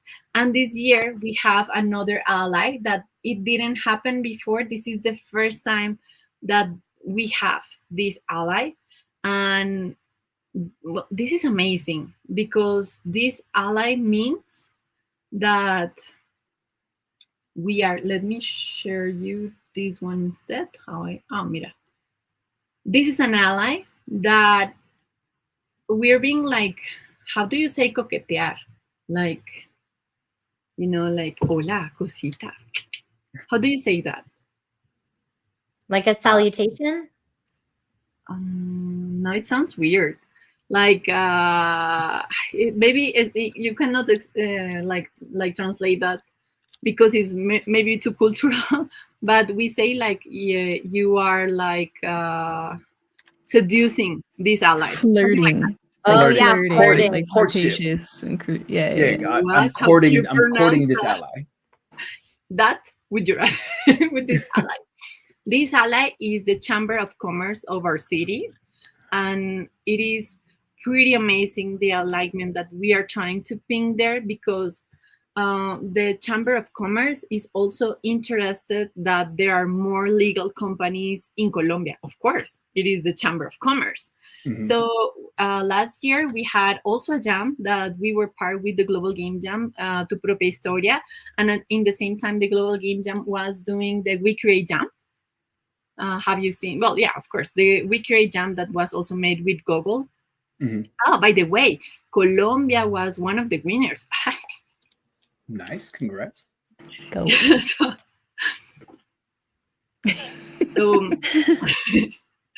So this Chamber of Commerce, from that moment we start our bonding because we were like trying to convince these people for a long time to be part of our events. And then we were like in this moment of like, yeah, we have to sit down and start creating something together. And they love the idea that we bring to the table, and it is to create a game jam between these two organizations. And also the Ministry of Culture jumped to be part of this. So this is the first time that a Ministry of Culture in Colombia like promotes the game dev industry in this way. We have a grant that it exists for a long years, but they have never done a game jam, or they have never done like this kind of involvement inside the game dev industry. We're still like we're part of the creative industry, but this has been like a really great opportunity for us to sit down with the Chamber of Commerce, the Ministry of Culture, and start to work together. So the Chamber of Commerce, at the end of the day, when they saw all the projects that we have here in the Global Game Jam, they are also going to make their own advocacy to promote the game dev industry and the creation of companies in Colombia. And this is not something that it is from the day one, like they know that like these companies are super fragile. These companies need more support. These companies need a lot of involvement there. And well, this is something that's been now happening in Colombia. If you see this picture and you're like wondering a lot of stuff there, we have a lot of, how do you say it? Like, Easter eggs inside of our Colombian culture. So it is. Fala pessoal, voltei aqui um minutinho só, vou fazer uns ajustes aqui na minha máquina e já vamos voltar aqui com a retransmissão para vocês nos acompanharem, meus queridos e minhas queridas. Deixa eu ver aqui mais algumas coisas aqui. Vão curtindo e vão compartilhando, vou curtindo e vou compartilhando, vou curtindo e vou compartilhando.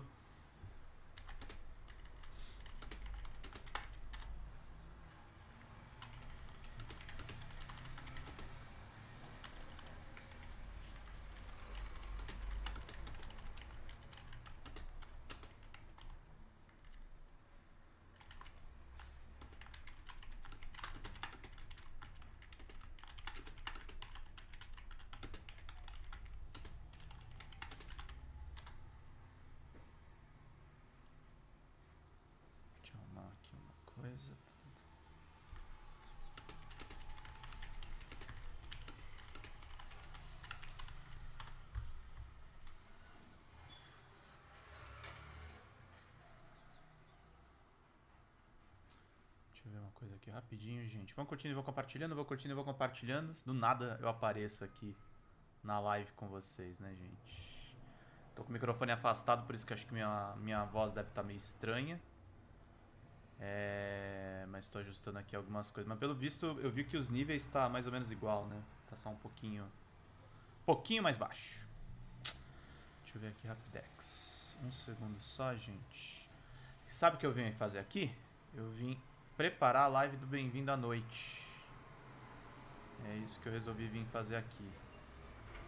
E o que é que eu ia falar? O OBS não tem opção para você botar de uma maneira mais tranquila, então eu sou obrigado a fazer isso. Vou pegar aqui rapidex.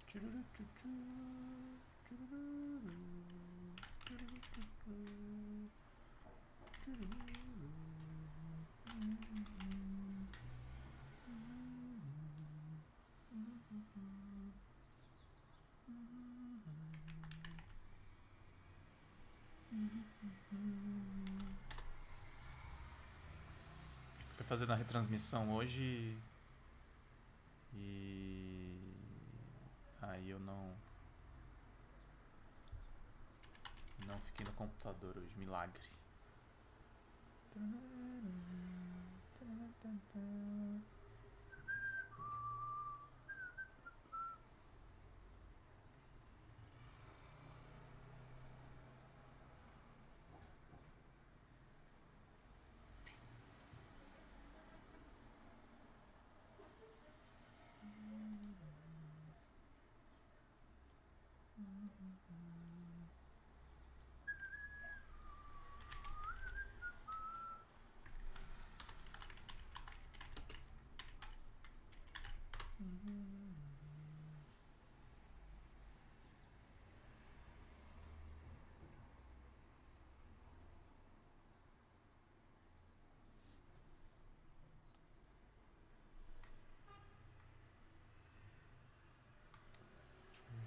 Negocinho Rapidex.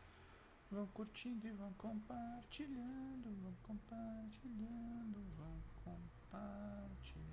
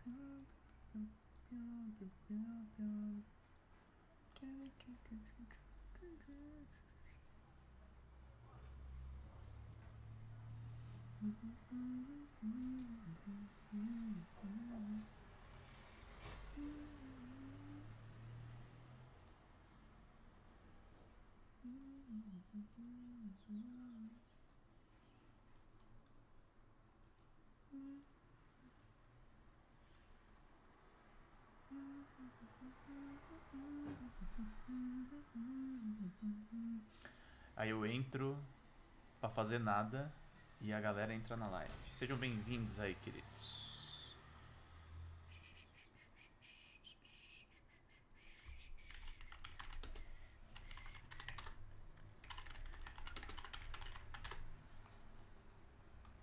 É isso aí, galerinha. Tudo certo aqui. Vou voltar lá pra retransmissão. E agradeço aí a presença de vocês. Não esqueçam, inscrevam-se no canal, curtam, compartilhem. O que a gente puder transmitir aqui da live com legendas vai aparecer aí pra vocês, porque é a inteligência artificial do Google, né? Que tá fazendo isso. Mas vamos lá, vamos voltar aqui pro vídeo. Deixa eu voltar aqui e me tirar da tela novamente. Vamos lá, queridos. Muito obrigado aí a presença de vocês. Se inscrevam no canal.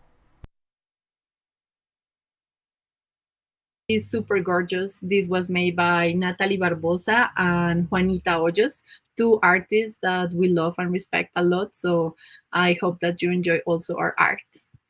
I love the art. I think it's so cool. It's beautiful. Sandra, yeah. thank you so much for showing us all of this. I know that we're almost out of time, but do you have any final words you'd like to leave the community with before we say goodbye to you today? Of course, gente, thank you very much for being part of this. The Global Game Jam is a carnival for you to enjoy.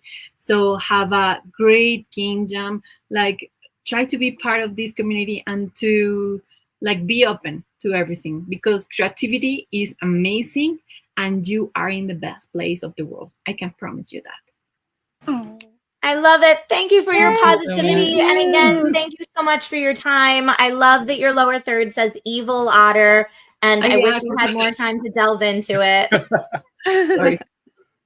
I am the evil otter. You can call me also Nutriarca. That's my new name. Like, it's otter, Nutria, and Arca of like mother, you know, like Big Mama Bear, like that kind of Mama stuff. Otter. From Nutri. I love it. It's perfect. Well, again, thank you so much for your time. Thank you, everybody, for hanging out with us today for the Global Game Jam 2024 kickoff event. We could not make Global Game Jam possible without the help of our headline sponsors, Big Bang, and our Empower sponsors, AWS for Games and Hathora. We also, of course, want to thank our global promotion sponsors, SideFX and Unity. So thank you.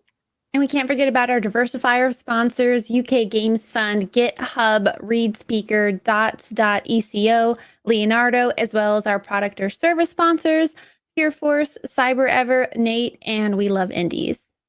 Finally, we want to thank our promotion partners, Game Maker, Fred Rogers Productions, G-Develop, In-Game Job, GD Bay, Code to Inspire, Swish Swoosh, Jamio, JCI, Cynthia, and Values Value. Go to globalgamejam.org/sponsors to learn more about the amazing offers that our sponsors have for you to take advantage of during Global Game Jam 2024. And guys, don't forget, I'll tell you, every hour, there is still time to sign up for the Global Game Jam this year at the brand new website, globalgamejam.org. And if you love Global Game Jams as much as we do and can afford to support, we are a 501c3 nonprofit organization, and every donation that you give helps us put on great events like the Global Game Jams, and it's tax deductible. And you can do that at liberapay.com/globalgamejams, and we'll see you guys soon.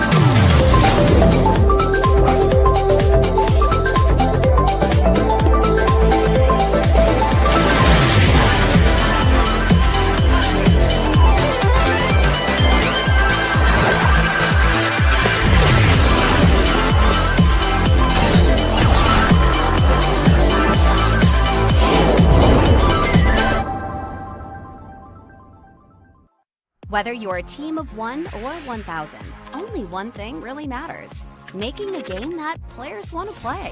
Developers are imagining future games that delight players and require solutions to support their dreams.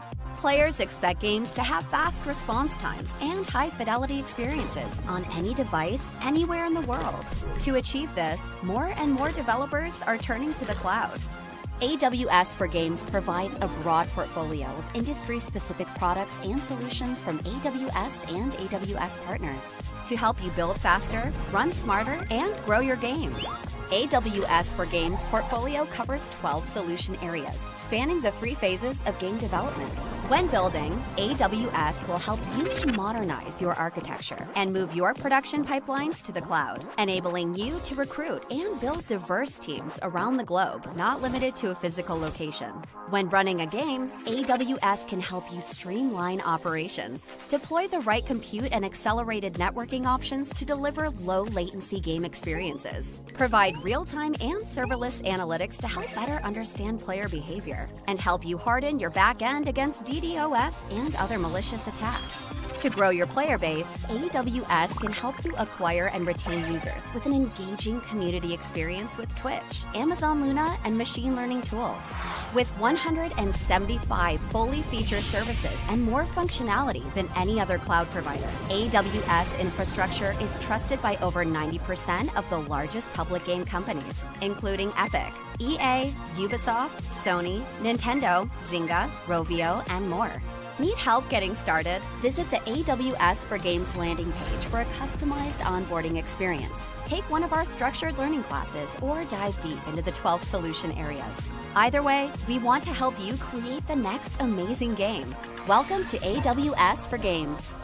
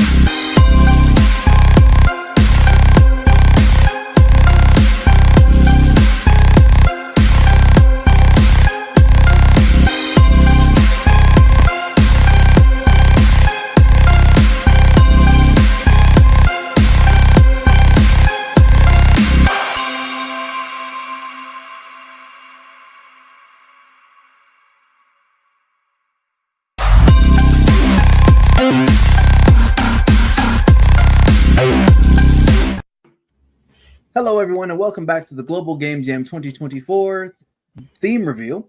I am Alchemist. I'm joined by Steph, Mac, and Trish, and we have an additional person joining us. Ron, how you doing today, brother?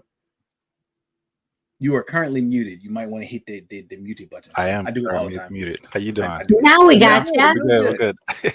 I knew that was gonna happen. It was just like picked off every box except that one, right? Yep. How you I guys do it all the doing? time. Pretty good. Good.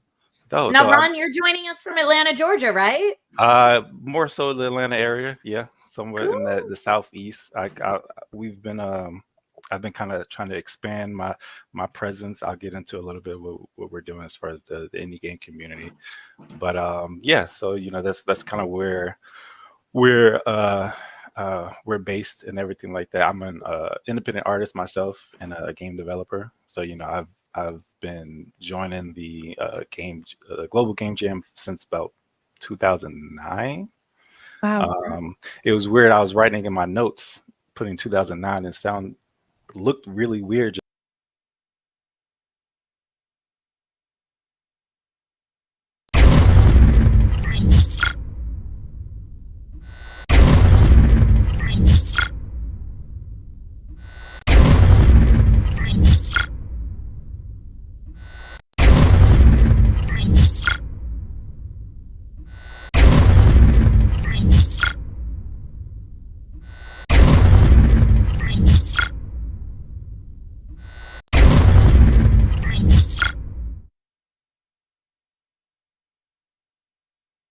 Just putting like the 009. That's how long we've been out here. We seasoned, But I like season. Season's good. Yeah.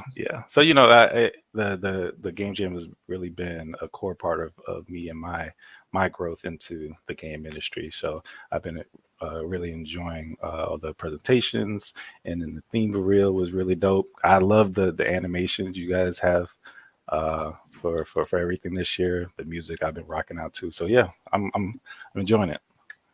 I'm interested to hear the thoughts of your community about Make Me Laugh. What do you think about the theme? So it's odd because I've been thinking about it. I was trying to have a good answer before I came on. Make me laugh. But me personally, like, I think some of the things that used to make me laugh as a kid is like the slapstick comedy or real like physical based type of where it's like Jim Carrey or Robin Williams or the like Tom and Jerry, Ren and Stimpy, that kind of stuff, right? Oh, geez. So I could definitely see myself kind of being inspired to make something like that, but also kind of thought provoking. I've been enjoying the conversations you have been kind of asking people about, the different cultures in different countries of what people might think is humor and comedy. So there's a lot out there, and I think Atlanta is a very diverse area to where you're going to get a lot of different minds, a lot of different backgrounds, and different interests to kind of come and pour into the theme that you guys came up with. So, yeah. So one thing that's kind of unique. So I'm originally from Detroit. And I was born and raised there, and I moved from Detroit to Louisville, Kentucky for a couple of years. Joined the military, traveled around a lot, and now I live in Seattle. And one thing that I've learned in my kind of travels is that even within our country, humor is different depending on regions. So although we have asked people in other countries what humor means for them in their country, I still want to kind of put it to you, like, what does humor mean from where your section of the game jam will kind of take place? Like, what does Make Me Laugh mean in that community to you? Right. When I first heard the theme or saw the theme, like, I took it as a challenge, right? Like, make me laugh. So instantly I thought about just being stoic, standing there, and other people like telling jokes, and basically the goal is to kind of make the community laugh or make the people around you laugh, you know what I'm saying? And then talk, whether you're telling jokes about the individual or you're trying to make that individual laugh. That's kind of the first thing that popped up in my head. Probably from my culture, just kids making fun of each other and all that kind of stuff. Roasted, but all the time. Yeah, Kids are so mean. You know what I'm saying? It was you have a love-hate relationship with that kind of crowd. And that Mhm. energy, but like it's a different type of love, different type of community. Mhm. So yeah.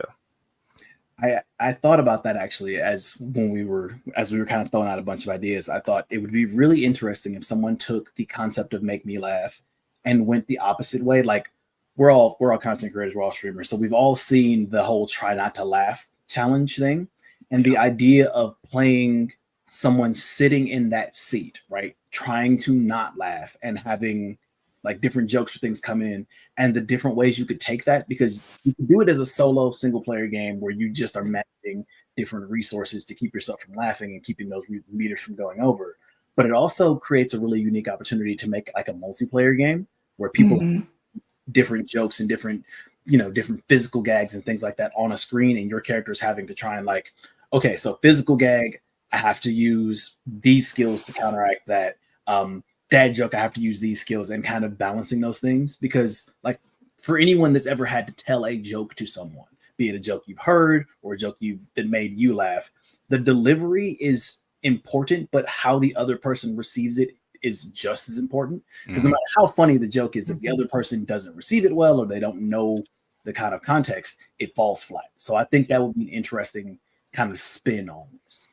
Definitely. It's almost like when you were saying that, almost like a social deductive game, Mhm. or I could see something maybe like a Among Us, or something where you guys are in a room, like you're watching a comic tell some jokes or whatever, and whoever cracks first or something like that.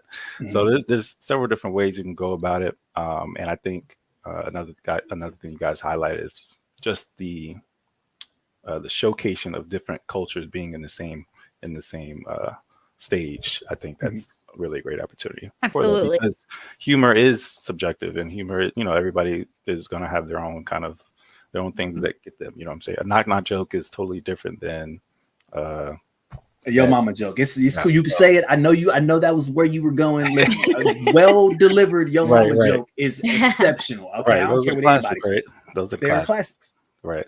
So and yeah, I just one of the things that kind of got me into this industry is being able to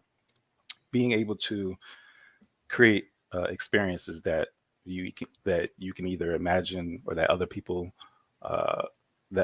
live and one doesn't always experience, or just create something from out of fantasy, and being able to kind of package that and offer it to somebody else, right? So I've been ever since high school, I came to Atlanta to go to school at the Art Institute of Atlanta, where I got my game art and design degree. And then ever since then, I've been here in Atlanta, just kind of trying to find myself. Like I'm also an artist, so I do a lot of 2D art and comic books and stuff like that. But in the game industry, at that time, the indie scene really boomed, right? It really was able to grow and become kind of its own thing, right? I got a chance to watch it become a sub genre, or a subcategory to basically its own genre, with subcategories within itself. So kind of being a part of that and watching that grow, we had to find our space. And I was fortunate enough to be in Atlanta, where we had so many different organizations and kind of industry leaders that really wanted that market to grow here in Georgia and whatnot. We had, since then, it's been 10, 15 years since then, we've had Hi-Rez and Tripwire, kind of larger game studios that really grew and became kind of pioneering studios in the area. We used to have casino games, and we have different schools that started offering more and more activities and just curriculum opportunities. And then just the outside of the whole academic space, we have just organizations that have been part of that. So the Georgia Game Developers Association has probably been the foundation or the bedrock kind of a lot of things happening here in Georgia for the last 15 or so years, 15 plus years. And grateful to Andrew Greenberg and everything that they do as far as their this annual Siege conference, all the workshops that they have every and meetings that they have every month. And then on top of that, just providing opportunities for individuals like myself to find my space, whether I can, keep showing up, showing my face and volunteering to try to get a job, or I can see what's missing in the industry and then try to work my way in that way, which is, what I was able to do with the rise of the indie industry, or the indie community about 10 years ago now. I actually created an organization called the Indie Cluster, which started out as a traveling booth. So we kind of traveled to SiegeCon and then MomoCon, DreamHack, events like that, to offer a space at a kind of a group rate discount. So kind of taking the Indie Mega Booth model, but then also we started adding services outside of the con experience. So we were able to start doing community management, QA testing for indies, and we started offering workshops, whether it's game development workshops or quality assurance testing workshops. Because there's a lot of what I've come to find out, there's a lot of not necessarily miseducation, but just misinformation out there when it comes to people outside the industry trying to find out more about the industry, and then how to get their kids involved and what the future of culture looks like, right? Mhm. We all know that video games can really be anything and everything, and it really has a job place for everybody. So that's kind of what we've been doing, what I've incredibly proud of being a part of, helping this community grow. And yeah, so definitely shout out to everybody here locally. Shout out to everybody that's been able to support us and be involved with us. And we're just looking forward to continuing to grow. Ron, that's so amazing, the way that you kind of chronicled the past 10 or 15 years of the indie development scene growing in Atlanta, and really just gaming growing in Atlanta in general. If people are hearing you talk about Indie Cluster, hearing everybody talk about Global Game Jam, how can they get in touch with you or get more information about some of these services that you're offering in terms of helping to develop their games? Yeah, so the indiecluster.com is our website. It is in beta right now, so spoiler alert for you guys to jump it on, but please definitely go check out some of the information that we have up there, and sign up for a free account to become a member. We're trying to have the space to be an online showcase, if you will, of games, game press kits, and perspectives of indie developers. But also on there, you can find a link to all of our socials. It's basically anything at Indie Cluster ATL. So work real hard to get one of those names there, those tags that you can find everywhere, right? So that's Twitch, that's Instagram, Twitter, or X, all that good stuff, Facebook. And we kind of experiment posting different things on different sites, right? And even TikTok. But yeah, we're excited about everything that we have now. We're excited about working with potential partners and supporters in the future. Like on our Twitch show is another thing that we've been able to really refine and grow over the pandemic, when everybody kind of got shut in and couldn't go outside. We realized one of the things that developers lost in that time was being able to get people's feedback from going out and showing off their game, right? So we kind of started offering that service via Twitch. So we have a show called Monday Night Playtest, where I play games that are in development, kind of give feedback, professional feedback. And then we have a game on our show on Wednesday called Dive In Wednesdays, where we showcase developers and their games that are already published, right? So just kind of give a spotlight to all different parts of the game industry. It's kind of a learning experience as well, and just a fun being able to support the game and just talk about games. Yeah, so super excited about that. That's twitch.tv/IndieClusterATL. And Following right now. Awesome. Thank you so much. Thank you so much. Ron, you really speak to like the community of Atlanta and the area surrounding, with all the devs that are getting involved in making games. And in our notes here, it says that you also are sponsoring some local jammers with some of their games. Can you speak to how you're doing that and like uplifting, empowering those voices too? Definitely. Well, thanks for asking. So for the past couple of years now, we've been able to really kind of get involved with the local jammers and just the jammers period. As I mentioned, the Global Game Jam was really kind of one of the places that I really learned about the game industry and kind of was able to dive into learning about the team, growing our team and the game industry pipeline, if you will. So the idea of kind of giving back is a must. And for the past couple of years, we've been sponsoring a local game developer to kind of come to our events whenever we have a traveling booth. So the first event that's usually after the Global Game Jam is MomoCon in May. And we always provide a free space for those that kind of have the best in Georgia or that win the best in Georgia slot for the Global Game Jams. So again, another shout out to the GGGA, the Global Georgia Game Jam Association. They put on, because we have very different sites here in Georgia, so they kind of do an online showcase of some of the best in the different sites, whether it's the SCAD Atlanta, SCAD Savannah, Georgia Tech, or the Georgia State here in Atlanta, and a couple other locations. There's another one via Discord for those that are more so online. And then each site, the GGDA kind of picks or competes or gets like the top contenders, right, to be mentored or be mentored by like an industry leader for like a month or 2 months. And then they go through that process, continuing to work on their game. And then after that, they kind of pick a Best in Georgia award. So we kind of like to piggyback on that and say, hey, you know, if you win that prize, you come with us for a free space at MomoCon. That's on us.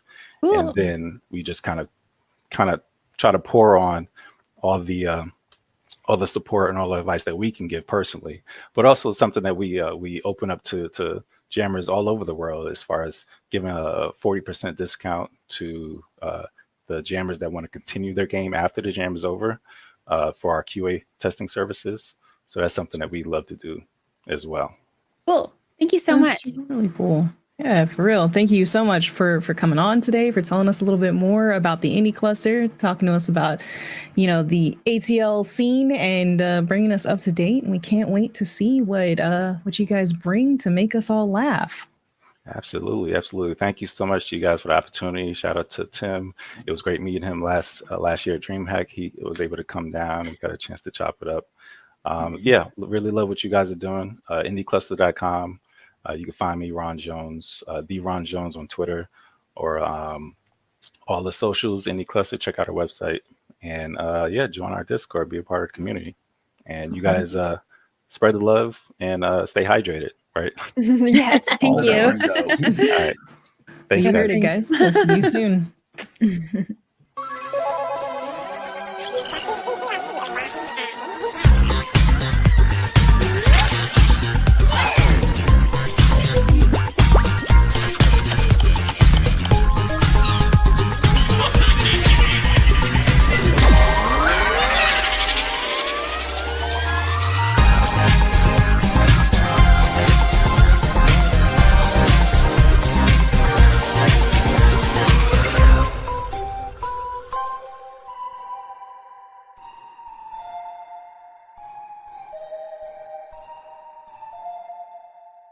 Whether you're a team of 1 or 1,000, only one thing really matters: making a game that players want to play.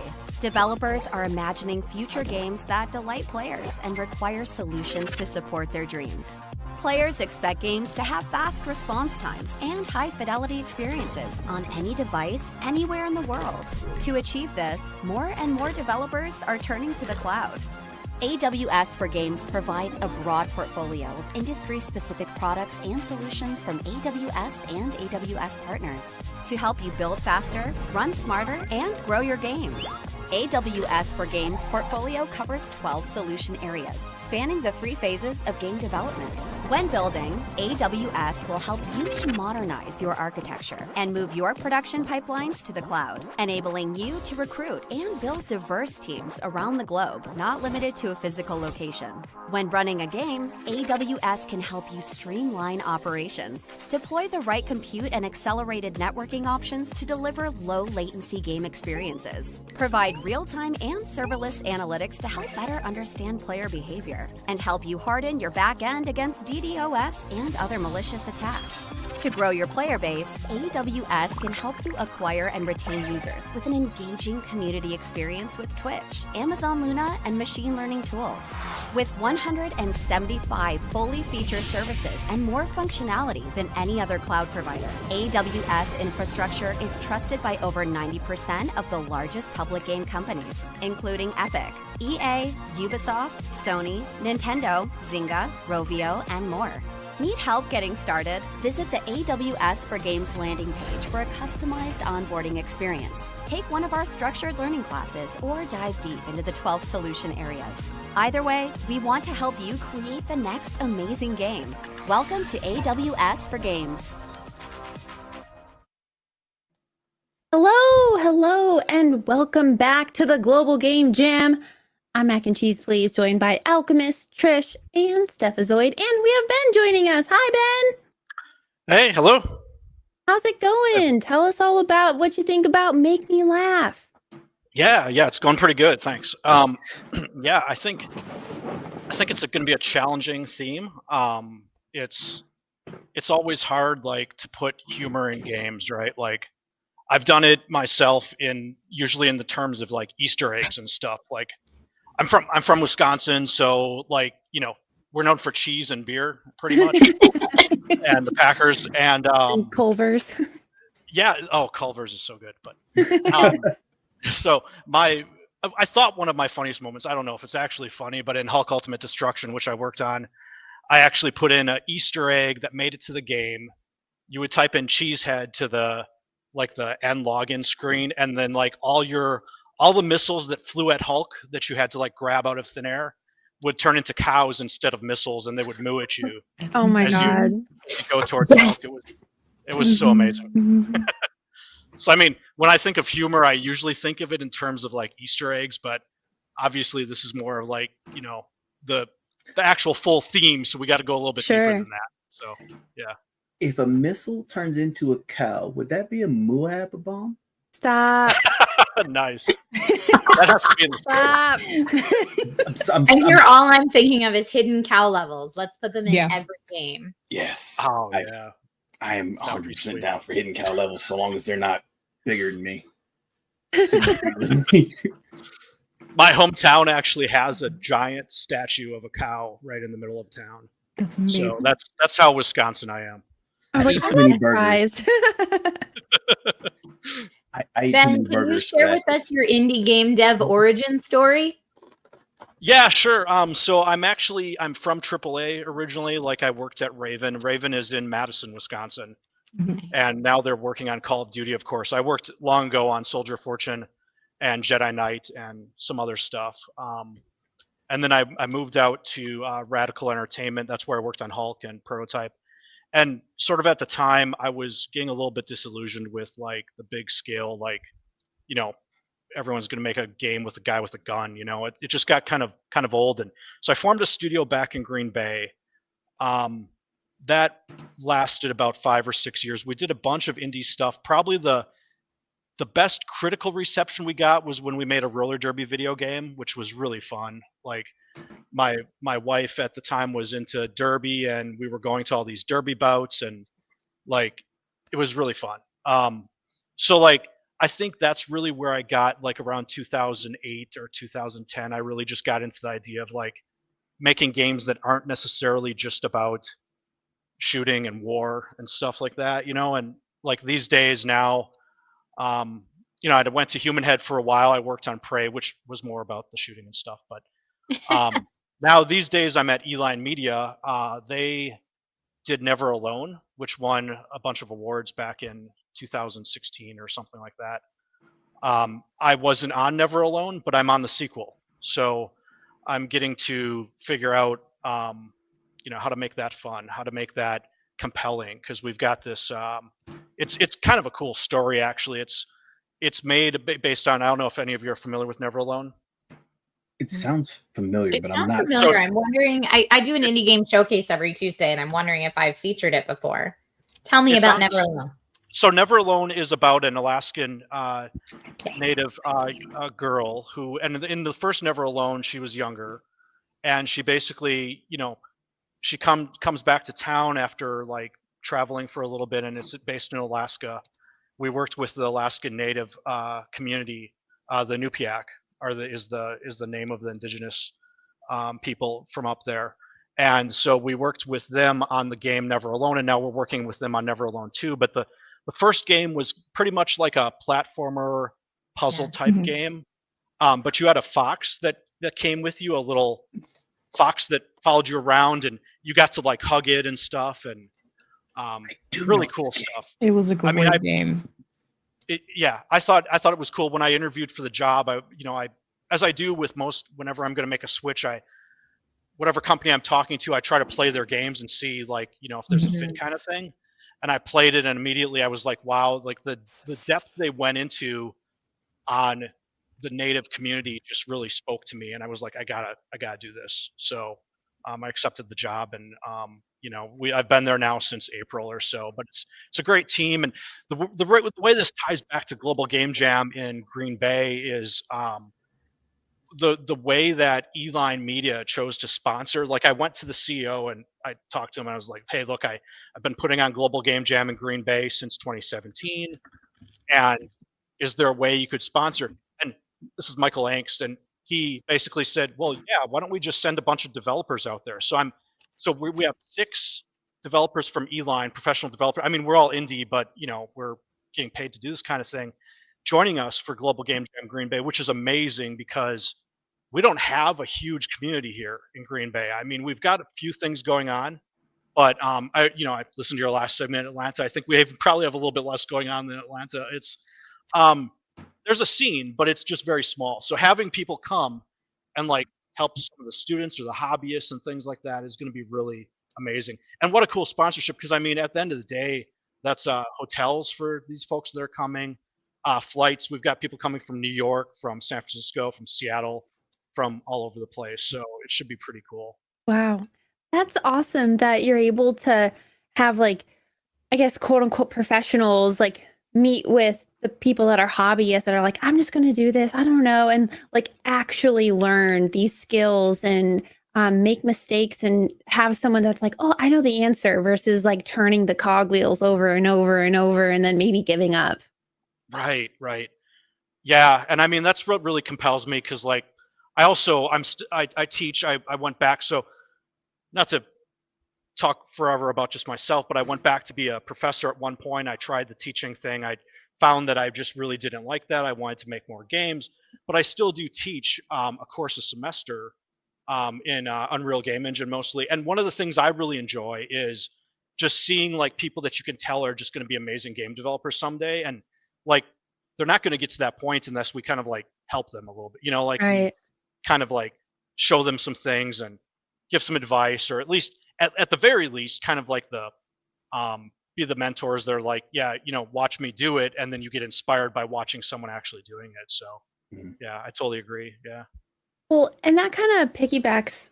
So you have all this experience as a jammer and as a dev. What is some advice that you would give someone who's like thinking about joining, or maybe they've done it a year or two, still kind of novice? What's your advice? Right. I think my biggest advice, I should have looked up prior to this the name of the fellow. I think he was from Sweden in about 2018. He was on one of our keynotes. I think it was like Torfin or Torlin or something. I probably murdered the name just now, but his best advice, and so I'm stealing this, was basically don't finish your game. And he had a big, I don't know if any of you watched this, but he had a big, he had like a spandex suit on, and like he did this like aerobics routine. It was just amazing. This was Global Game Jam like 2018 or 2019. Love something. That.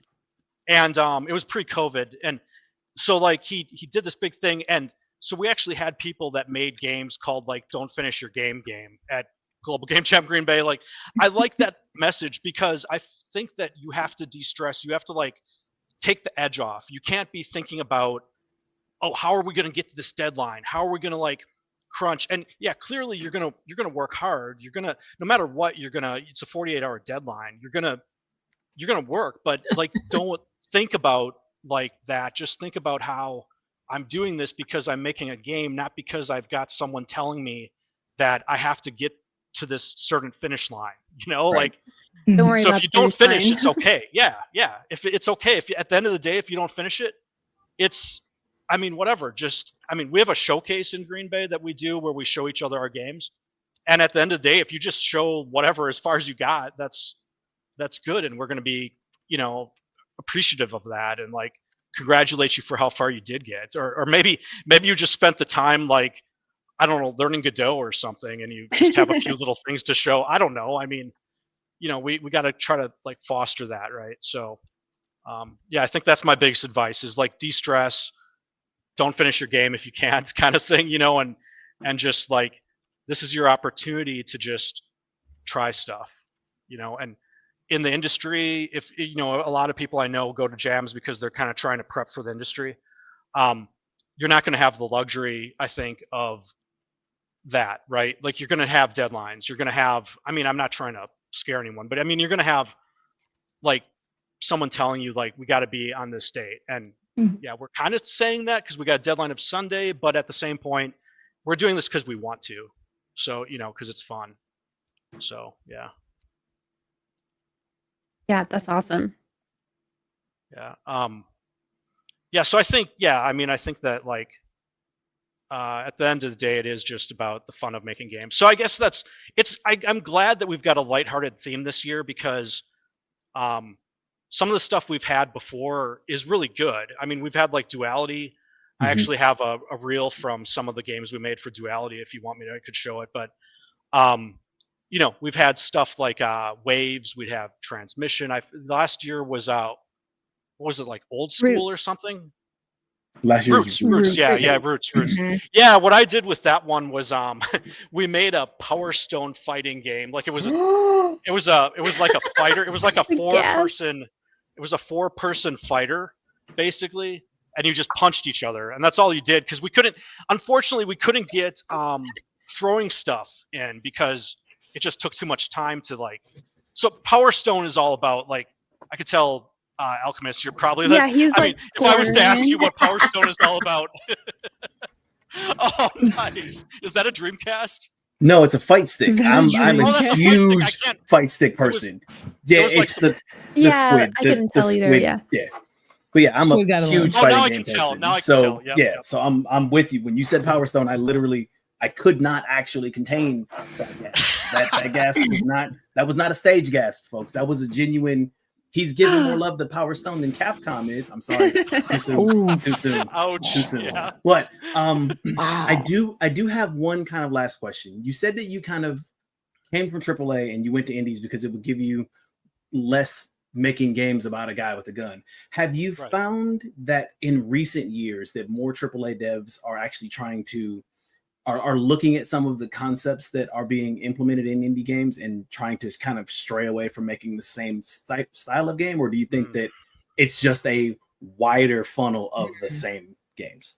Interesting. Man, I wish that I could answer the first alternative that you gave me, but I think it's more of the second. I think it's more of like, they're not like, they might be playing those games, like the developers. I know that, the last time I had to look for a job, I ended up reconnecting with some folks from Raven and some folks from now Madison has a pretty big scene now. They've got like an Apex Legends branch there. EA opened up a new studio down there. So like, I reconnected with those folks and I know they're definitely like playing them. They're definitely, playing some of the indie stuff, but I just don't see it like percolating to the top, I guess, is my concern. It's like, it might be like kind of a wider kind of funnel where they've played these things, but at the end of the day, they still have to get through some choke point that they're not really able to get through, whether that's the publishing industry or that's like executives. I'm not quite sure, but I would love to see Stockholders. Yeah. Like I would stockholders. Yeah. I mean, just whatever the bottom line is, and I would love to see more of that stuff. I mean, I know that it's making money. Like obviously every year Madden is going to put out a game and that's going to make money. Every year Call of Duty is going to put out a game until it doesn't though. Right. We said that about Guitar Hero, that it would just continue forever. Well, Guitar Hero eventually didn't continue. Yeah, it died. Right. So, I mean, I don't know. It's a never ending like cycle of like, they want those ideas, but they don't you got to take risks too. And thankfully that's one of the things that game jams allow us to do, is take those risks. Well, Ben, I tremendously appreciate you coming on and joining us. Thank you for being on. I do have one thing I am contractually obligated to say.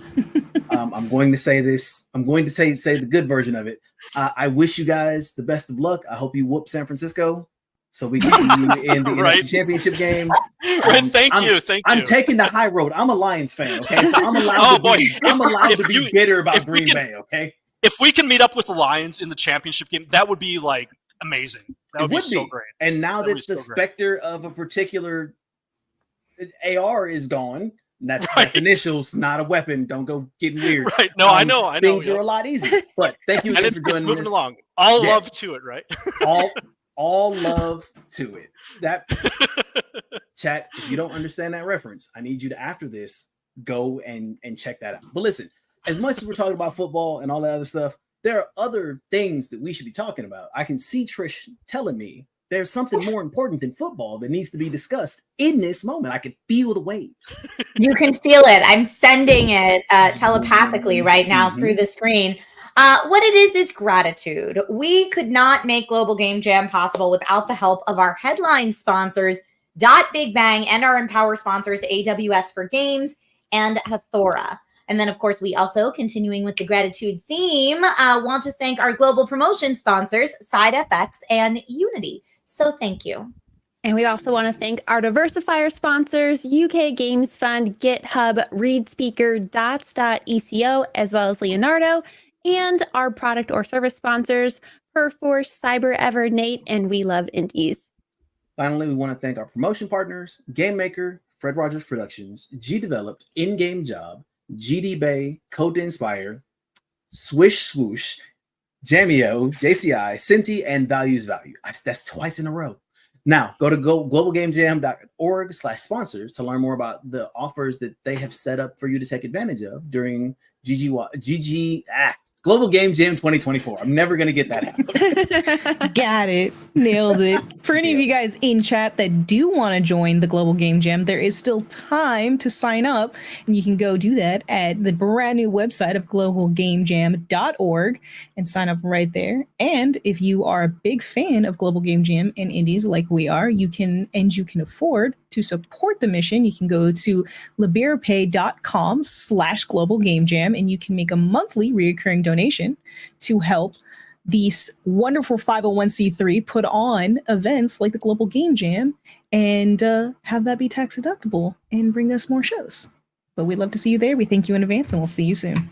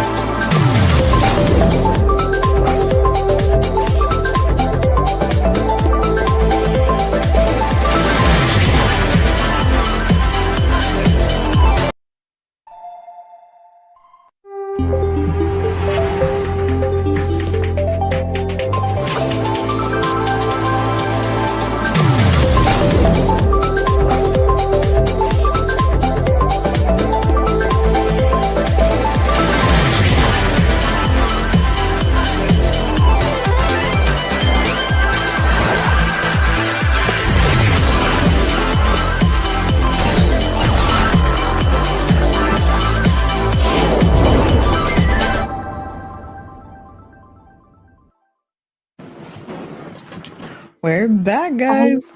Hello, hello. Hello. Hi, pleasure to meet you, everyone. Pleasure to meet you. I'm Summer. I'm the community artist over at Big Bang. Y'all may have heard my streams in Prep Week or heard about me through Rob, but it's a pleasure to actually be here in front of all of y'all, meeting you. How are y'all feeling about the theme? Because I'm still like reeling. I think there's so many ways it can go and be interpreted. So I'm really excited to see what people come up with. Yeah, I wish that like I kind of wish I programmed more of a laugh face into this VTuber because now I'm regretting it. You're all gonna have a tough time making me laugh with this VTuber, but trust me, I'm smiling on the inside. On the I can inside. hear it in the voices. Oh, fine. that's all You that can- matters. The face don't have to do it. You can hear it in the voice. I'm not the only person, by the way, that got immediately distracted by how gorgeous Summer's like VTuber model is, right? Like it's not just me. Totally, totally distracted. Too beautiful. 100% had a whole train of thought and a whole thing I was gonna say, and then looked up and I went, "That's amazing, brain! Give me something to say." It's the same as you'll see me on Big Bang. I wear the same skin in game. So when we're on streams, even just doing the weekly art challenges that we do over in our Discord, you'll see this mug and you'll get tired of it eventually. Can you tell us some more about those weekly challenges? Yeah, so I'm a voxel artist, and every week in the Discord we prop a theme, and we like vote between 3 of them, and then on day 2 of the week, whatever won the vote gets to be what we make. And this could be made with voxel objects. You could use templates in Big Bang or make a whole game environment around the prompt if you want to. Any way that you make it, I will find a way to squeeze it into our weekly art challenge showcases. And at the end of the month, you can go through those showcases and see everything that people made. And this month's themes are all centered around Global Game Jam. So this week's was environments, interior environments. And this that you see, and I think Rob walked through this earlier today, was my theme submission, which was like just a cozy little house for me to hang out in. So yeah, if y'all are interested, discord.com or no, .bbang.com/discord, that'll take you right to us. And you can go over to the Weekly Art Challenge channel. We also have a Global Game Jam channel if you are looking to join or make your game with Big Bang. You can find your teammates using our Global Game Jam channel over in our Discord. We have a bunch of people that are into sound this year that are looking for a team. So just throwing it out there for them. Like, if you want sound for your Big Bang game, and we just got sound upload going, so go for it. That's exciting. But since you have sound that you just implemented, there are a couple new things that are featured in the toolkits now, correct? I think so. We have a lot of toolkits, and let me just jump over to that screen. I think I'm hanging out in the. There we go. Hanging out in the Big Bang hub, and you can see me waving. See, it's me, same old me, Daisy, all the time. It's fantastic. But we have some kits hanging out in Global Game Jam Hub, and you can just go here. I'm going to copy the link and see if that can paste.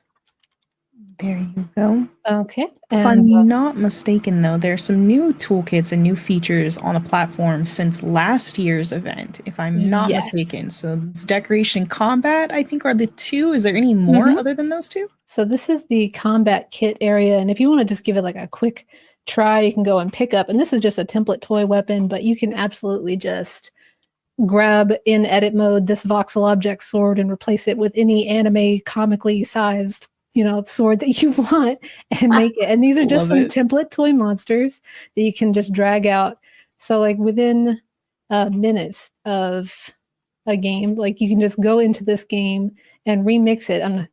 We can actually jump over and we'll jump back. But this is the combat kit, and all you have to do is either make a game and pick it or go into this game and remix it.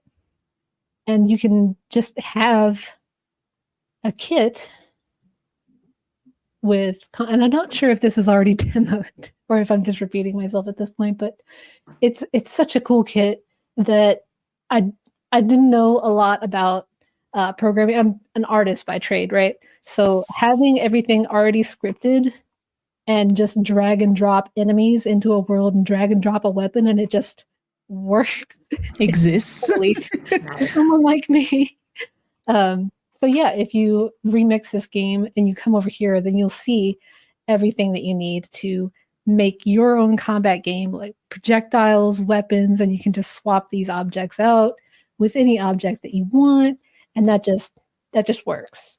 Cool. And I'm going to go back to the hub and I'll show you another cool thing that dropped. And you can actually wander through the Global Game Jam hub and find things to demo this with.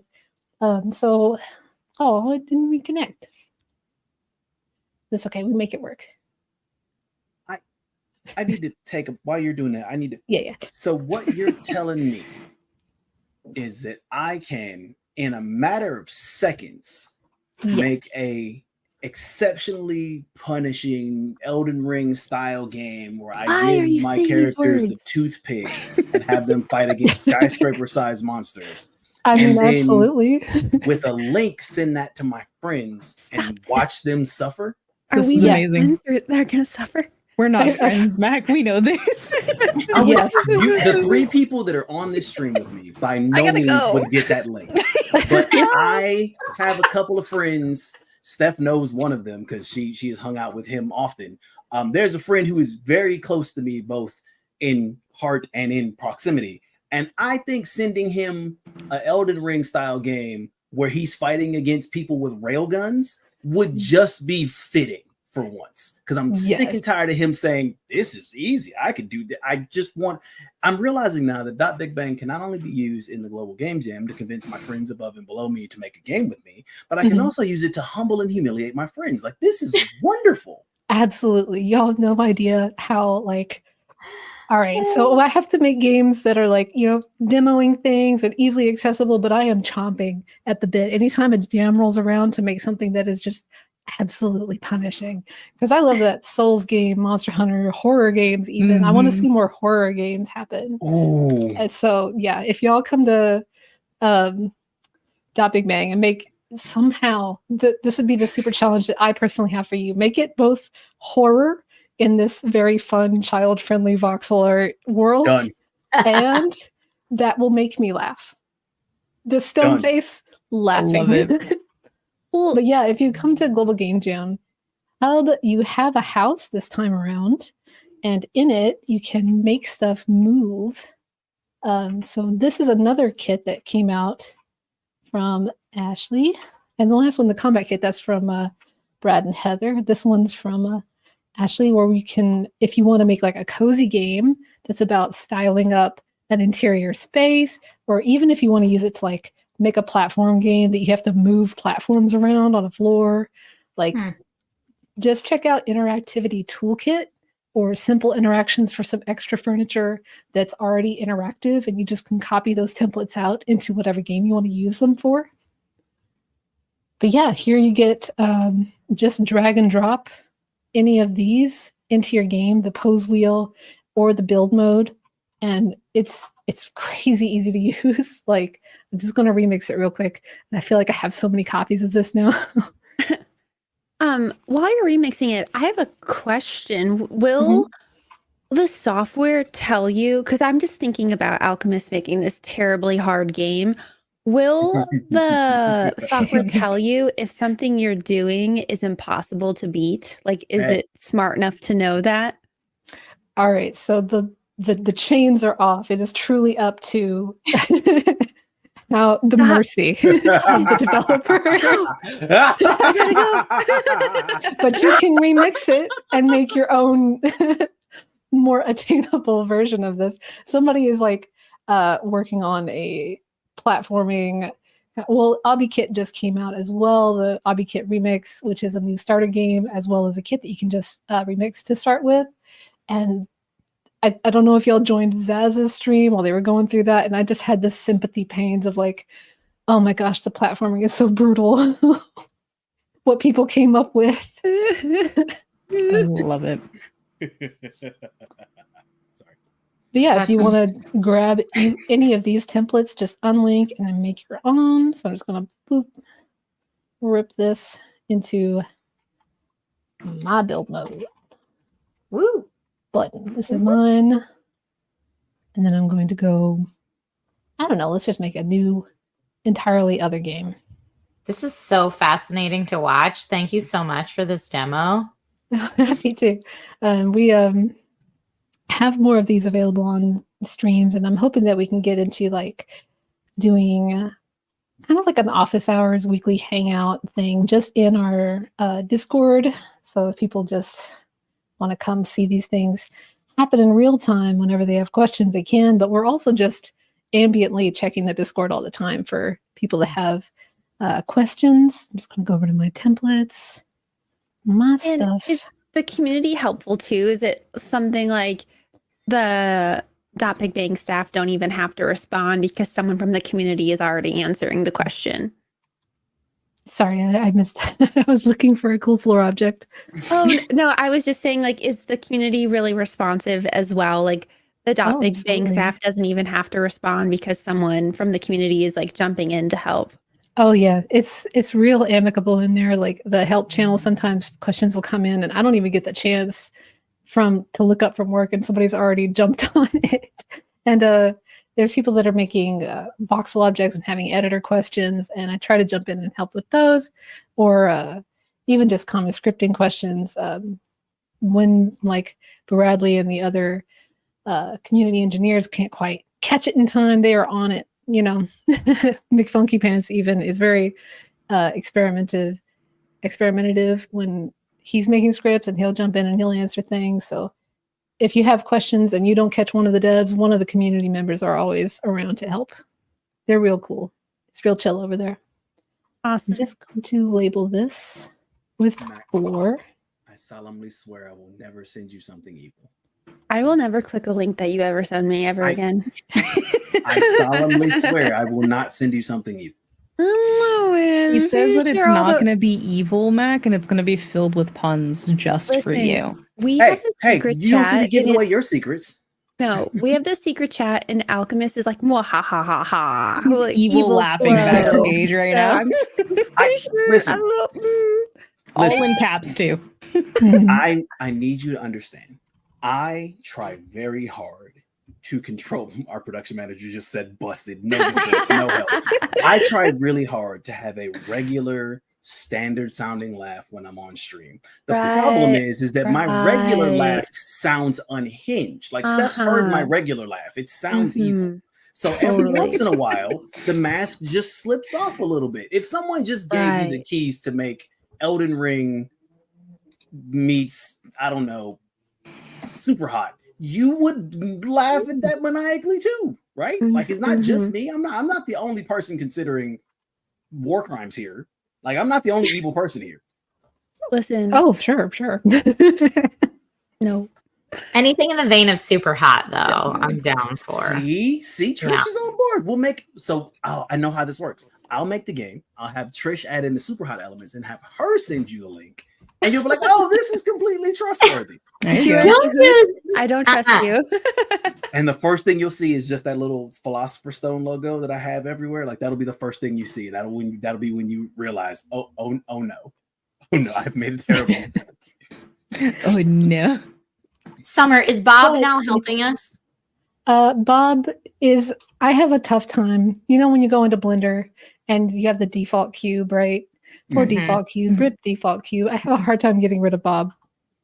But even though I know exactly what he's going to say every time, it's like meeting an old friend.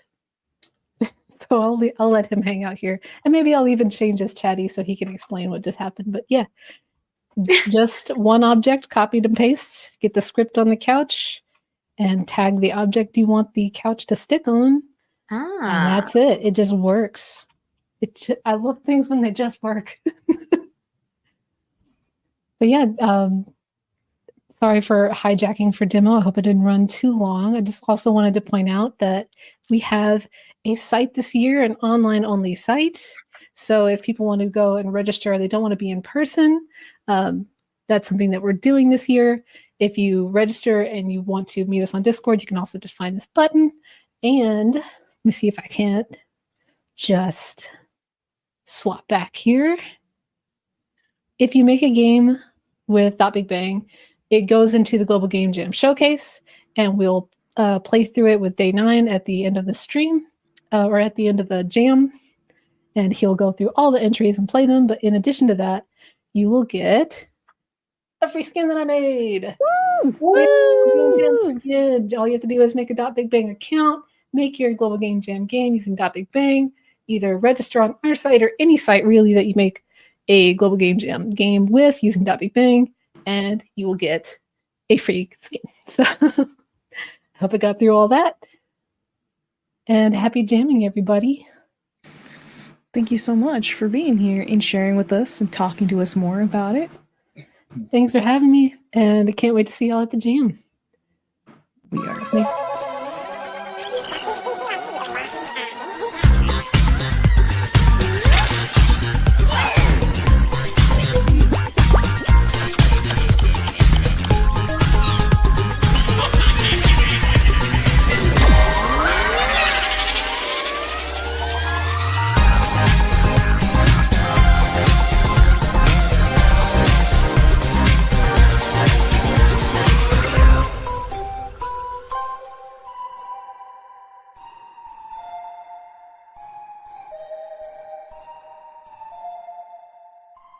Here are 6 reasons to use GDevelop, the no-code open-source game engine that can help you create any 2D game you can imagine, and even some in 3D. The first reason is the no-code system. All of the logic made for your game in GDevelop uses this easy-to-read wording and if-then format, where if the condition is true, then the action will happen, which is just far easier to read and more compact than pages of code. The second reason is because GDevelop is open source. The entire engine can be found, looked through, and downloaded on GitHub. And because it's open source, the base engine is free to use and always will be. There are some online services that you can pay for that will improve the game making experience, but it's not required to jump in and start making your game. The third reason is the built-in behaviors and extensions. Behaviors are prepackaged game logic that you can slot into your game to make mechanics that would otherwise take a long time to make yourself. And the engine comes with a bunch of these pre-installed, like top-down movement, light behaviors, and the physics engine. But you can find over 100 extensions that you can install that were created by other game developers in the community. These range from firing a bullet all the way to allowing gamepad controls. The fourth reason is the built-in asset store and tools. The engine has an asset store full of both free and paid assets, with pre-built objects that you can just directly import into your game, as well as built-in tools like Piskel for image editing and JFXR for creating sound effects. The fifth reason is because you can use the engine anywhere. There are desktop versions for Windows, Mac OS, and Linux, but you can also use the engine through a browser window or even on your mobile phone while you're on the go. And the final reason is the one-click export. So finally, when you're finished building your game, GDevelop handles all of the packaging for you. When you select the type of export you want to do, you can publish the game with a single click. Games exported with GDevelop are then entirely yours. You can publish and sell your game on Steam, or Epic Game Store, or any other storefront you'd like. You can also put ads or in-app purchases in your game and distribute your game on mobile devices. After you finish building your game, it's entirely up to you what you do with it. But do please share it with us on social media. We love to see and share whatever people are making with GDevelop.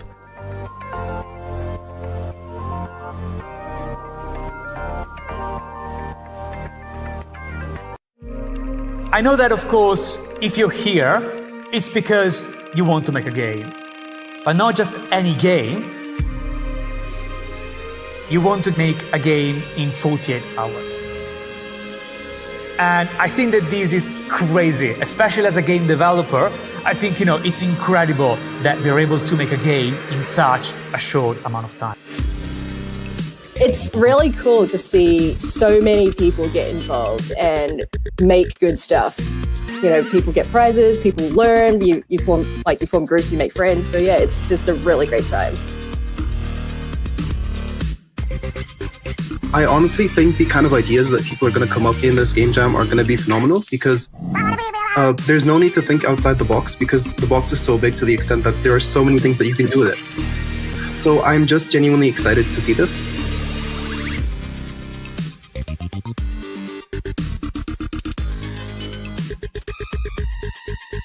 This year is special because I think most sites have been offline and meeting face to face for the first time for 2 years. This is different and we've missed this. The whole thing here is you're here to learn and have fun and make friends, so make sure that's your priority. The game is the consequence of that. I just have one last thing to ask you. Please, whatever you do, let's go make something awesome. Thank you so much.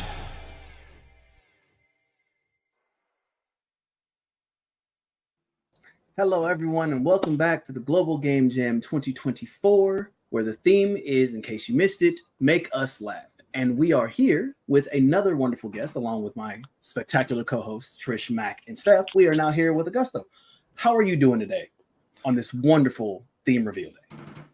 Hi, I'm pretty happy to be here, actually. I am pretty excited to be part of this event in general. It's the first time I'm hosting a site here in Brazil.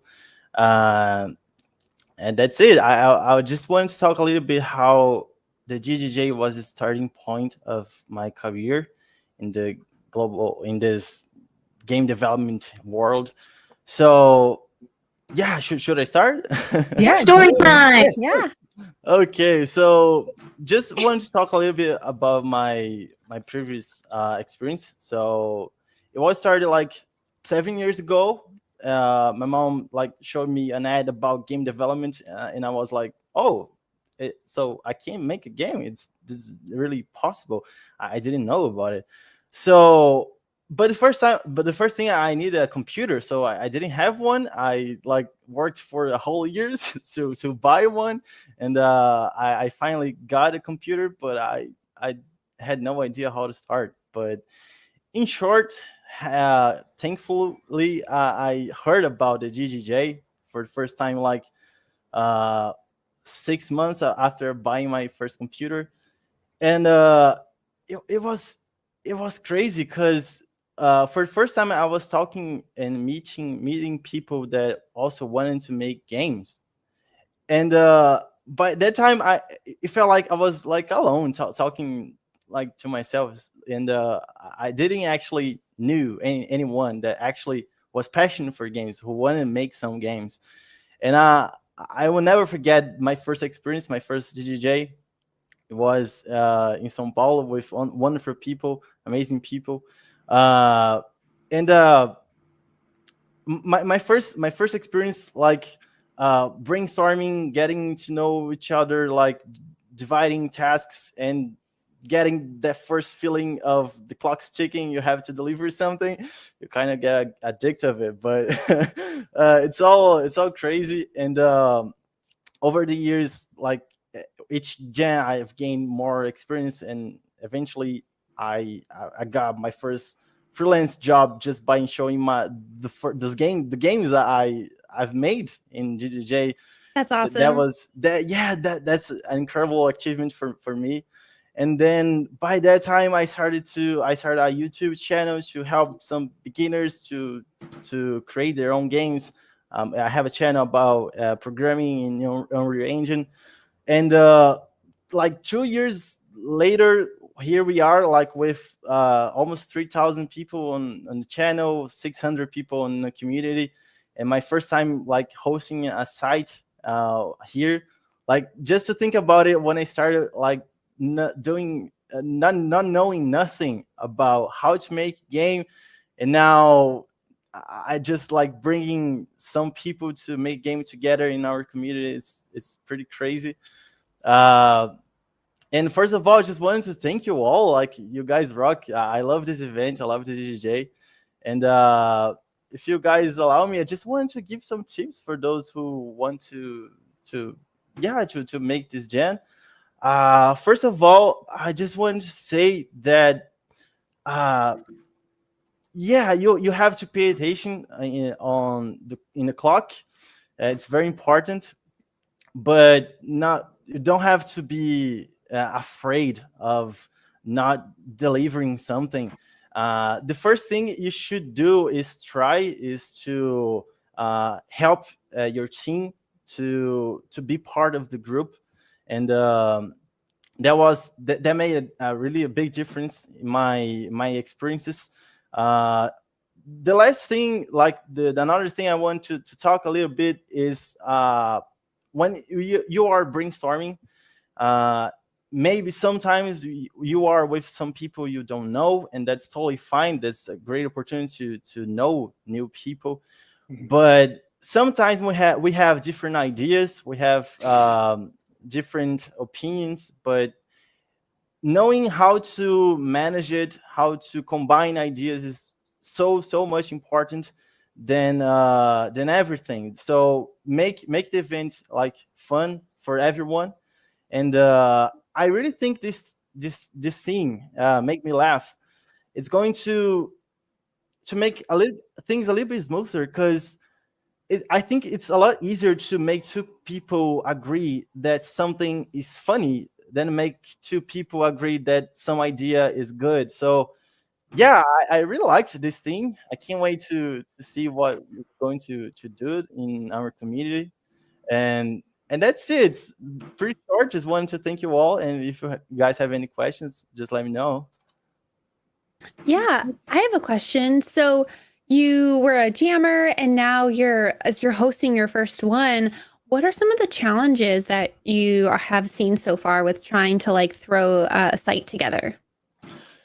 Yeah, actually, there's some things. My first jam was 5 years ago, almost 6 years ago, and like I said, here's my first time hosting one. And every year I was really excited to be part of the DDJ and this whole theme presentation, etc.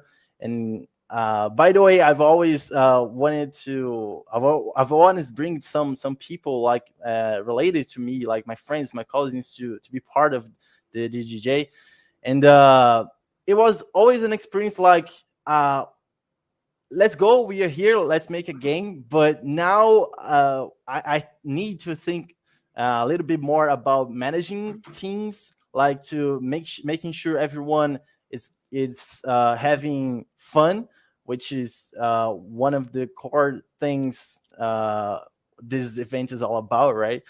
And also I challenge myself to provide like kind of a mentorship or a guidance through all these days of the event to help each team. And I also got with me some more two amazing people to help me out with this guidance with the people. So yeah, there's a lot of new things. I'm pretty excited, and I hope it's going to get well everything. That's it. So I do have a quick question for you. So with the theme being make me laugh, right? We know that language is going to kind of play a big part of it. And although we talked to some people from Portugal, I know that Portuguese and Brazilian Portuguese are two very different things. Yeah. How will you kind of use the language to kind of make some of those jokes really different from what might come from Portugal?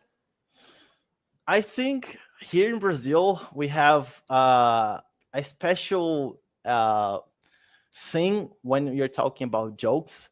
Literally, it's not always right, but we kind of make joke of everything, every situation, even the worst one. So I think I don't know the expression, but it's not necessarily on that way, but it's kind of a mix of regional jokes and dark I forgot the dark name, humor. but dark humor. Yeah, that's a mix of both. And yeah, we kind of make fun of literally everything, like our situation, our government, or our food, anything, like literally. So yeah, I think I think this is going to be really funny.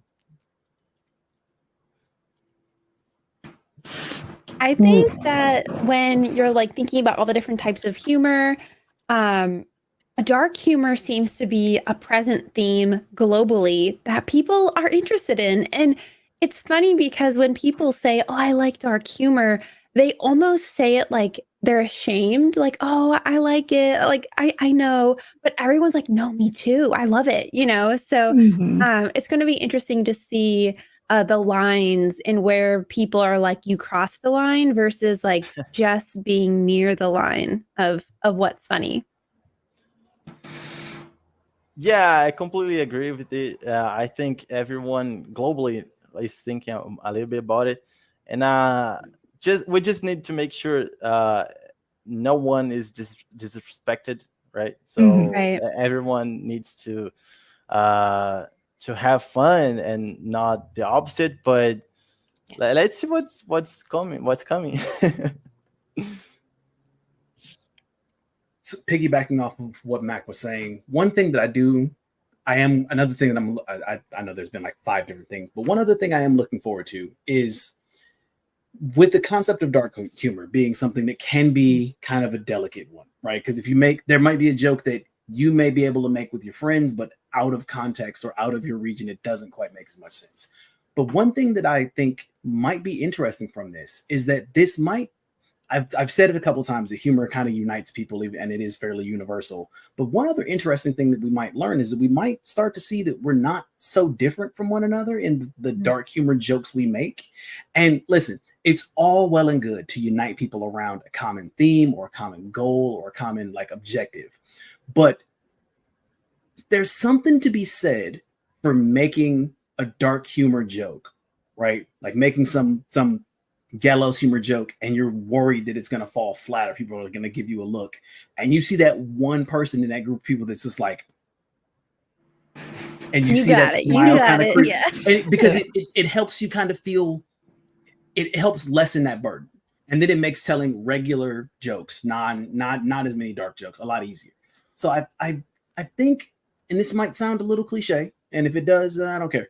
I think the world could use a little bit more laughter, no matter what. As long as, like you said, as long as it's, not disrespecting anyone, I feel like we could use a couple more ha-has and hee-hees, even if they're a little on the darker side. So we've heard like 5 different people mention dark humor, and I am, for one, am looking forward to going on my humor flight of the world of just sampling, this is Lithuanian dark humor. It has a rich body to it. This is Portuguese dark humor. It's very floral. I love this. This almost is a charcuterie board. Yeah, just a lovely, a Sure. smattering of dark humor from all over the world. And I'm genuinely looking forward to it. I really am.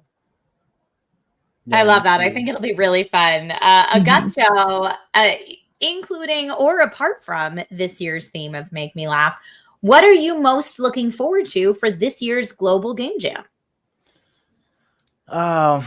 Being honest, for my personal experience, the thing I'm most looking for is to making a game with my community. That's the thing I've always wanted to have a group of people doing crazy stuff with me together. And this is the first time we're actually doing this.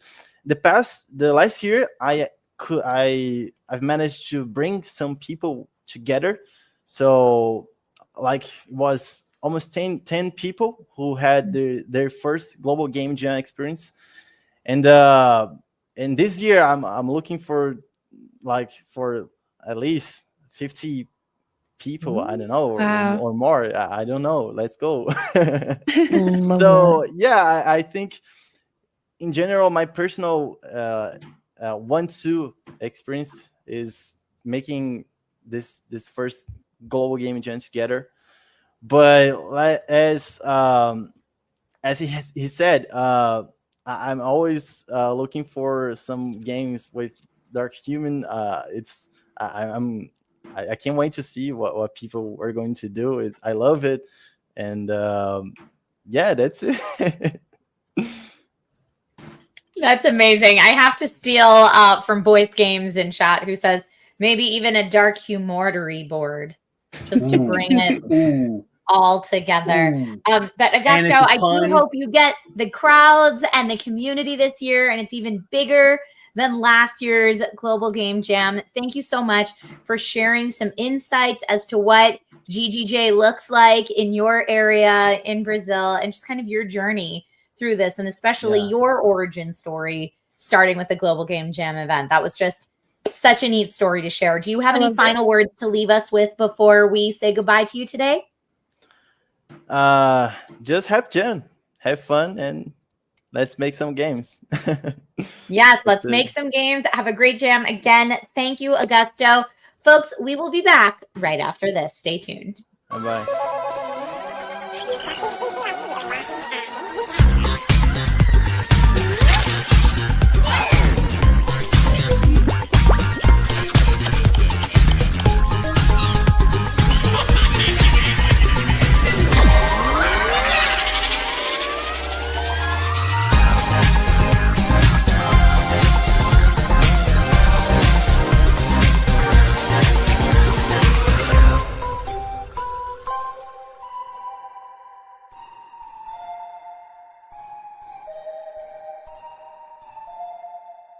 You've made the multiplayer game of your dreams, and you're ready to put it online for the world to enjoy.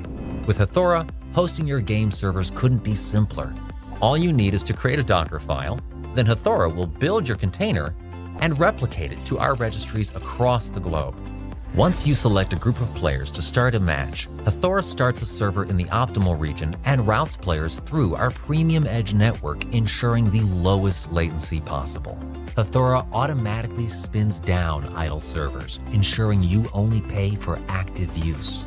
As your game rises in popularity, Hathora scales rapidly to ensure players are never left waiting. While hosting matches across the globe, the Hathora network fends off DDoS attacks so that they never reach your servers.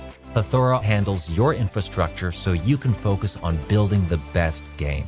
Get started today at hathora.dev. Whether you're a team of 1 or 1,000, only one thing really matters: making a game that players want to play. Developers are imagining future games that delight players and require solutions to support their dreams. Players expect games to have fast response times and high-fidelity experiences on any device, anywhere in the world. To achieve this, more and more developers are turning to the cloud.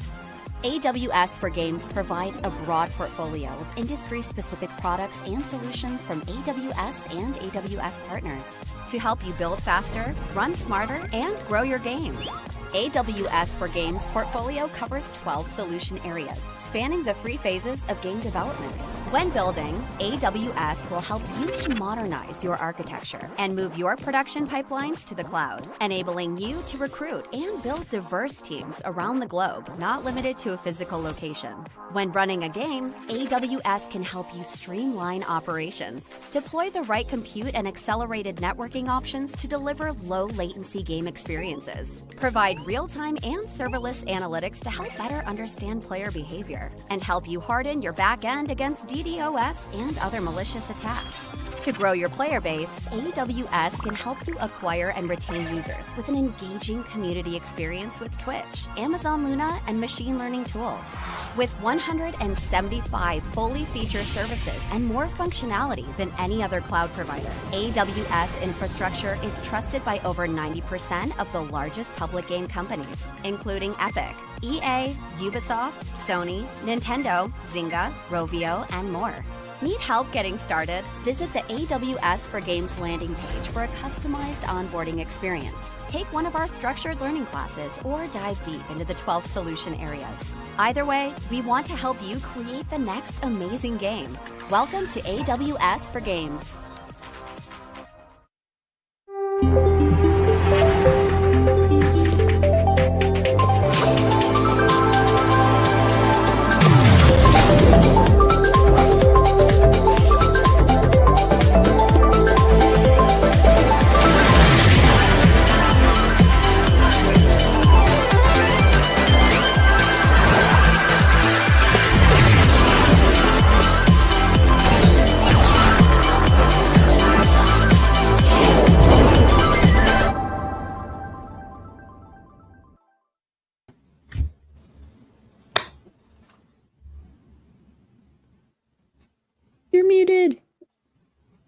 I'm There we muted. go. Don't worry about it. I figured it out. I know how to press buttons. I got this.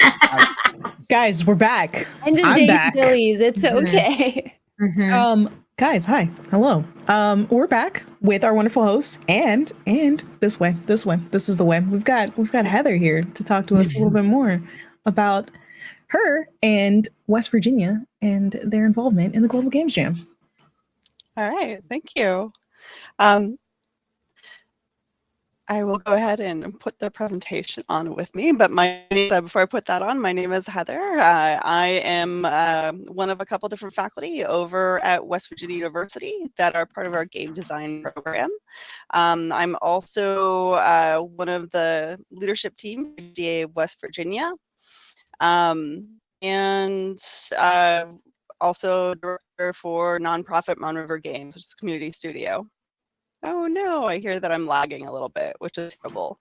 But we can totally hear you, so. Yeah, okay. It happens. Okay, gotcha. Okay, I'm going to go ahead and put this visual on with us. So I've got share screen.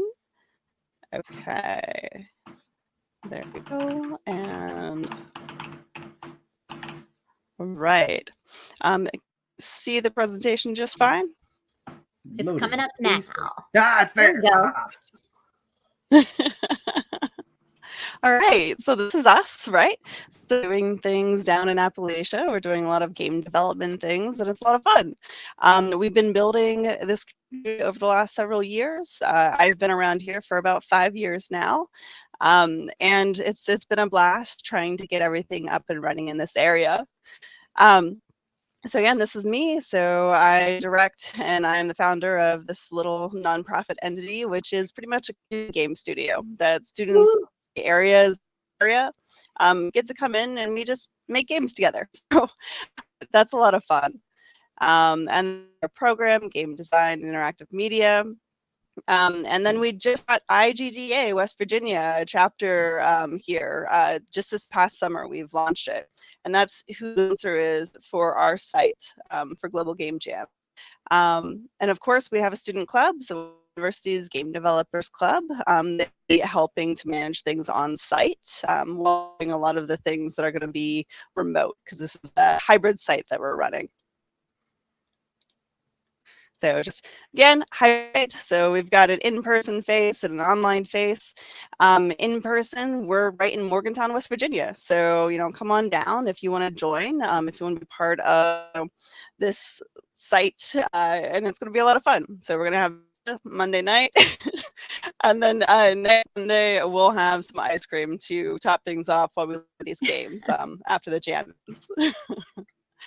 And then the online component is going to be Facebook Live, which is also Game Jam sign-up link. So this QR code will go over to our Global Game Jam page. So obviously, a lot of y'all know IGDA, and we're really happy and we're to be able to have a chapter in our area now, because this is something that we've been missing for a little while. And then you can see Game Jams listed right on the IGDA page now. So nice. Let's go. This is the place, the in-person place that we're going to be at. It's called the Media Innovation Center. It's a really nice kind of goofy site in which you have like glass wall tables to on, lots of fun kind that really helps you keep that collaborative drive together. And then our students will be running on-site. Our GDC club will be there. It's a really nice little space, so you can check it out over there. Awesome. This is just more about our community game studio and how much we've grown lately. That's a lot of growth in 90 days. It's a lot. So yeah, we're starting to make a little bit of a splash. There was a lot of people that kind of came before us that helped to pave this, be able to do this, and we're excited that we're able to kind of expand what's going on in Appalachia since. These are just some of the places that our students and community members have traveled to as part of the organization or part of Game Developers Club. It's a fun experience to be able to actually go to in person and network with people, because we all know online network is great, but being able to be face to people is just eye-opening. For a lot of these students and community members, being able to travel is transformational. Oh yeah. So it's a good time. Yes, thank you, Tim. You did. You gave me a lot of great advice, and I've been following a lot of it. We offer workshops for the community, so we tag into the community. Sometimes it's a Unity workshop, sometimes it's Unreal, sometimes it's Godot, sometimes it's more concept-based, game design theory and so forth. But we really want game design education to be free and accessible, and really empower people. So we're trying to invest in the spot that we have. These are just some of our events, right? So we have Global Game Jam that's starting here soon. So for some people already started that like to do things as soon as the theme is announced. We had a demo day last December. We'll have it again in 2024, which really it's just the whole program shows all of their games, and it's a lot of fun to play each other's games. We also have our regional Spring Indie Showcase for the second time coming up. What's fun about that is it's not just the school point. It is lots of people from the community that are also part of this game making space, whether it's a podcast show about games or it's more of a publisher. So we've got a lot of them that came up last time for our first one. And now we have our second one that's going to be on March 23rd. This time around, we're going to have a fun little dinner afterwards. And really, this and all those events that we've been going to, I've found out just how much community already exists here we're building upon. And it's been a lot of fun. We're still having signups for this, so if you're in the West Virginia area, come see us, and I can give information about how to sign up and how to be a part of this. As an example of the people that came by last time, we had our sponsor, which was Shell. We had another sponsor, which was Vertex Herder.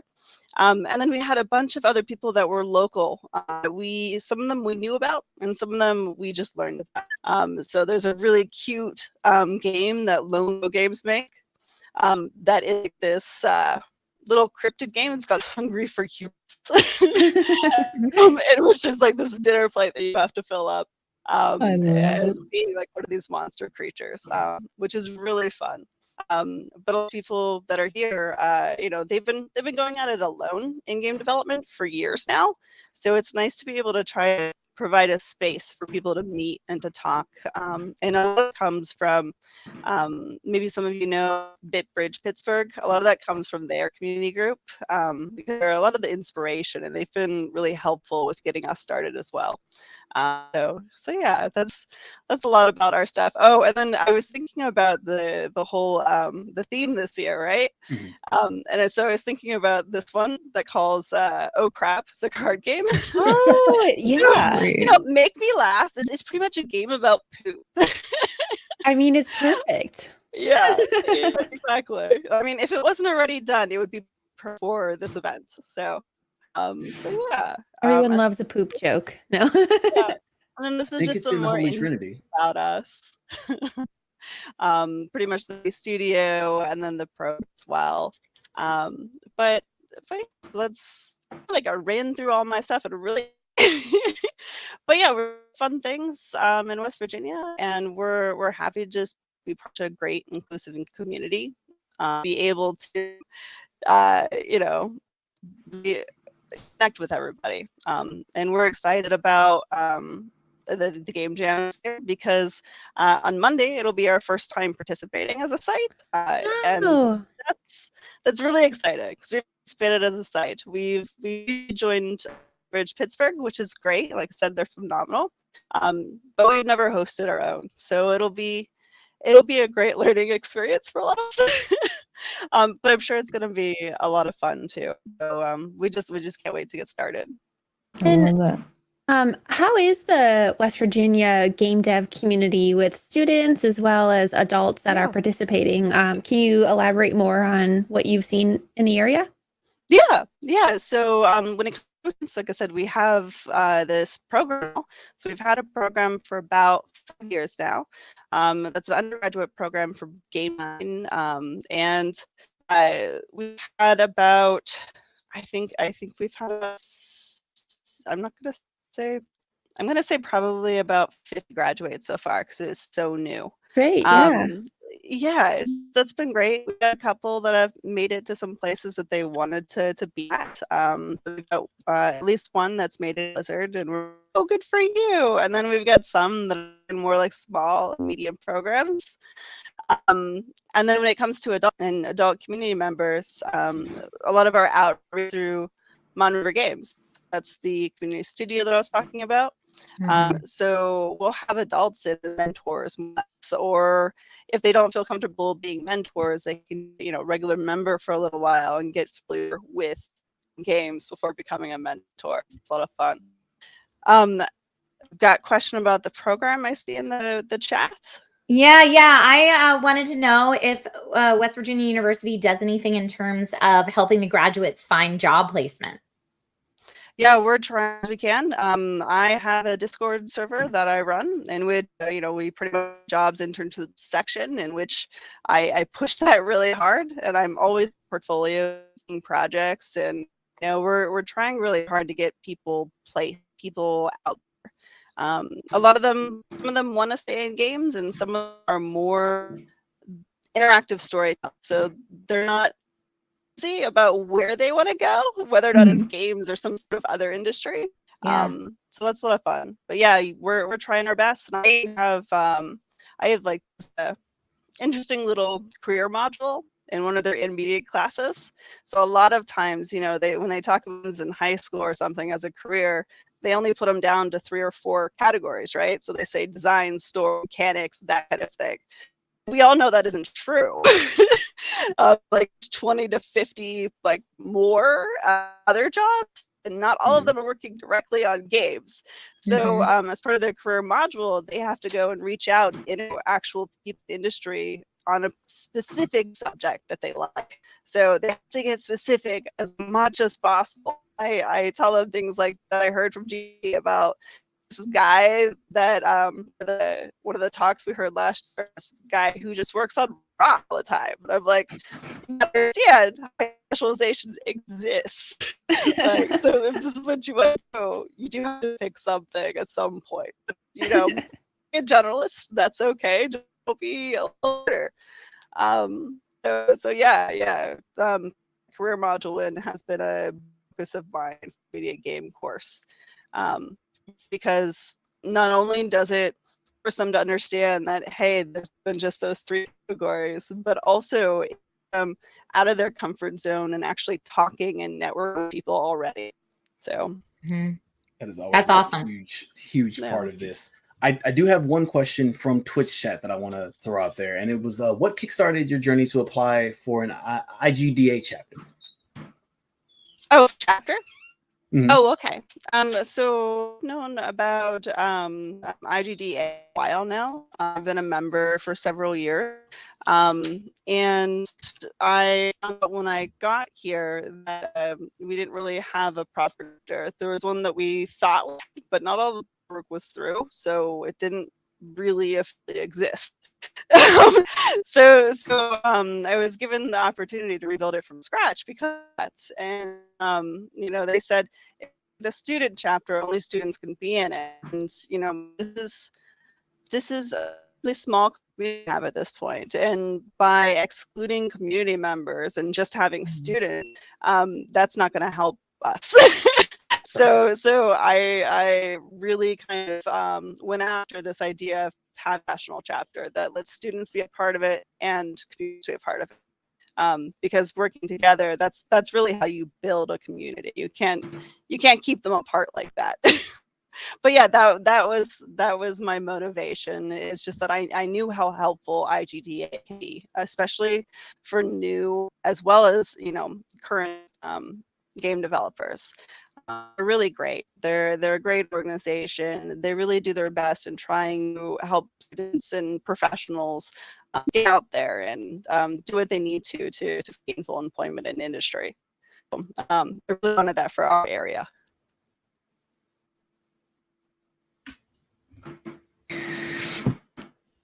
just kind of wish this existed for me when I wanted to get into game design. I took the dumbest, most backwards path there, and then didn't ever actually land there. And now I'm a talking head who plays games on stream and curses at large monsters. But thank you very much for coming to join us, for coming to talk to us about the West Virginia and surrounding areas chapter. There was another question that I wanted to get to, but I'm going to save it for another time. So I do want to know where people can find you and find more information about this if they happen to be in the West Virginia area. Where can they kind of look into joining as well? Yeah, so there's a couple different ways they can do that. They can either search for us on the IGDA site for West Virginia, so they can find us there. Or if they want to go to IGDA, really it's just monrivergames.com. And we onboard new members at the start of every session. So we have 3 sessions. We have it parallels the academic calendar because obviously I'm an academic, so it's necessary. So we onboard people in January, June, August, and it's free. It's a free thing to belong to that you can just make games together as much as or don't want. Well, if you're in the West Virginia area, I feel like you kind of heard if you want to make or not make games, even though I'm not sure how the logistics of the last one works. But if you want to be involved in the game dev space in West Virginia, maybe join a global game jam. This is the way that you can do it. And again, thank you very much for coming on and sharing that information with us. I tremendously appreciate you. Thank you. Thank you for having me. Yes, thank you so much, Heather. And also a huge thank you to our headline sponsors, Big Bang, and our Empower sponsors, AWS for Games and Hathora. We could absolutely not make Global Game Jam possible without your help. So thank you. We also want to go ahead and thank our global promotion sponsors, Side FX and Unity. And we also wouldn't be here without our diversifier sponsors, UK Games Fund, GitHub, Read Speaker, Dots.eco, Leonardo, and of course our product or service sponsors, Perforce, CyberEver, Nate, and We Love Indies. Finally, we want to thank our promotion sponsors, Game Maker, Fred Rogers Productions, G-Develop, In-Game Job, GD Bay, Code to Inspire, Swish Swoosh. I wasn't going to make it 3 times in a row. I almost did. Jemmy, JCI, Cynthia, and Values Value. Now you can go to globalgamejam.org/sponsors to learn more about the amazing offers that our sponsors have for you to take advantage of during the Global Game Jam 2024. And guys, even if you're not in West Virginia, there's still time to sign up for the jam, a jam site near you at the brand new website of globalgamejams.org. And if you love global game jams as much as we do, and you can afford to support the mission, please go to librapay.com/global game jam, and you can make a monthly recurring donation. Global Game Jam is a registered 501c3. All donations are tax deductible, and it helps make great events like the Global Game Jams possible for everybody. So thank you in advance. See you again soon.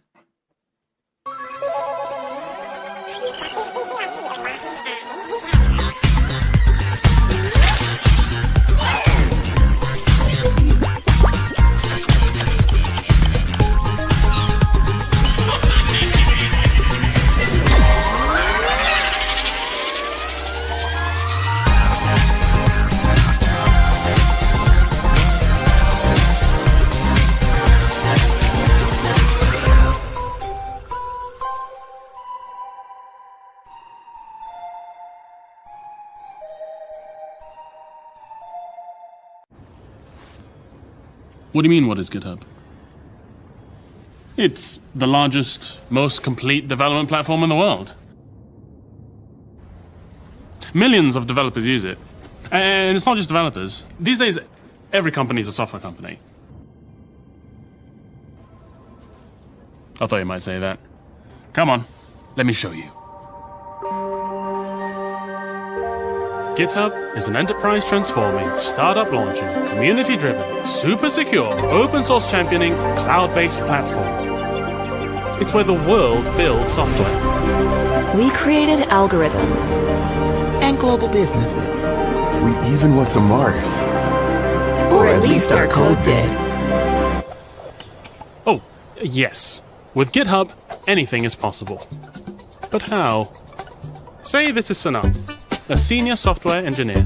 and this is a team's project on GitHub. So Niall and the team can create their own branches of code to work together in parallel. This is my branch, an alternate timeline where I can build, squash bugs, and safely experiment. There are communication and task delegation tools right next to my code. So when we're ready to merge, we merge instantly. It works with thousands of branches for over 1 million projects. And with built-in project planning, automation, CI/CD, and AI-enhanced code editing at every step. You can move fast and get your ducks in a row! But we gotta be safe about it. GitHub has advanced security with automatic vulnerability detection, secret scanning, and more. So we can build and ship safely and securely. So, now you know what GitHub is, you might wonder who GitHub is. It's a student learning to code. It's disruptors revolutionizing music. It's a CEO transforming a global company. It's 21,000 strangers working together to take the first picture of a black hole. It's a place for anyone from anywhere to build anything. Anything you think the world needs.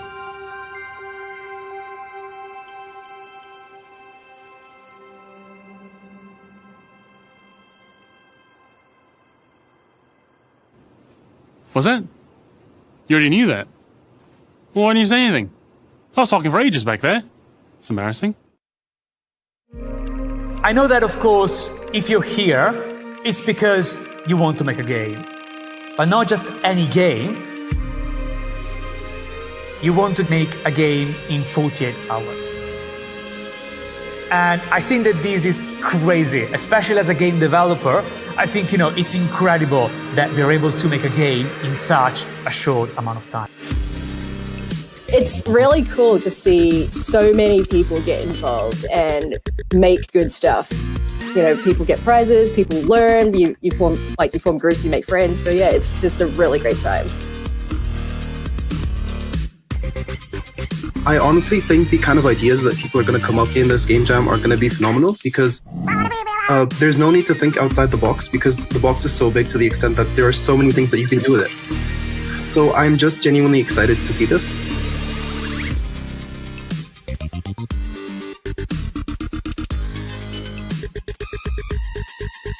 This year is special because I think most sites have been offline and meeting face-to-face for the first time for 2 years. This is different and we've missed this. The whole thing here is you're here to learn and have fun and make friends, so make sure that's your priority. The game is the consequence of that. I just have one last thing to ask you. Please, whatever you do, let's go make something awesome. Thank you so much.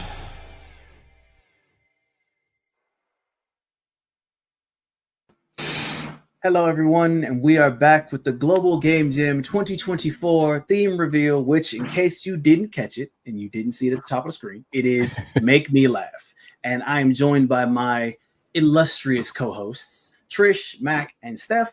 And we are now joined by an additional guest, Wesley, who is from the Columbus area, if I'm not mistaken. So, yes. Listen, I haven't been back to the Midwest in a while, so tell me what's going on in the Columbus area when it comes to Global Game Jam. Oh my goodness. You guys can hear me okay, right? Yes, we can. Good. Awesome. Yeah, sorry about that. Must have been some sort of Midwest, casual internet outage, and now we're all back and ready to go. But yeah, there's tons of stuff going on. I kind of want to give a little bit of a shout out to kind of like my experience with Global Game Jam, because of course it's been such a big part of a lot of things I've done since I was in college to where I am now. And, I've got, kind of the tail end of it is showcasing a tool that we're using as part of our partnership with Global Game Jam called Jamio, which is a tool for Discord, a bot that allows people to kind of create games. So it's kind of like come full circle.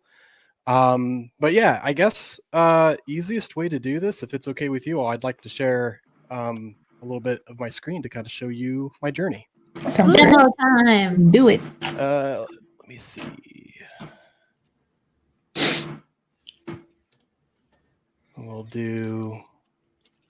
We'll just do the screen. I don't think I need audio. All right.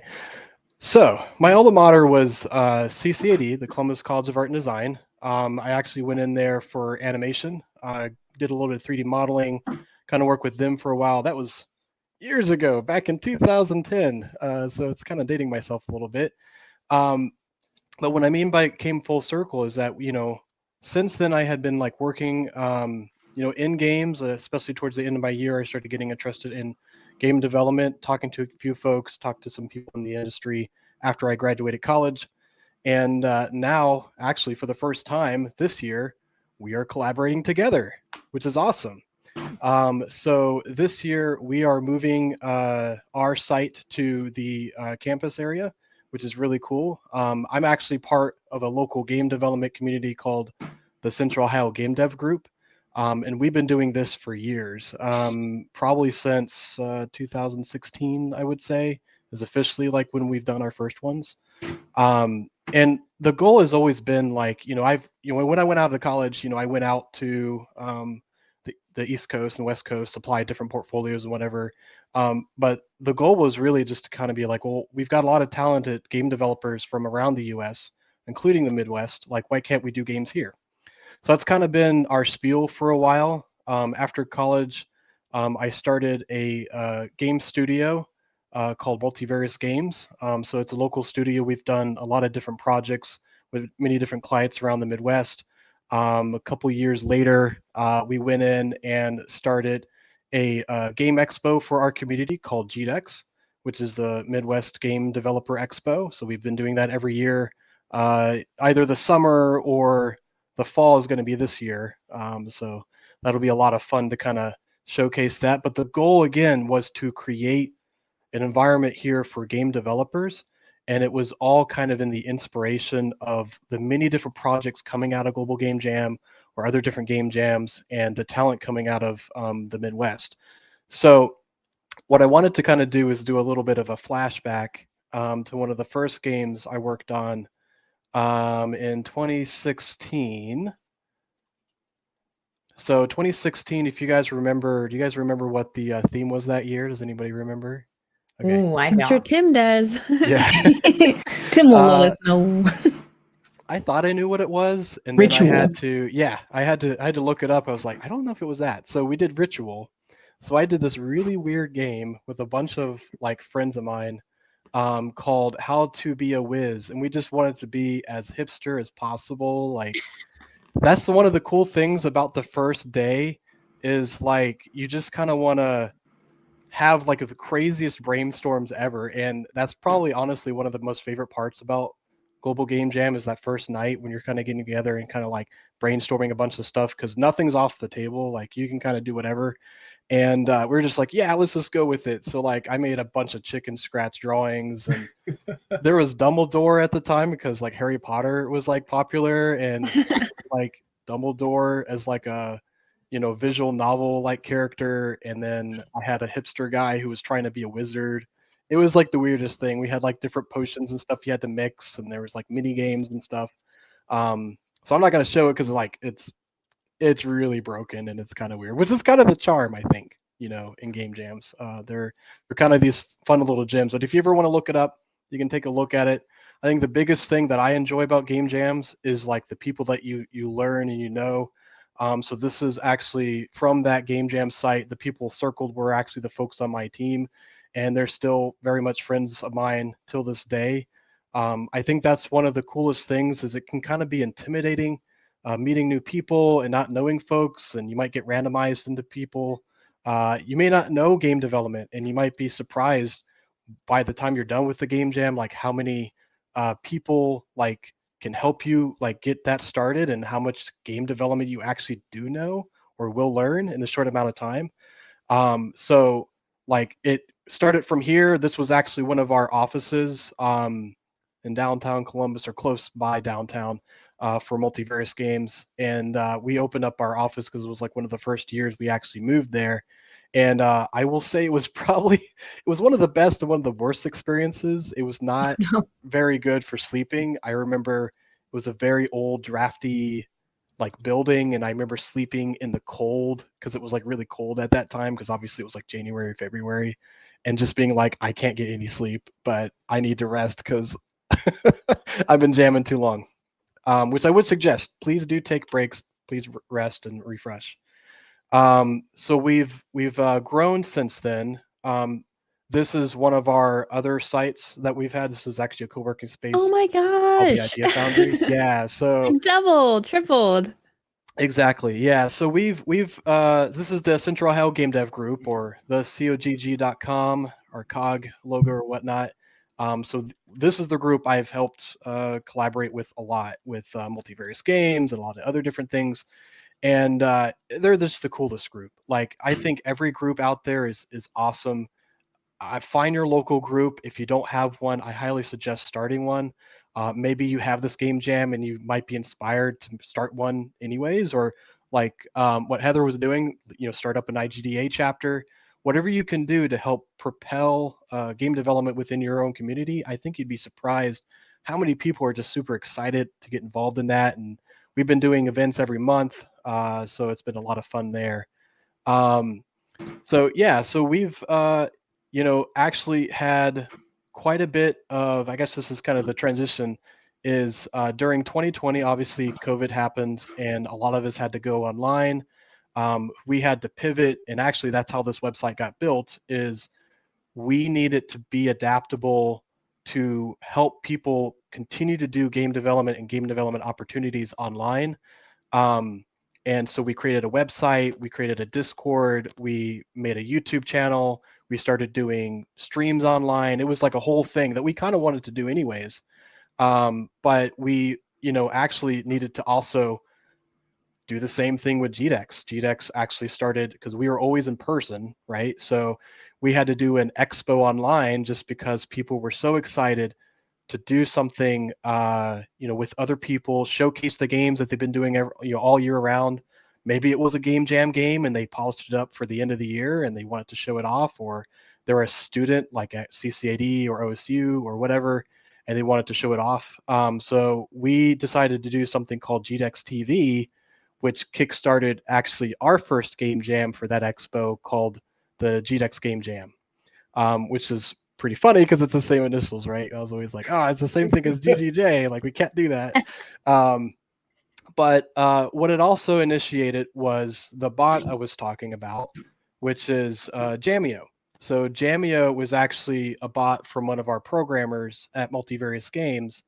And he actually was just kind of like whipping something up to be like, hey, I've got a bunch of friends playing D&D and I want to get them into a group because I'm doing multiple games. And then he's like collaborated this thing in Discord to kind of like make it more for game jams, and we made it for GDEX, and it actually was pretty rough.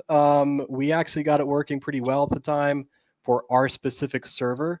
And then for the last couple of years, we polished it up. So now that it's using, like you guys had an ad for AWS, we actually use that for our servers for Jamio. And we're able to now use it across multiple different servers. So this has kind of been the thing. I've been talking to a couple site organizers about this bot for a couple years now, and it's now at a state that it's pretty great. I mean, it still needs improvements. We still have a lot of design things that we want to implement, and we're very gracious that you've given us a spot and a chance to kind of showcase this, because especially for me, what it's helped me out as a site organizer is to make like the online team forming process and something like Discord much easier. Because if you've ever set those channels up before, it's kind of like an instant messenger. If you guys aren't familiar with Discord, it's a way to kind of talk with each other. You can also like throw images in there, you can throw videos, you can set up team calls if someone's off site and like stream your video.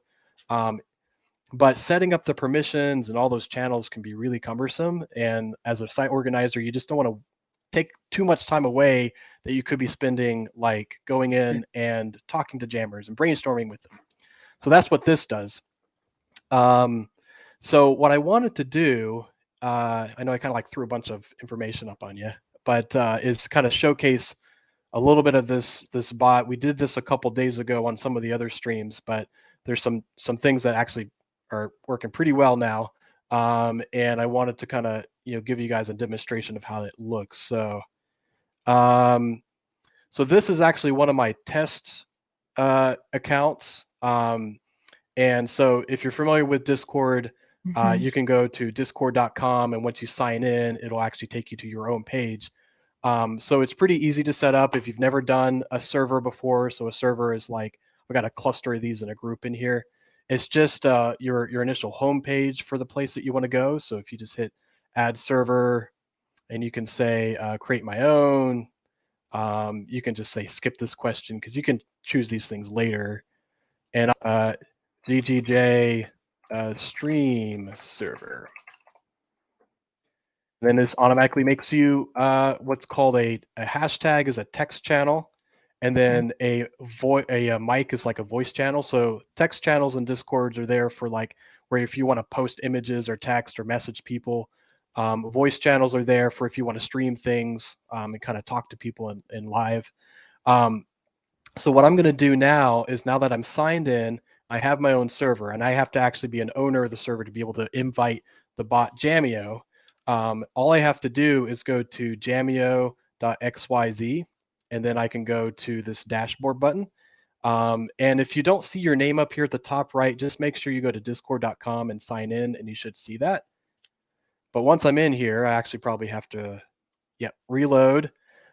It'll notice that I have the GGJ stream server, and all I have to do is hit this invite Jamio button, and it will ask you for your permissions. You can actually choose which server, but it automatically selected it for me.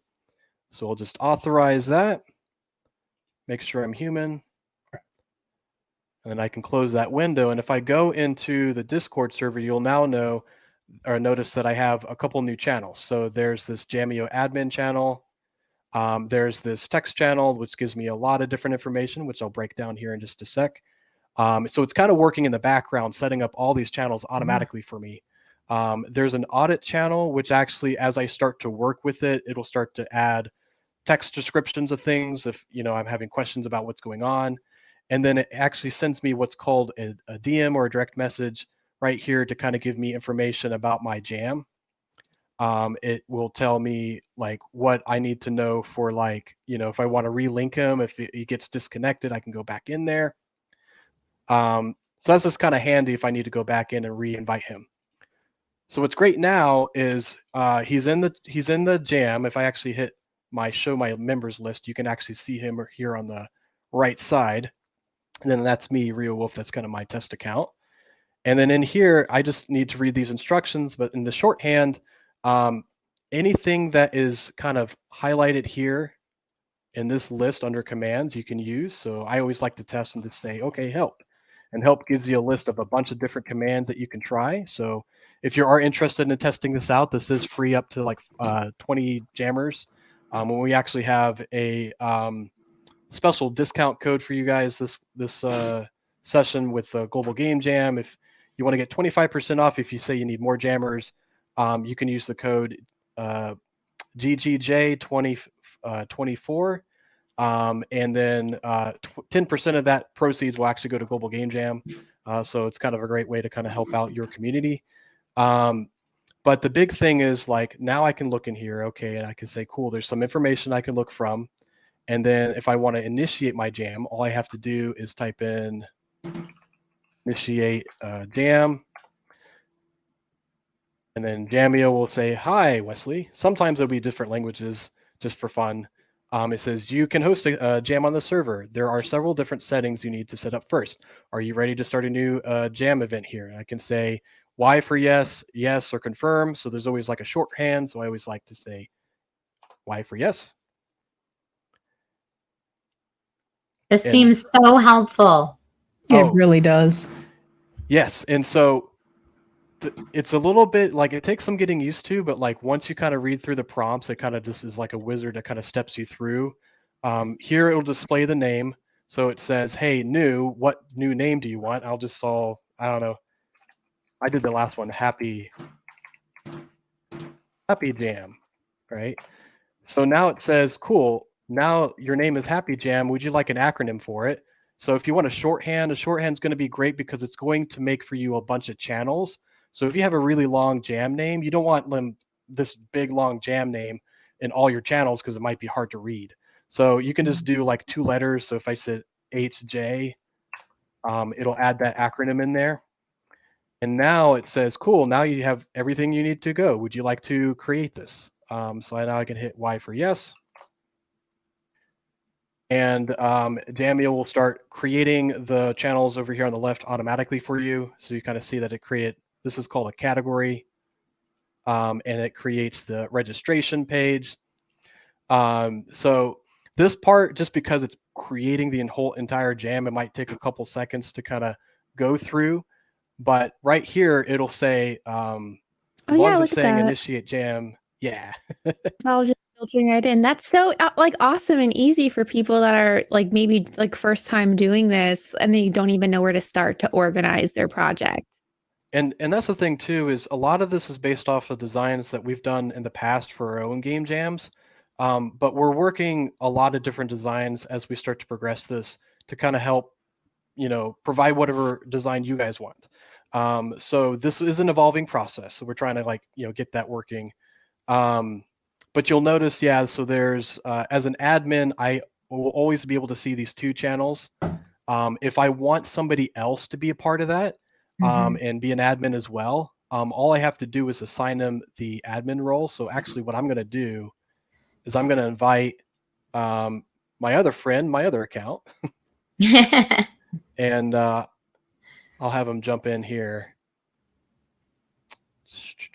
Let's see if he can find one thing while we're going through this that this is reminding me is that 1, these types of bots are indispensable for large servers, and 2, I'm in way too many Discord servers. Oh yeah, I think I hit my limit. I'm at 100. Yeah, I'm allowed to see my other one because it is the calm of this. I'm just like, I might be able to actually get through all of my unreads, because if I look at mine, I have red number PTSD. Just Oh yeah, thousands. I just ignore it. I would love to, but I can't. I mute almost every server I get into, so I don't have to see it.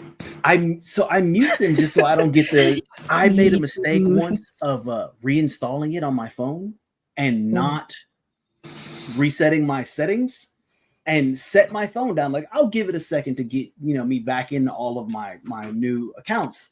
And I had my phone on vibrate and loud I had my phone on vibrate across the room. And then like a minute later, I heard thump, and I'm like, what's that sound? It vibrated off the nightstand. Yeah. I've been there before. Yeah. I mean, and that's the thing too, is you have that, and then I'm always for like trying to keep it as simple as possible. So the goal is to like really every step of the way, whether you're a site organizer or you're a jammer, the goal is to have Jamio really ask you through a wizard of the questions that you need to know. So for example, like I've got my other account here. And if I go to the registration channel and I start looking through here, this is what's considered the jammer environment, right? This is the jammer category. So if I want to start to be a part of this jam, Happy Jam, I just have to type in register. And then now I can see all the channels that the admin can see. And these are really particular to the jammer resources. So it's like, cool, yeah, now I'm a jammer. I'm actually registered to this site. So now I can say, you'll notice that there's actually this section that's kind of like a roster. So as I start to go in here, I'm actually part of a teamless jammer. So I don't really have a jam team yet that I'm assigned because there's no teams. So if I want to make a team, all I have to do is type in, was it create, right? Yeah, create. And now it's going to ask me what team I want. I'm going to say team 1. And we wish to create this, Y for yes. And now you'll notice that Jamio created another category with a text channel and a voice channel that has my own permissions. It has everything I need. So if I just want to start to grab people in here, they can do that. So now if I'm in here and I type in, so this, even though I'm admin, I technically don't have, oh, I typed that wrong, didn't I? Register. There we go. So now I'm a registered jammer. And if I want to join that team, who is telling me to wait So you'll see this little emoticons. This means that it's creating some of those channels. So you got to wait for it to get done, and then it'll actually be done. So now it's read my message to say, okay, now what do you want? So now if I say team, and I don't have to type in the whole team name, I can just type in the first word. It'll say, hey, you want to join team 1? Yeah, that sounds good. And now I am part of team 1. And if I want to check that, all I have to do, and it's actually, okay, now it's good. You'll notice that it created a team right here with Wolf Gamer is actually my other account that I was just showing you. And then this screen that you see here is Real Wolf. So that team is created. Now I can start talking to those folks. I can start jamming and everything's done. And as a site organizer, I just have to show them, go to the registration channel, type in the commands, make your team. Once they get it once, they can actually help each other out. I don't have to do anything. Like, it's done. Like, that's the coolest part, is I can like point people instead of like making it up for them. Now I can still make things up. If I'm, you know, really good and savvy with Discord, I can still change the settings if I want to. I can make my own channels, but the bulk of the hard work is done. And each team will have things that are unique to them. So you can actually upload an icon that represents your team name. You can make a color so that your color changes here on the right side. And then at the end, when everybody uploads their Global Game Jam link, they can actually link their game there. And then you have like this like category, this history of all the different game jam stuff that's been happening throughout the event.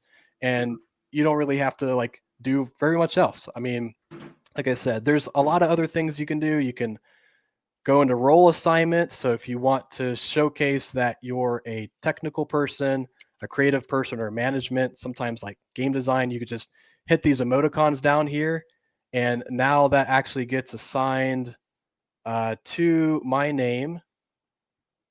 And that one actually probably takes a sec because it's got to kind of propagate. Oh, wait, that might be because I'm a site owner. Let me double check. If I were to go into this one. Yeah, so as a site owner, it's a little bit different because not to complicate it, but based on roles, Jamio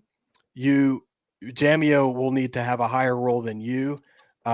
So these are really very specific to jammers, but say if I wanted to be a producer for Wolf Gamer, that should hopefully change here in just a sec. It might just need some time. But you can see as we start to go through the public chat, we'll start to notate some of these things.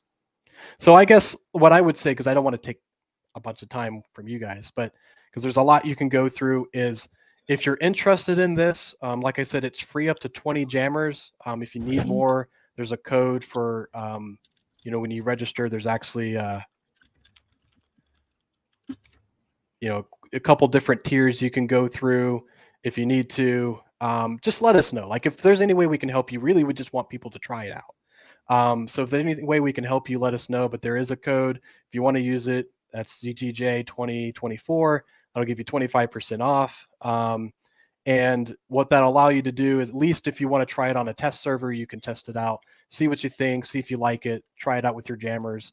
And let us know what you think, because like the biggest thing with this, like I was mentioning before, since we started with COVID, doing our own game jam, starting from that small one to this point, we can't be more excited for people to try it out. Let us know what they think, and let us know how we can improve it. I think that's the biggest thing, is like, how can we make this better for you? Because especially for me as a site organizer, how can we, you know, make these tools ready for you guys so that this is something that'll make your lives easier, so that you can do your game jams as a site organizer online.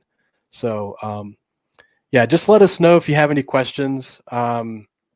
You know, my name is WolfG4M3R on Discord, so you can message us there, or there's, you know, I think it was like another channel that had stuff, but that's probably one of the easiest ways. Or you can email us at info@thegdex.com or info@jamio.xyz.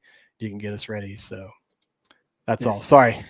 No worries. I can already tell you. No, thank you. The applications for this are going to be dope. Like, I'm really looking forward to people doing like test game jams to get ready for the global game jam, and it's going to be amazing. Thank you, Wesley, for coming and showing off Jamio, because feel like I've been talking about it all day, and now I have a much better understanding of how it works. Good. But listen, guys, we're going to take a quick break, and we will be right back after a brief moment. So don't touch that dial.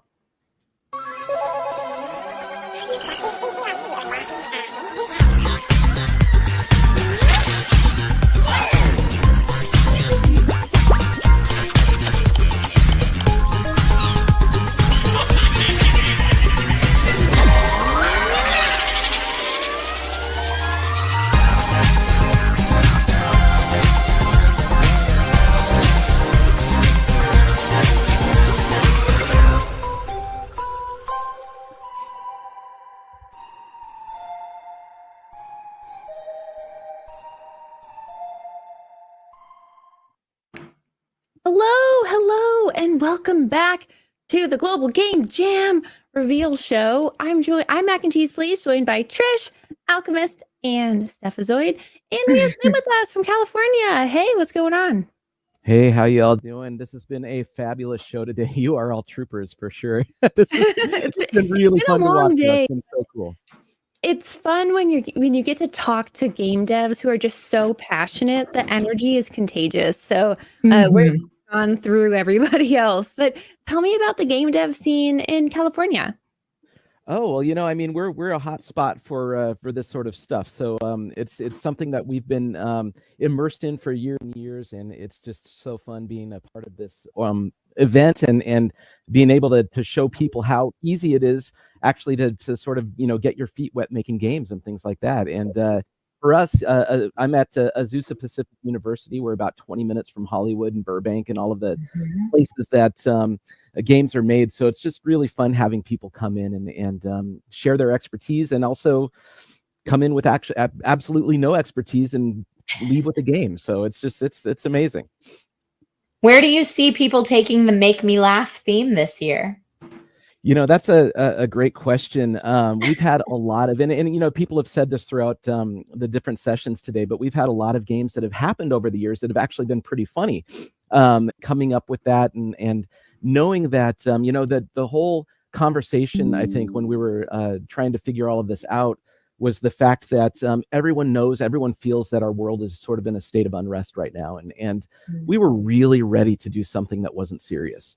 And I was looking through some of the past themes, and I love them all, but they've been pretty serious, for the most part. So it was great to finally decide on a theme that hopefully will just bring out whimsy, bring out joy, bring out laughter and fun. And I'm looking forward to seeing that happen. So I'm so curious, are you able to share with us some of the ideas that didn't make the cut? Are you able to share that? Yeah, it's funny. We went through quite a few, and I know that the chair of our committee sort of spoke earlier about some of the process. But again, we started with this idea that we didn't want to have a heavy-handed theme, and so we thought about things like joy. We thought about things like kind of esoteric themes like composure or calm or what that might mean in as far as game dev is concerned.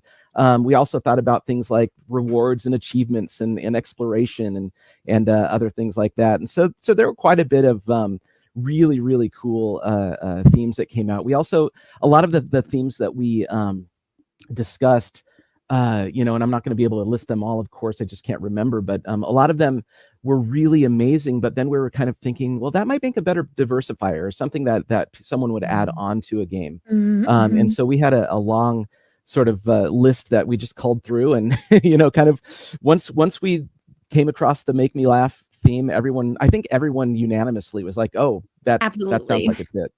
Yeah. So the one thing I've taken away from this is that next year, when the Global Game Jam comes up and Tim reaches out to us and says, hey, we're going to be hosting the Global Game Jam, we now know that there are other people that exist that know the theme beforehand. Oh, yeah. So So now them. we don't have to ask Tim. we are sworn by our lives to secrecy. I'm sorry. I don't need you to tell me. I don't need you to tell me the theme, but everyone will more than likely give a different hint, and you give me enough hints, I can paint a Picasso. So you're making this a game. I see what you're doing here. It is the Global Game Jam. Of course, I'm making it a game. That's the point. That's amazing. something that has kind of been like on my mind all day with the Make Me Laugh. So there's a game, I think I might be incorrect, but I think it's called Howl. And you have to talk to make your character move up and down. And I'm wondering if anyone can use a sound component to control the character and quite literally like have to laugh or make someone laugh, some audio cue. It's really funny that you say that, because that was immediately what I started thinking about when, and I'm not going to use that idea when we go into the game jam, because I like you can take it if you fresh, want. but right when we came, I was like, what if there was a game where you had to say ha or ho or, heh? And I just thought the game could even be terrible, but just because someo's doing that, it's going to make us laugh, right? Sure. So that's a really great idea. I just think of like streamers being like, ha, ha, ha, like the whole time. Could you imagine QWOP, but each different type of ha, he, ho, he, all controls a different limb? Don't you dare. So much silliness. Watch, you get the world record on QWOP by doing that too. I'm just saying, like, I'm not, trying to come up with really good game jam ideas or anything like that. So much silliness. I love it. It could happen, Alchemist. Tim, since you're in like a very major entertainment hub, how many people usually participate in your global game jam? That's an interesting thing, because we actually have right around us, and I'm saying within an hour and a half from our location, we probably have 5 to 10 to maybe even 15 jam sites that happen. So each jam site is actually the attendance is not as high as you might see at other places where there's fewer jam sites. So at our sites we usually get around 40 to 45 people. And we're at a school, so half of those are usually students. It's funny. One of the other things I noticed back, sort of COVID going into post-COVID time, that we have more attendees when we're open all 48 hours. So we had fewer attendees, of course, when we were completely virtual. The year after, I made it a hybrid so people can come and leave and be online as well. And we actually had less people for that. And as soon as we went back to 48 hours, all of a sudden we had 45 people again. So it's pretty incredible. Well, that's awesome.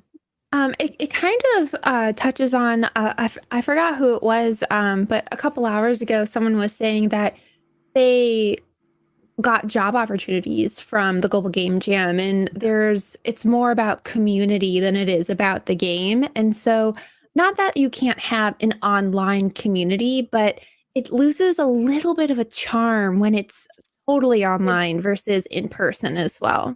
It does. And there's so much off the cuff collaboration that happens when you're in person, and just the way that you can get to know people in person is just so much more authentic and just present, right? Being there.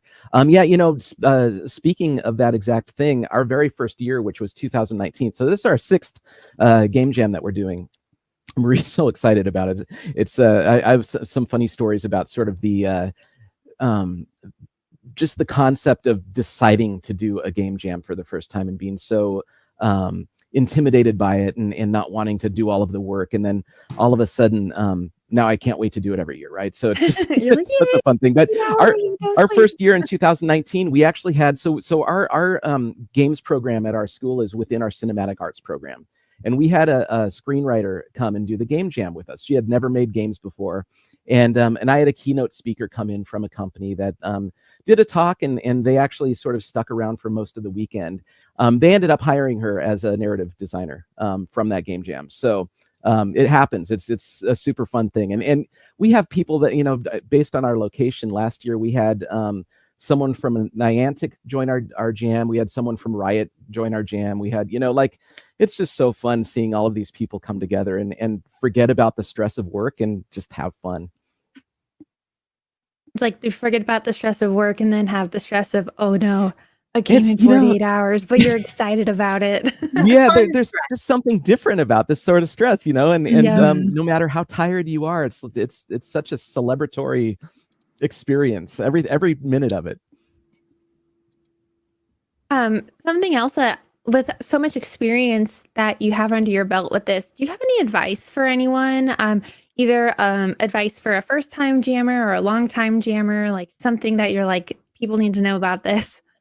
You know, I think the biggest piece of advice is don't be too scared of your skill level. I had a screenwriter get a job as a narrative designer from, this jam. We had one of our tech people who just does hardware support come in and ended up doing pixel art and things in one of our jam. So don't be scared of that. We've done so many different styles of games, from board games to low resolution lo-fi games to all the way up to 3D games, and the people who participate on all of those teams have such a wide array of skill levels, and it's just, you learn what you need to learn, you do what you're supposed to do, and somehow it all comes together. It's amazing. And then as far as I heard someone else talk earlier about the idea of just starting a jam site in the first place. And I really loved about what he said about all you'd really need is a roof over your head and internet, and I think that's good advice too. If someone's like trying to figure out if they should even do this in the first place, just do it. It happens. It comes together.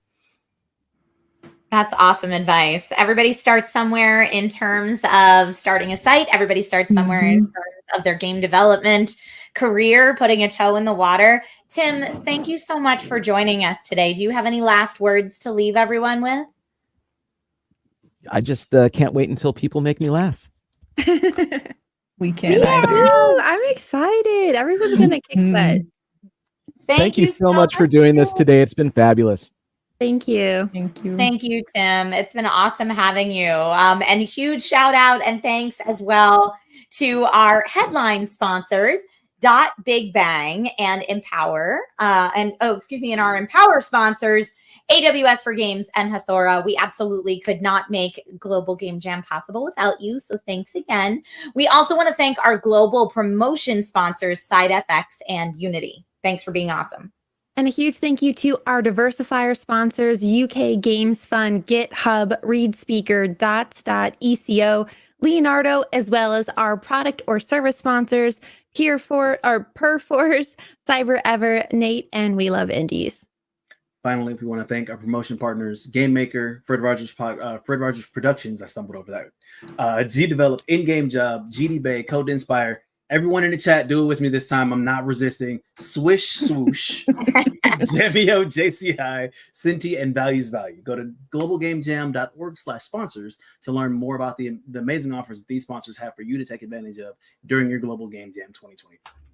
Heck yeah. Today was the kickoff, guys. That doesn't mean you cannot still sign up, because you can at the globalgamejam.org. Right there, sign up. You want to participate in this awesome show.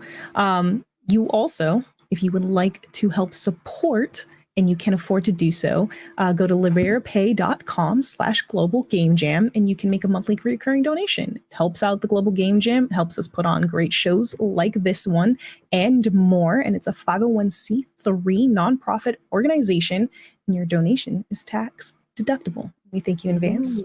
We loved having you guys here. I am so stinking hyped to see all of the fun things that come out of this to make us all laugh. Yes. I think we need that right now. There's a lot going on, and I like the sentiment that a bunch of people said is, in the past it's been rather serious, and now we're time for some laughter. So it's due. I'm so ready. I also love that even with this being kind of a sillier theme, right? It still is exceptionally open, because we've talked to 15, 20 different people today. I've lost count. So many all over the world. Yeah. And I think each and every one of them had a different idea that they said they would do, or a different suggestion. And I'm not talking different as in and this is going to sound like a shot, and it's not meant to be a shot. I'm not talking different like Call of Duty Modern Warfare 2 versus Modern Warfare 3 different. I'm talking like Call of Duty versus Cult of the Lamb versus Minecraft different. Like they've all been diametrically opposed. And hell, even the ideas that we've had while we've been talking, different. We've each had different ideas. And I think that that's one of the beautiful things about Global Game Jam, is that anything you can think of, you can make. And you don't have to finish it. You can always finish it later, so long as you just make That was a tip. That was a tip. Don't have to finish it.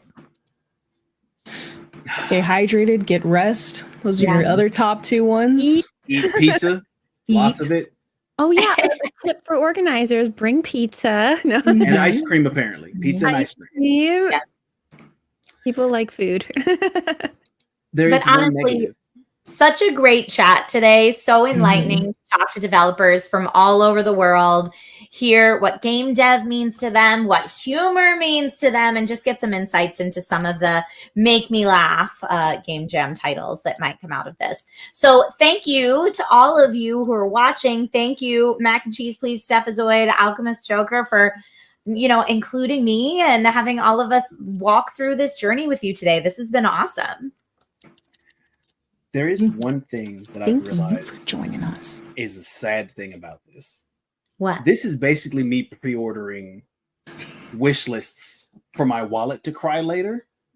So Every time. all of these, like when we do the Seattle Indie show, my wallet cries immediately. But for this one, my wallet is watching the tears come up later, because some of these games may end up actually showing up in a Seattle Indies, in an indie game, in your Steam wish list. I think someone has said that too, that they had a Global Game Jam game, then finish it, evolve it, and then it went to Seattle Indies. A few times now. Yes, Coming there's to a good PAX chance. near you. Exactly. 100%. So that being said, that's kind of all I have. This has been a blast. Oh yeah. My favorite part is talking to devs all over the world. They're so passionate. I love it. Makes me happy. Makes me whole. Makes me hungry. That too. Laugh. No. And makes me laugh. Will make me laugh. Will make you laugh. All of the above. Alrighty, guys. Please enjoy the reveal one last time, and we will see you guys for more laughs.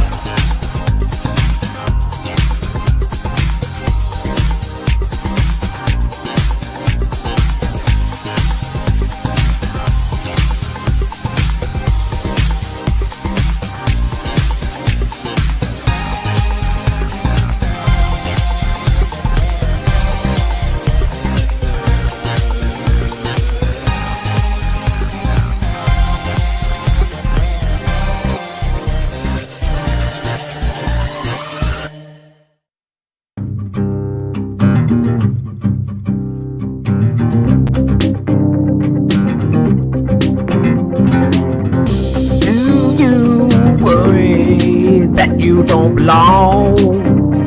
Well, that's why I wanted to write this song to tell you that we're so glad you're here.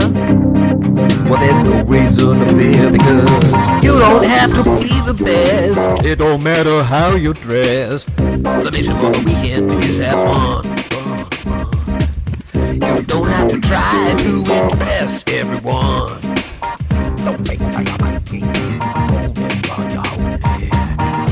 we don't have to look the same to get together and make an awesome game.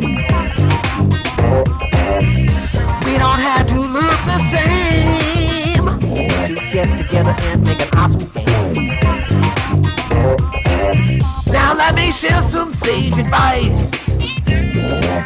The Game Jam secret that makes you feel nice. Say this to yourself: I can't do anything, but I cannot do everything. You just gotta do it all. Don't hit it for a ball. You just gotta do it all. Don't hit it for a ball.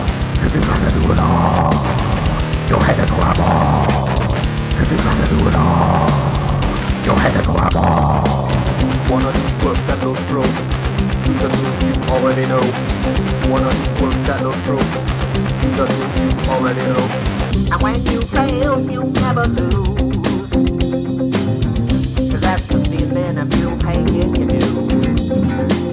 Don't take it till you make it. Hold it while you hold it. Don't take it till you make it. Hold it while you hold it. Don't take it till you make it. Hold it while you hold it. Don't take it till you make it. Hold it while you hold it. We don't have to look the same to get together and make an awesome game. We don't have to look the same to get together and make an awesome game.